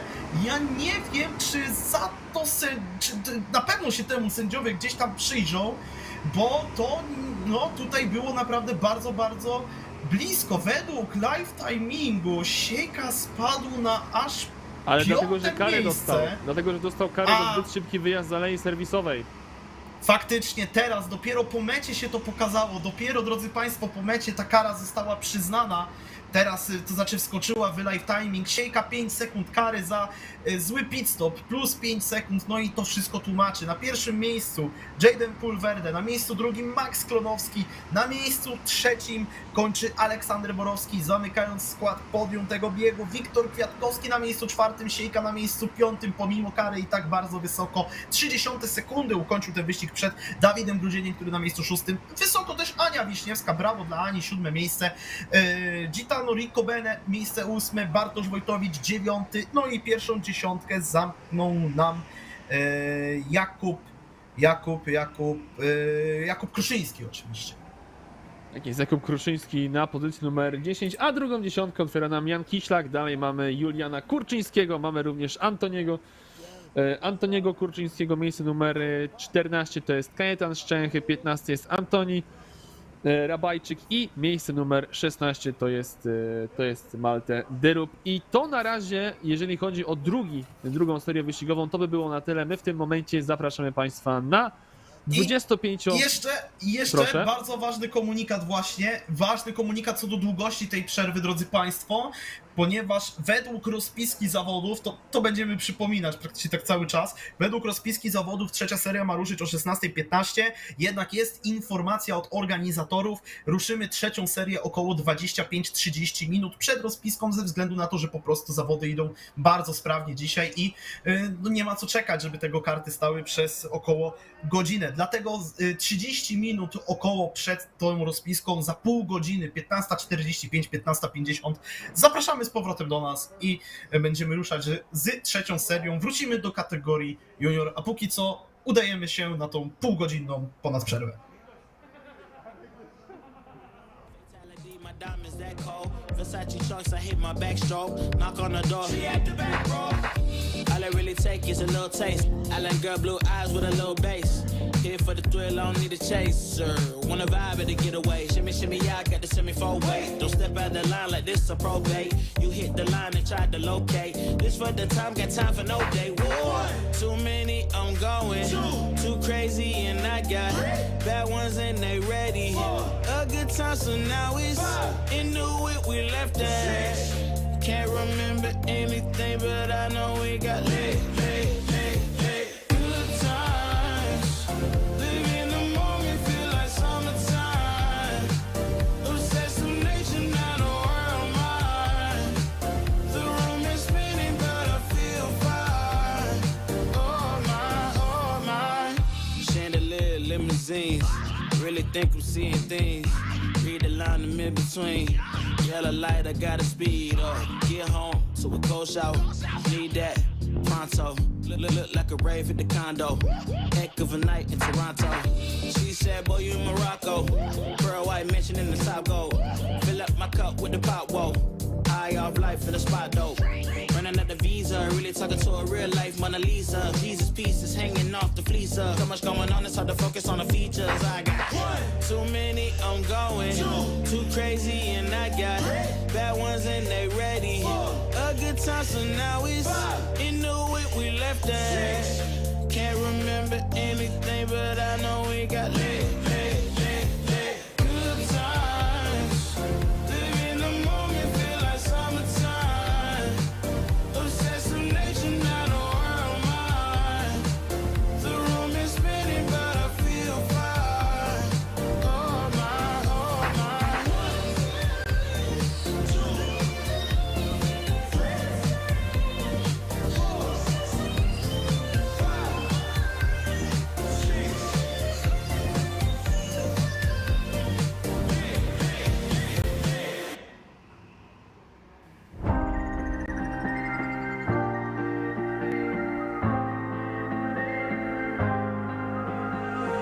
When you put your hand in my jacket, I'm thinking so irrational.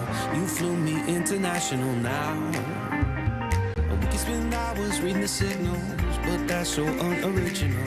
What if we took this back to my house? Under all these lights, I gotta take a minute to calm down.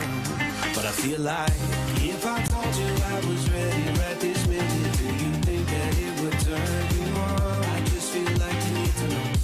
If I told you I was ready right this minute, would you just run off and tell someone? I just feel like you need to know. I don't wanna feel like we're wasting time. Tell me, should I go and call up a taxi? We can make out foreplay in the backseat. Please tell me now how that all sounds. You can sleep in while I make breakfast, watch cartoons and talk about exes. And if you're happy, stick around. I just feel like this is worth the risk. I never felt a fire like this. If I told you I was ready right this minute, do you think that it would turn you on? I just feel like you need to know. If I told you I was ready right this minute, would you just run off and tell someone? I just feel like you need to know. Right here, right now, we're running out of things to talk about. Right here, right now, I'm about to let the truth come out.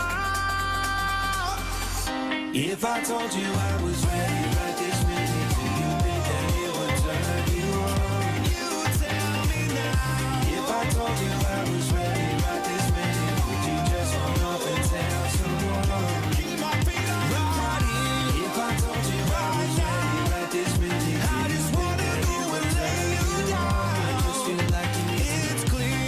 told you I was ready right this minute, would you just hold out and say what you know? I just feel like you need to know. If I told you I was ready right this minute, do you think that it would turn you on?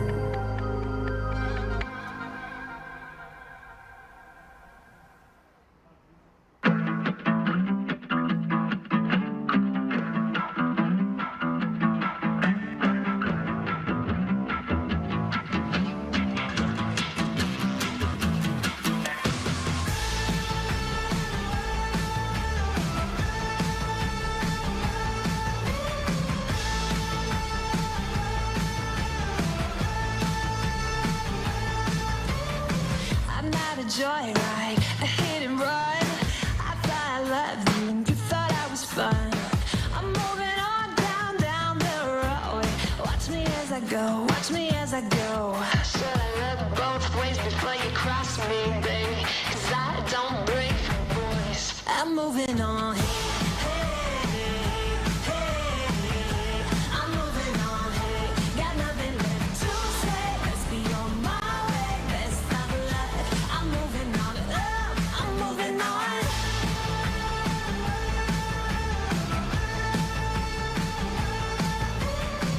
I got a new love.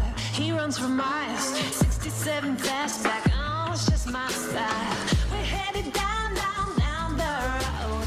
Just enjoy the show. Watch me as I go. Should I look both ways before you cross me, baby? 'Cause I don't break for boys. I'm moving on. I'm moving on. Got nothing left to say. Let's be on my way. Best of luck. I'm moving on. I'm moving on.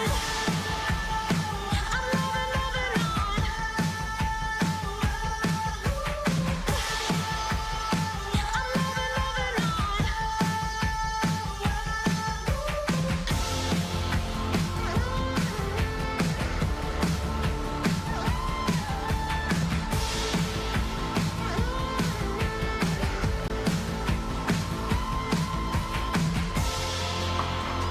I'm moving on.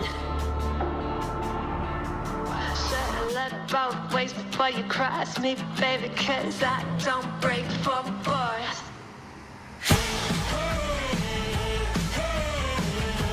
I'm moving on, hey. Got nothing left to say. Let's be on my way. Best of luck. I'm moving on. Got nothing left to say. Let's be on my way. Best of luck. I'm moving on. Got nothing left to say. Let's be on my way. Best of luck. I'm moving on. I'm moving on.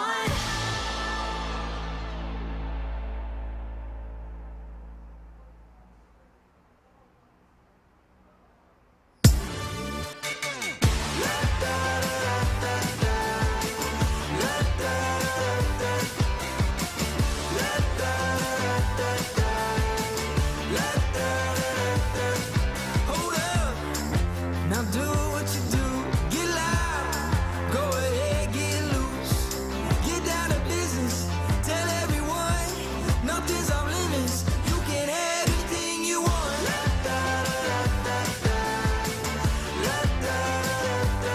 Anything you want. Tell everyone you can have anything you want. Anything. With that brand new style, show off, watch them all get wild. Get down to business, tell everyone, go out and get it. You can have anything you want.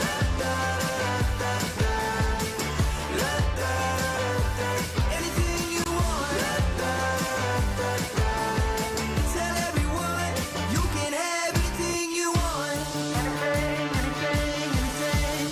If you want it, you can have anything. If you want it, you can have anything you want. With that brand new style, watch them all get wild. Now do what you do.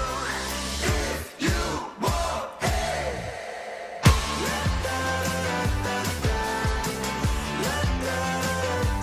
Anything you want.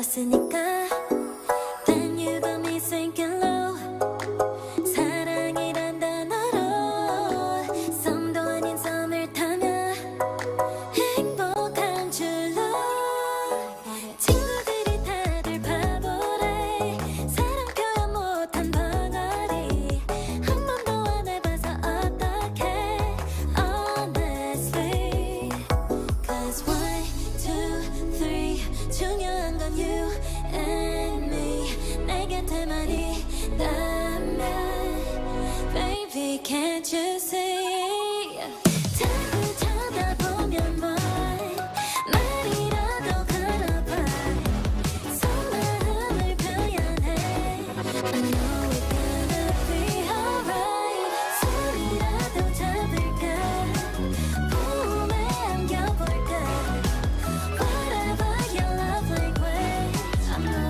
we're gonna be alright Can't take all this hot and cold Love shouldn't be this hard no 뭐라고 있는지도 모르겠잖아 어렵지 않아 무슨 생각한지도 정말 진심인지도 Guess like I've never guessed before 나 좋아하는 건 맞아 친구들이 다들 바보래 사랑 표현 못한 벙어리 한 번도 안 해봐서 어떡해 Honestly Cause 1, 2, 3 중요한 건 you and me 내 곁에만 있다면 Baby can't you see 자꾸 쳐다보면 뭘 말이라도 걸어봐 속마음을 표현해 I know we're gonna be alright 소리라도 잡을까 꿈에 안겨볼까 Whatever your love language I know we're gonna be alright I know we're gonna be alright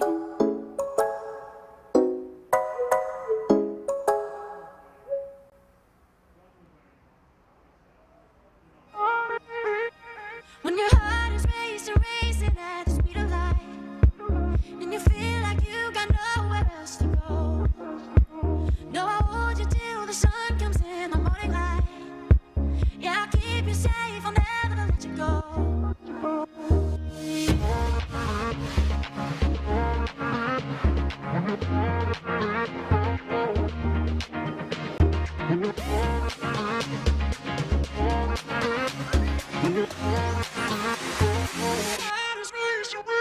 When your heart is racing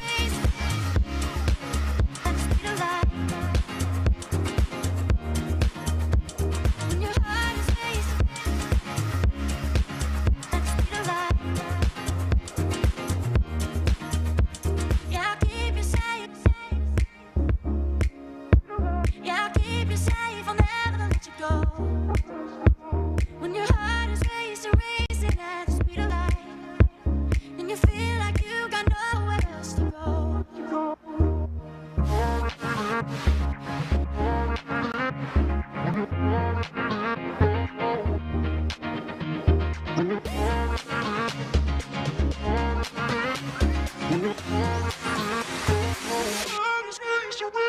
When your heart is racing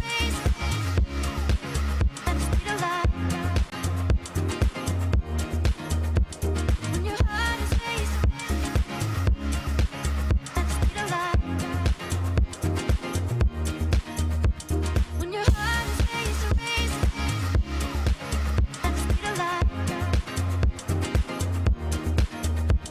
When your heart is racing at the speed of light I'll keep you safe. I'll keep you safe, I'll never let you go. When your heart is racing, and you feel like you got nowhere else to go.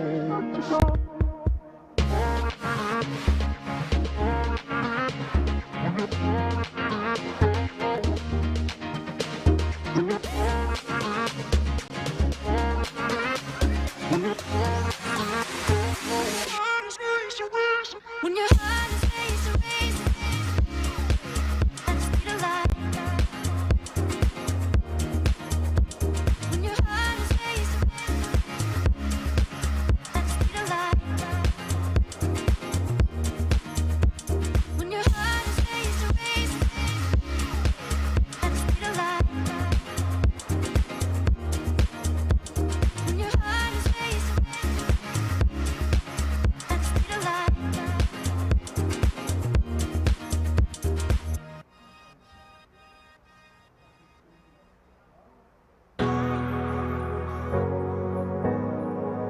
I'm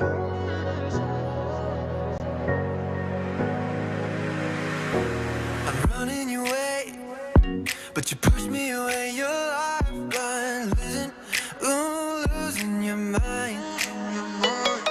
I'm here for you, babe. I've loved you the same this whole time. So tell me, what's on your mind? And I'm not here to hear you say you're fine. I can take the pain you hold inside. I wanna know, wanna see it. Can I feel your grip tonight? Can't get this off my mind. Does it only control you? Let me in, I'll help you out. I won't lose you this time. I feel your grip tonight.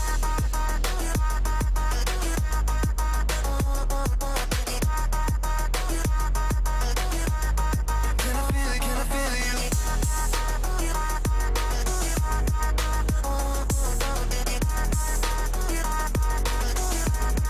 Can I feel your grip tonight?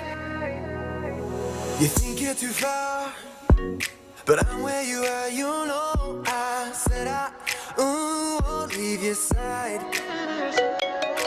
They left you bare, but I'm begging you, stare in my eyes for you. Yeah, I'd give my life. And I'm not here to hear you say you're fine. I can take the pain you hold inside. I wanna know, wanna see it. Can I feel your grip tonight? Can't get this off my mind.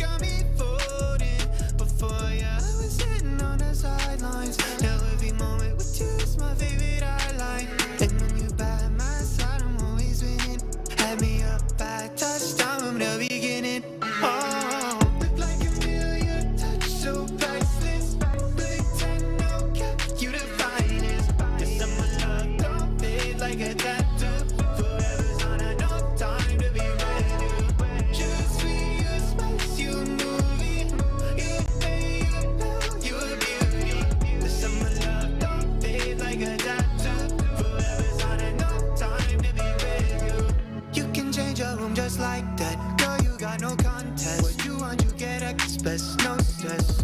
Thank the Lord, you know you so blessed. You got me so obsessed. There ain't a moment I ain't thinking about you. No inside your head, you know I won't sleep. Forever love me together, whenever long. When you're by my side, yeah, I'm winning. Head in the clouds, so high, got me singing. Look like a million, touch so priceless. Bullet 10, no cap, you the finest. This summer love don't fade like a tattoo. Forever's on a no time to be ready. Choose me, you spice, you a movie. You pay, you a pill, you a beauty. This summer love don't fade like a tattoo. Forever's on a no time to be ready.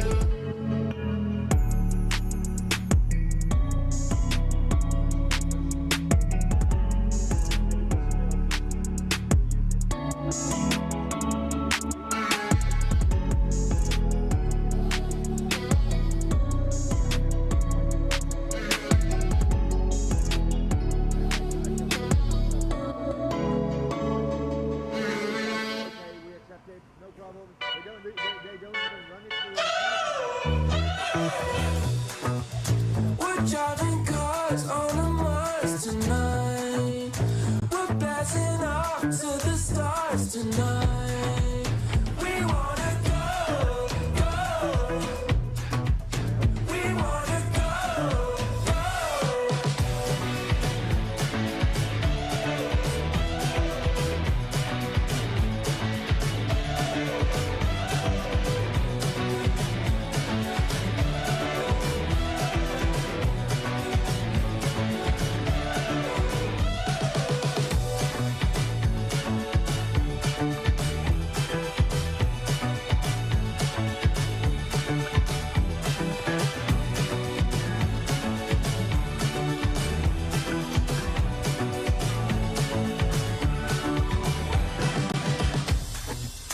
We're driving cars on a Mars tonight.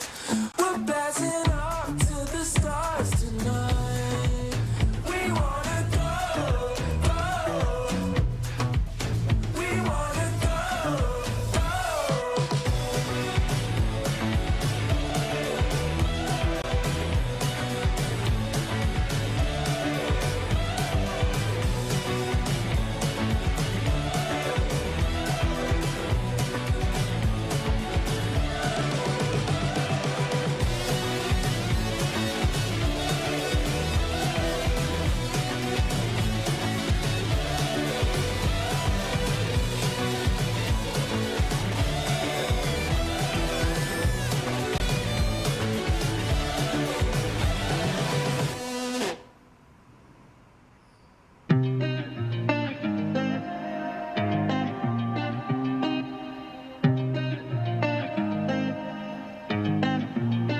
I've been signing on the city lights. All this doubt around me, then but look, I got it right. Don't you try to hit me, now you live a petty life. All those nights I laid awake, I pray for better life. Now I wake up with a baddie like I said I might. This a better life, you never tried, I bet it right. This a better life, you never tried, I bet it right. You been stuck just where you at because you never tried. Want a better life, I had a time, I bet it right. Yeah, I just took a chance and yeah, let me write. Look, I just took a chance and yeah, I rolled the dice. Yeah, women, I'll be bad because the fuck was nice. Yeah, I must admit that this ain't overnight. I just hit the double with the jackpot. I'm in the snow, this in New England, but I'm dying high. Now I'm not for the music when I can't stop. Ain't gon' let me out here what they ask me. Ask a favor, what a shout out to gas me. Really, they ain't take a risk, but want the outcome. Then asking how come. I've been signing on the city lights. All this doubt around me, then but look, I got it right. Don't you try to hit me, now you live a petty life. All those nights I laid awake, I pray for better life. Now I wake up with a baddie like I said I might. This a better life, you never tried, I bet it right. This a better life, you never tried, I bet it right.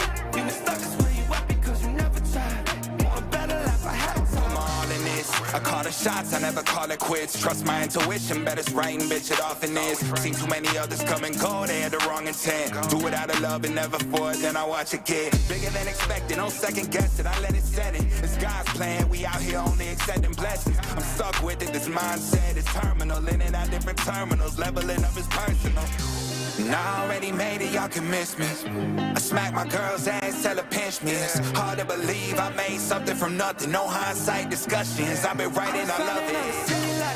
All this doubt around me, damn it, look, I got it right. Don't you try to hit me, now you live a petty life.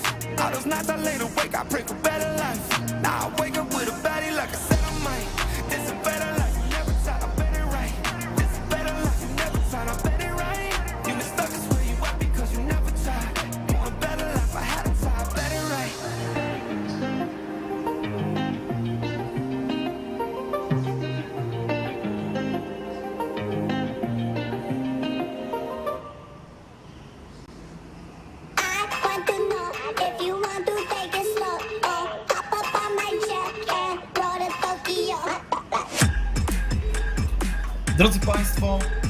Drodzy Państwo, trzecia seria biegów eliminacyjnych tuż przed nami. Skład komentatorski niezmienny: Mateusz Zieliński, Kuba Press.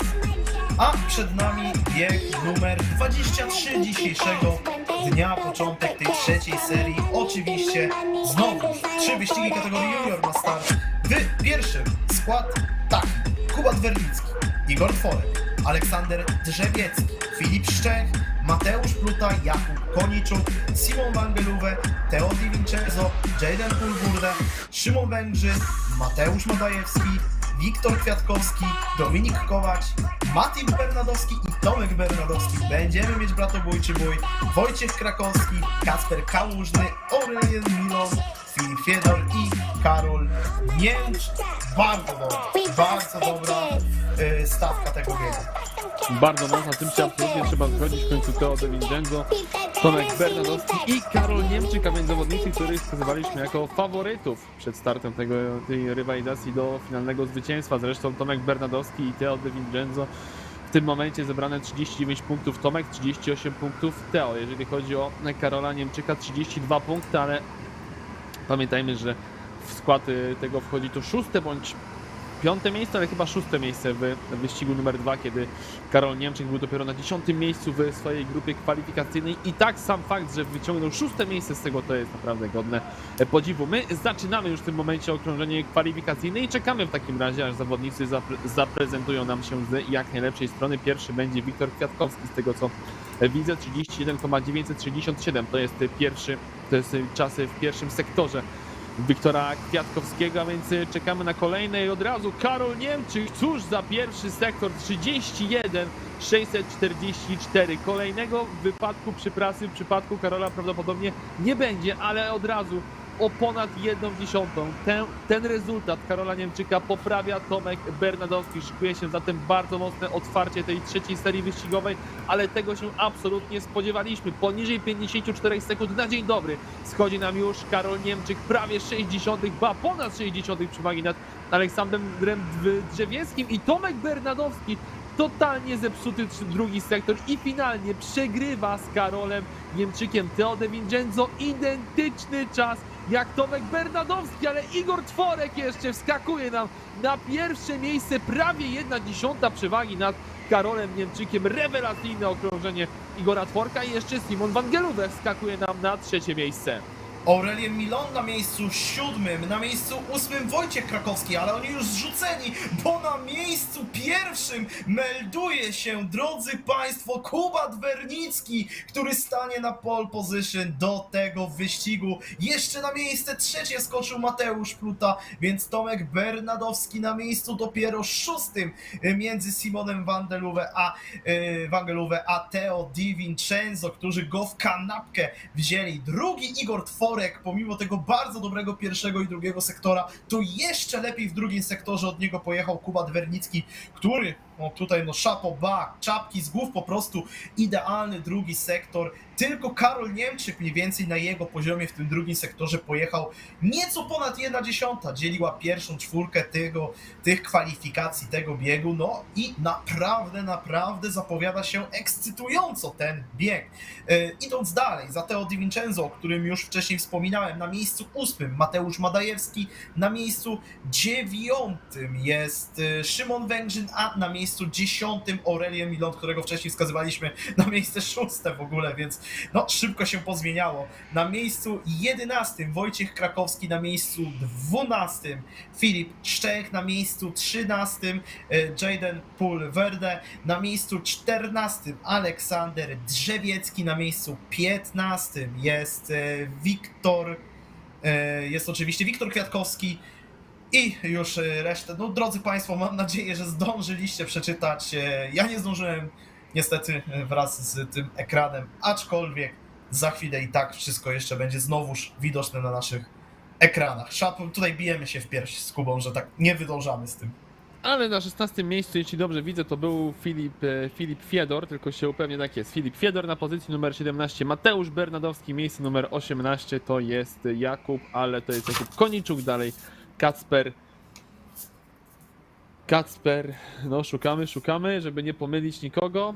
Mamy Kacper Kurczyński, tak mi się wydaje, Kacper Kałużny, jednak przepraszam, i Dawid Kowaks, to jest pozycja 20. Mówiłeś o tym, że pierwsza czwórka niemal w 1/10 sekundy, no pierwsza szóstka niemal w 0,2 sekundy. Naprawdę niesamowicie ciasne kwalifikacje, ale spodziewaliśmy się tak mocnego otwarcia serii numer 3, serii wyścigowej numer 3 w kategorii junior i absolutnie zaskoczeni nie jesteśmy, ale mimo wszystko wyniki nas troszeczkę zaskoczyły, a pytanie, jak zaskoczy nas wyścig, bo ruszamy do 23 biegu całego dnia, a wyścigu numer 1 z trzeciej serii wyścigowej w kategorii junior. Kuba Drzewiecki, obronił się przed Igorem Tworkiem, ale nas najbardziej interesuje Simon Wangelówek, Karol Niemczyk, Tomek Bernadowski, Teo De Vincenzo oraz Karol Niemczyk. Mówiłem już o Karolu Niemczyku, bo to ci zawodnicy z pewnością będą próbowali przebić się naprzód stawki. Igor Tworek bardzo blisko Kuby Dwernickiego. Mam wrażenie, że tutaj może być nawet atak ze strony Igora Tworka na Kubę i być może niedługo dojdzie do zamiany pozycji. To jest oczywiście dopiero początek wyścigu, bardzo dużo będzie nas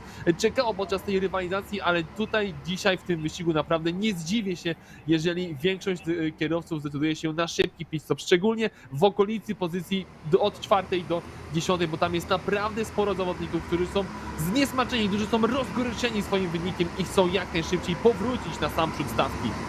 Rozgoryczeni mogą być zawodnicy od Szymona Węgrzyna w dół, bo tam dość spora różnica się wyklarowała między miejscem 7 a 8, blisko sekundy. Ona wtedy tyle wynosiła na koniec poprzedniego kółka, a teraz jeszcze bardziej się powiększy, bo dive bomb na bodajże tutaj na Filipie Szczęchu, albo przepraszam, na Mateuszu Madajewskim był ten dive bomb przeprowadzony, bardzo głęboki nurek wypuszczony przez, jeśli się nie mylę, Wojtka Krakowskiego, i ręka podniesiona w górze przez Mateusza Madajewskiego może nam dawać znać, że ten nie był zadowolony z tego, że tak się ten atak potoczył i że on został lekko wypchnięty. Szymon Węgrzyn i Aurelien Milont nie tracili czasu, zauważyli, że mogą sporo stracić, tak samo Aleksander Drzewiecki, oni wszyscy jechali mniej więcej właśnie na pozycjach od 9 do tak 14-15 w dół, tam gdzie się dużo podziało, tam mogli sporo czasu stracić przez tą walkę i decydują się na podcinkę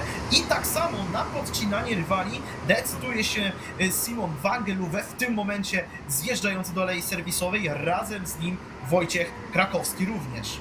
Mateusz Bernadowski przebija się w górę stawki, to była w takim razie walka chyba z Filipem Fiedorem, tam ewentualnie powinien być z przodu jeszcze gdzieś Jaden Paul, przepraszam, ale muszę sobie, żeby nie przekręcić, Jaden oczywiście to będzie Pulverde oczywiście, Pulverde po prostu.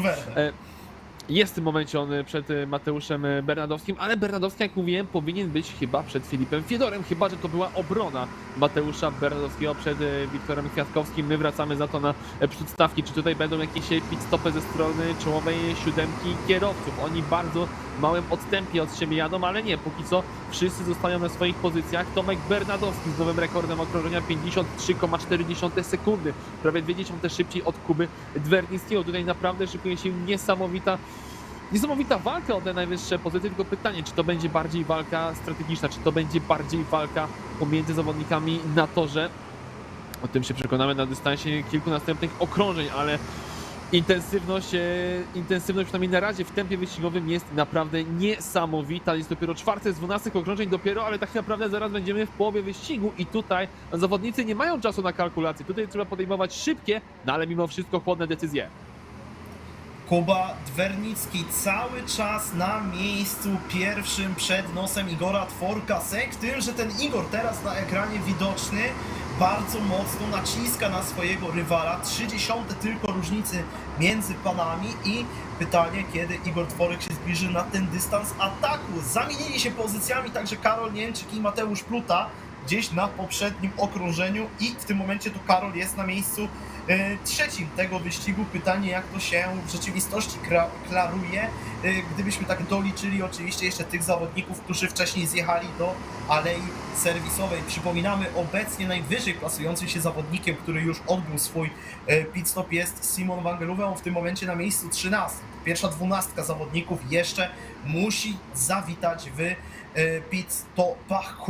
Kuba Dwernicki pod ogromnym naporem teraz Igora Tworka w tej sekcji na zewnątrz i pytanie, kiedy tutaj Igor w końcu wybierze sobie moment do ataku, bo tempo ma naprawdę dobre, nie będzie atakował, będzie próbował podcinać Igor Tworek, zjeżdżając do alei serwisowej, wyczuł, że może mieć lepsze tempo niż rywal. Pytanie teraz, jak odpowie Kuba Dwernicki, kiedy nie będzie miał już takiego od razu pressingu na swoich plecach. Ponad sekundę przewagi ma nad Karolem Niemczykiem, więc ma trochę oddechu Kuba Dwernicki, ale absolutnie nie może go wykorzystać na jakąkolwiek przerwę. Tutaj trzeba to wykorzystać, aby jeszcze mocniej nacisnąć właśnie na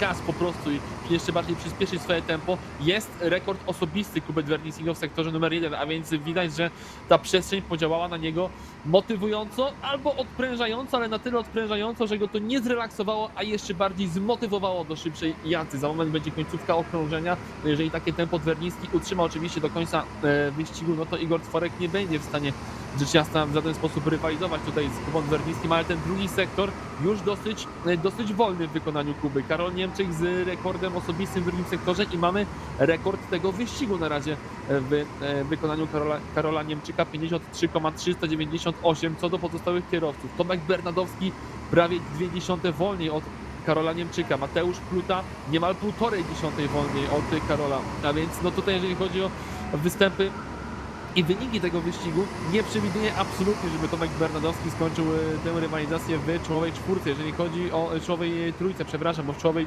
czwórce może też być problem, ale myślę, że już czołowa piątka będzie dla niego, chociaż to jest na granicy, bo pamiętajmy, że Simon van Gelooven jest już po pit stopie. On w tym momencie znajduje się za Igorem Tworkiem. Jego strata do Tomka Bernadowskiego to jest około 19,4 sekundy. To jest naprawdę dystans, który powinien pozwolić Simonowi wyjechać przed Tomkiem, kiedy ten zjedzie wreszcie do alei serwisowej, a w boksie mamy Mateusza Plutę. Tutaj nie będzie oczekiwania do ostatniego okrążenia, nie będzie tracenia czasu po prostu za rywalami, którzy jeszcze będą musieli odstać swoje w alei serwisowej. Pluta gra po swojemu i zaraz zobaczymy, na które miejsce go to finalnie zepnie. Chyba powinien być za Igorem Tworkiem, ale zdecydowanie przed Simonem van Gelooven. Czekamy w takim razie na wyjazd Mateusza Pluty, czekamy również na Igora Tworka. To się jeszcze chyba nie wydarzyło, chociaż nie, chyba już powinien Pluta wyjechać z alei serwisowej. Pluta już powinien być na torze. My też obserwujemy cały czas tą różnicę pomiędzy Igorem Tworkiem a Kubą Dwernickim. Tam w tym momencie, to znaczy w tym momencie, na koniec ostatniego kółka było 19 równo sekund i jest to ten dystans, który powinien stwarzać taką niepewność w zespole u Kuby Dwernickiego, u też jego kibiców, ponieważ no jest szansa, że tę pozycję straci, kiedy zjedzie do alei serwisowej, może ją stracić na wyjeździe. Tutaj przypominamy, bardziej rozpędzony będzie ten zawodnik znajdujący się na torze, on też będzie miał przewagę linii do tego pierwszego nawrotu.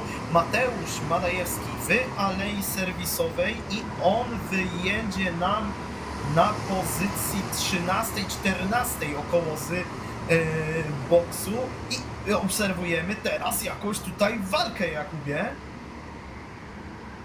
Ale kogo to jest? Nie wiem, czy to nie był przypadkiem Mateusz Bernadowski? To był chyba Mati Bernadowski na Jaydenie, ale nie chciałem tego mówić, nie chciałem tego brać na siebie.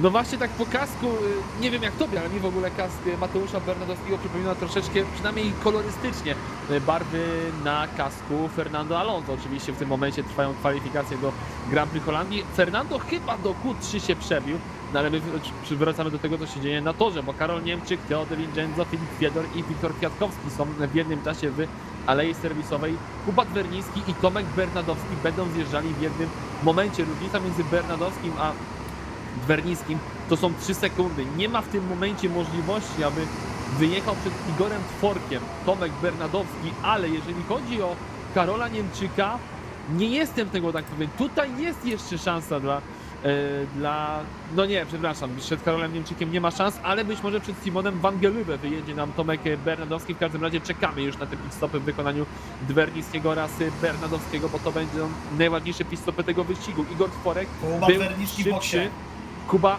Dwernicki był wolniejszy od Igora Tworka na poprzednich okrążeniach, więc jest szansa, że dojdzie faktycznie do zamiany lidera. Najdłuższe 20 sekund tego dnia, mam wrażenie, dla Kuby Dwernickiego i za moment wyjedzie wjeżdżał z alei serwisowej. To już się dzieje. Czy da radę wjechać przed Igorem Tworkiem? Tego nie widzimy, ale za moment się przekonamy, czy faktycznie Tworek, czy jednak Dwernicki, a może nawet jeszcze Karol Niemczyk dał radę przed Kubą Dwernickim. No niesamowicie pasjonujące ostatnie okrążenie to będzie. Oj, to będzie bardzo, bardzo bliskie ostatnie okrążenie, tutaj będzie mnóstwo walki. Widzimy, że tam Karol Niemczyk na miejscu trzecim, Kuba Dwernicki na miejscu drugim wywiera teraz presję na Igorze Tworku. Igor Tworek podciął Kubę Dwernickiego i to on w tym momencie jedzie po pierwsze miejsce w tym wyścigu. Simon Van Gelube na miejscu czwartym przed nosem Teo Di Vincenzo. Tomek Bernadowski przygląda się im, ale z takiego dystansu, że raczej nie będzie miał tutaj okazji zaatakować swoich rywali. Drodzy Państwo, Igor Tworek jedzie w tym czarnym kasku w tym momencie po to zwycięstwo w pierwszym wyścigu tej trzeciej serii. Flaga w szachownicy już przygotowana dla zawodników przecinających linię mety i tak też się dzieje. Igor Tworek przed Kubą Dwernickim i Karolem Niemczykiem. Czwarty, przepraszam, Tomek Bernadowski. On ukończył na miejscu czwartym ten wyścig. To objechał tuż przed nosem Simona Van Gelube, a na miejscu szóstym był Teo Di Vincenzo. Siódmy kończy Mateusz Madajewski. 8 Aurelien Milon. 9 Mateusz Pluta i na 10 miejscu tą pierwszą dziesiątkę zamyka Szymon Węgrzyn. 11 Filip Szczęk, 12 Filip Fiedor, 13 Jaden Puldewerde, 14 ukończył ten wyścig Jakub, żeby się nie pomylić, Jakub Koniczuk oczywiście na miejscu 15, Wojtek Krakowski, na miejscu 16 Mati Bernadowski, na miejscu 17 Aleksander Drzewiecki, 18 Wiktor Kwiatkowski, 19 był Kacper Kałużny i na ostatnim miejscu jedyny Węgier w stawce tego wyścigu Dominik Kołaś. Dominik Kowaks, który no niestety, no jakbyśmy byli uszczypliwi, a mam wrażenie, że jesteśmy tacy, to możemy powiedzieć, że no Dawid trzyma przynajmniej równą formę, ale mam wrażenie, że nie o taką równą formę chodziło Dawidowi, to oczywiście... Kuba, ale ty tu siedzisz, a on tam jeździ. Wiem, że on tam jeździ, to absolutnie... Jeżeli to zabrzmiało zbyt uszczypliwie, to do Dominiku bardzo cię przepraszam. Oczywiście rozumiemy, jak wygląda sytuacja, że stawka jest naprawdę bardzo, ale to bardzo mocna i tym bardziej podziwiamy za naprawdę próby, bo twoja jazda nie jest absolutnie słaba. Jest po prostu niewystarczająco dobra, aby rywalizować z resztą zawodników, chociażby o czołową dziesiątkę. No niestety aż 2,5 sekundy straty w tym momencie Dominika Kowaksa, na mecie tego wyścigu. Kolejny raz brak punktów w wyścigu w kategorii junior. No zobaczymy, no jeszcze 2 wyścigi pozostałe Dominikowi, one zostaną rozegrane oczywiście już jutro, ale nawet jeżeli chodzi o, no już o czołową, o awans do finału, to chyba nawet nie ma co mówić dla Dominika, ale tutaj bym powiedział, że nawet wynik w czołowej 30 dla Dominika Kowaksa może wydawać się dosyć odległym celem. Odległym scenariuszem, a skoro już o czele mowa, to drodzy Państwo, no Tomek Bernadowski w tym wyścigu trochę najprawdopodobniej straci punktów, jeśli to nie będzie jego najsłabszy występ w tych pierwszych 5 biegach eliminacyjnych. Oczywiście, jeśli to będzie ten najsłabszy, to ten występ pójdzie w niepamięć według klasyfikacji generalnej.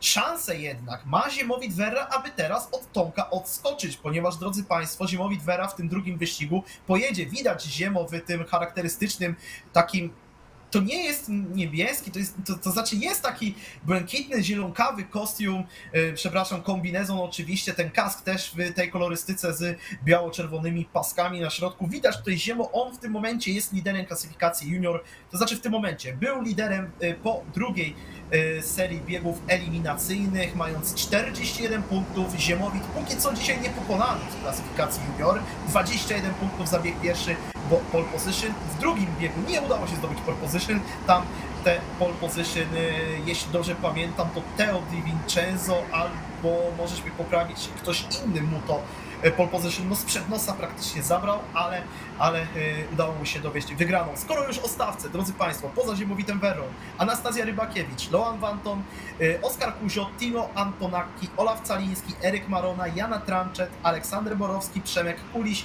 Kornelia Orzechowska, Milena Czechowicz, Aleks Mroczko, Nohan Wowi, Frederik Navarro, Bartosz Wojtowicz, Olaf Pakmur, Michał Siejka, Jacob Equal i Julian Szylak.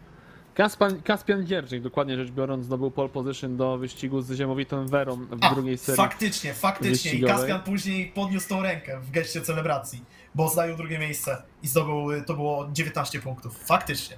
Dokładnie. Kaspian Dzierżyk przed startem tej trzeciej serii wyścigowej był na pozycji numer 8 z 33 punktami. No teraz na pewno jest niżej, bo chociażby Simon van Geluwe zajął przecież 5. miejsce w pierwszym wyścigu, więc naturalnie już go przeskoczył. Również Karol Niemczyk, który zajął 3. miejsce w poprzednim wyścigu, również przeskoczył Kaspiana Dzierżyka. No ale Kaspian ma teraz okazję Kaspian dopiero w 3. wyścigu wyruszy nam do walki o punkty. Tak jest, dopiero w 3. wyścigu, czyli w następnym po prostu w kategorii w tej serii wyścigu zobaczymy Kaspiana Dzierżyka, a my teraz czekamy na szybkie jedno okrążenie ze strony zawodników, których zobaczymy w tej serii, w tej gonitwie, a więc ze strony Dawida Grudnia, Ziemowita Wery, Loana Wantona, Oskara Kuzio, Tina Antonakiego, Olafa Calińskiego, Eryka Marona, Jany Tranczet, Aleksandra Borowskiego, Przemka Kulisia, Kornelii Orzechowskiej, Mileny Czechowicz, Aleksa Mroczko, Noana Bowiego, Frederika Navarro, Bartosza Wojtowicza, Olafa Pakmura, Michała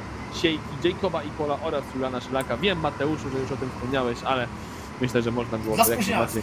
Tak jest, jak najbardziej powtórzyć i świetny pierwszy sektor ze strony Michała Siejki, 31 484. Na ten moment do czasu Ziemowita Verry był to rekord pierwszego sektora.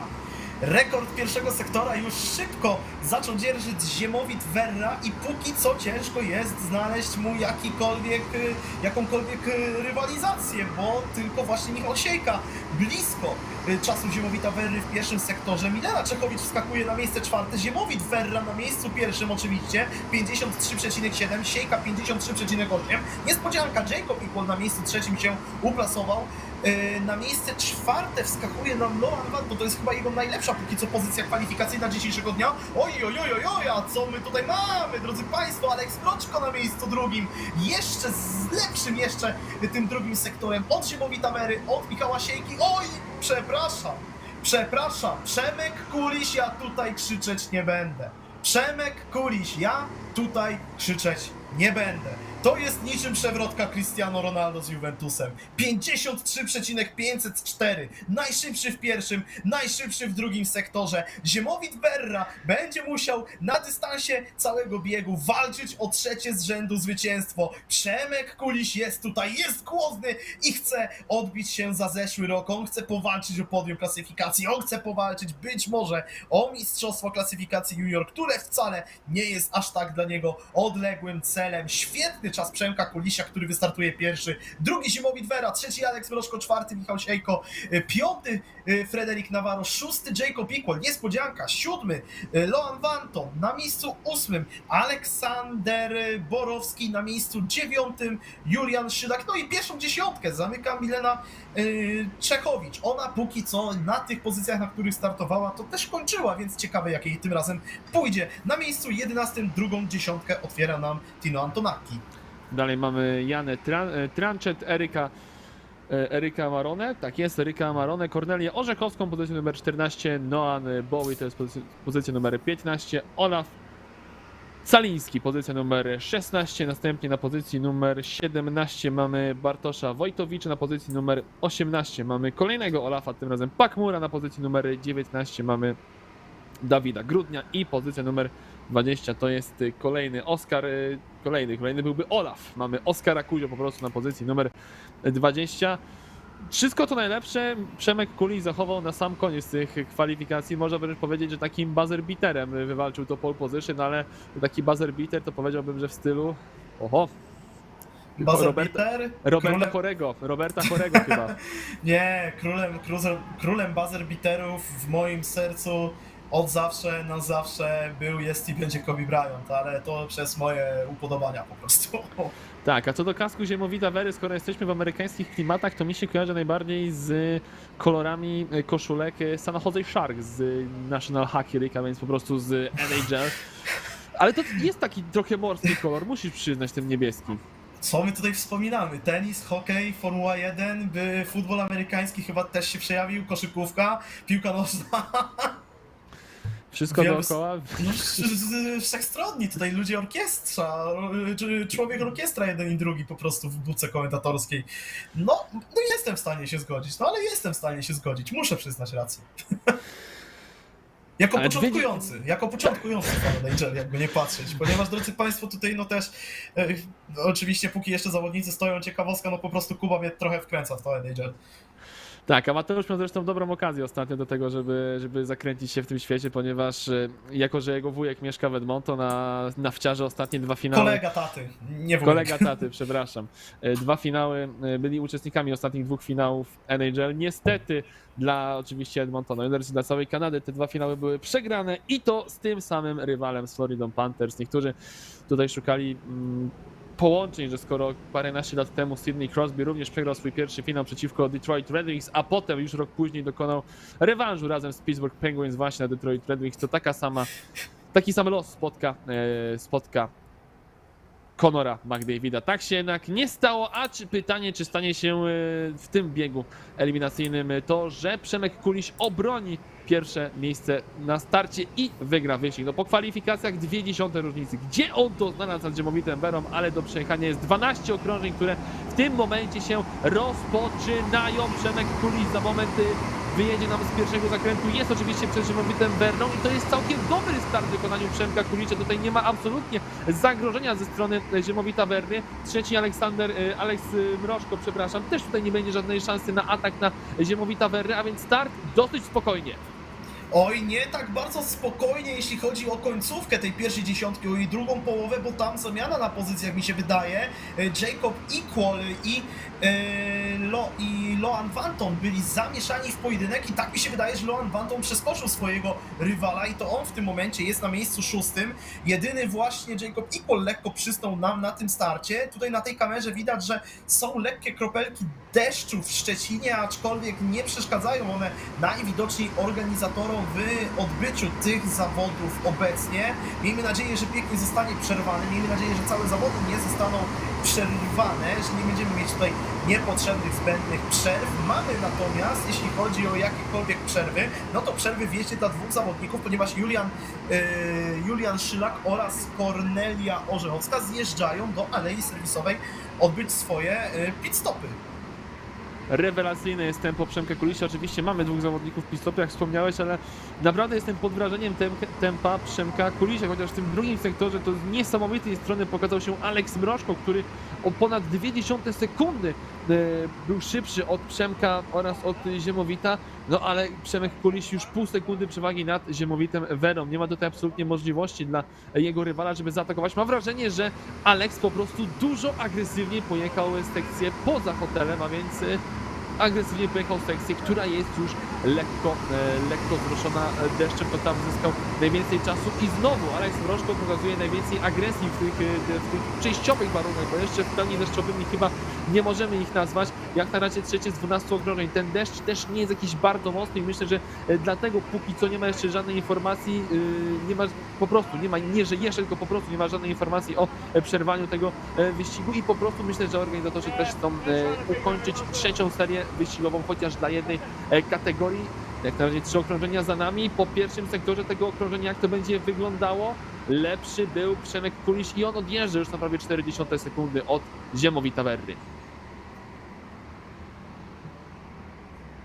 Przemek Kuliś cały czas nad Ziemowitem Verrą, nad Aleksem Mroczką, nad Michałem Siejką i Frederikiem Navarro, którzy Siejka i Navarro oczywiście walczą między sobą o to miejsce numer 4 i Navarro właśnie zjeżdża do alei serwisowej, aby spróbować podciąć swojego rywala. Zjeżdża nam także Jana Tranchet, która póki co plasowała się w okolicach miejsca 11-12 i tak najprawdopodobniej też ten wyścig się dla niej skończy i patrząc na to, że tutaj nie ma zbyt wielu jakichś incydentów torowych, póki co bardzo spokojnie jadą panowie wyczuły stawki. Jacob Equal na miejscu 5. i 6. z Loanem Bontonem trochę postraszyli na pierwszym kółku jakąś walką, ale finalnie bez większych przetasowań. Jest tam jakaś jedna walka w drugiej dziesiątce bodajże w tym momencie panowie wyjeżdżający na sekcję outdoorową między sobą walczą panowie, dlatego że podejrzewam, że to była walka pomiędzy Olafem Calińskim a Bartoszem Węgrzynem, ale mogę się mylić. Tą walkę było widać na kamerze szerokokątnej trochę z oddali. Niezmienny szyk na koniec kolejnego okrążenia. Witamy na półmetku tego wyścigu. Loan Vanton jednak, przepraszam, Vanton jednak zyskał pozycję.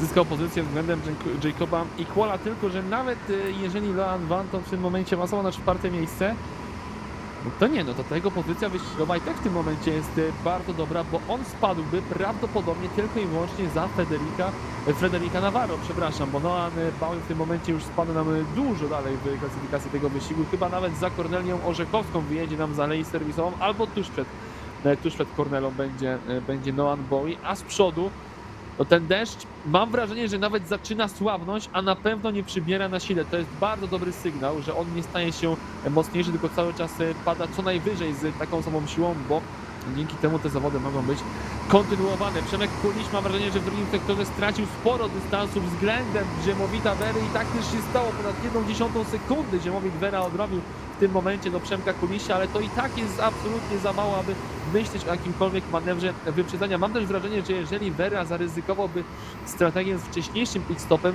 nie ugrałby na niej zbyt wiele. Różnica między nim a Przemkiem Kulisiem jest po prostu za duża, aby Wera jak póki co mógł w ogóle myśleć o zwycięstwie w tym wyścigu, a kończy się przecież czas. Jesteśmy już w drugiej połowie wyścigu, bo to jest 6 okrążeń na 12 ukończonych, a więc jesteśmy na siódmym okrążeniu i czekamy w takim razie na pierwsze reakcje ze strony zawodników, na którym okrążeniu zjadą do alei serwisowej. Być może teraz zobaczymy jakiś pit-stop ze strony Ziemowita Wery bądź Przemka Kulisia, a jeszcze czekamy przecież na ruch ze strony Aleksa Mroczka oraz Michała Siejki. Być może ich jeszcze zobaczymy próbujących dzisiaj podgryźć Werę oraz Kulisia, ale na ten moment nic się z przodu nie zmienia. Za to mamy pit-stop chyba Aleksandra Borowskiego. Tak jest, Aleksander Borowski w alei serwisowej przeskoczony w tym momencie przez Tino Antonakiego. On oczywiście jeszcze też musi się u mechaników zameldować. Zjeżdża nam duet Olafów. Olaf Pakur oraz Olaf Caliński. Oczywiście w odwrotnej kolejności względem tego, co ja powiedziałem, jeśli chodzi o ich pozycje torowe. Przeskoczeni przez i Juliana Szylaka, i chociażby Frederica Navarro, i Milenę Czechowicz, która jedzie, tak mi się wydaje, cały czas w okolicach tego 10. i 9. miejsca. Ona niezmiennie pod koniec tej pierwszej dziesiątki, ale solidnie punktuje Milena, trzeba tutaj pogratulować oczywiście. Tak samo solidnie zapunktuje Przemek Kuliś, jeśli wygra ten wyścig, wymarzy te 13 punktów z pamięci na pewno, ale jeszcze, tak, gdyby je jeszcze policzyć, to i tak on przeskakuje chociażby już w klasyfikacji generalnej Simona Van Geluwe, który ma 48 punktów. Przemek Kuliś też by miał 48, ale w przeciwieństwie do Simona miałby zwycięstwo na koncie, co by oczywiście dawało mu ten prym. A to przecież zwycięstwa i najwyższe lokaty w wyścigu są jednak najważniejsze. Szczególnie będą najważniejsze, jeżeli mówimy już o składzie finałowym w tej kategorii. Nareszcie Przemek Kuliś, który no do tej pory jednak jakiejś wielkiej rewelacji Przemka Kulisia nie było. Próbuję go w ogóle znaleźć tutaj w kategorii, bo ja patrzyłem na kategorię junior, przepraszam Państwa. W kategorii junior w każdym razie Przemek Kuliś jest na ten moment na pozycji numer 19, ale do tej pory i tak niezłe punkty. Chyba dawał znak Przemek Kuliś, że będzie zjeżdżał do alei serwisowej. Tak jest, będzie pit-stop Przemka Kulisia, zbliżać się zaczął do niego Ziemowit Werra. No i pytanie, czy to nie jest ze strony Przemka Kulisia oddanie pola do manewru Ziemowitowi Werze. No na pewno w tym momencie czyste powietrze będzie grało na korzyść Ziemowita Wery. No za nami już 9 okrążeń, w tym momencie zawodnicy są na okrążeniu numer 10. Wyjeżdża nam z alei serwisowej Przemek Kuliś. Pytanie, na której pozycji? No bez problemu będzie oczywiście przed Frederikiem Navarro. Żaden kierowca, który był już po pitstopie, nie był zagrożeniem dla Przemka Kulisia, ale dla niego zagrożeniem w tym momencie jest Ziemowit Wera, który może w tym momencie pokazać swój cały potencjał, pokazać swoje prawdziwe tempo, nie jest przez nikogo blokowany, ale w pierwszym sektorze wielkiej rewelacji nie było, 31,3 sekundy, no ale inna sprawa, że nawet jeżeli to nie był rewelacyjny pierwszy sektor, to i tak był to najszybszy pierwszy sektor spośród wszystkich zawodników. Póki co z najszybszym pierwszym sektorem Przemek Kuliś. My będziemy obserwować cały czas jego stratę do Ziemowita Werry. Na koniec tego okrążenia za chwilę, no jak Przemek przejedzie przez linię startu meta, zobaczymy oczywiście, ile ma tej straty w rzeczywistości do Ziemowita. Ziemowitowi kończy się ten czas na zjazd do alei serwisowej, będzie musiał to zrobić na koniec tego okrążenia. 18,4 sekundy. To jest chyba ta bezpieczna strata, która gwarantuje Przemkowi Kulisiowi, że nawet kiedy Ziemo wyjedzie już z alei, to i tak wyjedzie za jego plecami, a nie przed jego nosem. Przemek Kuliś w tym momencie rozpoczynający drugi sektor toru w Szczecinie i będziemy oczywiście obserwować, na której on pozycji się zamelduje, kiedy panowie sprzed jego nosa zjadą. Przypominamy, i Ziemowit Wera, i Michał Siejka, i Loan Banton muszą teraz zjechać do alei serwisowej, odbyć ten obowiązkowy pit stop. Jeśli się go nie odbędzie, no to praktycznie dostajemy dyskwalifikację, jeśli się nie mylę, z wyścigu. Pierwsza trójka w alei serwisowej i czekamy, jak Przemek Kuliś zamelduje się na prostej start meta. On już w tym momencie w ostatnim łuku tego toru i na spokojnie powinien być rozpędzony. Tak jest, przed nosem Ziemowita Wery. Pierwszy sektor na poprzednim okrążeniu zadecydował jednak o tym, że bez problemu Przemek Kuliś znalazł się na pierwszym miejscu. Ponad 1/10 zyskał Kuliś względem Ziemowita Wery. Oczywiście nie pomijam w żaden sposób faktu, że Kuliś był przez większość pierwszego stintu szybszy po prostu od Ziemowita Wery, ale jednak ten pierwszy sektor, który był po prostu szybszy od Ziemowita, dał nam jasny sygnał, że Przemek Kuliś zachowa pierwsze miejsce, ale tutaj chyba będzie wywieszona żółta flaga, aby zawodnicy uważali w tej sekcji, bo deszcz jednak przyszedł i to dosyć mocny, dosyć duże krople, no to wskazuje, że powinien to być deszcz przejściowy i on za moment powinien zniknąć nam z okolicy hotelu w Szczecinie, w którym rozgrywamy całe zawody. W każdym razie Ziemowit Wera nie pokona Przemka Kulisia, ten już wychodzi z ostatniego zakrętu i po zdobyciu pole position Przemek Kuliś wygrywa swój pierwszy wyścig w kategorii junior w zawodach Polish Indoor Kart Championship 2025. Drugi Ziemowit Wera, a więc nie będzie 5 zwycięstw na pewno już dla Ziemowita w biegach eliminacyjnych. Podium uzupełnia Alex Brożko, a czwarty, mocno niespodziewanie moim zdaniem, Frederic Navarro, który w kwalifikacjach no, był jednak na pozycji numer 5, wyprzedził Michała Siejkę na dystansie całego wyścigu. Dalej Loan Banton, Jacob Equal na pozycji numer 7, 8 Julian Szylak, 9 Aleksander Borowski i 10 zamyka nam Milena Czechowicz. Coś już chyba mówiłeś, że Milena ma tendencję do tego, że na takich pozycjach, na jakich się kwalifikuje, na tych samych kończy.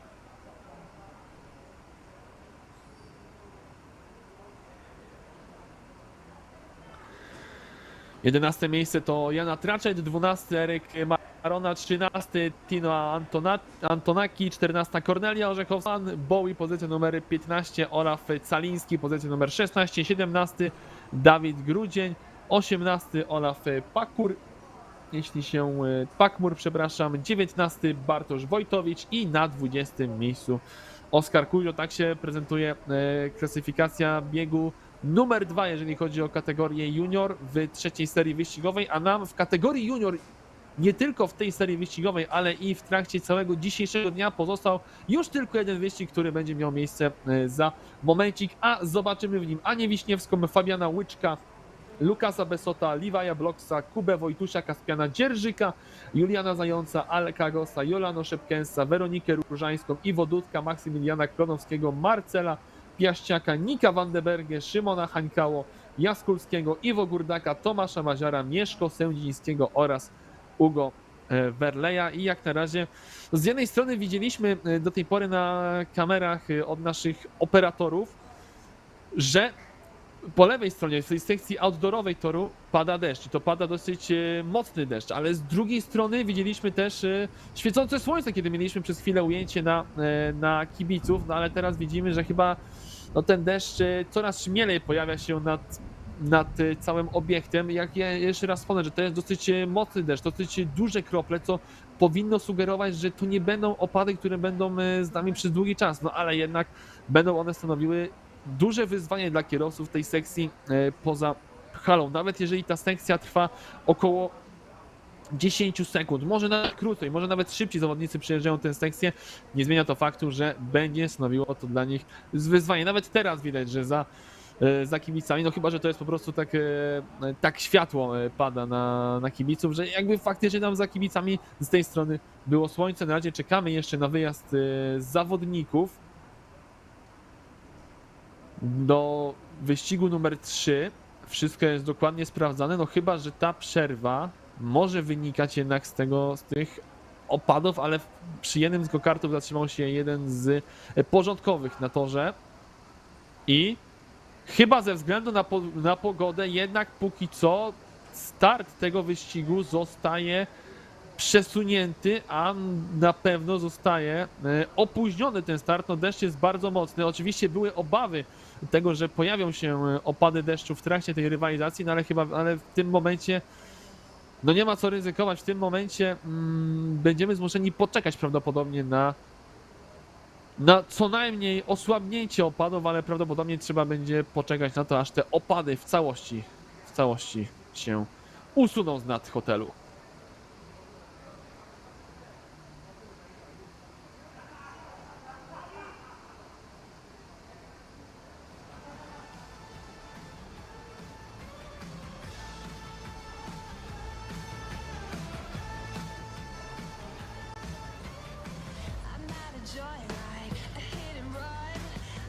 W zasadzie wszyscy zawodnicy opuścili swoje go-karty, tylko część z nich pozostało. Być może ta przerwa nie będzie długa, ale na ten moment widzimy, że nawet roboty drogowe w cudzysłowie oczywiście będą wyjeżdżali. No mamy przerwę w tym momencie.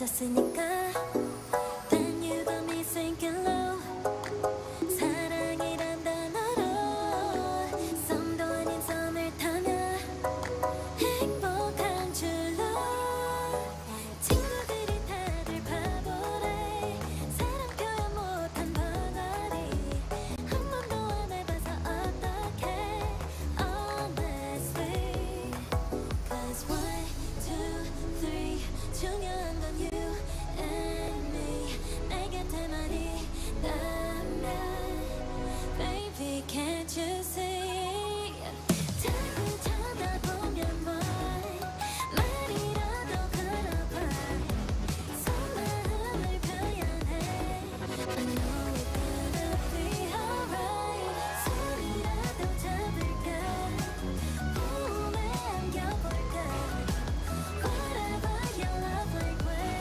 I know it's gonna be alright Can't take all this hot and cold Love shouldn't be this hard no 뭐라고 있는지도 모르겠잖아 어렵지 않아 무슨 생각한지도 정말 진심인지도 Guess like I've never guessed before 난 좋아하는 건 맞아 친구들이 다들 바보래 사람 표현 못한 벙어리 한 번도 안 해봐서 어떡해 honestly Cause 1, 2, 3 중요한 건 you and me 내 곁에만 있다면 Baby can't you see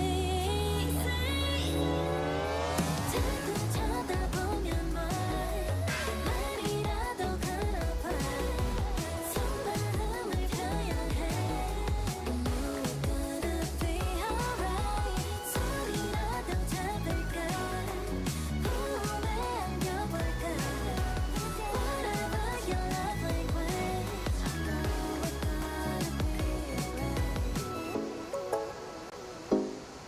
I know it's gonna be alright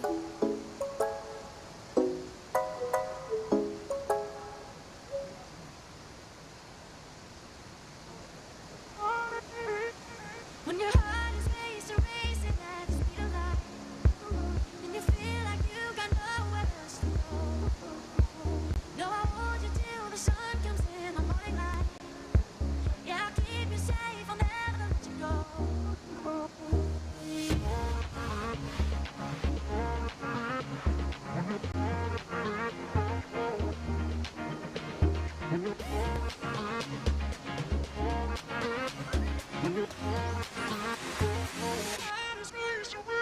When your heart is racing at the speed of light When your heart is racing at the speed of light Yeah, I'll keep you safe Yeah, I'll keep you safe, I'll never let you go When your heart is racing at the speed of light And you feel like you got nowhere else to go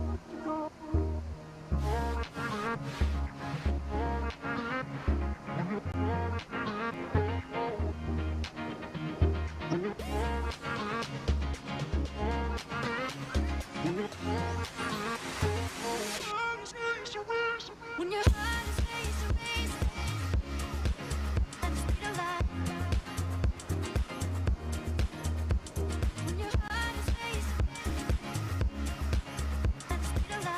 racing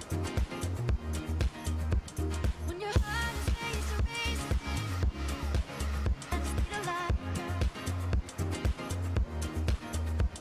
When your heart is racing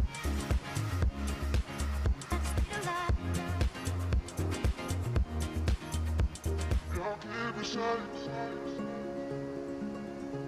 I'll keep you safe, I'll never let you go. When your heart is racing, and you feel like you got nowhere else to go.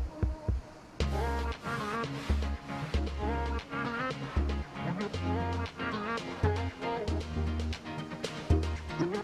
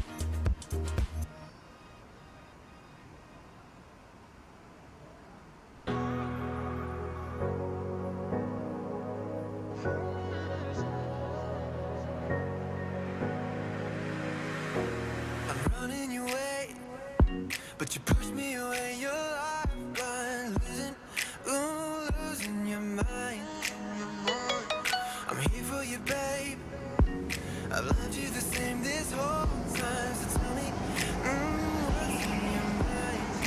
And I'm not here to hear you say Wygląda na to, że przerwa została zakończona, ale ze względu na obfite opady deszczu, które nawiedziły Silver Hotel and Go-Kart Center w Szczecinie, jesteśmy zmuszeni do zmiany nieco nitki toru.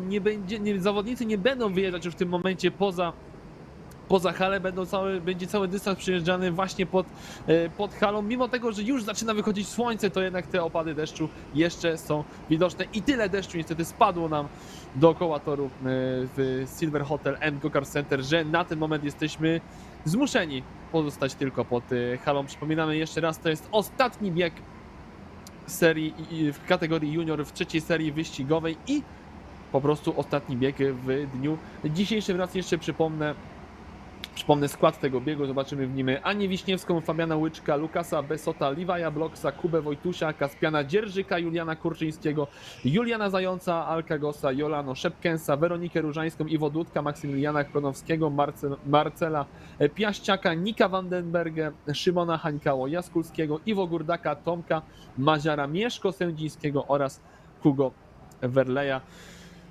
Niemal 10-minutowa przerwa, ale i tak jeżeli chodzi o sam czas rozgrywania całego Polish Indoor Kart Championship 2025, czas mamy naprawdę fenomenalny, ponieważ wedle planu ten wyścig miał wystartować o 16:59, jest 16:31, więc niemal pół godziny jesteśmy przed czasem ze startem tego wyścigu, a teraz czekamy aż ostatni bieg kwalifikacyjny, ostatnie kwalifikacje przed ostatnim biegiem w kategorii junior dnia dzisiejszego się rozpoczną. Porządkowi już tutaj czekają, aż będą mogli wypuścić zawodników. Oczywiście na razie, jak mówiłem, wyjazd poza halę jest niemożliwy po prostu. W tym momencie zresztą widzimy, że drzwi, które znajdują się tuż przy zmienionej nitce toru, są zamykane.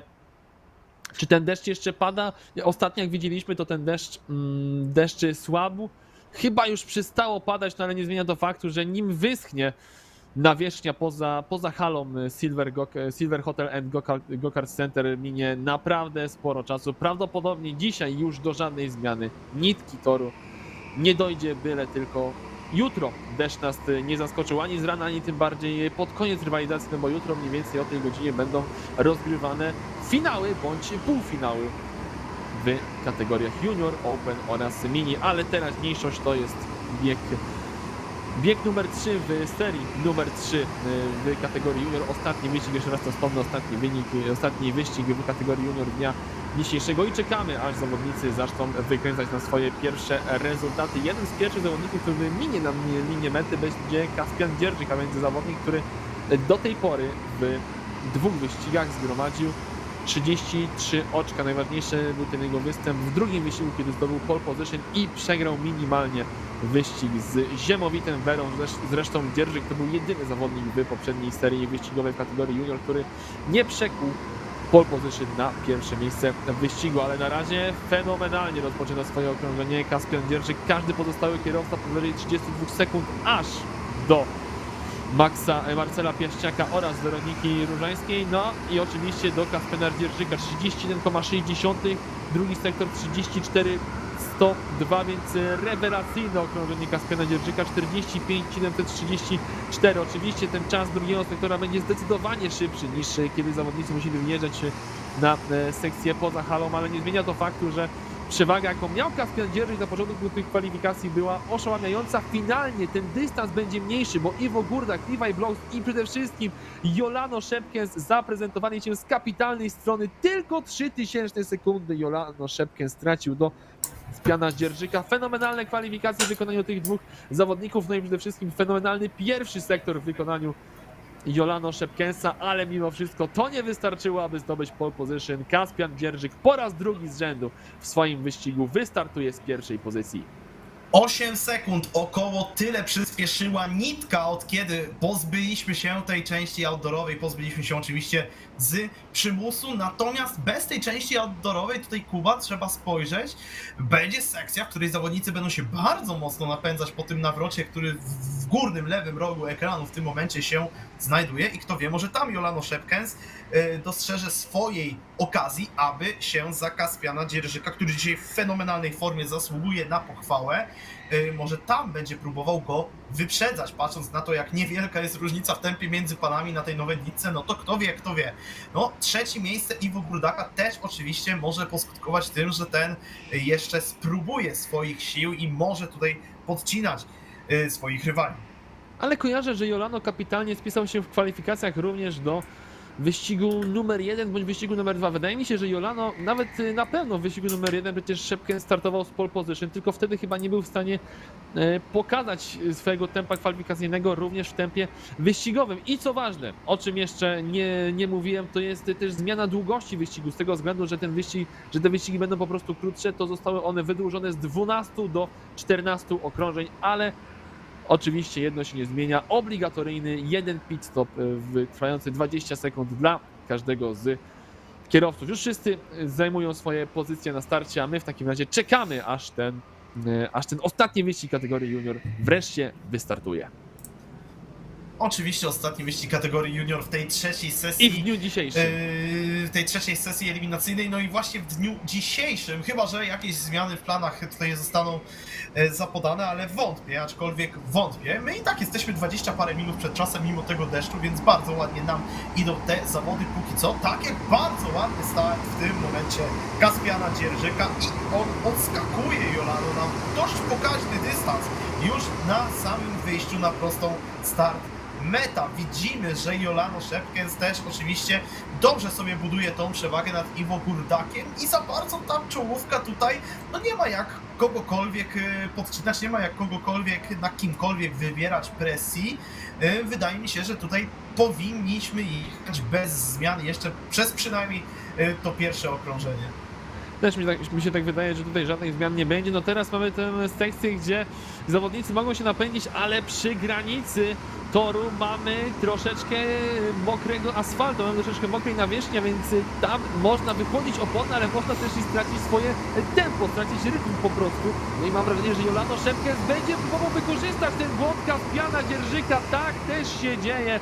Drugi raz z rzędu Kaspian Dzierżyk traci pierwszą pozycję, którą wywalczył w kwalifikacjach, tym razem na rzecz Jolano Szepkensa, który on z kolei stracił pole position w pierwszym wyścigu na rzecz aż dwóch zawodników. Jest w tym momencie na pozycji numer 1 oczywiście Jolano Szepkens, Kaspian Dzierżyk spada na drugą pozycję, ale oj, coś wydaje mi się, że Kaspian Dzierżyk dłużny nie pozostanie Jolanowi Szepkensowi. Teraz czy no nie, Jolano Szepkens nie wjechał aż tak szeroko jak Kaspian Dzierżyk. Będzie pit stop w wykonaniu Kaspiana Dzierżyka, więc tam próbuje się jak najmocniej Kaspian napędzić, ale na razie widzimy, że plany ataku musi pozostawić na dalszą część wyścigu, jednak pozostaje na torze Kaspian Dzierżyk i jeszcze zostanie wyprzedzony przez Iwo Gurdaka. Jeszcze wyprzedzony przez Iwo Gurdaka, no i Kaspian Dzierżyk nie ma najlepszych startów dzisiaj. Ma dobre tempo kwalifikacyjne, jest w stanie być piekielnie szybki na pierwszych kółkach, w sensie na tych pojedynczych kółkach, ale na tych pierwszych kółkach właśnie traci on do swoich rywali. Sporo zawodników zjechało do alei serwisowej, bo już szóstka nam się zameldowała. Wszyscy od Lewiego w dół tak naprawdę już byli u swoich mechaników, w tym tacy zawodnicy jak chociażby właśnie Lewi, Marcel Piaściak, w tym także Nick Vandenberge, Lukas Besot, Iwo i oczywiście Iwo Dudek oraz oczywiście na ostatnim miejscu w tym momencie jadący, ale niekoniecznie ostatni w całym wyścigu Kuba Wojtuś. Obserwujemy też kolejny zjazd do alei serwisowej i jest to Maksymilian Konowski, który dołączy do tej paczki zawodników jadących już w, no nie do końca czystym powietrzu, ale po drugiej części toru od liderów. myśląc o drugim Iwo, po prostu Mateuszu miej w głowie najlepszego polskiego bramkarza w historii Premier League, który w 2005 roku podniósł trofeum Ligi Mistrzów. Dla tych, którzy nie wiedzą, to Mateusz Zieliński jest oczywiście kibicem czerwonej strony Liverpoolu. W boksie mamy Kaspiana Dzierżyka, absolutnie nas ten pit stop nie dziwi. Nie może kompletnie znaleźć tempa wyścigowego Kaspian Dzierżyk, tylko pytanie, czy taki pit stop przypadkiem tym bardziej nie pozbawi go szans na podium, chociaż z drugiej strony Julek Zając i Szymon Hankało miał dużą stratę jednak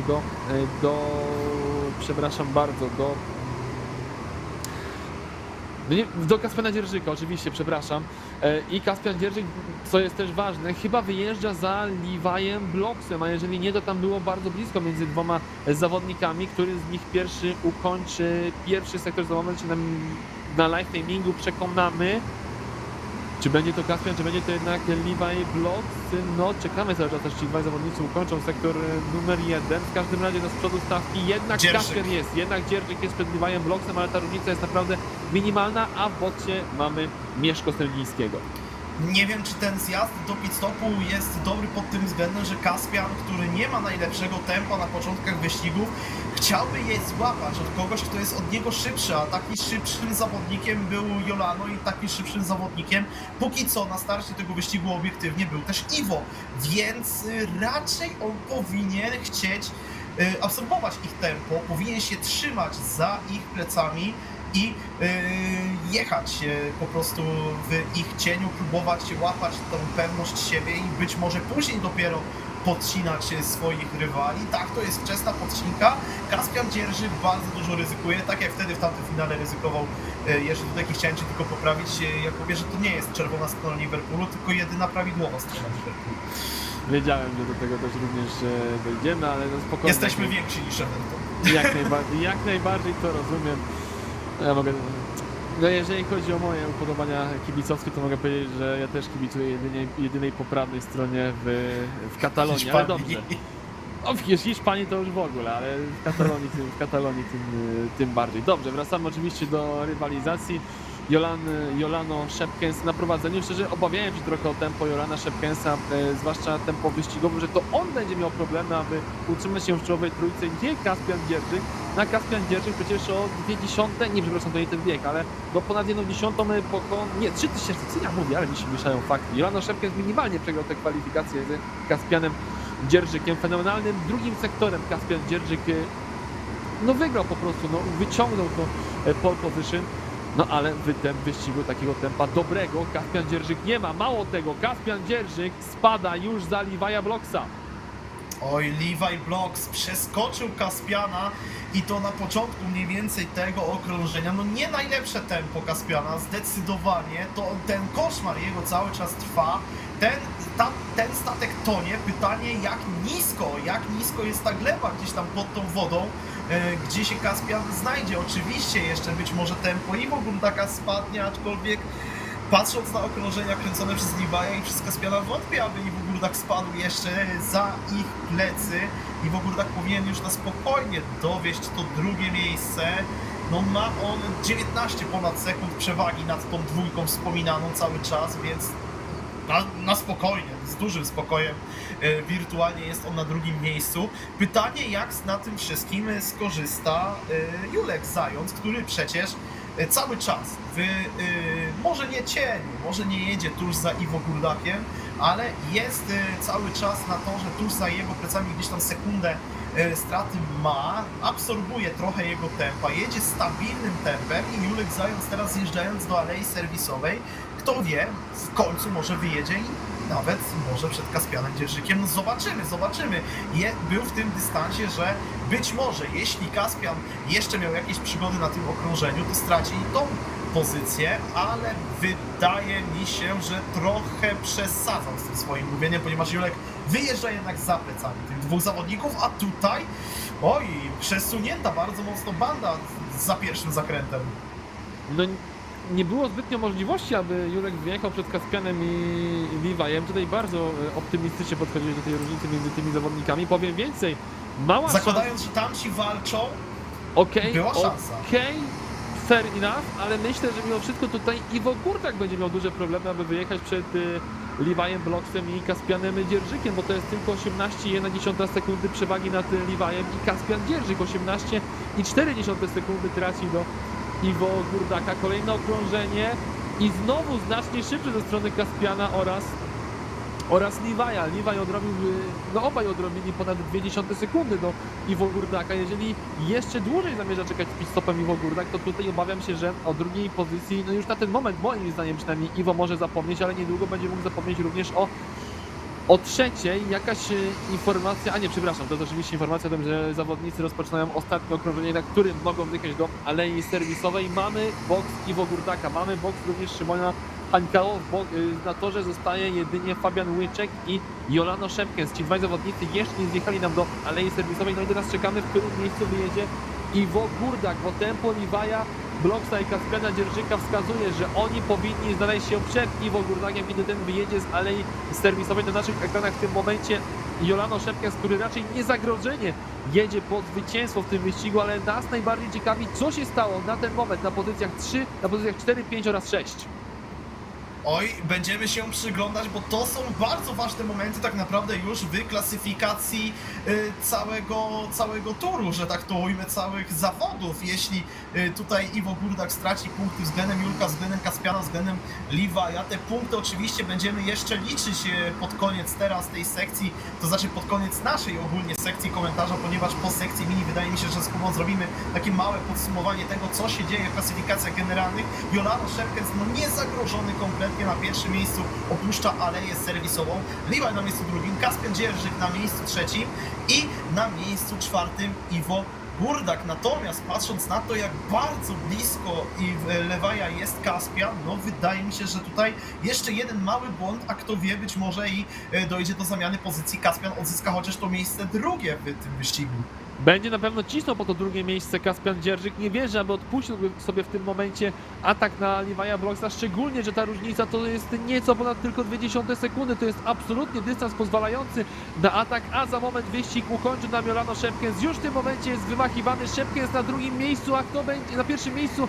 A na drugim miejscu jednak Levi Blocksy, niewiele ponad 0,2 sekundy przewagi nad Kaspianem Dzierżykiem. Czwarty Iwo Górdak, to tempo wyścigowe było niewystarczające, aby tutaj móc pomarzyć o walce o drugie miejsce z Levi'em Blocksem i z Kaspianem Dzierżykiem. Czwarty, już wspomniałem, Iwo Górdak, piąty, Julek Zając, szósty, Marcel Piaściak, siódmy, Maksymilian Konowski, ósmy, Tomasz Maziar, dziewiąty, Lukas Besot, na miejscu numer 10 Szymon Hańkało, on zamyka nam czołową dziesiątkę. Drugą otwiera Iwo Dudek, następnie Nick Vandenberge, Anna Wiśniewska na pozycji numer 13, Kuba Wojtuś 14, Mieszko Siężeń pozycja numer 15, Weronika Różańska 16, Hugo Wareli na pozycji numer 17, 18 Julian Kurczyński, na 19 miejscu Fabian Łyczek i ostatni Alek Goss. I tak jak mówiłeś o podsumowaniu kategorii junior, dużo ciaśniej na pewno jest niż w zeszłym roku. No już widzimy to zresztą po wynikach chociażby Tomka Bernadowskiego, który na 3 wyścigi tylko jedna wygrana.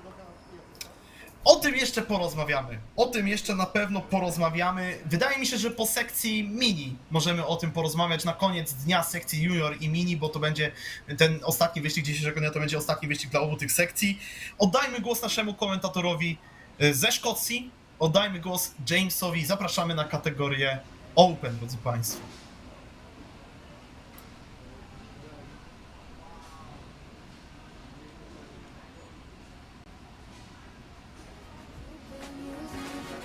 Feels like you've been using me. Okay, and welcome back to Szczecin for the Polish Indoor Kart Championship. We're back now with the Open, thanks to Mateusz and Kuba for the Polish commentary on the juniors and the mini. Now we're back to the adult class, the Open series. We're on to round 3 now.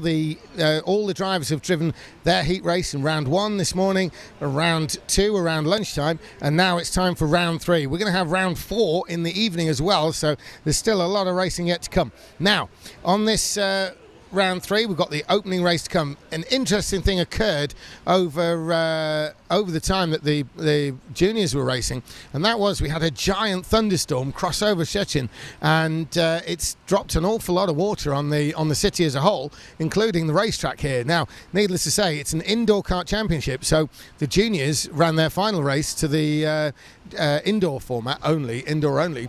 Of course, we've been using the outdoor, so the officials have been looking at the track to see if we can go back to the outdoor for all of the open heats. Looks like they've got one shutter door open, and it looks like they're preparing the track possibly for a return to the outdoor. Now, of course, it's still pretty wet out there, but those who've been watching this morning will remember that it was damp this morning due to a lot of rain yesterday, in fact the past few days, and of course the overnight fog. The moisture was still there on the ground, so we'll see what happens, and we'll see if they think they're ready. They're looking, as I speak now, I'm looking over to the top end of the venue here, and they're assessing the situation, see whether they can actually start running on the long circuit with the outdoor section. They're blowing some water, they're pushing some water with one of those squeegees. It might just be that near the entrance that's where it's deepest, and the actual bit of course on the outside itself is all right to run.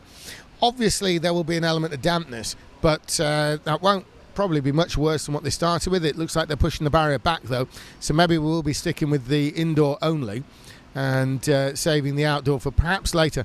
But it was a pretty much it started raining a little bit, and then it turned to something of a flash downpour. There was a fair bit of thunder, some pretty heavy thunder, and the last of the junior races for that part of the afternoon had to take place on the full indoor course. Now we're switching back to the other direction. We've run what is actually the opposite direction, and then the last set of races was on the correct direction and the normal direction here at Silver Hotel and Go-Kart Centre, and then we're going back to the reverse for this set of heats. So we're looking at the screen now. You can see on the screen at home they're lined up facing the way they're going to come out of the pits, but we'll expect to see them double back and go away from the camera here, as you can see the various grid slots in the opposite direction, in the reverse direction of the track. So we'll see what happens here. We're going to look at the lineup now for the first of the open races. In this race we've got Louisa Hersebeck, we've got Philippe Stetch, we've got Michael Piper Freeman, we've got Simon Vangelerver, we've got Magzata Wisniewska, we've got Anna Turven, we've got Thomas Vallas, Julian Schalak, Jan Bietz, Daniel Fredriksson, Victor Lasek, Zusha Rosak, Jelle Varavota, we've got Grzegorz Kampala, we've got Jakub Bahacevic, Wojciech Stefaniak, Jenny Tompkins, Marcin Lezinski. So that is the driver lineup going into this qualifying. As you can see behind your timing page there, you can see the drivers were coming out and turning around through 180 degrees, so they're now heading what's effectively the wrong way around the circuit under normal circumstances. The sun has come out, and clearly it's been very warm here in Poland, so the fact is that track will probably dry pretty quickly, so we may end up with the first couple of races that are actually under purely indoor, and then we'll be moving to the outdoor. Now if you look on your screen, see behind the drivers, you can see the outdoor, those big open doors, where they have doors literally every third bay. You can see nearly all of them are open, and so it is pretty bright out there. Okay, so the carts have been put into place. They're going to be sent out. Just a little gap between them. Again, at this level, you don't need much of a gap. They will not catch each other. Everyone's very, very fast indeed. The standard of driving is ballistically high. It is a genuine international event, and therefore that's attracted the best. As an idea, of the top 10 of the World Championship, 9 of the 10 are here. All except the actual world champion himself, because he prefers the outdoor. So, through the carts go. They're all beginning their qualifying lap now. You can see as they pass over that checkered line on your screen, that's where the timing starts. The green flag is flying to the right of that checkered line. Everybody's starting their qualifying lap, and once the final drivers are through, the official there will switch to the checkered flag, and then we'll start seeing some times coming in. In this race going in, well, it's quite an open one, this one, in terms of pure victories. We may see a bit of a shock for what it's worth, where is he? Arno Turvin has done very well so far today. He's actually had a win already, and so he's been looking very good. So obviously he will probably be somewhat of a benchmark amongst this group here. Maybe Wojciech Stefaniak as well, and Marcin Lesinski has also won a race. Marcin Lesinski is going to obviously want to do very well indeed. He was right at the top in first place in one race, and then in his next race he was right down the bottom. So let's see how the times are shaping up. Lesinski's gone into second place, but it looks at the moment like it's Grzegorz Kapala who's still in the lead. Yes, he is. They're still coming through, but no one can challenge. Yes, he's been beaten, and that is of course Simon Van Gerleuve, but Arno Turvin has beaten Van Gerleuve, and Arno Turvin has actually taken the top spot. No real surprise there. He has won today, but so has, of course, Lesinski. So we'll see how this plays out exactly once they get going. But that's a great qualifying there for Simon Van Gerleuve to come through into second place. And Jelle Vervoort is not somebody we've spoken much about, and he's gone into second place. Philip Scherzak, I think, wherever he might be. Yeah, Philip Scherzak. He's come through to fourth place, and Grzegorz Kapala is actually fifth. Jakub Bohatrovic is in sixth, and then of course we've got Julian Scheizak. So Julian Scheizak and Thomas Vallas. Thomas Vallas down in 8th place. Marcin Lesinski is actually down there in 9th, which is going to be interesting. Maybe we'll see an early pit stop there for Marcin, and he will look to leapfrog his way through if he feels he's getting held up. Let's have a look here where we... it's everything else pretty much starting where we'd expect them to. Jenny Tompkins down a little bit maybe with 17th place start. Generally today she's been around the middle of the pack there, sort of 10th place area. So they're getting lined up now. You can see on the screen they're going to be sent for that single file start. As soon as the official's ready, they're going to be sending them out. So the final few carts are bringing up the rear. They've been sent through by the organiser who's been assigning positions, and now they're underway. So they're at the far end of the racetrack there. A lot of weaving going on there at the front, and that's caused a lot of trouble so far today, particularly for Rico Harbosch earlier on. Ignore the timing screen now, because that is not the positions, that's just the entry list. So they're coming around, they're about to get the flag. You can see the official there waving the flag, and the race is on. It's obviously Arno Turvin who leads the way, and there's a big gap already in the middle of the pack there. We'll identify that as they come around, but it is Arno Turvin there who has got the start he wants. Look at that, a bit of contact, and that has opened up a gap there in the middle of the pack. Arno Turvin there to the right of your screen is leading the way and trying to draw clear with Simon Van Gerleuve. So here comes Arno Turvin. He's staying indoors this time. They're not going outside for this race, past the entrance where they would normally have gone out. So past the entrance, and now they're back towards the start line area.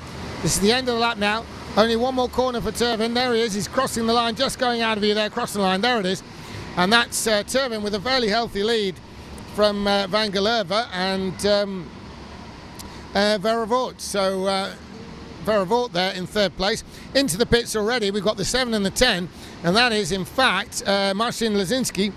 And so Marcin Lesinski, and also that'll be Daniel Fredriksson, one of the Fredriksson boys, and they go out. Now Lesinski clearly felt that he was well out of position in qualifying. He did not want to be held up by anyone in the race. He felt he would probably be slower in the long term, in the long run through the race.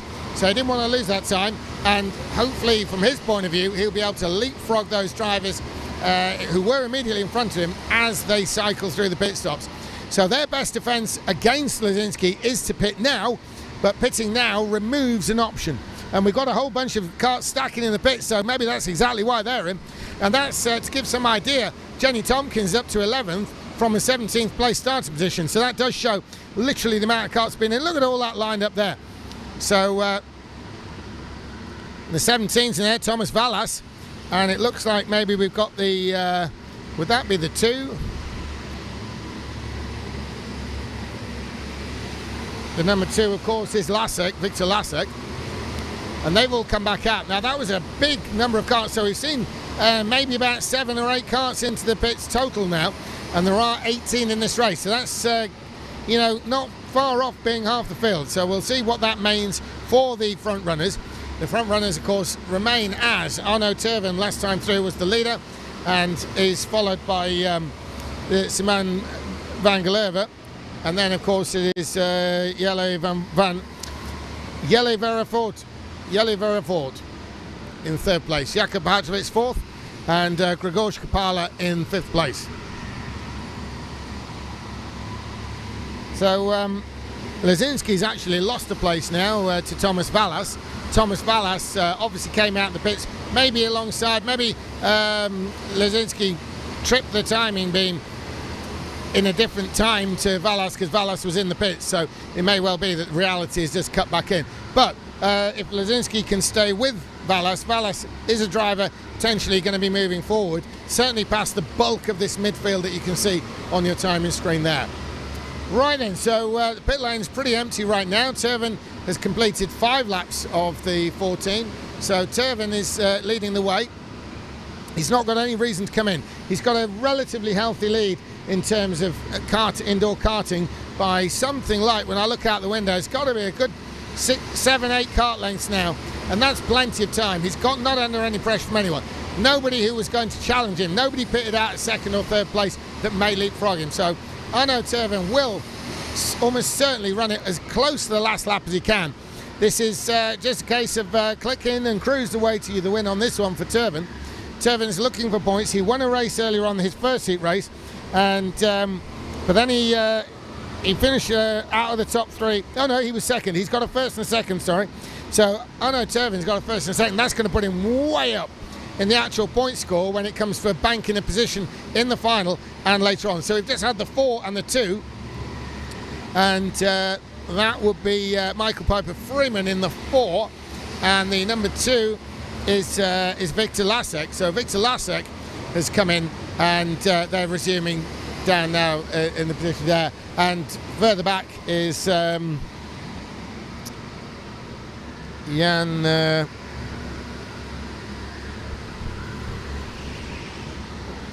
Bix. Jan Bix has been in the pits, and so has Louisa Hersbeck. So Louisa Hersbeck is there in 18th place.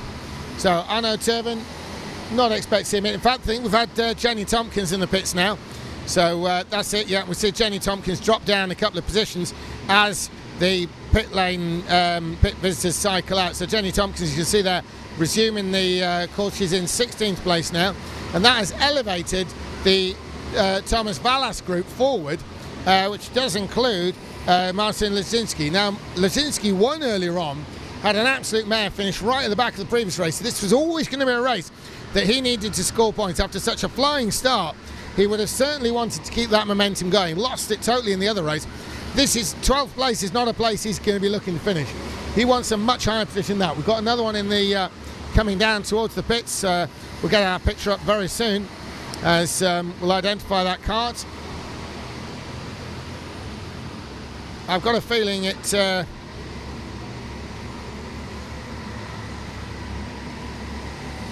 have a look here. Yeah, we'll get on then when we can see, because all I have is the screen that you're looking at as well. So with this sort of cancelling out in the top 5, they're just sitting there on position, on point, and just waiting for things to shake out, really. This is Arno Terven's race to win, and he'll be kicking himself if he manages to lose it now. He's certainly not under any pressure. When I look out the commentary box, he's increased his lead over Simon van Gelerve, and Simon van Gelerve is dropping back from the leader, albeit not into the clutches of the chasing driver, in this case Jelle van Horrevoort. Jakob Pahaczewicz in 4th is certainly somebody that we were looking at for some sort of performance this weekend. He's there, thereabouts. I mean, 4th place, it's a genuine 4th because nobody's really pitted in front of him. The top 5 have all stayed out. We are looking at somebody coming into the pits though, and I've got a sneaking suspicion that may be Arno Terven. Yes, it is. It's Arno Terven. Arno Terven's been in the pits. There he is on screen there. Arno Terven in the pits at the end of the pit lane. He's got to stay there for 20 seconds, and that'll give him a clean stop. If he cuts it, they'll give him a time penalty. So that will be added to his race at the end, and that has been awarded already this weekend. Unfortunately, it's not something that we've got available to us up on the screen here. However, it is a factor that's come into play a couple of times, albeit luckily from our point of view, not for a race win. So Simon van Gelderve is leading now. He'll bound to be in the pit soon. 10 out of 14 laps. It's a slightly longer lap because of the shorter distance by not going outside. So I'm expecting Simon. Oh yes, there we go, the 24. That is in fact Simon van Gelderve, and the number 6 is Jelle van Horevoort. Yeah, Jelle van Horevoort is in the pits behind him, and also the number 5, which is of course Julian Scheilach. Julian Scheilach there. So they have dropped back in terms of positions, albeit to people who've been in the pits. Arno Terven's the interesting one there because he has come back out in 5th place.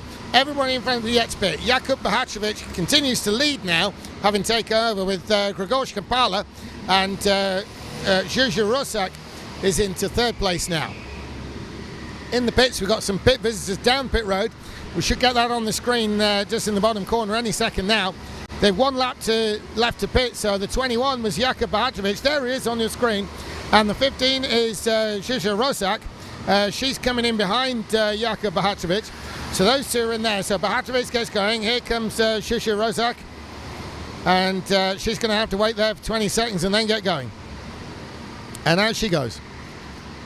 Okay, so Grzegorz Kapala knows he's got to come in this time. They've been given the last lap board. And so we're expecting Kapala in. That's Grzegorz Kapala. And following that, Wojciech Stefaniuk will have to follow. That would give Arno Terven back the lead. As you can see, Arno Terven is 3rd.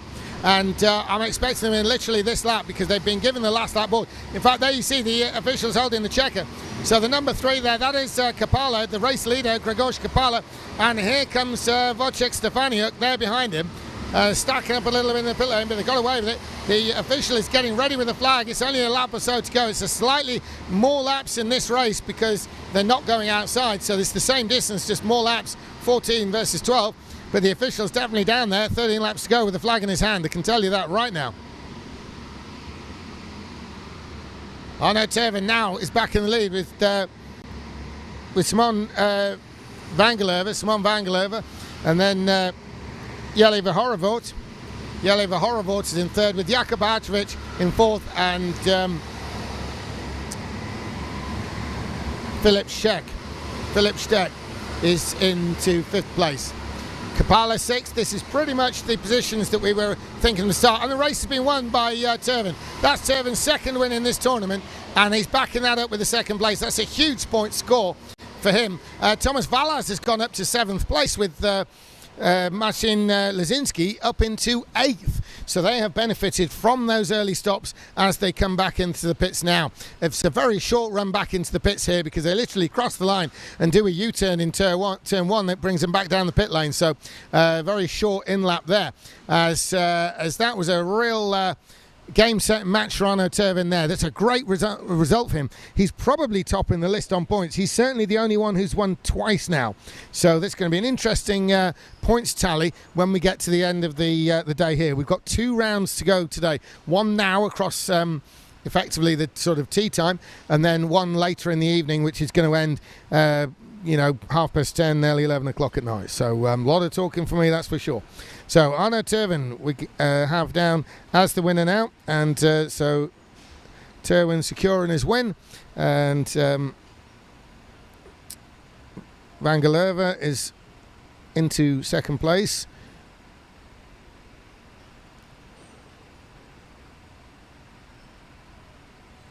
And 3rd place, of course, van Horevoort. So 2 very new names into that top 3, and these are also people who I haven't really had to mention much today, which means they've been nowhere near those positions earlier on, which means obviously that's good news for them. It pulls up their points tally, but it equally costs other people points from their point of view. As our golden example would, of course, be Marcin Lazinski, who was looking at being maybe a factor in maybe taking the title earlier on. He won the very first race of the meeting earlier on today. Since then, it's gone a little bit downhill, but somehow he's sort of pulling things back up a little bit with that 8th place. It was a 17th place finisher in his earlier heat race.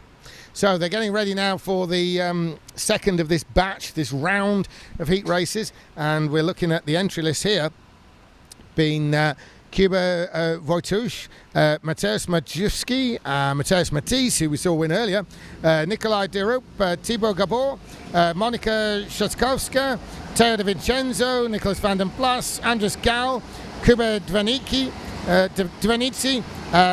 Levi Bloks, Seb Miller, Shemek Kulish, Loris Drull, Noah Weichel, David Hart, Marcin Kuczynski, and Nick van der Berg rounds them out. So that's going to be a tough old race there, because potential winners, well, we've had some people who've won already today in that. So when we're talking potential winners, we're also talking proven winners. Straight off the top of my head, Mateusz Matisse has won earlier on, Thibaut Gabor's won earlier on, Teo de Vincenzo we've seen win earlier on, Kuba Dwanitsky has won earlier on, Levi Bloks has won earlier on. Shemek Kulish is always capable of winning. Noah Weichel has been showing up very well, and in fact Nick van den Berg was looking good earlier on too. Mateusz Majewski, another potential there. So there are a number of proven winners. Britain's best driver on the international scene at the moment, Seb Miller, is in the mix here too. So this is going to be a very tough heat indeed, and it could even be Seb Miller who's actually starting the run around, but I will double check on that. So they're crossing the line, they're starting their qualifying laps now. You can see they're coming round, just a small gap needed,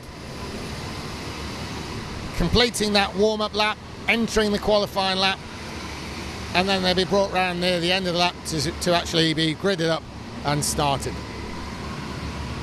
So we'll keep an eye on those times. The green flag means they're starting their laps. You can see that behind your timing screen there. And when the marshal on the start-finish straight there, when he puts the green away and reverts the checker flag, that's when those times are finishing. So that's when we'll start seeing who's going to be where on the grid. This is going to be a very tough heat though. The green's still waving. Surely only 1 or 2 karts remaining now. Okay, they're going with a checker flag now, so this is it. This is the one that finished that counts. So straight away into the lead is Nick van der Berg. He's been beaten by Loris Jules and Thibaut Gabor. Now Thibaut Gabor is a winner, previous winner, so he may not. Oh, David Hart is right up at the top. This is incredible. David Hart, the most popular driver here, and David Hart been around virtually forever, always very popular amongst this international set of drivers. David Hart racing at home is right on the top there. Can he stay there? Seb Miller goes into third. That's incredible performance for him. He's ahead of Matisse, but it's still David Hart. Levi Bloks goes up there, and Kuba Dwanitsky and Noah Weichel, but nobody can beat Hart. Surely not. They can't. It's still David Hart. David Hart right up there at the top. An incredible qualifying. 49.6 versus 45.6 versus 45.8. That's nearly 2/10 difference. An incredible lap there by David Hart to put himself right up into first place. This is outstanding. This is definitely going to be a race worth watching, because there'll be no more popular a heat race victory than David Hart, that's for sure. Not round these parts at least. So David Hart right up there from Levi Bloks and Kuba Dwanitsky. And then down to Thibaut Gabor, who is now going to be starting fourth. Seb Miller is going to take a 5th place starting slot. He'll take that ahead of previous race winner Mateusz Matisse. And looking a bit further down, we've got Mateusz Majewski there in 7th place. Shemek Kulish will be disappointed. So will Andras Gal. Both of those been running right at the front so far today. So potentially a little bit out of position there. Will we see a pit stop for either of them? We're going to find out. If they stop early, they'll stop very early, as soon as possible, I'd have thought. Teo Teo De Vincenzo down there as well. So that, well, we'll see how this pans out once these start going, because this is no longer the timing screen. This is no longer the qualifying positions that you're looking at home on the screen. That's just an entry list. Okay, so looks like they're getting going now, so they're sending them off. This is it. It's David Hart who's going to lead them round. The incredible David Hart, been around forever, and he's leading the way. He's going to love every second of this. The longer he can stay in the lead, they've given it green. They've given it green. And there's David Hart. He's crossing the line now. Yeah, he's got the start he wants. And they're all going to be chasing him down. Started off by Levy Blocks, one of the oldest drivers versus one of the youngest drivers. And a star of the scene for so many years is leading one of the new stars who we haven't had to talk about really on the international level before this year. And it's Levy Blocks who's going to present the first challenge to David Hart. But David Hart continues to lead. He's heading to the back part of the track. No outdoors in this bit, but David Hart leads the way. David Hart is still in the lead. He's hanging on. He's going to take this opener all the way. You can see him there, back part of the circuit. Down he comes now. He's heading towards the start line. That's David Hart in the lead. One of the local drivers and highly popular indeed. David Hart across the line. It's David Hart from Levy Blocks. Kuba Dvanici is in third place. And if you look, there's no real gap. A little bit further back maybe, but that's like 8th and 9th. And what's happened in the pits? Yes, we've had pit stoppers. I'm going to check who they are. I wouldn't be surprised if it's Andres Gal. Yeah, it is Andres Gal. Andres Gal is one of those who's definitely been into the pits there. And who else are we looking at? It's Kuba Wojciech. Kuba Wojciech is the one who's also come in. Now that's an interesting one. He's not one of the ones I expected to pit, but he's going to throw his lot in with Andres Gal and see if he can run with Gal. I'm looking out the commentary box to see how close they really are. But, Wojciech is not really all that close to Gal. He's probably about 10 or so kart lengths behind, but Andres Gal certainly early pit stopper. And we've got another one in and out. Is that... I think that may end up being Loris Yule. Yeah, Loris Yule was in, and he's gone behind Gal, but in front of Wojciech. I'm going to look at the commentary box where, yeah, actually, I'm not sure he's behind Gal. I'll need to check. No, I'm going to look out the window. I think our timing screen there might be slightly out because they've not crossed the line yet. I've got a sneaking suspicion there's another one in the pits. We'll get an idea on that because they're at the far end. I can't see them. It may well be that at the back there, Gal is not the one who's in front of Loris Yule. 21 is Loris Yule. He's actually ahead of Gal as they pass me. Somehow that doesn't seem to have changed on the screen, but anyway, we'll see what's happening there. So I believe, yes, there it goes. There's the change. That's what I was seeing. Yule is definitely in front of Andres Gal. Well, Andres Gal won't have expected to find himself behind Yule, and if he can just stay with him, then obviously if Loris is really on it right now, that means that it'll pull them both forward. Now, there is one in the pits now. We'll see if it comes up on screen. Bottom left corner, we'll see that kart on the screen.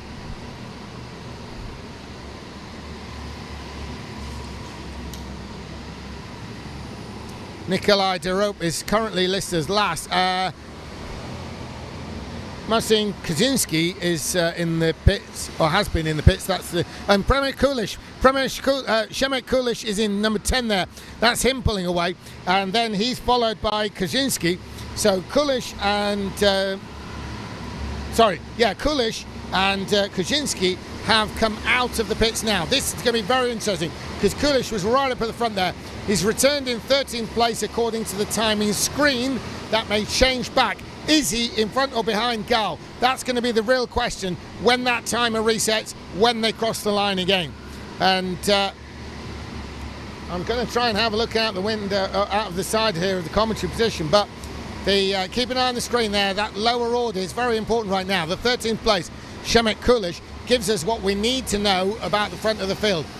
Seb Miller's moved up to 4th place, and Kuba Dvanici is in 3rd. Levy Block still resumes in second, but incredibly, it's still David Hart who's out in the lead. A fantastic showing from the local driver, and I'm looking out of the side of the commentary area just to see that he's got about a 2-car length over Levy Blocks, and then it's about a 6-7 car length further back to Dvenitsi, and then Seb Miller. Now Seb Miller's right on the tail of Dvenitsi, and right on his tail is Tibor Gabor, the Hungarian. A little bit of a gap then to Mateusz Matus. So Matus there is just about hanging on in this 6th place. Changed position on track, and I think it's swapped back further around the track. And it is David Hart who continues to lead here in Szczecin, his home track. He's going to get the job done, will he? And Seb Miller there just indicating to Kuba Danitsky, just keep going. There's a kind of an understood code, multilingual it is, because it's just waving. And that message from Seb Miller was literally a case of go. I'm not going to challenge you. What we need is speed. So that kind of releases Danitsky from doing anything that could be regarded as defensive in terms of line, and therefore the pair of them, the lot of them, will go quicker. And in the pits there, we've got Nicholas van den Plough. Nicholas van den Plough there is into the pits and out from his point of view. He's gone behind Kulish. He's gone behind a whole bunch of them to 16th place. So Marcin Kaczynski has benefited from that. So has Teo De Vincenzo, because Teo De Vincenzo is languishing in 14th place. Andres Gal 13th. These are all way down the order. Yeah, there's a lot to come in, but even so, this is further down the order than I expect at this point on lap 9 of 14. So we've got another one in the pits now, and that looks like the 13, which would be Levy Block. Levy Block, who is in fact in 2nd place, and that seems like forever that Levy Block is stopped. It's going to seem forever if he's behind the wheel and pulling out. Now, how does that compare to Danitsky and Seb Miller when they resume? Tibor Gabor is in there and Mateusz Matus. Now, basically, you can work on the idea that really, if he comes out in front of them, he'll come out, Levy Blocks he'll come out in front of all of them and will be second to David Hart again. However, if he loses to one, he might get freight trained, because he'll be to the outside, on the right side of a left-hand hairpin, and he'll get done by all of them. So this could be very expensive if it goes wrong for Levy Block. So Levy Block has rolled the dice there with quite a number of laps left to go. He's wanting to get that pit stop out of the way. Maybe he feels that he wants to sit on some laps now, and he's come out in the most appropriate, clear bit of space. If he left it later, maybe he was seen looking across the track where he's rolling with other people. And number 5 is him. The number 5, and that is Monika Szewskowska. Monika Szewskowska is in the pits, and away she goes. So David Hart is the big ticket here right now, as whether he can hang on in that 1st place. He's led all the way. He qualified on pole. It'd be such a shame if he loses it now on lap 10 of 14. It's all going to come down to what's going to happen in the pit stops. Look like he set a quick lap. Mateusz Matus moved up. Tibor Gabor has been in the pits, and I believe Tibor Gabor was the one who came in the pits there. Couldn't quite see the number, but it must have been him. There he is in the 18, perhaps. Who we got there? Looks like 10, Shemek Kulish, but Kulish has already been in. And the 8, of course, is Noah Weichel. Noah Weichel, we haven't said much about him. He's down the order. Look at that. He was running up 3rd place earlier on today, and there he is. Such is the standard of the competition. He's down in 15th place this race. But it's still David Hart. David Hart's the one, and David Hart's the one that we're waiting for on the pit stop. They're in the pits now. Somebody must be appearing in the pits. There's going to be at least 2 karts coming in. I mean, you can see one there. What have we got? I don't think either of them are David Hart, because he's wearing Polish colours. It's the number 2 in the 16, and that's Kuba Dranitsky, and the 16 is Mateusz Matus, and then the 3, which is Nick Vandenberg. Nick Vandenberg there is the 3rd of those 3. So the number 2, which is Kuba Dranitsky, and there goes Mateusz Matus. That's to the benefit of Shemek Kulish. Kulish is now up to 7th place. So Levy Block is the leader of those who have been in the pits. So he is the highest place of the ones who have been in the pits. He's up into 4th place. David Hart, Seb Miller, and Mateusz Majewski is in 3rd place. They're the ones we're waiting for. We got 3 karts heading for pit road. 3 cars heading for pit road. It must be all of them. Number 7 is David Hart. There he is up at the front in the picture there. Number 7, David Hart, that's the race leader and the local favourite. Number 6 is Seb Miller. And number 17 is Mateusz Malczewski. And where do they come out? Where do they come out? Where is Levi Block? Levi Block goes to the front. Levi Block takes it. Levi Block has moved to the front. Has he? We'll see what happens though, because Levi Block may not yet have moved to the front, because there's a timing anomaly. When David Hart came in the pits, he would have tripped that timing system. Levi Block would have passed much later, and it may well show that Levi Block is actually in front, even if he's not. I'll have a look out the side here. If David Hart can hang on to this, it'll be an incredible victory for David Hart. Question is, has he? The checker's out. Oh, he came second. It is Levi Block. Levi Block has won the race from David. In fact, David Hart may even be third, but I don't think so. I'm pretty sure he's second. We'll get that confirmed though. And either way, Thibaut Gabor is definitely going to be fourth. Seb Miller, that's right. David Hart confirmed in second. That was correct. And so as the timing resets itself, yeah, it did, as I thought, it did push David Hart up in second.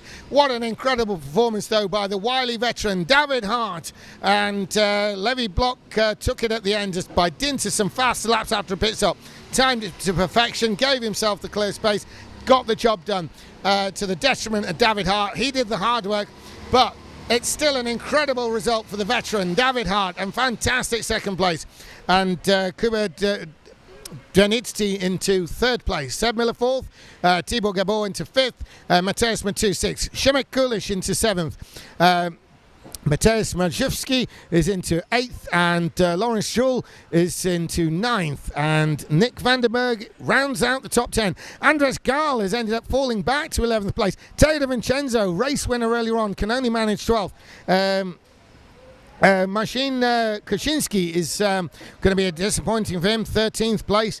And Noah Weichel will be distraught with 14, having been third earlier on. Beyond that, we're talking really about Nicholas van den Pla. Nicholas van den Pla is down there, 15th, and Kuba Wojciech was actually leading for a while on the qualifying, if you remember. Ended up 16th. We've got Monika Szotkowska into 17th, and then rounding them out in that final position is going to be Nikolai Dirup. So Nikolai Dirup finishing that 18th spot. But what a run there by David Hart. David Hart got to be the crowd's favourite on that one. Blocks took the win, but David Hart, that is something indeed. He always manages to pull some in somewhere, and what a fantastic result there.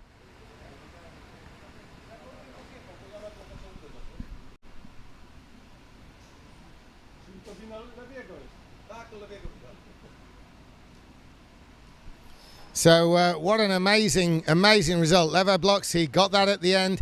But David Hart, come over, David. We've got to have some words. David, local driver, what an amazing performance there. You must have been incredibly impressed when you got pole position. Yeah, the lap qualifying, it's really good. But Levi go to the pit stop, I hit the barrier maybe 5-6 times.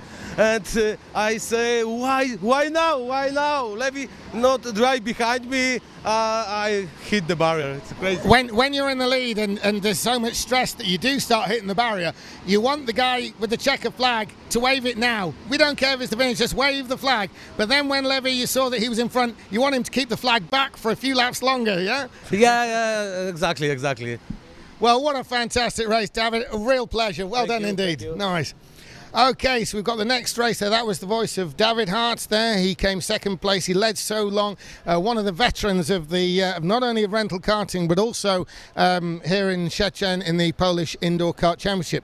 This being the 2025 edition this weekend. And David Hart, he always gets a result somewhere. And, well, there it was right there.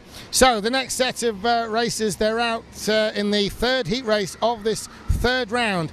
We've got from Britain, we've got Ben Luff, we've got Max Burgill, we've got Gabriel Kinter, the Portuguese driver out of Wales, Robin Fredrickson, Kevin Fredrickson, Alexis Mignon, Eliot Vos, Rico Harbosch, multiple champion here, 4 times champion here in Silver Hotel and Go-Kart Centre, Max Dabrowski, Bartosz Maciewski, and Dominic Kovacs, Frederick Navarro, and Zimowicz Vera, Peter Luanko, Jakub Jaworski, Mateusz Stolecki, Victor Poirot and Marcel Lobermeyer. Marcel Lobermeyer rounds them out. They're on their green flag is waving there. They're on their qualifying lap.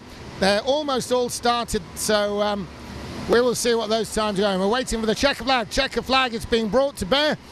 So when they cross the line next, they're going to be completing that qualifying lap. Who's it going to be? This could be literally anyone's race, but the one who maybe needs the result most of all is Elian de Vos. Rico Harbosch has felt he's had some bad luck so far. He's had a string of third places and a fourth, but it is Ben Love. Rico Harbosch goes to the top. Rico Harbosch is on top right now. The former champion Elian de Vos has finally cracked it open on this event. He's gone fastest. Is he going to stay there? It's Elian de Vos and Rico Harbosch. Can de Vos stay there?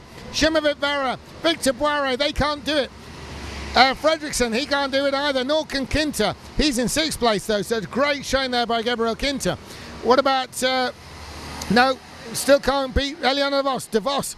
And they're coming through now. There's only about 5 cars left. What's it going to be? Into 3rd place goes Max Bergel. Max Bergel was a potential challenger. He's in 3rd place. And, Frederick Navarro to 4th. Unbelievable. Frederick Navarro right up into 4th place there. An absolutely incredible qualifying position there. Into 4th place, but there's no denying the 1st place is Elian de Vos. Elian de Vos into 1st. Rico Harbosch 2nd. Max Bergel 3rd. Frederick Navarro into 4th place. Unbelievable.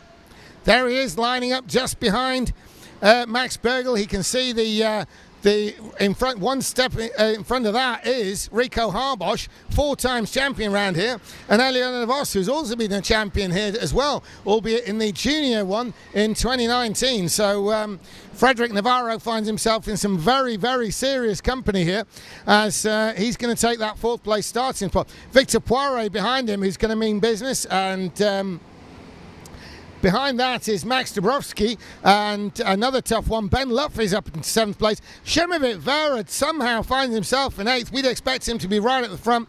Gabriel Kinter there is going to start behind him.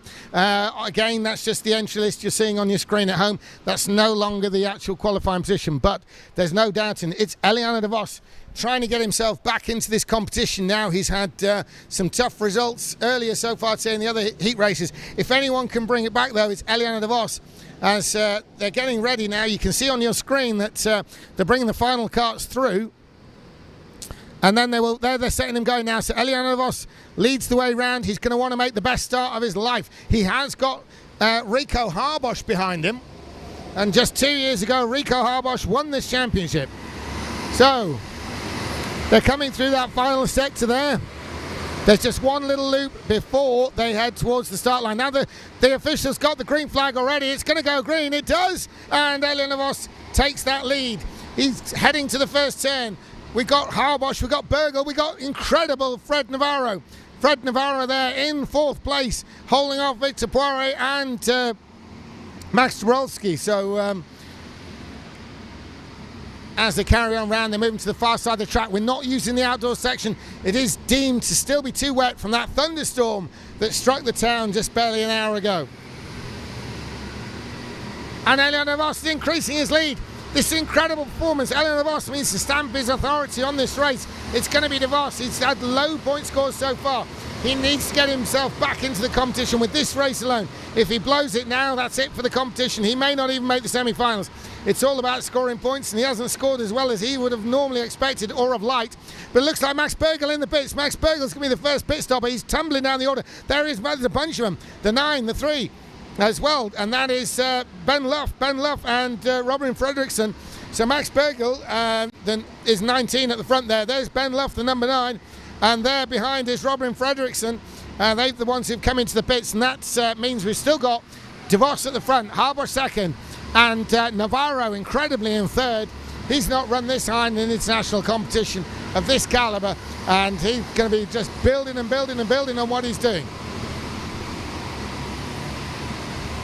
It's still de Vos. And we got another stacking lot in the pit lane. We got 3 more cars heading down pit road. We'll get a little picture in the bottom of your screen.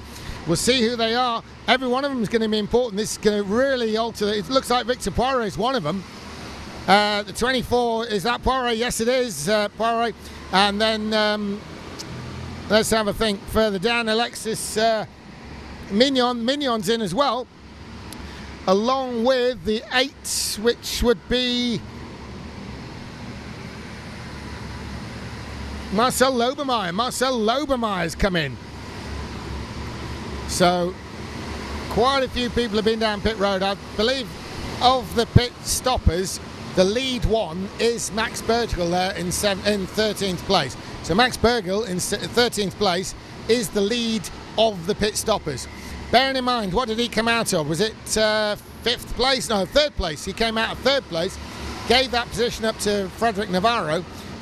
So he's kind of a little bit of a reference point in where 3rd place was, because Max Burgel is very, very fast indeed. Touted at one stage as a future world champion, just was almost unbeatable, and was certainly very competitive round here, and sort of a bit of a local track for him in a sense. He's been fast all weekend. We've seen him on the podium. In fact, last time out he came 2nd. That's Max Burgel. He's now up to 11th with a couple more pit visitors. Max Burgel is still the leader of those who've been in. De Vos continues to lead though, and I'll get some kind of visual out the side of the commentary position here as to just what sort of lead he might have. It's, well, to be honest with you, it looks like Rico Harbosch is at the very least keeping on. He may even be closing in. So Rico Harbosch, former champion round here, 4 times former champion round here,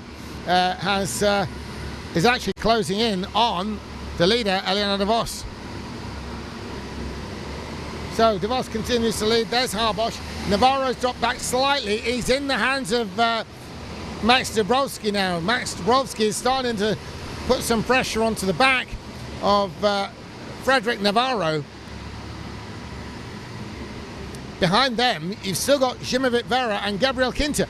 Now this is quite something, because Vera we'd expect to be pulling away and closing in on Dabrowski, but he's not. He's fighting a rearguard action from the incredible Gabriel Kinter. Gabriel Kinter normally he's driving very well, but occasionally there are flashes of utter brilliance, such as now. Gabriel Kinter is all over the back of fabled future star, well, current and future star, Zimovit Vera, and Kinter's keeping him more than honest. Kinter's all over the back of him, to the point where he might even pick to leapfrog around him. He does not, but certainly he's all over the back there. One of the Bradley Shepherd Racing drivers there, and he's gone through. He's gone through. Gabriel Kinter's done it. He sent one up the inside into the hairpin. We'll see it on screen, surely. Here it comes now. Keep your eyes open. There he goes. There he goes to the right. He's down the inside. One of the cleanest moves you'll ever see. Vera tries to come back at him, but he's just not got the run towards the corner. So it is the incredible Gabriel Kinter who manages to jump a place, and he's not just jumped on anyone. It is one of the future world champion sort of expected drivers in the form of Zimovit Vera. Zimovit Vera driving at home as well, so putting one over on him's never going to be easy. Eliana De Vos continues to lead. We don't have anyone in the pits at the moment. That sun's getting really bright outside. You can see it flashing sometimes as you watch the karts go through. Still De Vos, but let's have a look at the gap there. Harbosch, well, it's hard to tell really if he's closing in. If he is, it's half length by half length by half length. The concertina effect, there's a lot of corners here in the Silver Hotel and Go-Kart Centre, and what they do is they have that compression effect. So you look at it, it gets closer, it pulls out, it gets closer, it pulls out, and so on. But I can tell you now, I think that Rico Harbosch is inching in on Eliana De Vos for that race lead. Now, the question will be, if it's such a small closing gap, would Harbosch get to De Vos and then pit? Because he's probably not really going to want to fight De Vos on the track as such. If he honestly feels he's quicker by this small amount, he'd do better to come in the pits and then try and make that gap up with clear track. Now, all these drivers, they know exactly where they are relative to each other. We got one in the pits there, the number 6. That is, where is he? That's Dominic Kovacs. Dominic Kovacs there is in the pits and out. But these drivers, they look across the track. They know where, if that guy's over there and I go in the pits now, I'm going to come out in front of him or behind him, things like this. So Rico Harbosch will probably be considering that. For instance, that group you can see in the middle of your screen, for example, Harbosh would not want to go in the pits and come out in the middle of that, for example. So he's going to be checking the situation out, being very certain about what he does. Meantime, Gabriel Kinter continues to hold that 5th place ahead of Šimavit Vera. Šimavit Vera has not been dropped by Kinter. In fact, it's roles reversed. It's Šimavit Vera now applying the pressure back to Gabriel Kinter. Kinter absorbing that pressure very well. He's got the highly touted future world champion expected, Šimavit Vera, right on his tail. And, well, he's holding his own there, that's for sure. Elena Vos continues to lead. Rico Harbosh continues in second. Frederick Navarro, he's in 3rd place. What an amazing performance there by the youngster. Lives in England, kind of multicultural in family, but lives in England. And I believe he was not even born in England, but lives in England and is pretty English to speak to and everything else. So, Navarro, he does all his racing in England. He's part of the BSR team. He competes in the British Indoor Kart Championship, which is a not quite as advanced as the British Rental Kart Championship, in which he also competes. And this, the BRKC is more relative to this, and we haven't really seen Navarro run this high in the BRKC, I don't believe. Have we got some pit action? I think we might have. Yes, we have. We got somebody in. Is it the 16? I think it's Harbosh. I think Harbosh may be on his way to the pit, and he's bringing someone else with him, possibly even Navarro. Dabrowski's going to have to counter that and possibly even follow them all in. So we're going to see. We're looking for the little picture on the screen there, but I'm pretty sure it's there. He is. That's Harbosh in the 16 and the 13. No, the 13 is Dabrowski. The 13 is Dabrowski and Šimavit Vera there with the stripes on his helmet, and that leaves Navarro out in 2nd place. So DeVos now continues to lead. He's not stopped. Navarro has not stopped either. Kinter's up to 3rd. Max, where is he? Bartosz Majewski's up to 4th, sorry, and that's Harbosh in 5th. So Harbosh is in and out in 5th place, but look at this, it's Max Bergel. Max Bergel, he was the early pit stopper. He's cycled through these pit stops. He's passed these other drivers while they've been in the pits there. That puts him into 6th place. An incredible performance by the Polish driver, Max Bergel, and he's showing the form of old that he's always had. He's come right through the field there. Early pit stop. A big question now with 12 or 14 laps. What about DeVos? DeVos is in. Surely DeVos is coming in. Where's the picture? Yeah, DeVos has been in. Harbosh takes the lead. Harbosh is listed as front, but is he really? Remember the timing situation with the position of the timing beam. DeVos would have tripped it going in, so it won't be as correct. There could be a change when they cross the timing beam for the next lap. So we'll wait and see. I'll have a look out the window. I think it's DeVos in the lead. I'm pretty sure DeVos has kept this, but Harbosh is right in his tail. Harbosh is within striking distance. Harbosh has got 2 laps to do this, or a lap and a half now. Harbosh is the sort of driver who could make that lunge. It's going to be a guts or glory. DeVos needs the points. Harbosh needs points. Harbosh alongside, but no, the checker flag's out. And here comes DeVos. It's not DeVos. It's not. Yes, it is. It's DeVos. Eliana DeVos takes it from Rico Harbosh and Max Bergel right up to 3rd place. Victor Poira and then Max Dabrowski. Frederick Navarro, fantastic 6th place. He started 4th. He's dropped a couple, but he's still in 6th. Šimavit Vera finished behind Navarro. That's saying something. Gabriel Kinter well in the top 10 in 8th place. And we're also dealing with Peter Leunko. Peter Leunko into 9th. That'll be good. And then, of course, we have got Jakub Jaworski, that's a good result for him in 10th place. That's a little bit higher than what he was earlier on. Ben Luff is in 11th place, and then we have Alexis Mignon into 12th. Robin Fredrickson is 13th. Marcel Lobermeyer is 14th, and then of course into 15th place, that's Mateusz Szczelewski, and then it is Kevin Fredrickson. Dominic Kovacs is down there in 17th with Bartosz Majewski into 18th place. He'll be mortified with that one. Definitely a driver that we would have expected to be much further up the order than 18th place. So what an incredible victory by Eliana de Vos. Finally drives himself back into the competition. Rico Harbosch will be pleased with that second place. Great load of points there for him. And Max Bergel up into third place. What a race that was.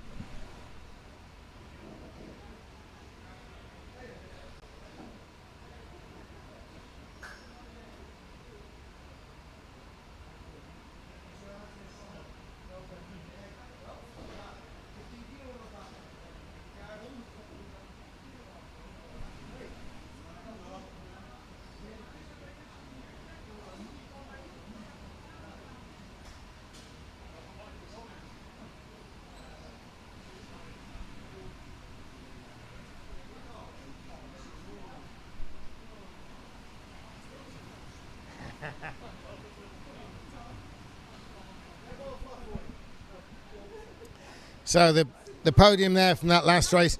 Eliana de Vos drives himself back into the competition. Great points there for Rico Harbosch, former champion here. And Max Bergel, he's right up there on the podium as well. One of the top local drivers. We know he can do it. And he's up there in third place. Incredible race there, and some very important points for those involved in that podium there. So we're moving on. We're moving on to the next race, and this is going to be a very interesting one. I'll read out the list of entries, and then we'll see what we got going on. So we've got Valdemar Anderson from Jolano Shepkins. We've got Marvin Comdur. We've got Victor Sparholt, one of the veterans really. Igor Tvarek, Patrick Neroda, Luke Evans, Cornelia Oshowska, Lohan Vanton, Ruben Boutons, double world champion is in this, and Sean Martinez, Shondegard Nielsen will be in this race too. Peter Pushka and the outstanding Tomek Bernadowski. This can be interesting here. Tomek Bernadowski, driver of the present and driver of the future, versus Ruben Boutons, driver of the present and also one who's racked up a lot of results. So the straight fight between them is definitely going to be worth watching. As Sami Shiri, Nikolai Marsengo's in this now. He could throw himself in the mix. We've seen him run at the front all day long. Jakub Lubnauer, David Wisniewski, and Siobhan Hankalo Jaskulski is rounding out those starters there. They're still down in the pit lane, and they're going to be sent out. Are we looking at an outdoor yet? No, it's looking as though it's drying out quite well there, but the organisers are not yet making any kind of move towards the outdoor. Maybe that will happen on the refuelling stop. So we'll see what happens there. So the organisers are holding them. There's some kind of discussion about something, but maybe they just want to check something on the track. The officials here, obviously you've got the track management involved, you've got the track mechanics and marshals, but also there's a strong contingent from the Kart World Championship. These guys travel around and attend all these events, making sure they're up to standard. This event, of course, is a qualifier for the Kart World Championship to get entries into that. So being a major event, they are present. A lot of the major European national title events do carry that Kart World Championship qualifier status. And then, of course, there's the series organizer, Remek Drazga. He's down there as well. He's watching his event unfold. Very much deeply involved in the event is Remy. He's certainly takes a lot of pride in it, takes a lot of organising, and to be fair, he's one of the few who could pull it off to this standard. Really, he's constantly building up the event. He and I were driving through town yesterday afternoon, and he was telling me he's already thinking about things for the future. So expect this event, then the Polish Indoor Kart Championship here in Szczecin, to just keep continuing to grow. Because certainly some of the things he had in mind were actually very doable, but actually added something notably different. You would notice it even if you're just watching from home. I don't really want to go and say those things because I'm not really at liberty to do so, and I kind of like the job I have of being commentator, so I don't want to get fired. But certainly Remy has some very interesting ideas which he plans to put into place certainly for next year, so we'll see how they unfold. Right then, so we're still waiting for them to get the carts going. There's obviously some sort of ongoing discussion. You can see down, if you look on screen, we can see the two guys actually on the grid in the black tops. They are officials from the Kart World Championship, and they're obviously talking about something.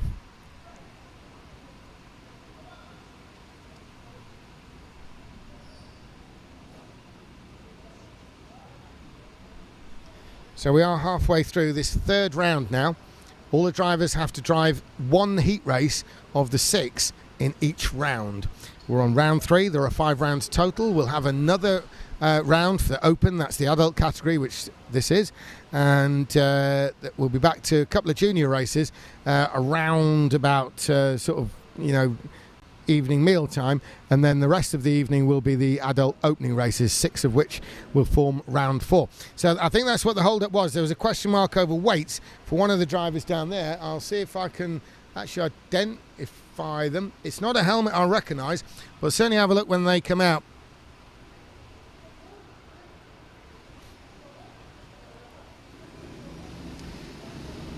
So they're getting ready to go. It's going to be any second now on your screen.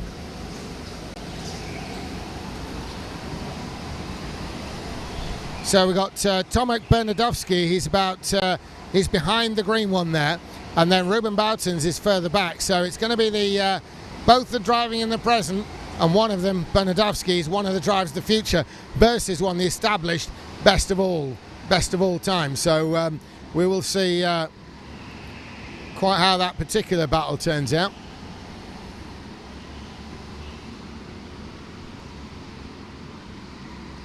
Now they're on their warm-up lap. They're going to be stopped near the end of this. You see the yellow flag on screen back home. You see that yellow flag there. That is where they're going to stop and be held. That's probably about, well, actually getting on for 3/4 of the way around the track. Sent individually round to start their qualifying lap.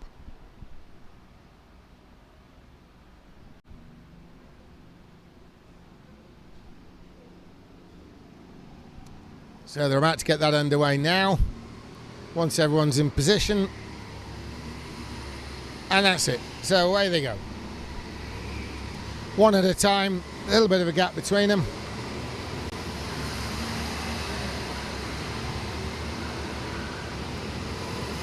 The green flag is flying. It's out of picture there, but the green flag is flying, and the drivers are starting to take that qualifying lap now. One at a time they're sent, one flying lap, checker flag to finish it, and then we'll see who's ended up where. There's a lot of people who could be in a lot of different places in this race. There's obviously beyond the Ruben Boutens and Tomek Bernadowski that I've been talking about. There's Patrick Naroda in this. He could do something. We've seen results by Nikolai Marsengo as well.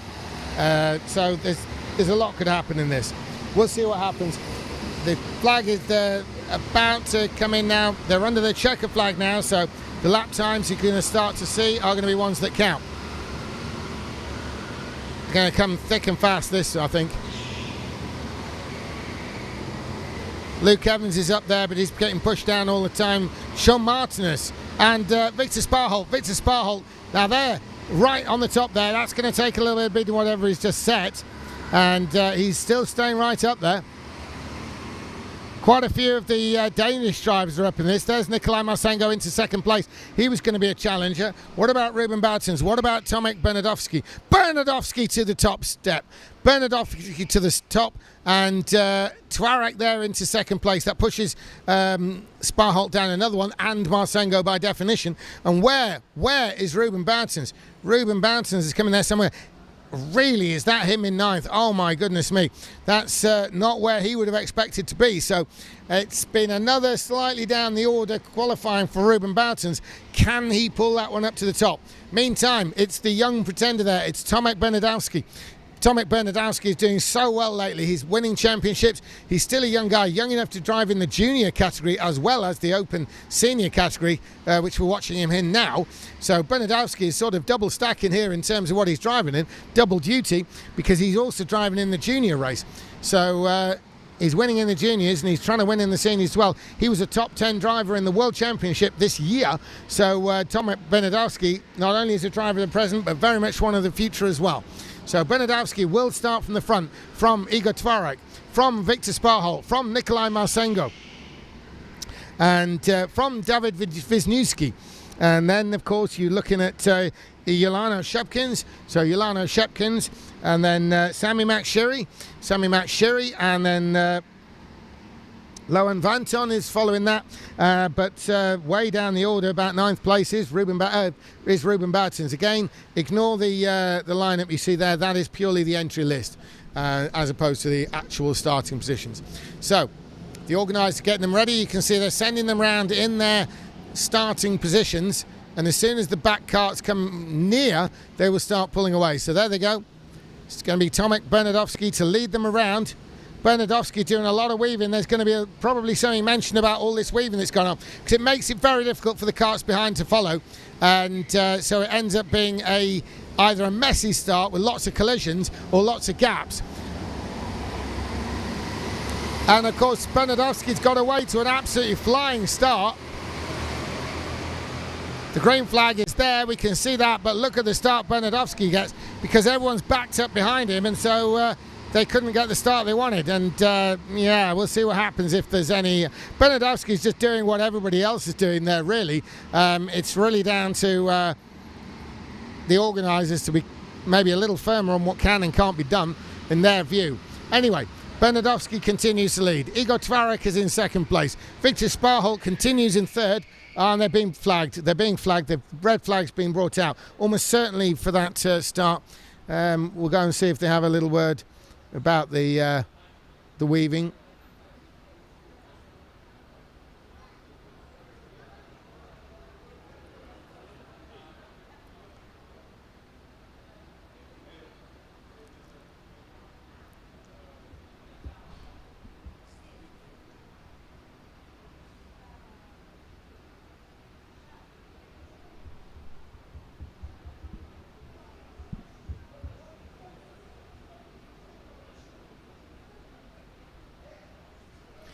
So as we look there, the carts are all lined up. Some of the KWC officials are now moving in. Yeah, they're having a word up at the front. It looks like they're on a little chat with Bernadowski. We'll probably see a little bit more of a straighter run, shall we say, down towards the start line on this one. Almost certainly the weaving will have bunched up the field in some ways where they're starting to actually bounce off each other, and it makes it very difficult, especially closer to the back, to actually make a clean run around without bumping and boring. And then we'll see how this pans out. Bernadowski is a class act driver. The sort of gamesmanship he doesn't really need to do. He can win it regardless, even if it is at this level of competition. So they're kind of stretching him a bit, because obviously everyone's side by side coming to a halt. And then Bernadowski will lead them round once more, and we'll get this race underway. They're restarting from lap 0 as well, so it doesn't look like we're going to have any lap taken away. So they're getting them in position. They're probably going to wait for everyone to actually stop on this one as well. Very often the races get sent out when the last cart is just coming up, so all it does is really slow down. But it looks like they're having everybody absolutely stationary for this restart. You can see there, maybe behind the timing screen where the numbers are when you're watching at home. There's one of the Kart World Championship officials there just waiting to send Tomek Bernadowski away to begin the lap. KWC officials moving back into position there. And you can see on your screen at home, they've waved the flag, and Bernadowski will lead the way.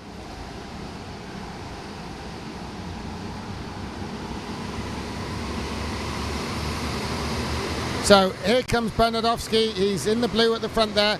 Very neat and tidy. He's leading the way, trying to make an easy run, straighter exit possible. That's why he was going to the right. That wasn't about any clever weaving. That was about getting over to straighten the run in and around so he can have as full power as possible on that restart there. And Bernadowski's got a great start there.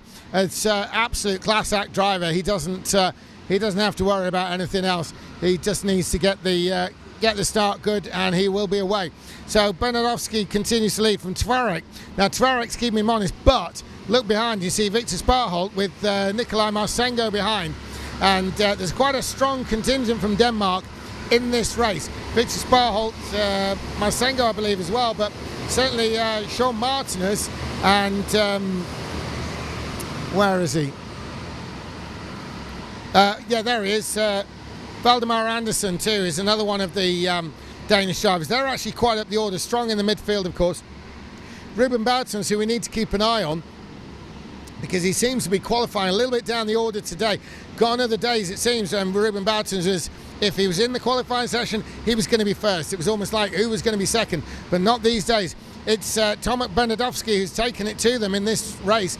He's put the kart on pole and he's put it in first place, and he continues to lead. If anything, he's opening up his lead from Tvarek.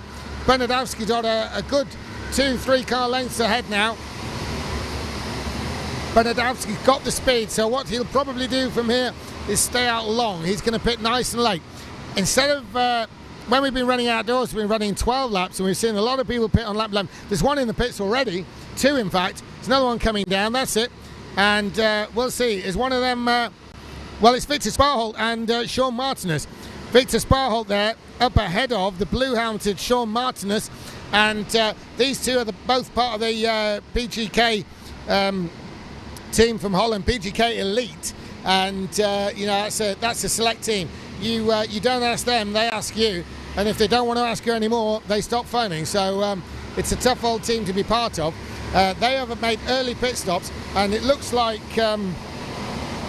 there's been another pit stopper as well, which is Marvin Comdur. Marvin Comdur's certainly come into the pits there. So, in fact, where is he? Peter Pushka as well. There's been a number, and there's still more karts coming in the pits. And it looks like Wisniewski. Yeah, it is. David Wisniewski's another one in there. So Tomek Bernadowski continues to lead. He's trying desperately to pull away from Igor Tvarek. I'm going to have a little look out the side of the commentary. Yeah, Tomek Bernadowski has extended his lead. He's pulling away. He's clearly fastest on the track as we speak. As Bernadowski, he's going to have no interest in coming in at this stage. He's going to go run for the long haul here. And so will the others of the top contenders. I can see, looks like Nikolai Marsengo there in the light coloured overalls and green and yellow, sorry, green, red and white helmet as they come around. Another one in the pits, and who's that going to be? Somebody's tumbling down the order. That will be the pit stop. Jakub Lubnauer. Jakub Lubnauer has rolled the dice, and he's gone back out onto the track in 13th place, possibly. We'll see what the time he says. I reckon he's dropped a little bit further back than that. Yes, he has. There we go. Victor Sparholt takes up that position of being the highest place of those who've been in the pits, in 13th place. So, above that, looking upwards from those who've not been in the pits, we've got Kornelia Olszakowska, and we've got Luke Evans, and we've got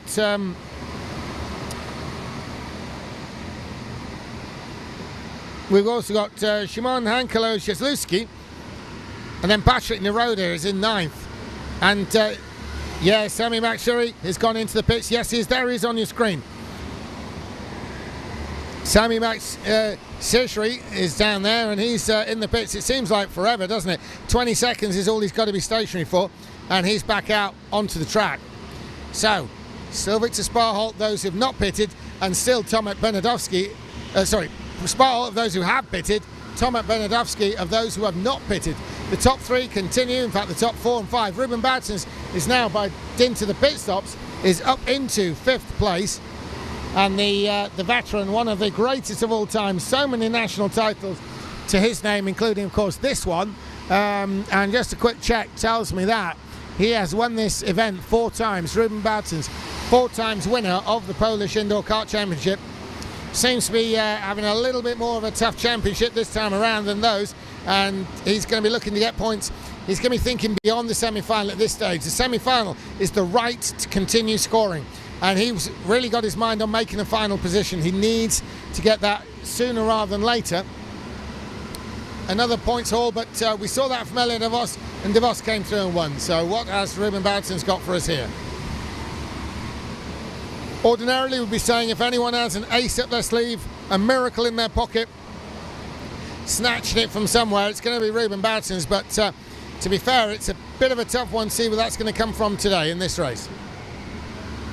Tomek Bernadowski is the one up the front. There he is, moving through that little left kink into the right long corner, coming back towards us now, and then around that long left hairpin along that stretch on the back wall. There's Tomek going out of view in the blue. He's still followed by Igor Tvarek. There's no point in them coming in yet. They're on. They've done 8 laps of the 14, so maybe we'll start seeing some of those from the front pit in. Maybe Patrick Neroda, maybe Ruben Bouton's. Maybe Ruben Bouton's going to want to get this out of the way, settle down some fast laps, even though he's got no one really in his view at the moment. We can see there the pit lanes. There's two pit lanes there, well 3 actually. The one we're using for the pit stops is the one on the left, the one closest to the track in your view that's just gone out of now. Now I'm looking at Bernadowski and he's definitely opening up a gap. If anything, it's closing in Marsengo, and then there's a large gap behind Lohan Vanton, who's the one who's behind Ruben Bouton's. That'll be down to Patrick Neroda. Patrick Neroda, very, very successful over the years. Still a relatively young guy, but been around such a long time now, Patrick Neroda. We've not seen Patrick in the pits. In fact, we're looking at the last place of the non-pitters is Cornelia Ozachowska, and she's down in 10th place. So bad off Philippine. We've got another one in now, and we'll see who that is. Marsengo's tumbling down the order there, but I don't think it's him. I think he's been in already. It may well be Cornelia coming in and out. I think that was her, yeah. And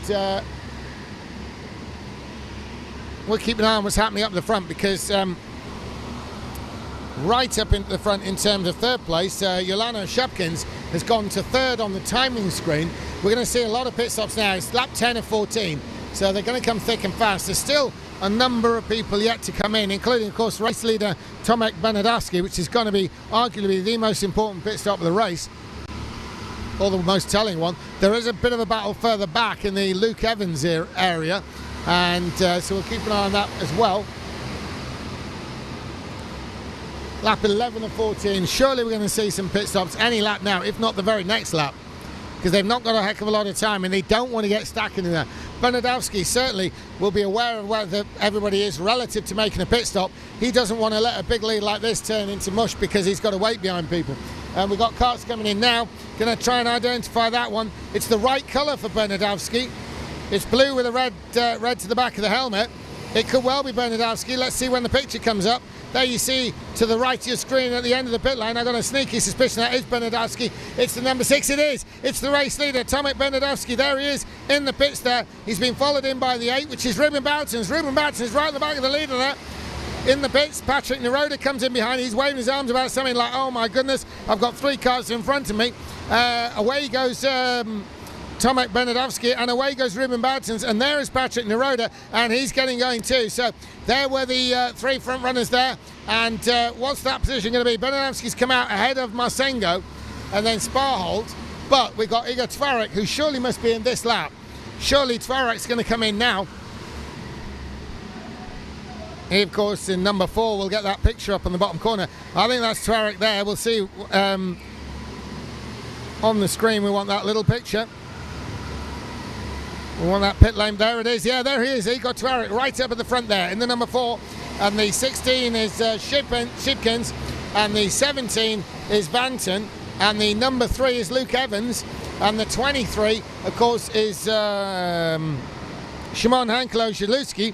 And so there goes Luke Evans. He's at the front of the queue now, and he moves off. And there's Shimon Hankelo-Yakulski. As he resumes the race there. So Tomek Bernadowski is positioned in the lead now. Once more, he's come in the pits, he's gone out the pits in the lead. Nikolai Marsen goes up to 2nd place at the expense of Tvarek. But will that adjust when they cross the line with the timing beam, because of where it is relative to making a pit stop? So we'll keep an eye on that. The check is out. Bernadowski's definitely won. And with question marks over second place. Want to see that on the timer, that's for sure. Bernadowski's the winner. Second place is Tuareg ahead of Nikolai Marsengo. So I was right, the positions have changed. Shipkins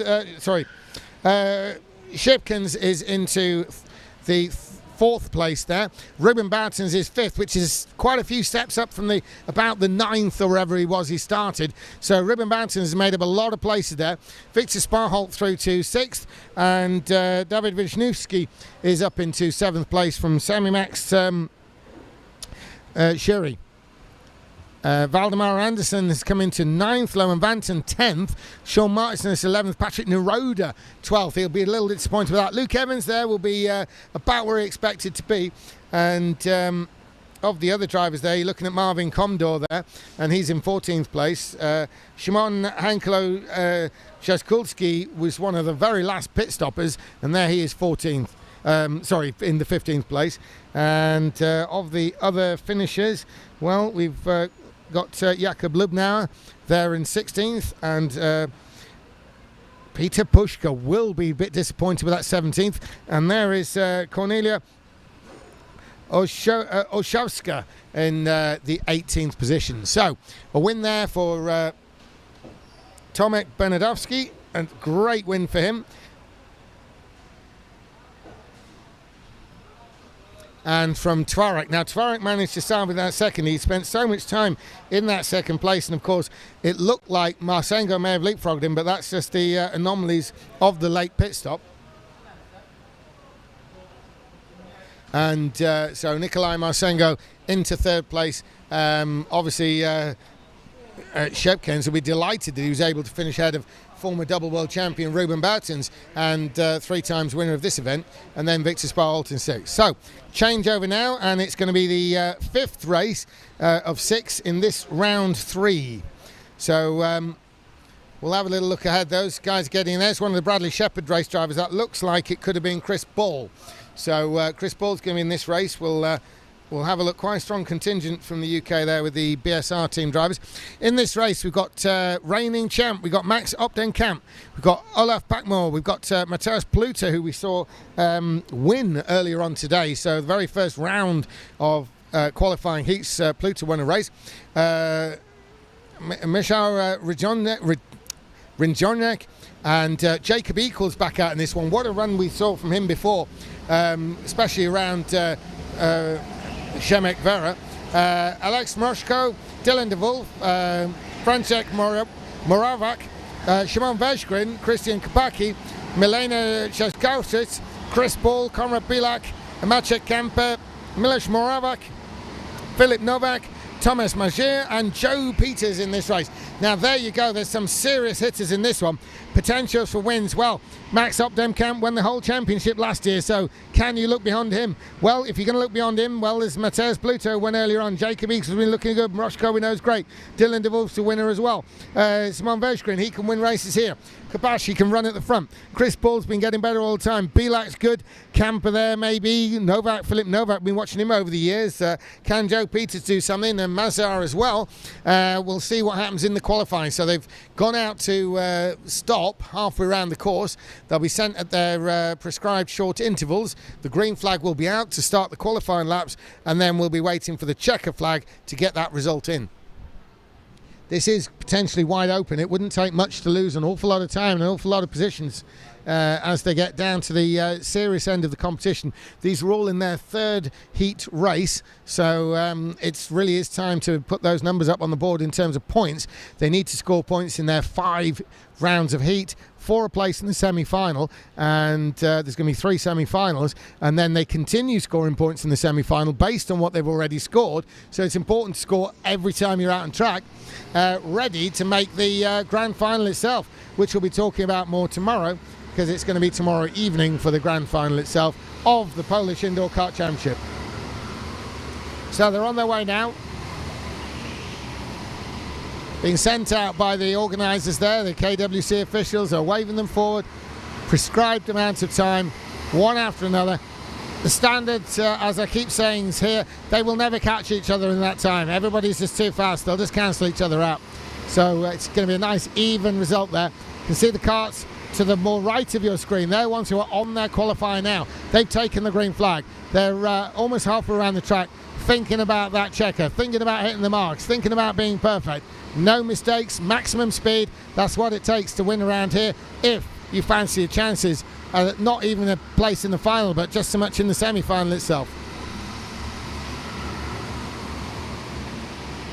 So they're coming towards the end of the lap there now. We can see on the left of our screen in the upper part, there's only a couple of corners from that point to the line. The checker flag is out. They're going to start waving it.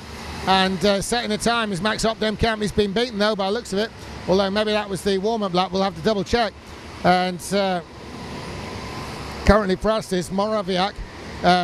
Francis Moraviak is up there. Dylan de Wolf has gone on top. Something must have happened with Max Opdemkamp. So it's kind of rare to see him down there. Rijonek is right up there now. Mikhail Rijonek is up at the top. And we're seeing the time still coming in. Joe Peters in there. Pushka. Everybody's sort of setting times now. Camper's up there as well. He's recorded his time. And they're done. And it looks like it's going to be, well, this is quite something, really. We know he's fast, but Mr. Rijonek is up into pole position there from Dylan de Wolf. The incredible run there by Franciszek Moraviak. Franciszek Moraviak in their third place there. Who have we got after that? Well, it's going to be Alex Mroshko. Mroshko, of course, we know can run at the front.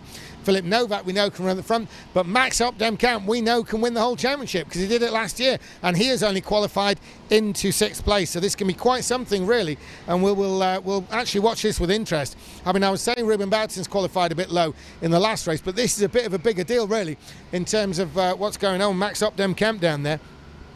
I think this is a bit of an anomaly. We'll see. Will it be that early pit stop? Max Opdemkamp, to win last year, there was some amazing strategy and amazing driving when he won. And he's going to need to dip into every bit of that this time around in this race alone. There they are. You can see the yellow flag waving where they're forming up, ready for the single file start. It's going to be the incredible run by Michal Rijonek, who has put himself into that top spot. He's going to lead them round. Again, pay no heed to the names on the side. That's just the entry list, not the starting positions. So the organisers are getting ready. They're going to be looking for a clean start.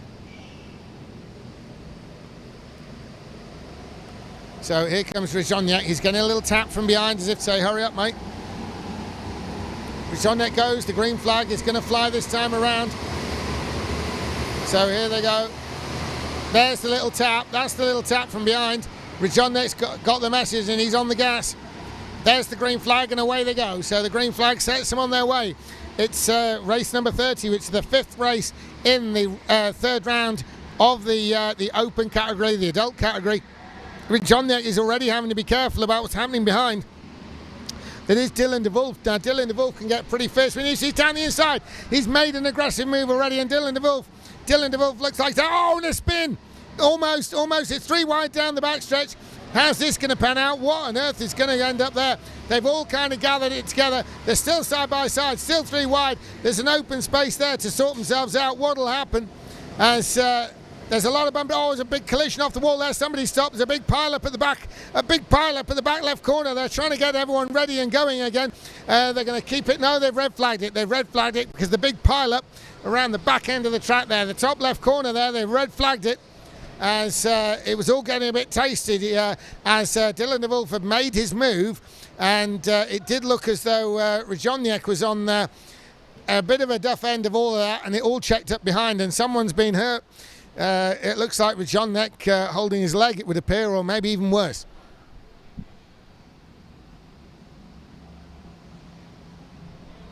So the karts are coming round. You can see the karts stacked up in the upper part of your screen, slightly to the left. Those still in the race are making a slow run round. They're going to be held by the looks of things at the back, at the top there. See where our lap counter is, the 0:14. It's around that. Oh, no, they've been stopped under the PIKC logo. at the top right, and the pile-up is over there on the top left. And it does look like Ryjoniak, who's receiving some form of attention. He's clearly injured himself in some form, albeit in a manner where he can still walk. So we're hoping that we can see Michal Ryjoniak back into the race here, because of course it was an incredible thing to see him there in the first place, starting in pole position with that quality of field behind him. He's still wandering around. Somebody else is suggesting that they've maybe have had some sort of leg impact, but they're asking Ryjoniak if he's all right, and we hope he is, because we want to see him continue. This was going to be very entertaining to see how far he could take that lead. Okay, Dylan de Wolf got him on that lap there, but you know, if there's a restart and they put it back to before the incident, that puts Ryjoniak right back in that first place. So A, Dylan de Wolf would have to do it all again, and B, it would be it'd be ready for him, wouldn't he? So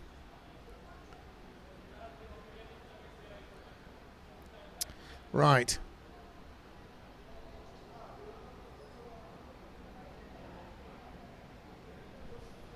So we can see a number of karts that were involved in the pile-up, a good 5 or 6 of them, nearly half a dozen right at the back there. Hopefully there's been no damage to the equipment. And there is Remy Drajka in the denim shorts and black top, waving his arm just there with the headset on. He is the event organiser and creator. So he's been running it for some 15 years now, and he went to the KWC. In fact, I was competing in that same one as him. He ran really well and wanted to do such a similar thing in Poland. So being the entrepreneur that he is, he got stuck in, rolled his sleeves up, did a deal with these guys here, and they've been running the thing ever since. So building all the time. Probably one of the best, if not the very best, of the national championships at the moment outside the Kart World Championship itself. Probably in many ways because the Kart World Championship moves to different venues all the time, whereas all the national ones tend to stay at the same one.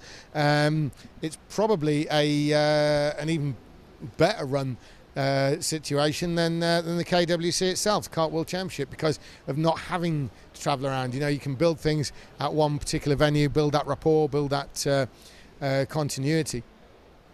So there are still karts over in the corner there.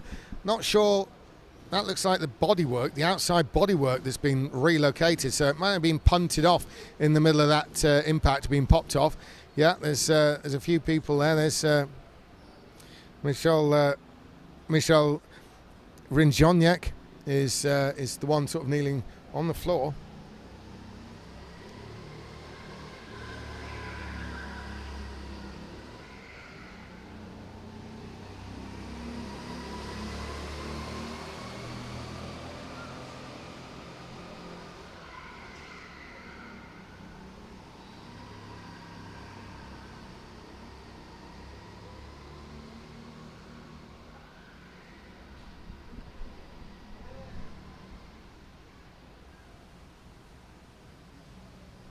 So we've got one kart being moved by the organisers towards the front, and in fact it's continuing on. So obviously a kart being checked out by the organisers themselves. It's one of the KWC officials who is actually doing the driving.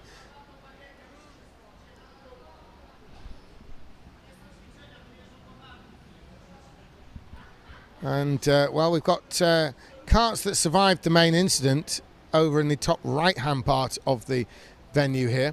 There's one kart still in the wall, that's on the top left where the incident occurred, the number 6, and there's the kart that's being tested, the 18, and the 18 of course was Christian Capacci. So Christian Capacci having his kart checked out. The 6 there that's still in place was obviously the pole sitter Michal Ryjoniak. So Ryjoniak is he's not even near his kart. I think that might be him moving towards it. He's still stood though. Almost certainly if there's been any kind of impact where he feels like he's taken a knock, they'll want him to check the kart out as well if he's able to take the restart.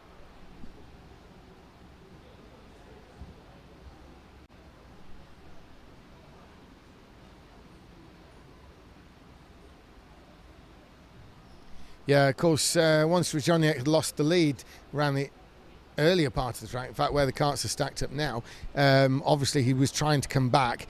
He got elbowed further back again, and there were just way too many karts in too small a space. They were still 3 wide. There's one point where they were 4 wide, and on an opening lap with more karts side by side than they seemed to be in a straight line, that was clearly going to end in tears somewhere, and it was the top corner at the back, which is actually a hairpin as we speak because of the not using the outdoor. So it's a hairpin to a straight, so people would have been coming out of that looking for a straight line, been a fair bit of pushing and shoving, and then it all ended up kicking off into a large pileup. So it looks like they've got one kart ready to go, that being the 18 of Christian Kapashi. They've got all the karts underway, and are they going to stop them, and who's going to be in the lead when they do? They've got 2 karts stationary as I speak on the straight that runs up the middle of the course. Is everybody going to park up behind that? Is that actually the first and second? No, there's a kart moving alongside, so we can see this kart here is going to move alongside.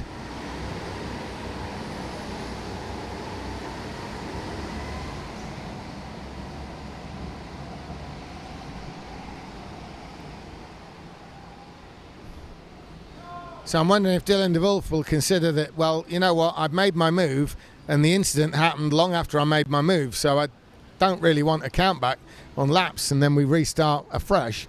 So Dylan de Wolf will probably feel like he's the net loser should that occur.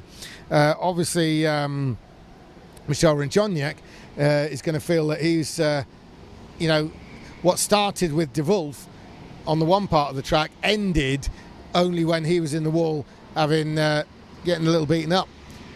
So he will consider maybe that part of the same incident as whereas I'm sure de Wolf will not consider that way at all. So we've got karts sort of manoeuvring around, so we'll let them get into position first and then we'll see how the organisers are going to lay it out for us, and we'll be taking the race start from there.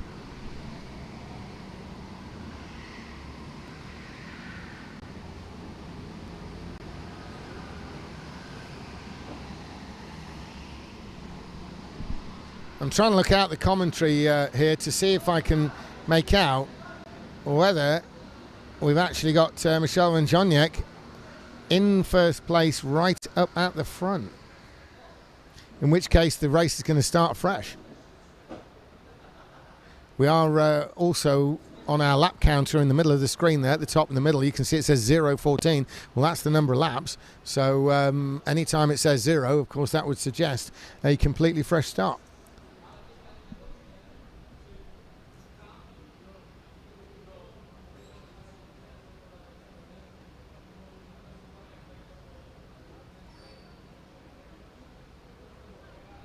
Yeah, it does indeed look like we've got Michel Rajoniak up at the front with Dylan de Wolf behind, and so on back down. There's more conversation going on with these are the KWC organisers with the event frontman Remy Draska. Remy Draska, the second one in from the right in the denim shorts. So the KWC boys. This is all perfectly normal stuff to them. They deal with this. They feature at nearly all of the national championships. Probably one of the biggest absence that is a KWC affiliated event would of course be the British Rental Kart Championship. So you probably won't see them at Formula Fast, but literally all the other national championships, they will be there present to adjudicate, to try and make sure there's some kind of continuity among all of the major karting championships, particularly those that are qualifiers, you know, where you're earning your right to the World Championship through qualifying for the top 3, things like this.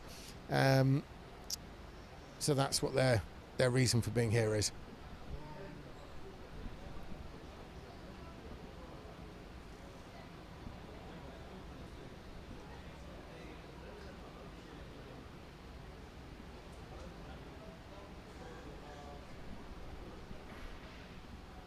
So Remy Draska there with the dark blue shorts on. He's He's moving to one side. He's well, he's looking a little tired, really, but he's pretty much full of energy all the time, so he'll be fine.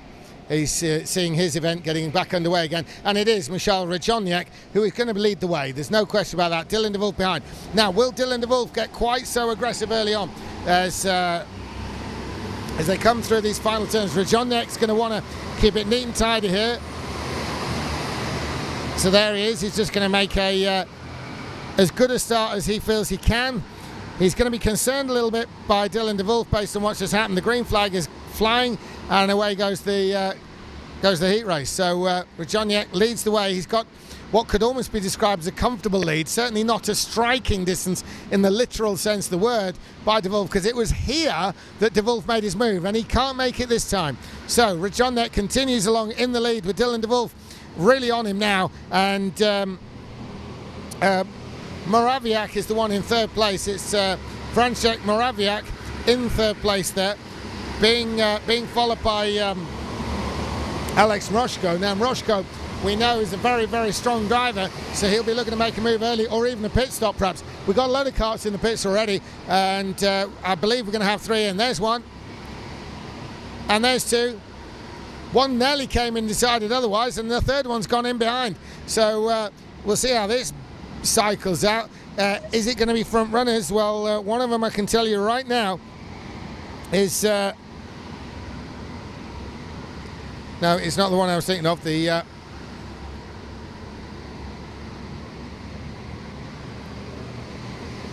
I believe Camper's in there. We'll double check though. Once the information comes through, we'll be able to double check. So, in the lead, it is Dylan de Wolf in the lead, because what has happened to Rajoniak? Well, I was trying to figure it out. Rajoniak's dropped to third.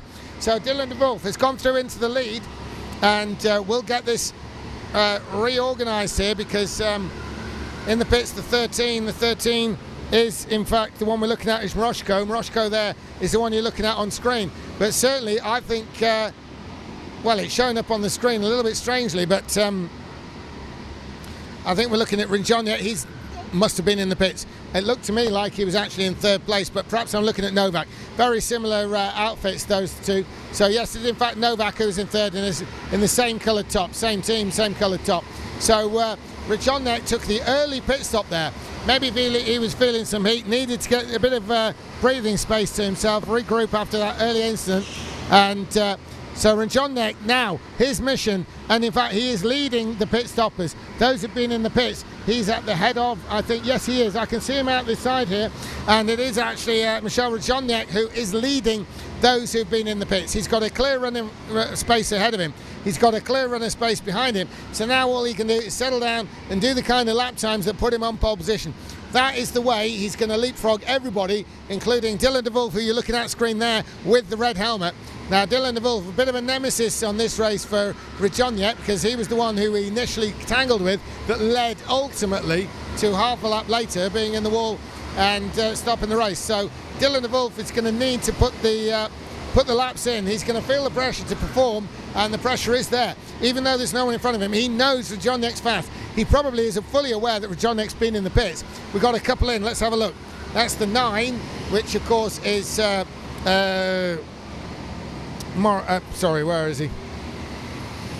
Mazia, and the 17, which is Milena Čekavšić, and Milena's still in there, and she's going to come out back onto the track. Right then, so Dylan de Wolf leads. Dylan de Wolf still up in front. František Moraviak, who we saw set a blistering early lap time. He was bumped off pole, but we were quite surprised, if you remember, how well he'd done to be up there in the first place. Filip Novak is then followed by Max Opdem-Kamp, the reigning Polish champion of this event from last year. So Max Opdem-Kamp, now it's going to be interesting to see what he can do. I was expecting him in early, feeling as if he might have been considering himself out of qualifying position in terms of raw speed. Therefore, having people in front of him, people are going to hold him up. Now, that's obviously not the case. We were aware of how many people have been in and exactly who's been in. He's probably quite content holding station with Novak. So they're the two leaders. You can see that it's pretty much 1, 2, 3, and there, Opdam Camp is the fourth of those karts. So 1, 2, 3, 4. The fourth one there is the reigning champion, Max Opdam Camp. You're looking at Dylan de Wolf in the red helmet, and Moraviak is the one following him in the yellow, and then it's Filip Novak, who's in the same colour top as Rajoniak, who we know is the highest place of those who've been in the pits, and he's down in 12th place. So Dylan de Wolf, there he is on your screen. Behind him in the yellow helmet is Moraviak. Franciszek Moraviak is in the second place. Third is Filip Novak, and then it's the reigning champion, Max Opdam Camp. And the gap does seem to be closing in a little bit. Moraviak does seem to have the measure speed-wise of Dylan de Wolf. Now, Dylan de Wolf surely will be trying to lay the lap times down so that he doesn't get leapfrogged by Michal Ronjeniak as he continues his move from that pit stop. That's the whole point of being in the pits. He's been able to get out, clear his head from the earlier incident, lay down those lap times and put him in pole. And Dylan de Wolf is the one in the lead who's actually probably having to mentally respond to that. He knows it's happening, but he won't really be that aware of by how much unless he can look across. We'll look for him. Yeah, there he is. He's looking across. And he just wants to know what's going on other parts of the track, not least of which behind him, but across the way too. He will, like all the drivers, will be looking across. They'll know if somebody's at this point, that means the gap is that. Basically, is it a pit stop gap? If somebody, say you line yourself up with a pillar, if I look across the tracks and I see somebody in line with that pillar while I'm looking across, well, that's exactly how long I'll be in the pits for. I'll come out the pits alongside him. If they're in front of that pillar, I'll come out behind them. If they're behind that pillar, I'll come out in front of them. That's the kind of thinking that goes into this sort of thing. And you can see Dylan de Wolf, constant little checks across. There he is with the red helmet, and it does really look to all the world that, our driver in second, Franciszek Moraviak, is closing in on the race leader Dylan de Wolf. Now, is that because Dylan de Wolf has slightly lost some pace? Is it because Moraviak has found some pace? And where in this mix comes our original race leader of Michal Ronjeniak? So Ronjeniak is still the highest place of those who've been in the pits. We've got one coming in. It's Max Opdam Camp. Max Opdam Camp is tumbling down the order. There he is, the 19 kart over the front with the 24, which of course is Olaf Packmore. Olaf Packmore's the one who's in behind him. But there's Max Opdam Camp. Seems like forever. And there's Packmore there on his own now at the front. Olaf Packmore, and he comes out of the pit lane. Now, where does that put Max Opdam Camp? The timing screen will be all over, and then it'll reset next time he comes over. But look at that. It is indeed Dylan de Wolf who has been closed in on by Moraviak. De Wolf in the pits. De Wolf has had to counter this, and this is because of the pit stop earlier by Ronjeniak. He obviously feels he's losing time. This is chance now. If he left it later, he would definitely come out behind. This way, he might cut in front of Ronjeniak and still have, something in this fight. So he's leaving the pits. How does that pan out? I'm going to look out the window. I'm going to find out what's going on visually rather than on the screen, because I want to see where they are. I'm looking for Dylan de Wolf. I can't find him. He's got a big red helmet, but I still can't find it. And I can tell you now, the news is that Dylan de Wolf has exited the pit lanes behind Michal Ronjeniak. Ronjeniak has come out in front of Dylan de Wolf by some 3 or 4 kart lengths. As I can see, looking down now, it's Ronjeniak with the lead over de Wolf. Obviously not lead the race because that's Moraviak at the moment. Novak comes in by the looks of it, and Franciszek Moraviak is the one up at the front with Szymon Veszgren, a potential front runner all day long. Szymon Veszgren up to second place.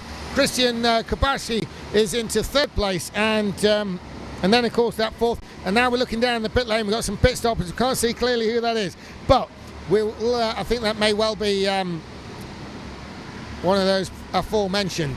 So Moraviak still out in front from Veszgren. There is Moraviak on screen, that yellow helmet there. That is Franciszek Moraviak. Will he come in this time? Is he going to pit? Yes, he is. His hands up. That means he's coming in. There he is. This is the most vital pit stop of the race now. Where will he come out relative to Ronjeniak? and also Dylan de Wolf. Well, he's third in that stack. He's third in that stack. He cannot afford to lose too much time here.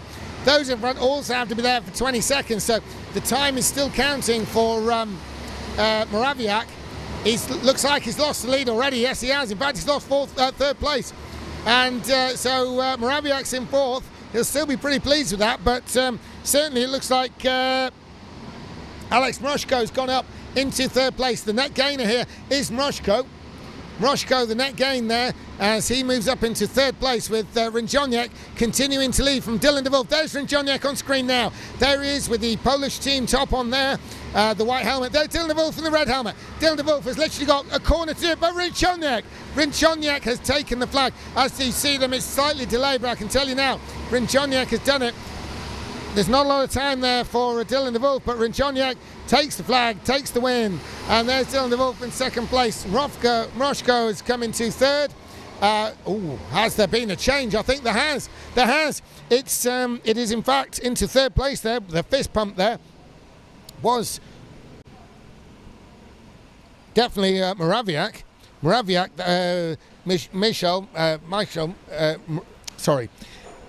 Getting all confused here. Franciszek Morawiak, as opposed to the other Morawiak, Miloš Morawiak. And so it is Franciszek Morawiak who comes into third. Where's the other one? It's Miloš. Miloš down in 15th place, the other Morawiak in this race. So what an incredible result there for Michal Rinjoniak from Dylan de Wolf and Franciszek Morawiak. What an incredible run there to third place from Morawiak in particular, and a great run from pole position ultimately into first place by Rinjoniak. What a race.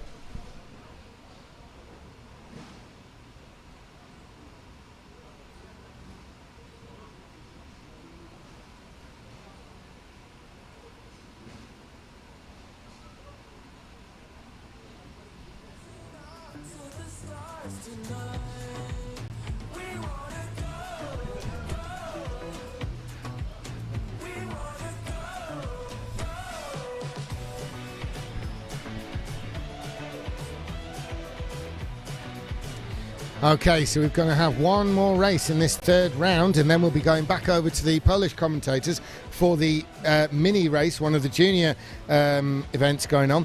And so we've got the podium celebration. There's a couple of new faces there with Morawiak coming to take his third place medal, and the photo podiums there.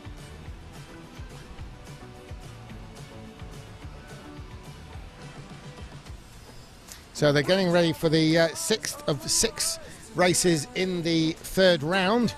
There they are, all lined up. We're going to run through that list in a moment as the podium celebrations for this race. Very interesting to see. So very good driving there. A really, really interesting set of results. And that one continuing with that third place from Morawiak. Absolutely outstanding. Outstanding result there. 2 names we know and 1 we don't. So, yes, that was good, wasn't it? Superb. So let's get this final race of the third round underway. We've got Peter Su, we've got Anthony Smolinski, we've got Victor Votter, we've got Tis Vibling, we've got Maurice Hack, we've got Thomas Wilshire, Votrin Enzo, Michal Jezerski, Nathan Janiak, James Wilshire, the 2 Wilshire boys in the same race, Kaspian Jershik, Orion Miland, Julian Jons, Max Thorn, Philip Shershek, Jakub Konishek, and Karol Nimczek and Tino Antonacci in this race. So this could be well open to quite a few people. We've seen a number of runners here running right at the front. We got Votter in there. We got Hack did really well earlier on. We got Jerzek, and we got Jons. We've got Max Thorn. We've got Philip Sherjak, Karol Nimczek's potential winner. So's Tino Antonacci. We've got the Wiltshire brothers from Wales there in this one too, and so it's going to be a rather interesting race there. Jons, potential winner. The list goes on. We could see quite a surprising little lineup here. Hack not to be ignored either. They've been sent out. They're now about to be starting their qualifying runs. We're looking for that green flag to be shown on the start line. That will begin all of the qualifying. So yeah, they're in motion now. And we'll be keeping an eye on that timing screen. When it first changes, that's going to be them completing that opening lap, that warm-up lap. So the lap time will be very slow because they have been stopped. But then when the checker flag is out, that's the one we want. That's going to be the one that dictates the starting positions for this race 6 of round 3.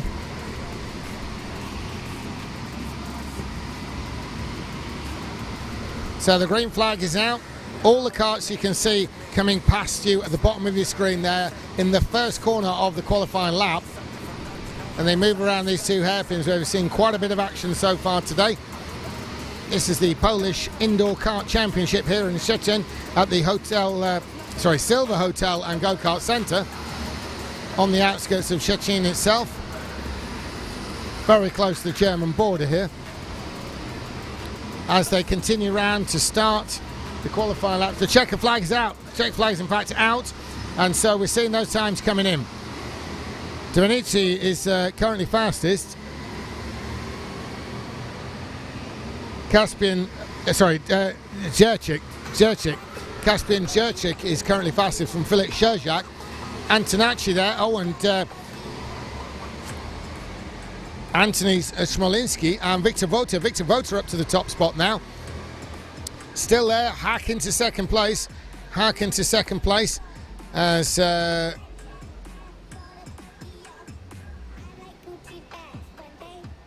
it does look like they're being concluded now, and that's everybody. It is Victor Vota who's going to take that top spot. So Victor Vota will start from first place. We've seen Vota out in the results so far today. He got a 3rd place earlier on in the second round.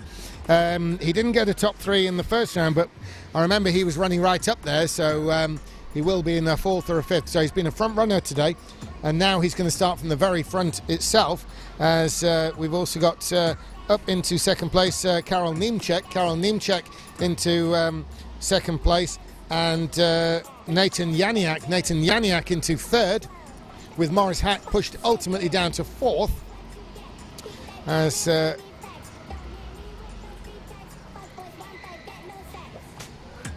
Jons is into 5th place by the look of it. Julek Jons into 5th place, and Smolinski to 7th, Szczerjak 8th. Antonacci, he was up there to begin with. He's won the early qualifiers, but he's been elbowed back down to 9th place, as Konishuk is into 10th. Again, this is just the entry list there. That's not an amended qualifying result. So we've got the karts being sent round, and then we'll be getting this race underway. Vota, we know, will be taking the start from the pole position. He'll need a clean run around. He just needs to really keep everybody nice and tight, but if he can come off this final corner with a bit of speed, that'll help his cause as well.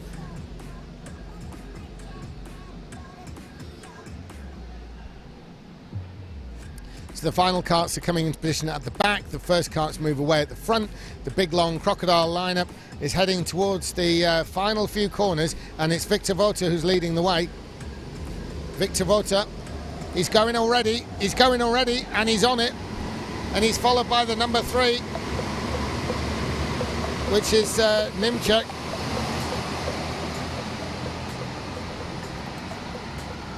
So Karol Niemczek is keeping him honest, but it's Victor Vota with that lead right now. Victor Vota into the far end of the thing. Is Niemczek going to make a move? No, he just cannot get close enough. Nothing going there as they continue round this long left. There's a bit of a straight between them, but another long left. Now into this tight section, heading towards a hairpin, and then a straight, and then a right, and then another straight. So Vota still leads. It's definitely Vota still in the lead.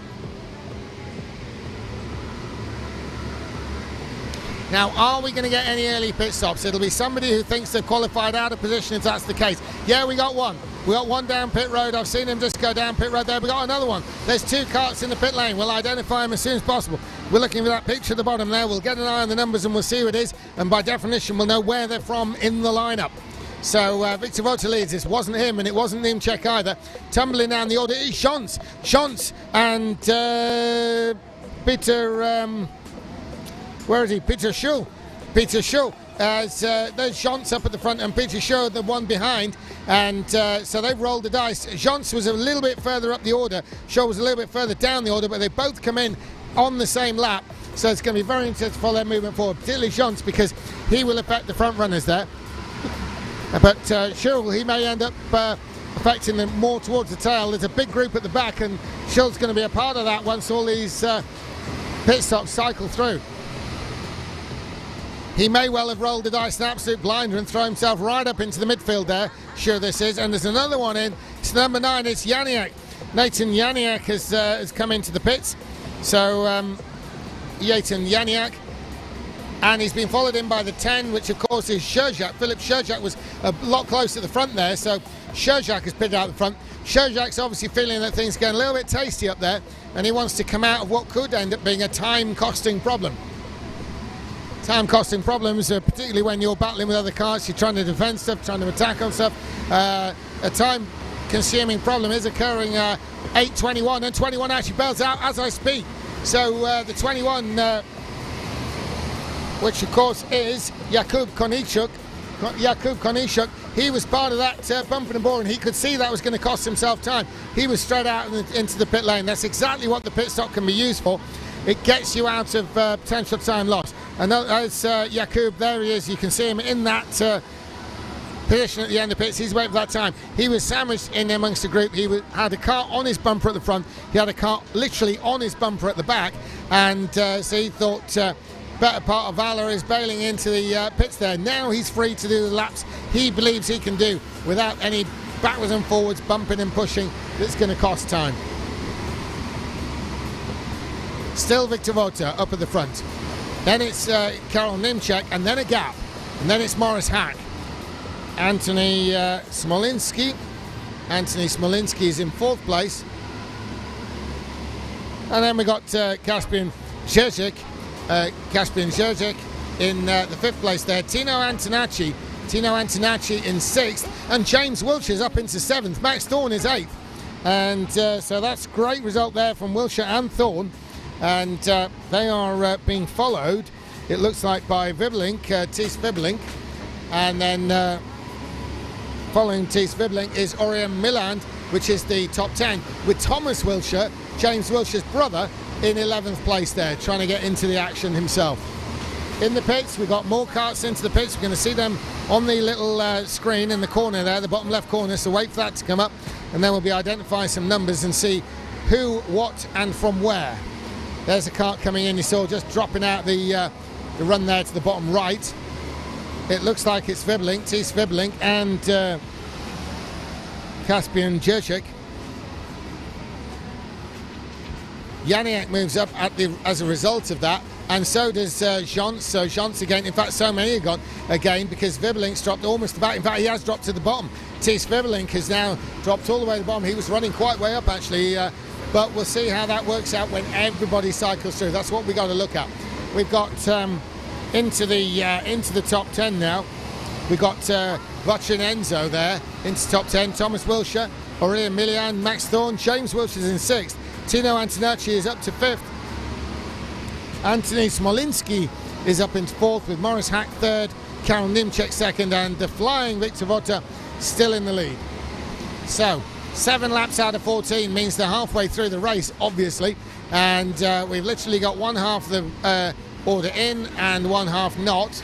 So will we start to get some stacking going on? Will they pit individually? There's still time to pit pretty much individually, although Victor Vota will probably be the one who dictates it. There's a gaggle of 3 there. I'll try and identify them as they come past me, because if you remember, we've got the karts in the pits, we'll have a look at that. But if you remember that gaggle of 3, we had a driver pit out the middle, and it's the 5, Jans is in between Janiak and Zerzik. It looks like it was Milland and Antonacci who have been in the pits there. So Victor Vota continues to lead from Nimczek and Hack, with James Wilshire now up to 4th, with Thomas Wilshire. They're running 4th and 5th, the 2 Wilshire boys. Yeah, there's the 18 Milland. So Milland comes out, and in fact he drops to the last and final place there in doing so. So Wojciech Nimchek, Hack, Wilshire James, Wilshire Thomas, and Votrin Enzo there. So we're on lap 9 of the 14. The leader's going to be very soon, and I'm sure we got somebody in, and we're going to have a look at the screen. There's the screen below. We're going to see who that kart is any second now. There's a lot of waving going on for the official, but I tell you, there's a kart gone in the pits. You can see it there on your screen. That's the one I was thinking of, and we now want to see that little picture in the corner there to identify the said machine. It's the number 2, and that number 2, of course, is it's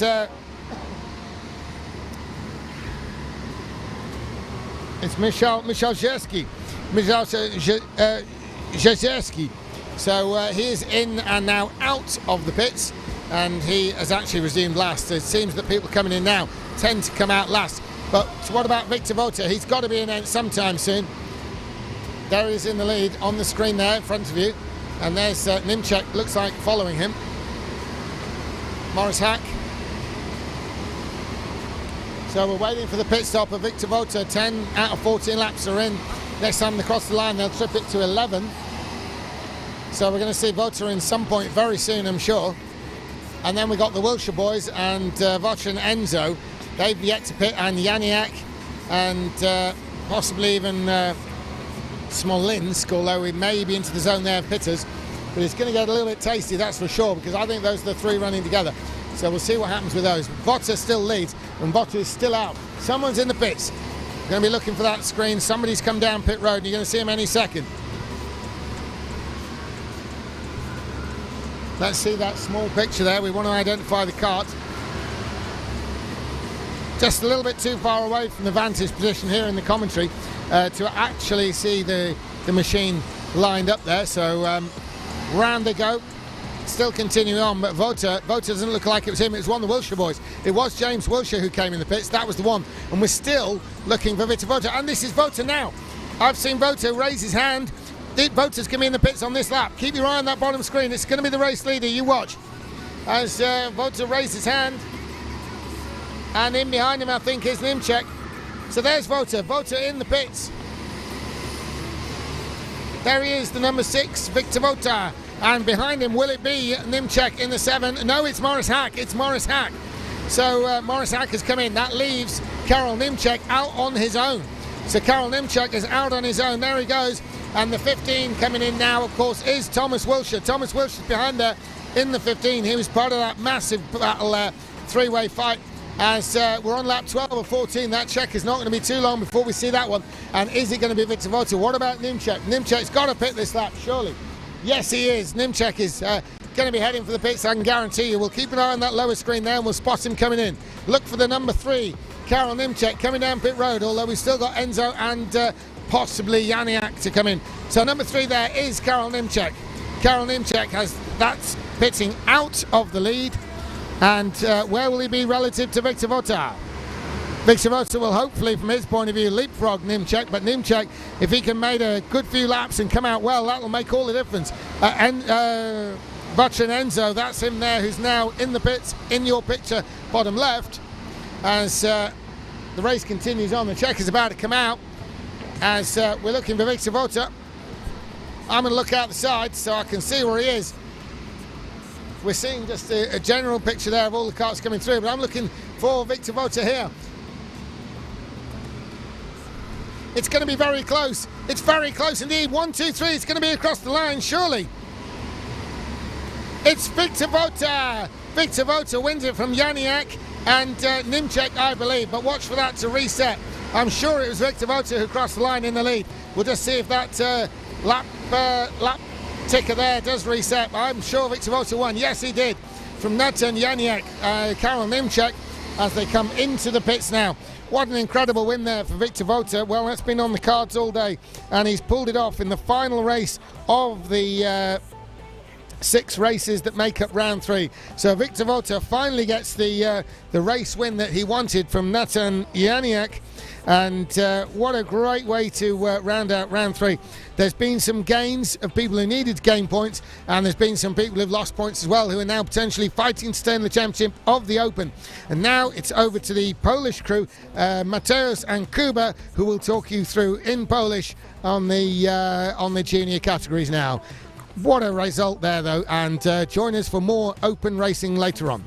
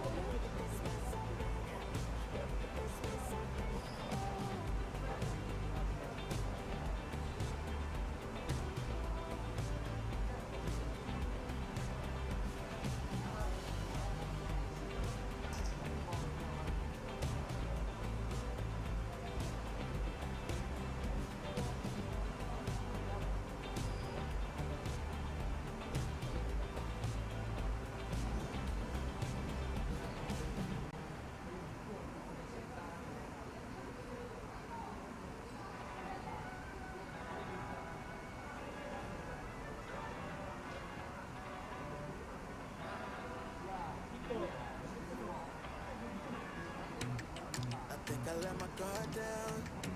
Certain things ain't the same now. Hard to navigate these problems. I'm by myself, you're not around. I try to open up, it wasn't good enough. Put in my all, I got nothing back.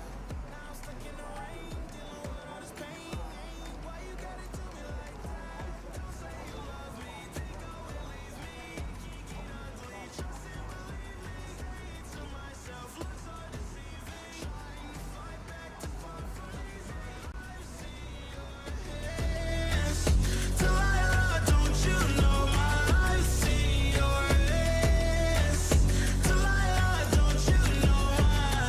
Heart turned cold, lost control. Looking at this beautiful distraction. Fell in love with a fatal attraction. I really let my guard down, now relaxing. Why did I open up? She taking way too much. Put in my all and got nothing back. I'm feeling so ashamed, I fell into your game. Why you gotta do me like that? Don't say you love me, take away, leave me. It can get ugly, trust and believe me. Say it to myself, look so deceiving. Trying to fight back, this far from easy. I've seen your hands. Delilah, don't you know my I've seen your hands.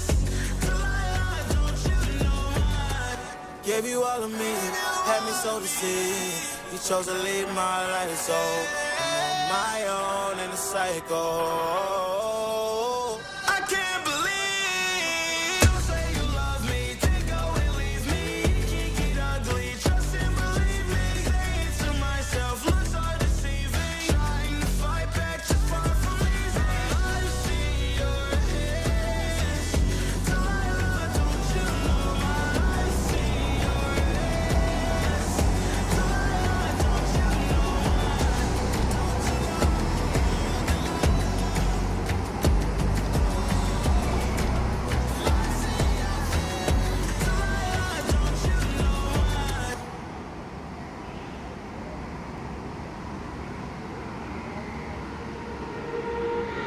Centerfold, hard to hide it. On the walls in the writing. Wracamy na ostatnie 2 wyścigi kategorii mini dzisiejszego dnia. Wyścig numer 32 i 33, a raczej powinienem powiedzieć bieg przed nami. Najpierw oczywiście bieg numer 32 i stawka jest już na naszych ekranach. Jerzy Starosta, Eryk Marona, Aleksander Borowski, Maksymilian Klonowski, Jan Kiślak, Wiktor Kwiatkowski, Kacper Falkowski, Jaden Polworde, Ania Wiśniewska, Antoni Kurczyński, Samuel Erdelt, Lidiana Walaszek, Milena Czechowicz, Iwo Górdak, Jakub Kruszyński i Weronika Różańska. A co do jeszcze składu, to warto jest przypomnieć, drodzy Państwo, no te dwa ostatnie wyścigi dzisiejszego dnia skomentują, to znaczy dzisiejszego dnia. Później jeszcze kategoria Open, ale dwa ostatnie wyścigi kategorii mini i ostatnia taka część polska tej transmisji z dzisiejszego dnia zawodów PIKC, czyli ja, Mateusz Zieliński oraz Jakub Prez, witam Państwa po raz ostatni dzisiaj. Po raz ostatni, no jeszcze takie króciutkie dwa ostatnie wyścigi, omówienie oczywiście tego, co się dzisiaj działo w klasyfikacji junior, klasyfikacji mini, bo to warto podkreślić, tam już się powoli wyklarowuje jakaś sytuacja co do faworytów, co do być może czarnych koni, oczywiście o tym jeszcze porozmawiamy. Póki co skupmy się na tym, co się dzieje na torze, ponieważ na torze dzieją się rzeczy jak kwalifikacje oczywiście do tego biegu numer 32, do pierwszej tej gonitwy wieczornej, można by powiedzieć, w kategorii mini. Czwarta runda oczywiście się dzisiaj rozpocznie, ale panowie i panie z kategorii mini czwartą rundę dojadą dopiero do końca jutro. Tak jak do końca teraz dojeżdżają pierwsi zawodnicy. Wiktor Kwiatkowski póki co najszybszy, on 1/10 szybciej od Maksymiliana Klonowskiego, ale już strącony z tego miejsca pierwszego na miejsce trzecie, bo i Aleksander Borowski na miejscu drugim i Jaden Polworde na miejscu pierwsze wskoczył nam Jaden. No proszę bardzo, tutaj może być niespodzianka. Milena Czechowicz na miejscu już teraz piątym, chciałem powiedzieć czwartym, oczywiście piątym, bo Iwo Górdak 45-134, bardzo mocne okrążenie. Samuel Erdelt też wskakuje bardzo wysoko, bo na miejsce trzecie i tak się układa ta stawka do wyścigu numer 32. Iwo Górdak pole position, Jaden Polwurde na miejscu drugim, na miejscu trzecim Samuel Erdelt, na miejscu czwartym Aleksander Borowski, no i pierwszą piątkę zamyka nam Wiktor Kwiatkowski. Zabił wyobraźnię rywali tymczasem Iwo Górdak, mam wrażenie, 45,1, ale już widzieliśmy dzisiaj takie różnice w kwalifikacjach wynoszące mniej więcej 2,3 sekundy i potem okazywało się, że jednak to tempo kwalifikacyjne nie szło w parze z tempem wyścigowym, ale Iwo Górdak na koniec dnia dla siebie zaprezentował rewelacyjne tempo. Ja się tylko sprawdzę dokładnie, czy na pewno nie mamy Iwo Górdaka w kategorii Open, bo po kategorii Mini jeszcze będzie 5 bądź ale chyba 6 wyścigów w kategorii Open, tak żeby domknąć cały ten dzień właśnie kategorią Open. Nie mniej 2,5 różnicy na korzyść Iwo Górdaka. To jest nieprawdopodobne okrążenie tego zawodnika.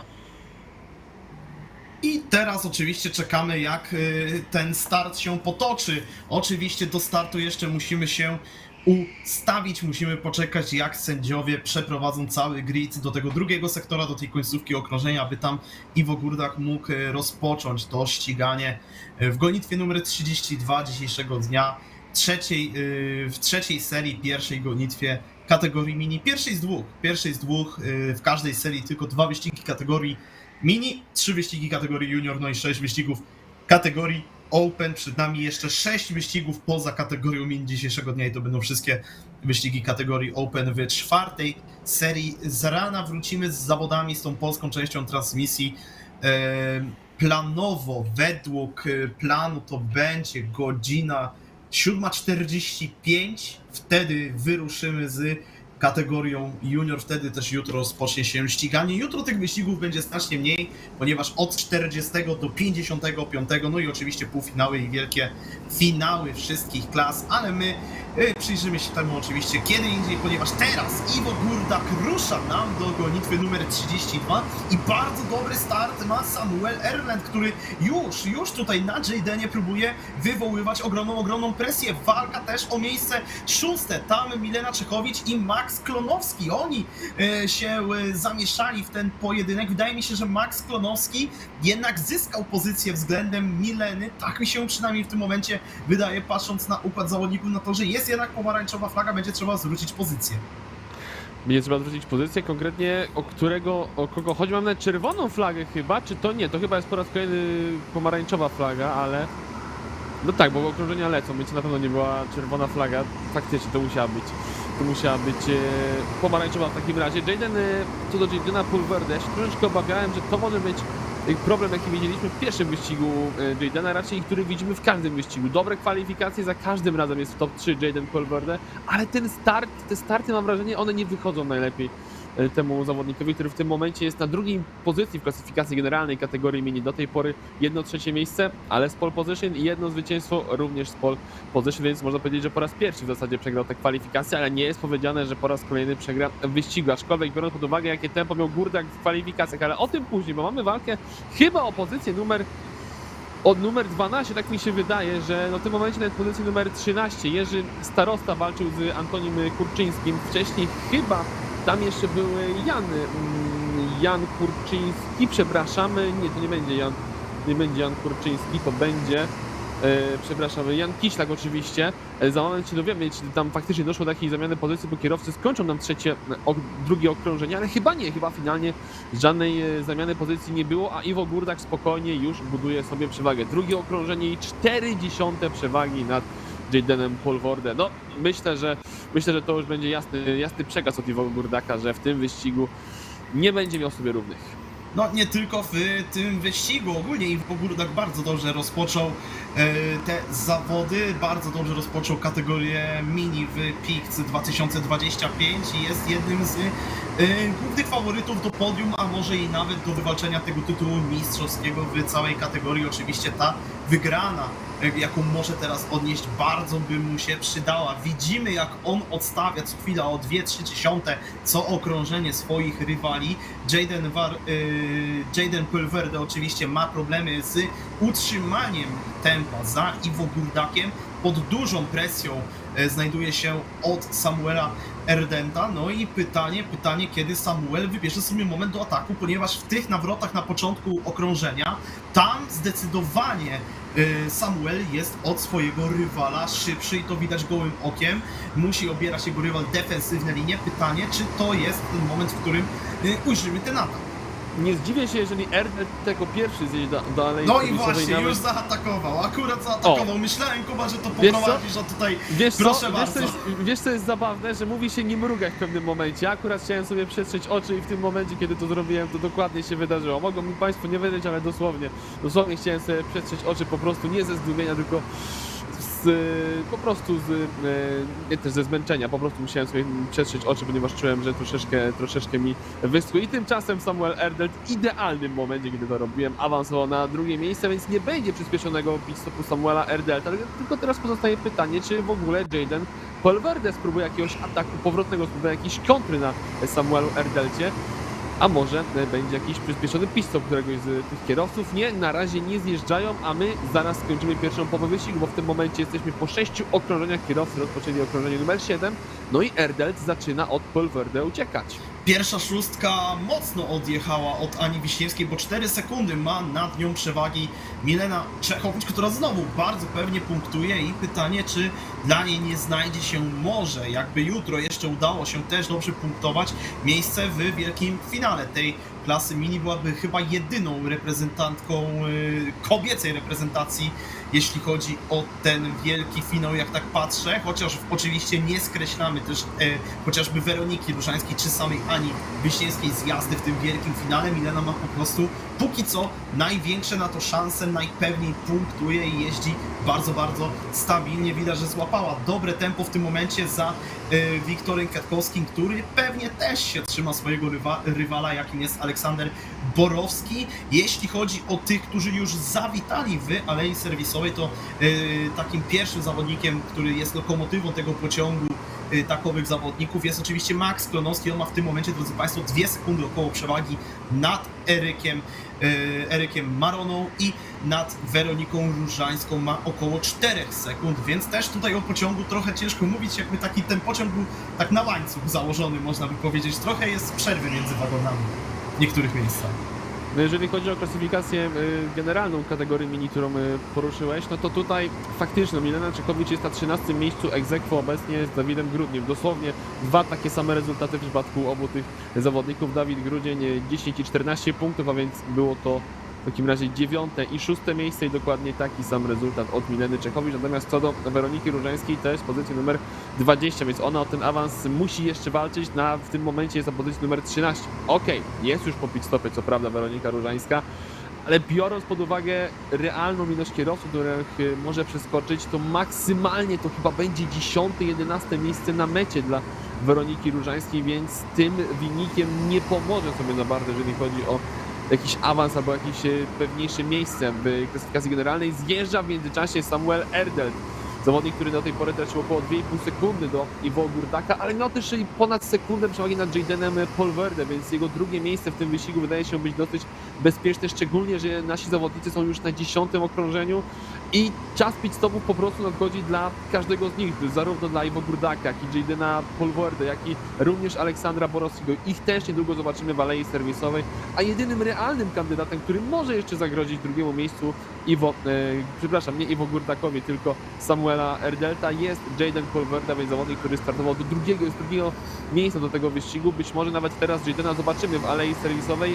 Nie zjeżdża nikt, a my rozpoczynamy w tym momencie 11. okrążenie. To oznacza, że na pewno kilku kierowców przyblokuje się w alei serwisowej. Kuba, ja chcę tylko zwrócić uwagę na jedną rzecz. Iwo Gurdak na poprzednim okrążeniu 44,7, na tym okrążeniu, które teraz ukończył 44,8. On cały czas dokłada po 30, po pół sekundy nawet nad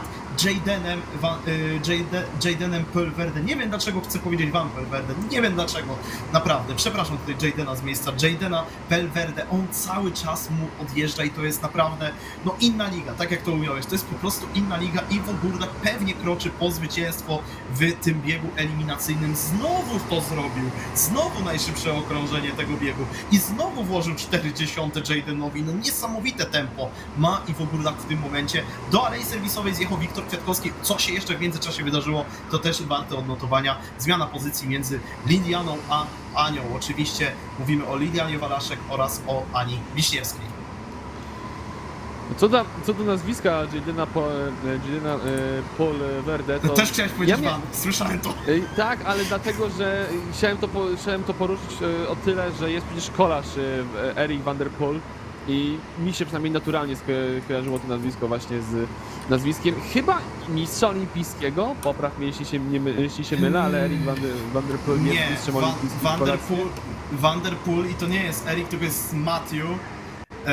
Gadasz z fanem kolarstwa, tak mi się kojarzy, że Matthew był mistrzem świata. Był mistrzem świata. I to nawet parę razy. Teraz mi się kojarzy. Bo był mistrzem świata 3 razy z rzędu Peter Sagan, był Kwiato mistrzem świata, teraz Pogaczar, ale Van der Poel wygrywał między nimi. Faktycznie, tutaj oddaję. Nie Wout van Aert, tylko Matthew Van der Poel właśnie. Faktycznie. Dobrze.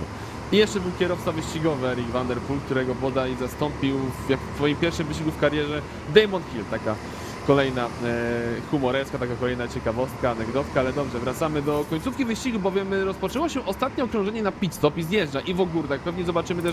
Musimy zobaczyć też Aleksandra Borowskiego oraz Milenę Czechowicz, no bo to jest ostatnie okrążenie dla nich na pit stop. Czekamy również na pit stopy Liliany Walaszek, Anny Wiśniewskiej. No i pytanie, na której pozycji będzie Samuel Erdelt, jest chyba niepotrzebne, bo jak patrzymy na różnicę między Aleksandrem Borowskim i Samuelem Erdeltem, to już widzimy, że Erdelt musi wyjechać na pozycji numer 2. Tutaj żadnej wielkiej filozofii nie będzie. Jayden Polverde będzie na pozycji numer 3, a na pozycji numer 4, no właśnie, czy to będzie Wiktor Kwiatkowski, czy jednak to będzie Aleksander Borowski. Szczerze nie jestem w stanie rozróżnić tych dwóch panów, ale wydaje mi się, że to musi być to musi być nie, wcale nie musi być Aleksander Borowski, chociaż ta różnica jest mała. To musi być Aleksander Borowski, bo za dużą różnicę miał do Jaydena Polverde Wiktor Kwiatkowski, a więc Borowski będzie w tym wyścigu finiszował na 4. miejscu, a wygra go zawodnik, który chyba miał ewidentnie misję na ten wyścig. Iwo Gurdak do tej pory punktował nieźle, ale nie było zwycięstwa. To teraz zwycięstwo z pole position. Iwo Gurdak wygrywa wyścig w kategorii mini i cieszy się, prawdopodobnie to był ojciec właśnie Iwo Gurdaka. Pięść uniesiona w ramach wieści triumfu, jest zwycięstwo Iwo Gurdaka przez Samuelem Erdeltem, 3. Jayden Polverde, no i 4., o czym mówiłem, Aleksander Borowski, dalej Wiktor Kwiatkowski, Max Klonowski po tym pierwszym i drugim miejscu w dwóch pierwszych wyścigach. Teraz dopiero lokata piąta, następnie mamy nawet szósta, przepraszam, siódma jest Milena Czechowicz, dalej Eryk Marona, dziewiąte miejsce to jest Weronika Różańska i dziesiątkę zamyka nam Liliana Walaszek, następnie Jan Kulisz, jeśli się... Jan Kiślak na miejscu 12, Ania Przemysław Wiśniewska. Kulisz jest oczywiście. Tak, na miejscu 13 dojechał nam Falkowski na miejscu Kacper Falkowski na miejscu 14 z karą 5 sekund za złe wykonanie pit stopu. Jakub Kruszyński na miejscu 15, Antoni Kurczyński i na miejscu 16 ukończył ten bieg Jerzy Starosta. Drodzy Państwo, parafrazując klasyka, oczywiście tutaj nie ujmując nikomu, to jest właśnie pochwała dla tego zawodnika, nie ujmując mu, parafrazując klasyka, dobrze, że ten bieg się zakończył, bo dominacja Iwo Gurdaka mogła zanudzić fanów. Parafrazując klasyka Lewisa Hamiltona, który kiedyś to powiedział o Sebastianie Vettelu, no Iwo Gurdak absolutnie w innej lidze w tym biegu. Na 14 okrążeń odjechał wszystkim na 3 sekundy. Chapeau bas, absolutne Iwo Gurdak show i bardzo dobra zaliczka punktowa dla tego zawodnika. Przed jutrzejszym dniem na pewno pójdzie spać w dobrym humorze, a szczególnie, że się rozpędzał, bo był drugi, był trzeci i teraz w końcu udało się wygrać któryś bieg eliminacyjny, ale na pewno jeszcze nie będzie liderem. Dlaczego jeszcze nie będzie liderem? Ponieważ z tym określeniem trzeba poczekać do tego drugiego biegu eliminacyjnego w tej trzeciej serii. Trzeba poczekać na występ chociażby Filipa Fiedora czy Matiego Bernadowskiego, którzy pojadą w tym wyścigu.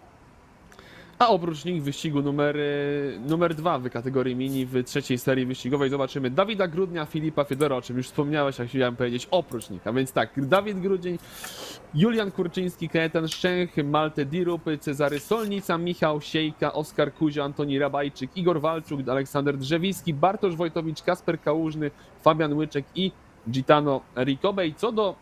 Co do występu Igora Walczuka, to jeśli dobrze kojarzę, to Igor całkiem nieźle zaprezentował się w swoim wyścigu w drugiej serii wyścigowej. Tam było, co prawda, 5. miejsce, zabrakło troszeczkę do podium, ale mam wrażenie, że Igor akurat był tym kierowcą, który zyskiwał troszeczkę czasu ze względu na wcześniejszy pit. Oczywiście moja pamięć może szwankować, zresztą ja mam ja trafiam albo z predykcjami, albo mówię o faktach. Faktycznie, jeżeli miałem rację, to tylko w jednym przykładzie na 100, także proszę się nie martwić, jeżeli coś pomyliłem. W każdym razie za moment przystępujemy do ostatniej rywalizacji juniorskiej podczas pierwszego dnia.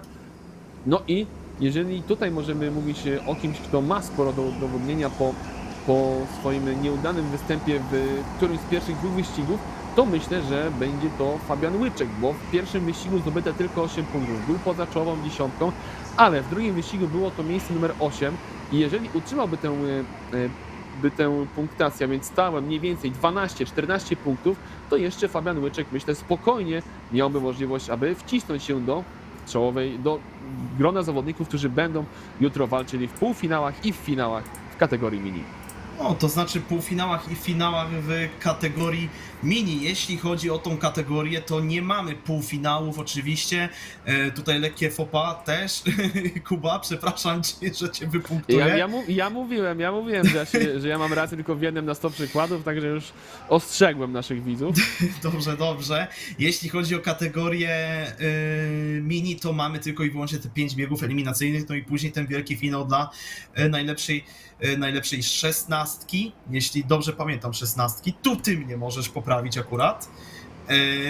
Oczywiście tam się dostają ci najlepsi zawodnicy, mamy super kwalifikacje przed też tym biegiem również, czyli te bardzo efektowne kwalifikacje, w których to zawodnicy jadą tylko jednym wylosowanym go-kartem i wsiadają po kolei do niego według wyznaczonej kolejności. Jeśli chodzi o półfinały, to te półfinały ujrzymy, drodzy Państwo, jedynie w kategorii Open, ale to już zostawiamy Jamesowi Aurowi, żeby to on wytłumaczył kategorię Open. On pewnie to zrobi jutrzejszego dnia, kiedy te półfinały oczywiście będą mieć miejsce. Dla przypomnienia jeszcze raz skład tego ostatniego dzisiaj biegu komentowanego w języku polskim i ostatniego biegu tej kategorii mini. Dawid Grudzień, Filip Fiedor, Julian Kurczyński, Kajetan Szczęch, Malte Dirup, Cezary Solnica, Mati Bernadowski, Michał Siejka, Oskar Kuzio, Antoni Rabajczyk, Igor Walczuk, Aleksander Drzewiecki, Bartosz Wojtowicz, Kasper Kałużny, Fabian Łyczek i Gitano Riccobene, który właśnie przekroczył linię mety i wykręcił czas 45,6. Okrążenie Kajetana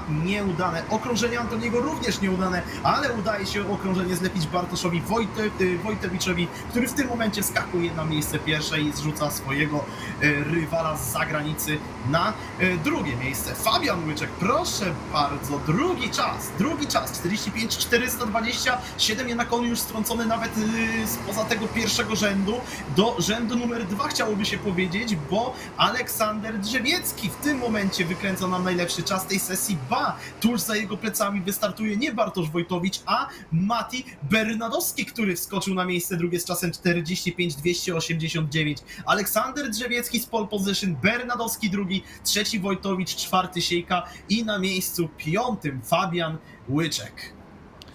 Mateusz Bernadowski, który do tej pory zdobył 17 i 18 punktów, a więc był na drugim i trzecim miejscu w swoich biegach eliminacyjnych. Tym razem drugie miejsce i strata do Aleksandra Drzewieckiego nie jest wcale duża, no, nie jest duża, w sumie 1,5 to przepraszam, to jest dosyć duża ta strata, nawet pomimo tego, że przecież Mateusz miał rekord w pierwszym sektorze. Co do Fabiana Łyczka, nawet piąte miejsce, mówiłem, że ten kierowca ma dosyć dużo do udowodnienia w tym wyścigu, no i proszę bardzo, a Filip Fiedor, zawodnik, który jako jedyny odniósł 2 zwycięstwa do tej pory w kategorii mini, dopiero miejsce numer 7, więc ta trzecia seria wyścigowa w kategorii mini może Mateusz sporo namieszać. Oczywiście chciałem się szybko bardzo poprawić, nie 16, a 18 najlepszych zawodników w kategorii junior oraz mini wchodzi do największego tego finału, nie 16, a 18, wyjątkowo ta stawka się powiększy, to jest na moją obronę, gdyż jeździmy w 16 zawodników, miałem lekkie prawo się zamotać na sam koniec dnia komentowania, wyjątkowo nie będzie 16 go-kartów, tylko 18 go-kartów walczących w wielkim finale o zwycięstwo. Oczywiście i tak mistrzem zostaje ten, kto zdobywa najwięcej punktów na przestrzeni całych zawodów. Czy będzie to chociażby Filip Fiedor, czy będzie to chociażby Mati Baranowski, czy będzie to może Aleksander Drzewiecki, o tym wszystkim się przekonamy. Aleksander Drzewiecki rozpoczął nam ten wyścig, rozpoczął to wielkie ściganie i ależ tutaj bomba! Już w drugiej dziesiątce tam bodajże Cezary Solnica zasadził taki atak do pierwszego zakrętu. Nie jestem pewny, czy to był do końca Cezary, ale tak by mi się wydawało. Był to chyba Cezary, patrząc po jego chociażby kostiumie, i mamy obrót, kombinezonie oczywiście, mamy obrót jednego z go-kartów.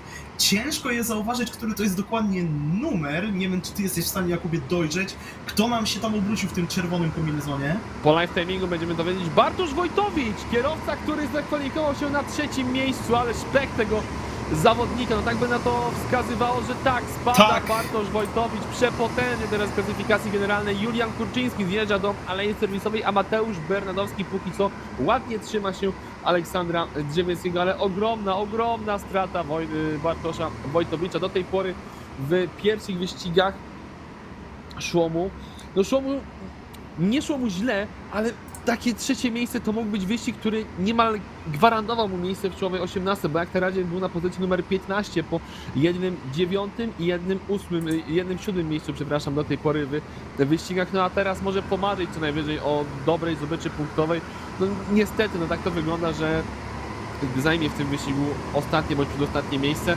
No a kto zajmie pierwsze miejsce, bo Drzewiecki wcale nie jest w stanie odjechać od Mateusza Bernadowskiego, zjeżdża nam do alei serwisowej Filip Fiedor. On musi ryzykować, jeżeli chce powalczyć chociaż o podium w tym wyścigu. Jeżeli chodzi o dotychczasowe tempo wyścigowe, jeżeli chodzi o Filipa Fiedora, to jest oczywiście szansa na to, że on awansuje na tym wcześniejszym pit-stopie, ale nie raz i nie dwa. Widzieliśmy już dzisiaj, że to nie zawsze działa. Być może w przypadku Filipa to zadziała, ale też i wcale nie musi. Za moment Filip wjedzie nam z alei serwisowej i będzie miał parę okrążeń na to, by nabrać tempa i ewentualnie poradzić sobie m.in. z Fabianem Łyczkiem, m.in. z Michałem Siejką czy Igorem Walczukiem oraz Kasprem Kurczyńskim. Ma teraz misję przed sobą Filip Fiedor, no i zobaczymy, na ile jest w stanie pokazać swoje realne tempo. Przypominamy zawodnika, który swoje 2 pierwsze wyścigi w kategorii mini wygrał. Fabian Łyczek zjeżdża do alei serwisowej, stoi już między tymi białymi liniami, tam też trzeba się zatrzymać na takiej jednej charakterystycznej białej linii, za to też zawodnicy są karani, jeśli ją, broń Boże, przestrzelą. Fabian Łyczek wyjeżdża z alei serwisowej i wyjedzie za plecami Filipa Fiedora.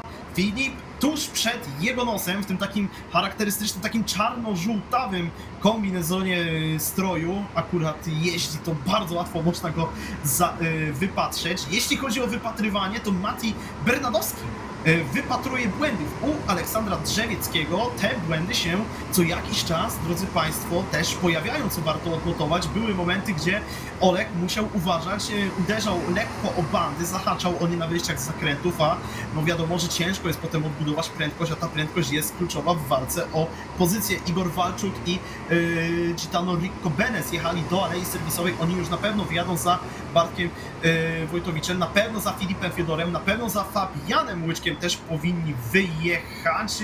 Gdzieś tutaj teraz oni włączyli się w ten pociąg obecnie za Filipem Fiedorem, który jest na miejscu 11 jako lokomotywa tegoż oto pociągu zawodników, którzy zjechali do alei serwisowej. No Bartek Wojtowicz, chciałoby się pomyśleć, że to Bartek Wojtowicz jest liderem tego pociągu, ale no właśnie chciałoby się pomyśleć, ale niestety ten pech, jaki go spotkał, bardzo duży ten pech, który go spotkał, teraz odbiera mu tą szansę, ponieważ jest to najprawdopodobniej ten wyścig, który nie będzie liczony do klasyfikacji generalnej w jego wykonaniu, a tutaj cóż za atak w karcie numer 4, jeśli się nie mylę, od Antoniego Rabajczyka. Siejka, przepraszam. Tak, Michał Siejka spada, bo na trzeciej pozycji w tym momencie jest już na pozycji numer 5 za Kasprem Kurczyńskim oraz za Oskarem Kuzio.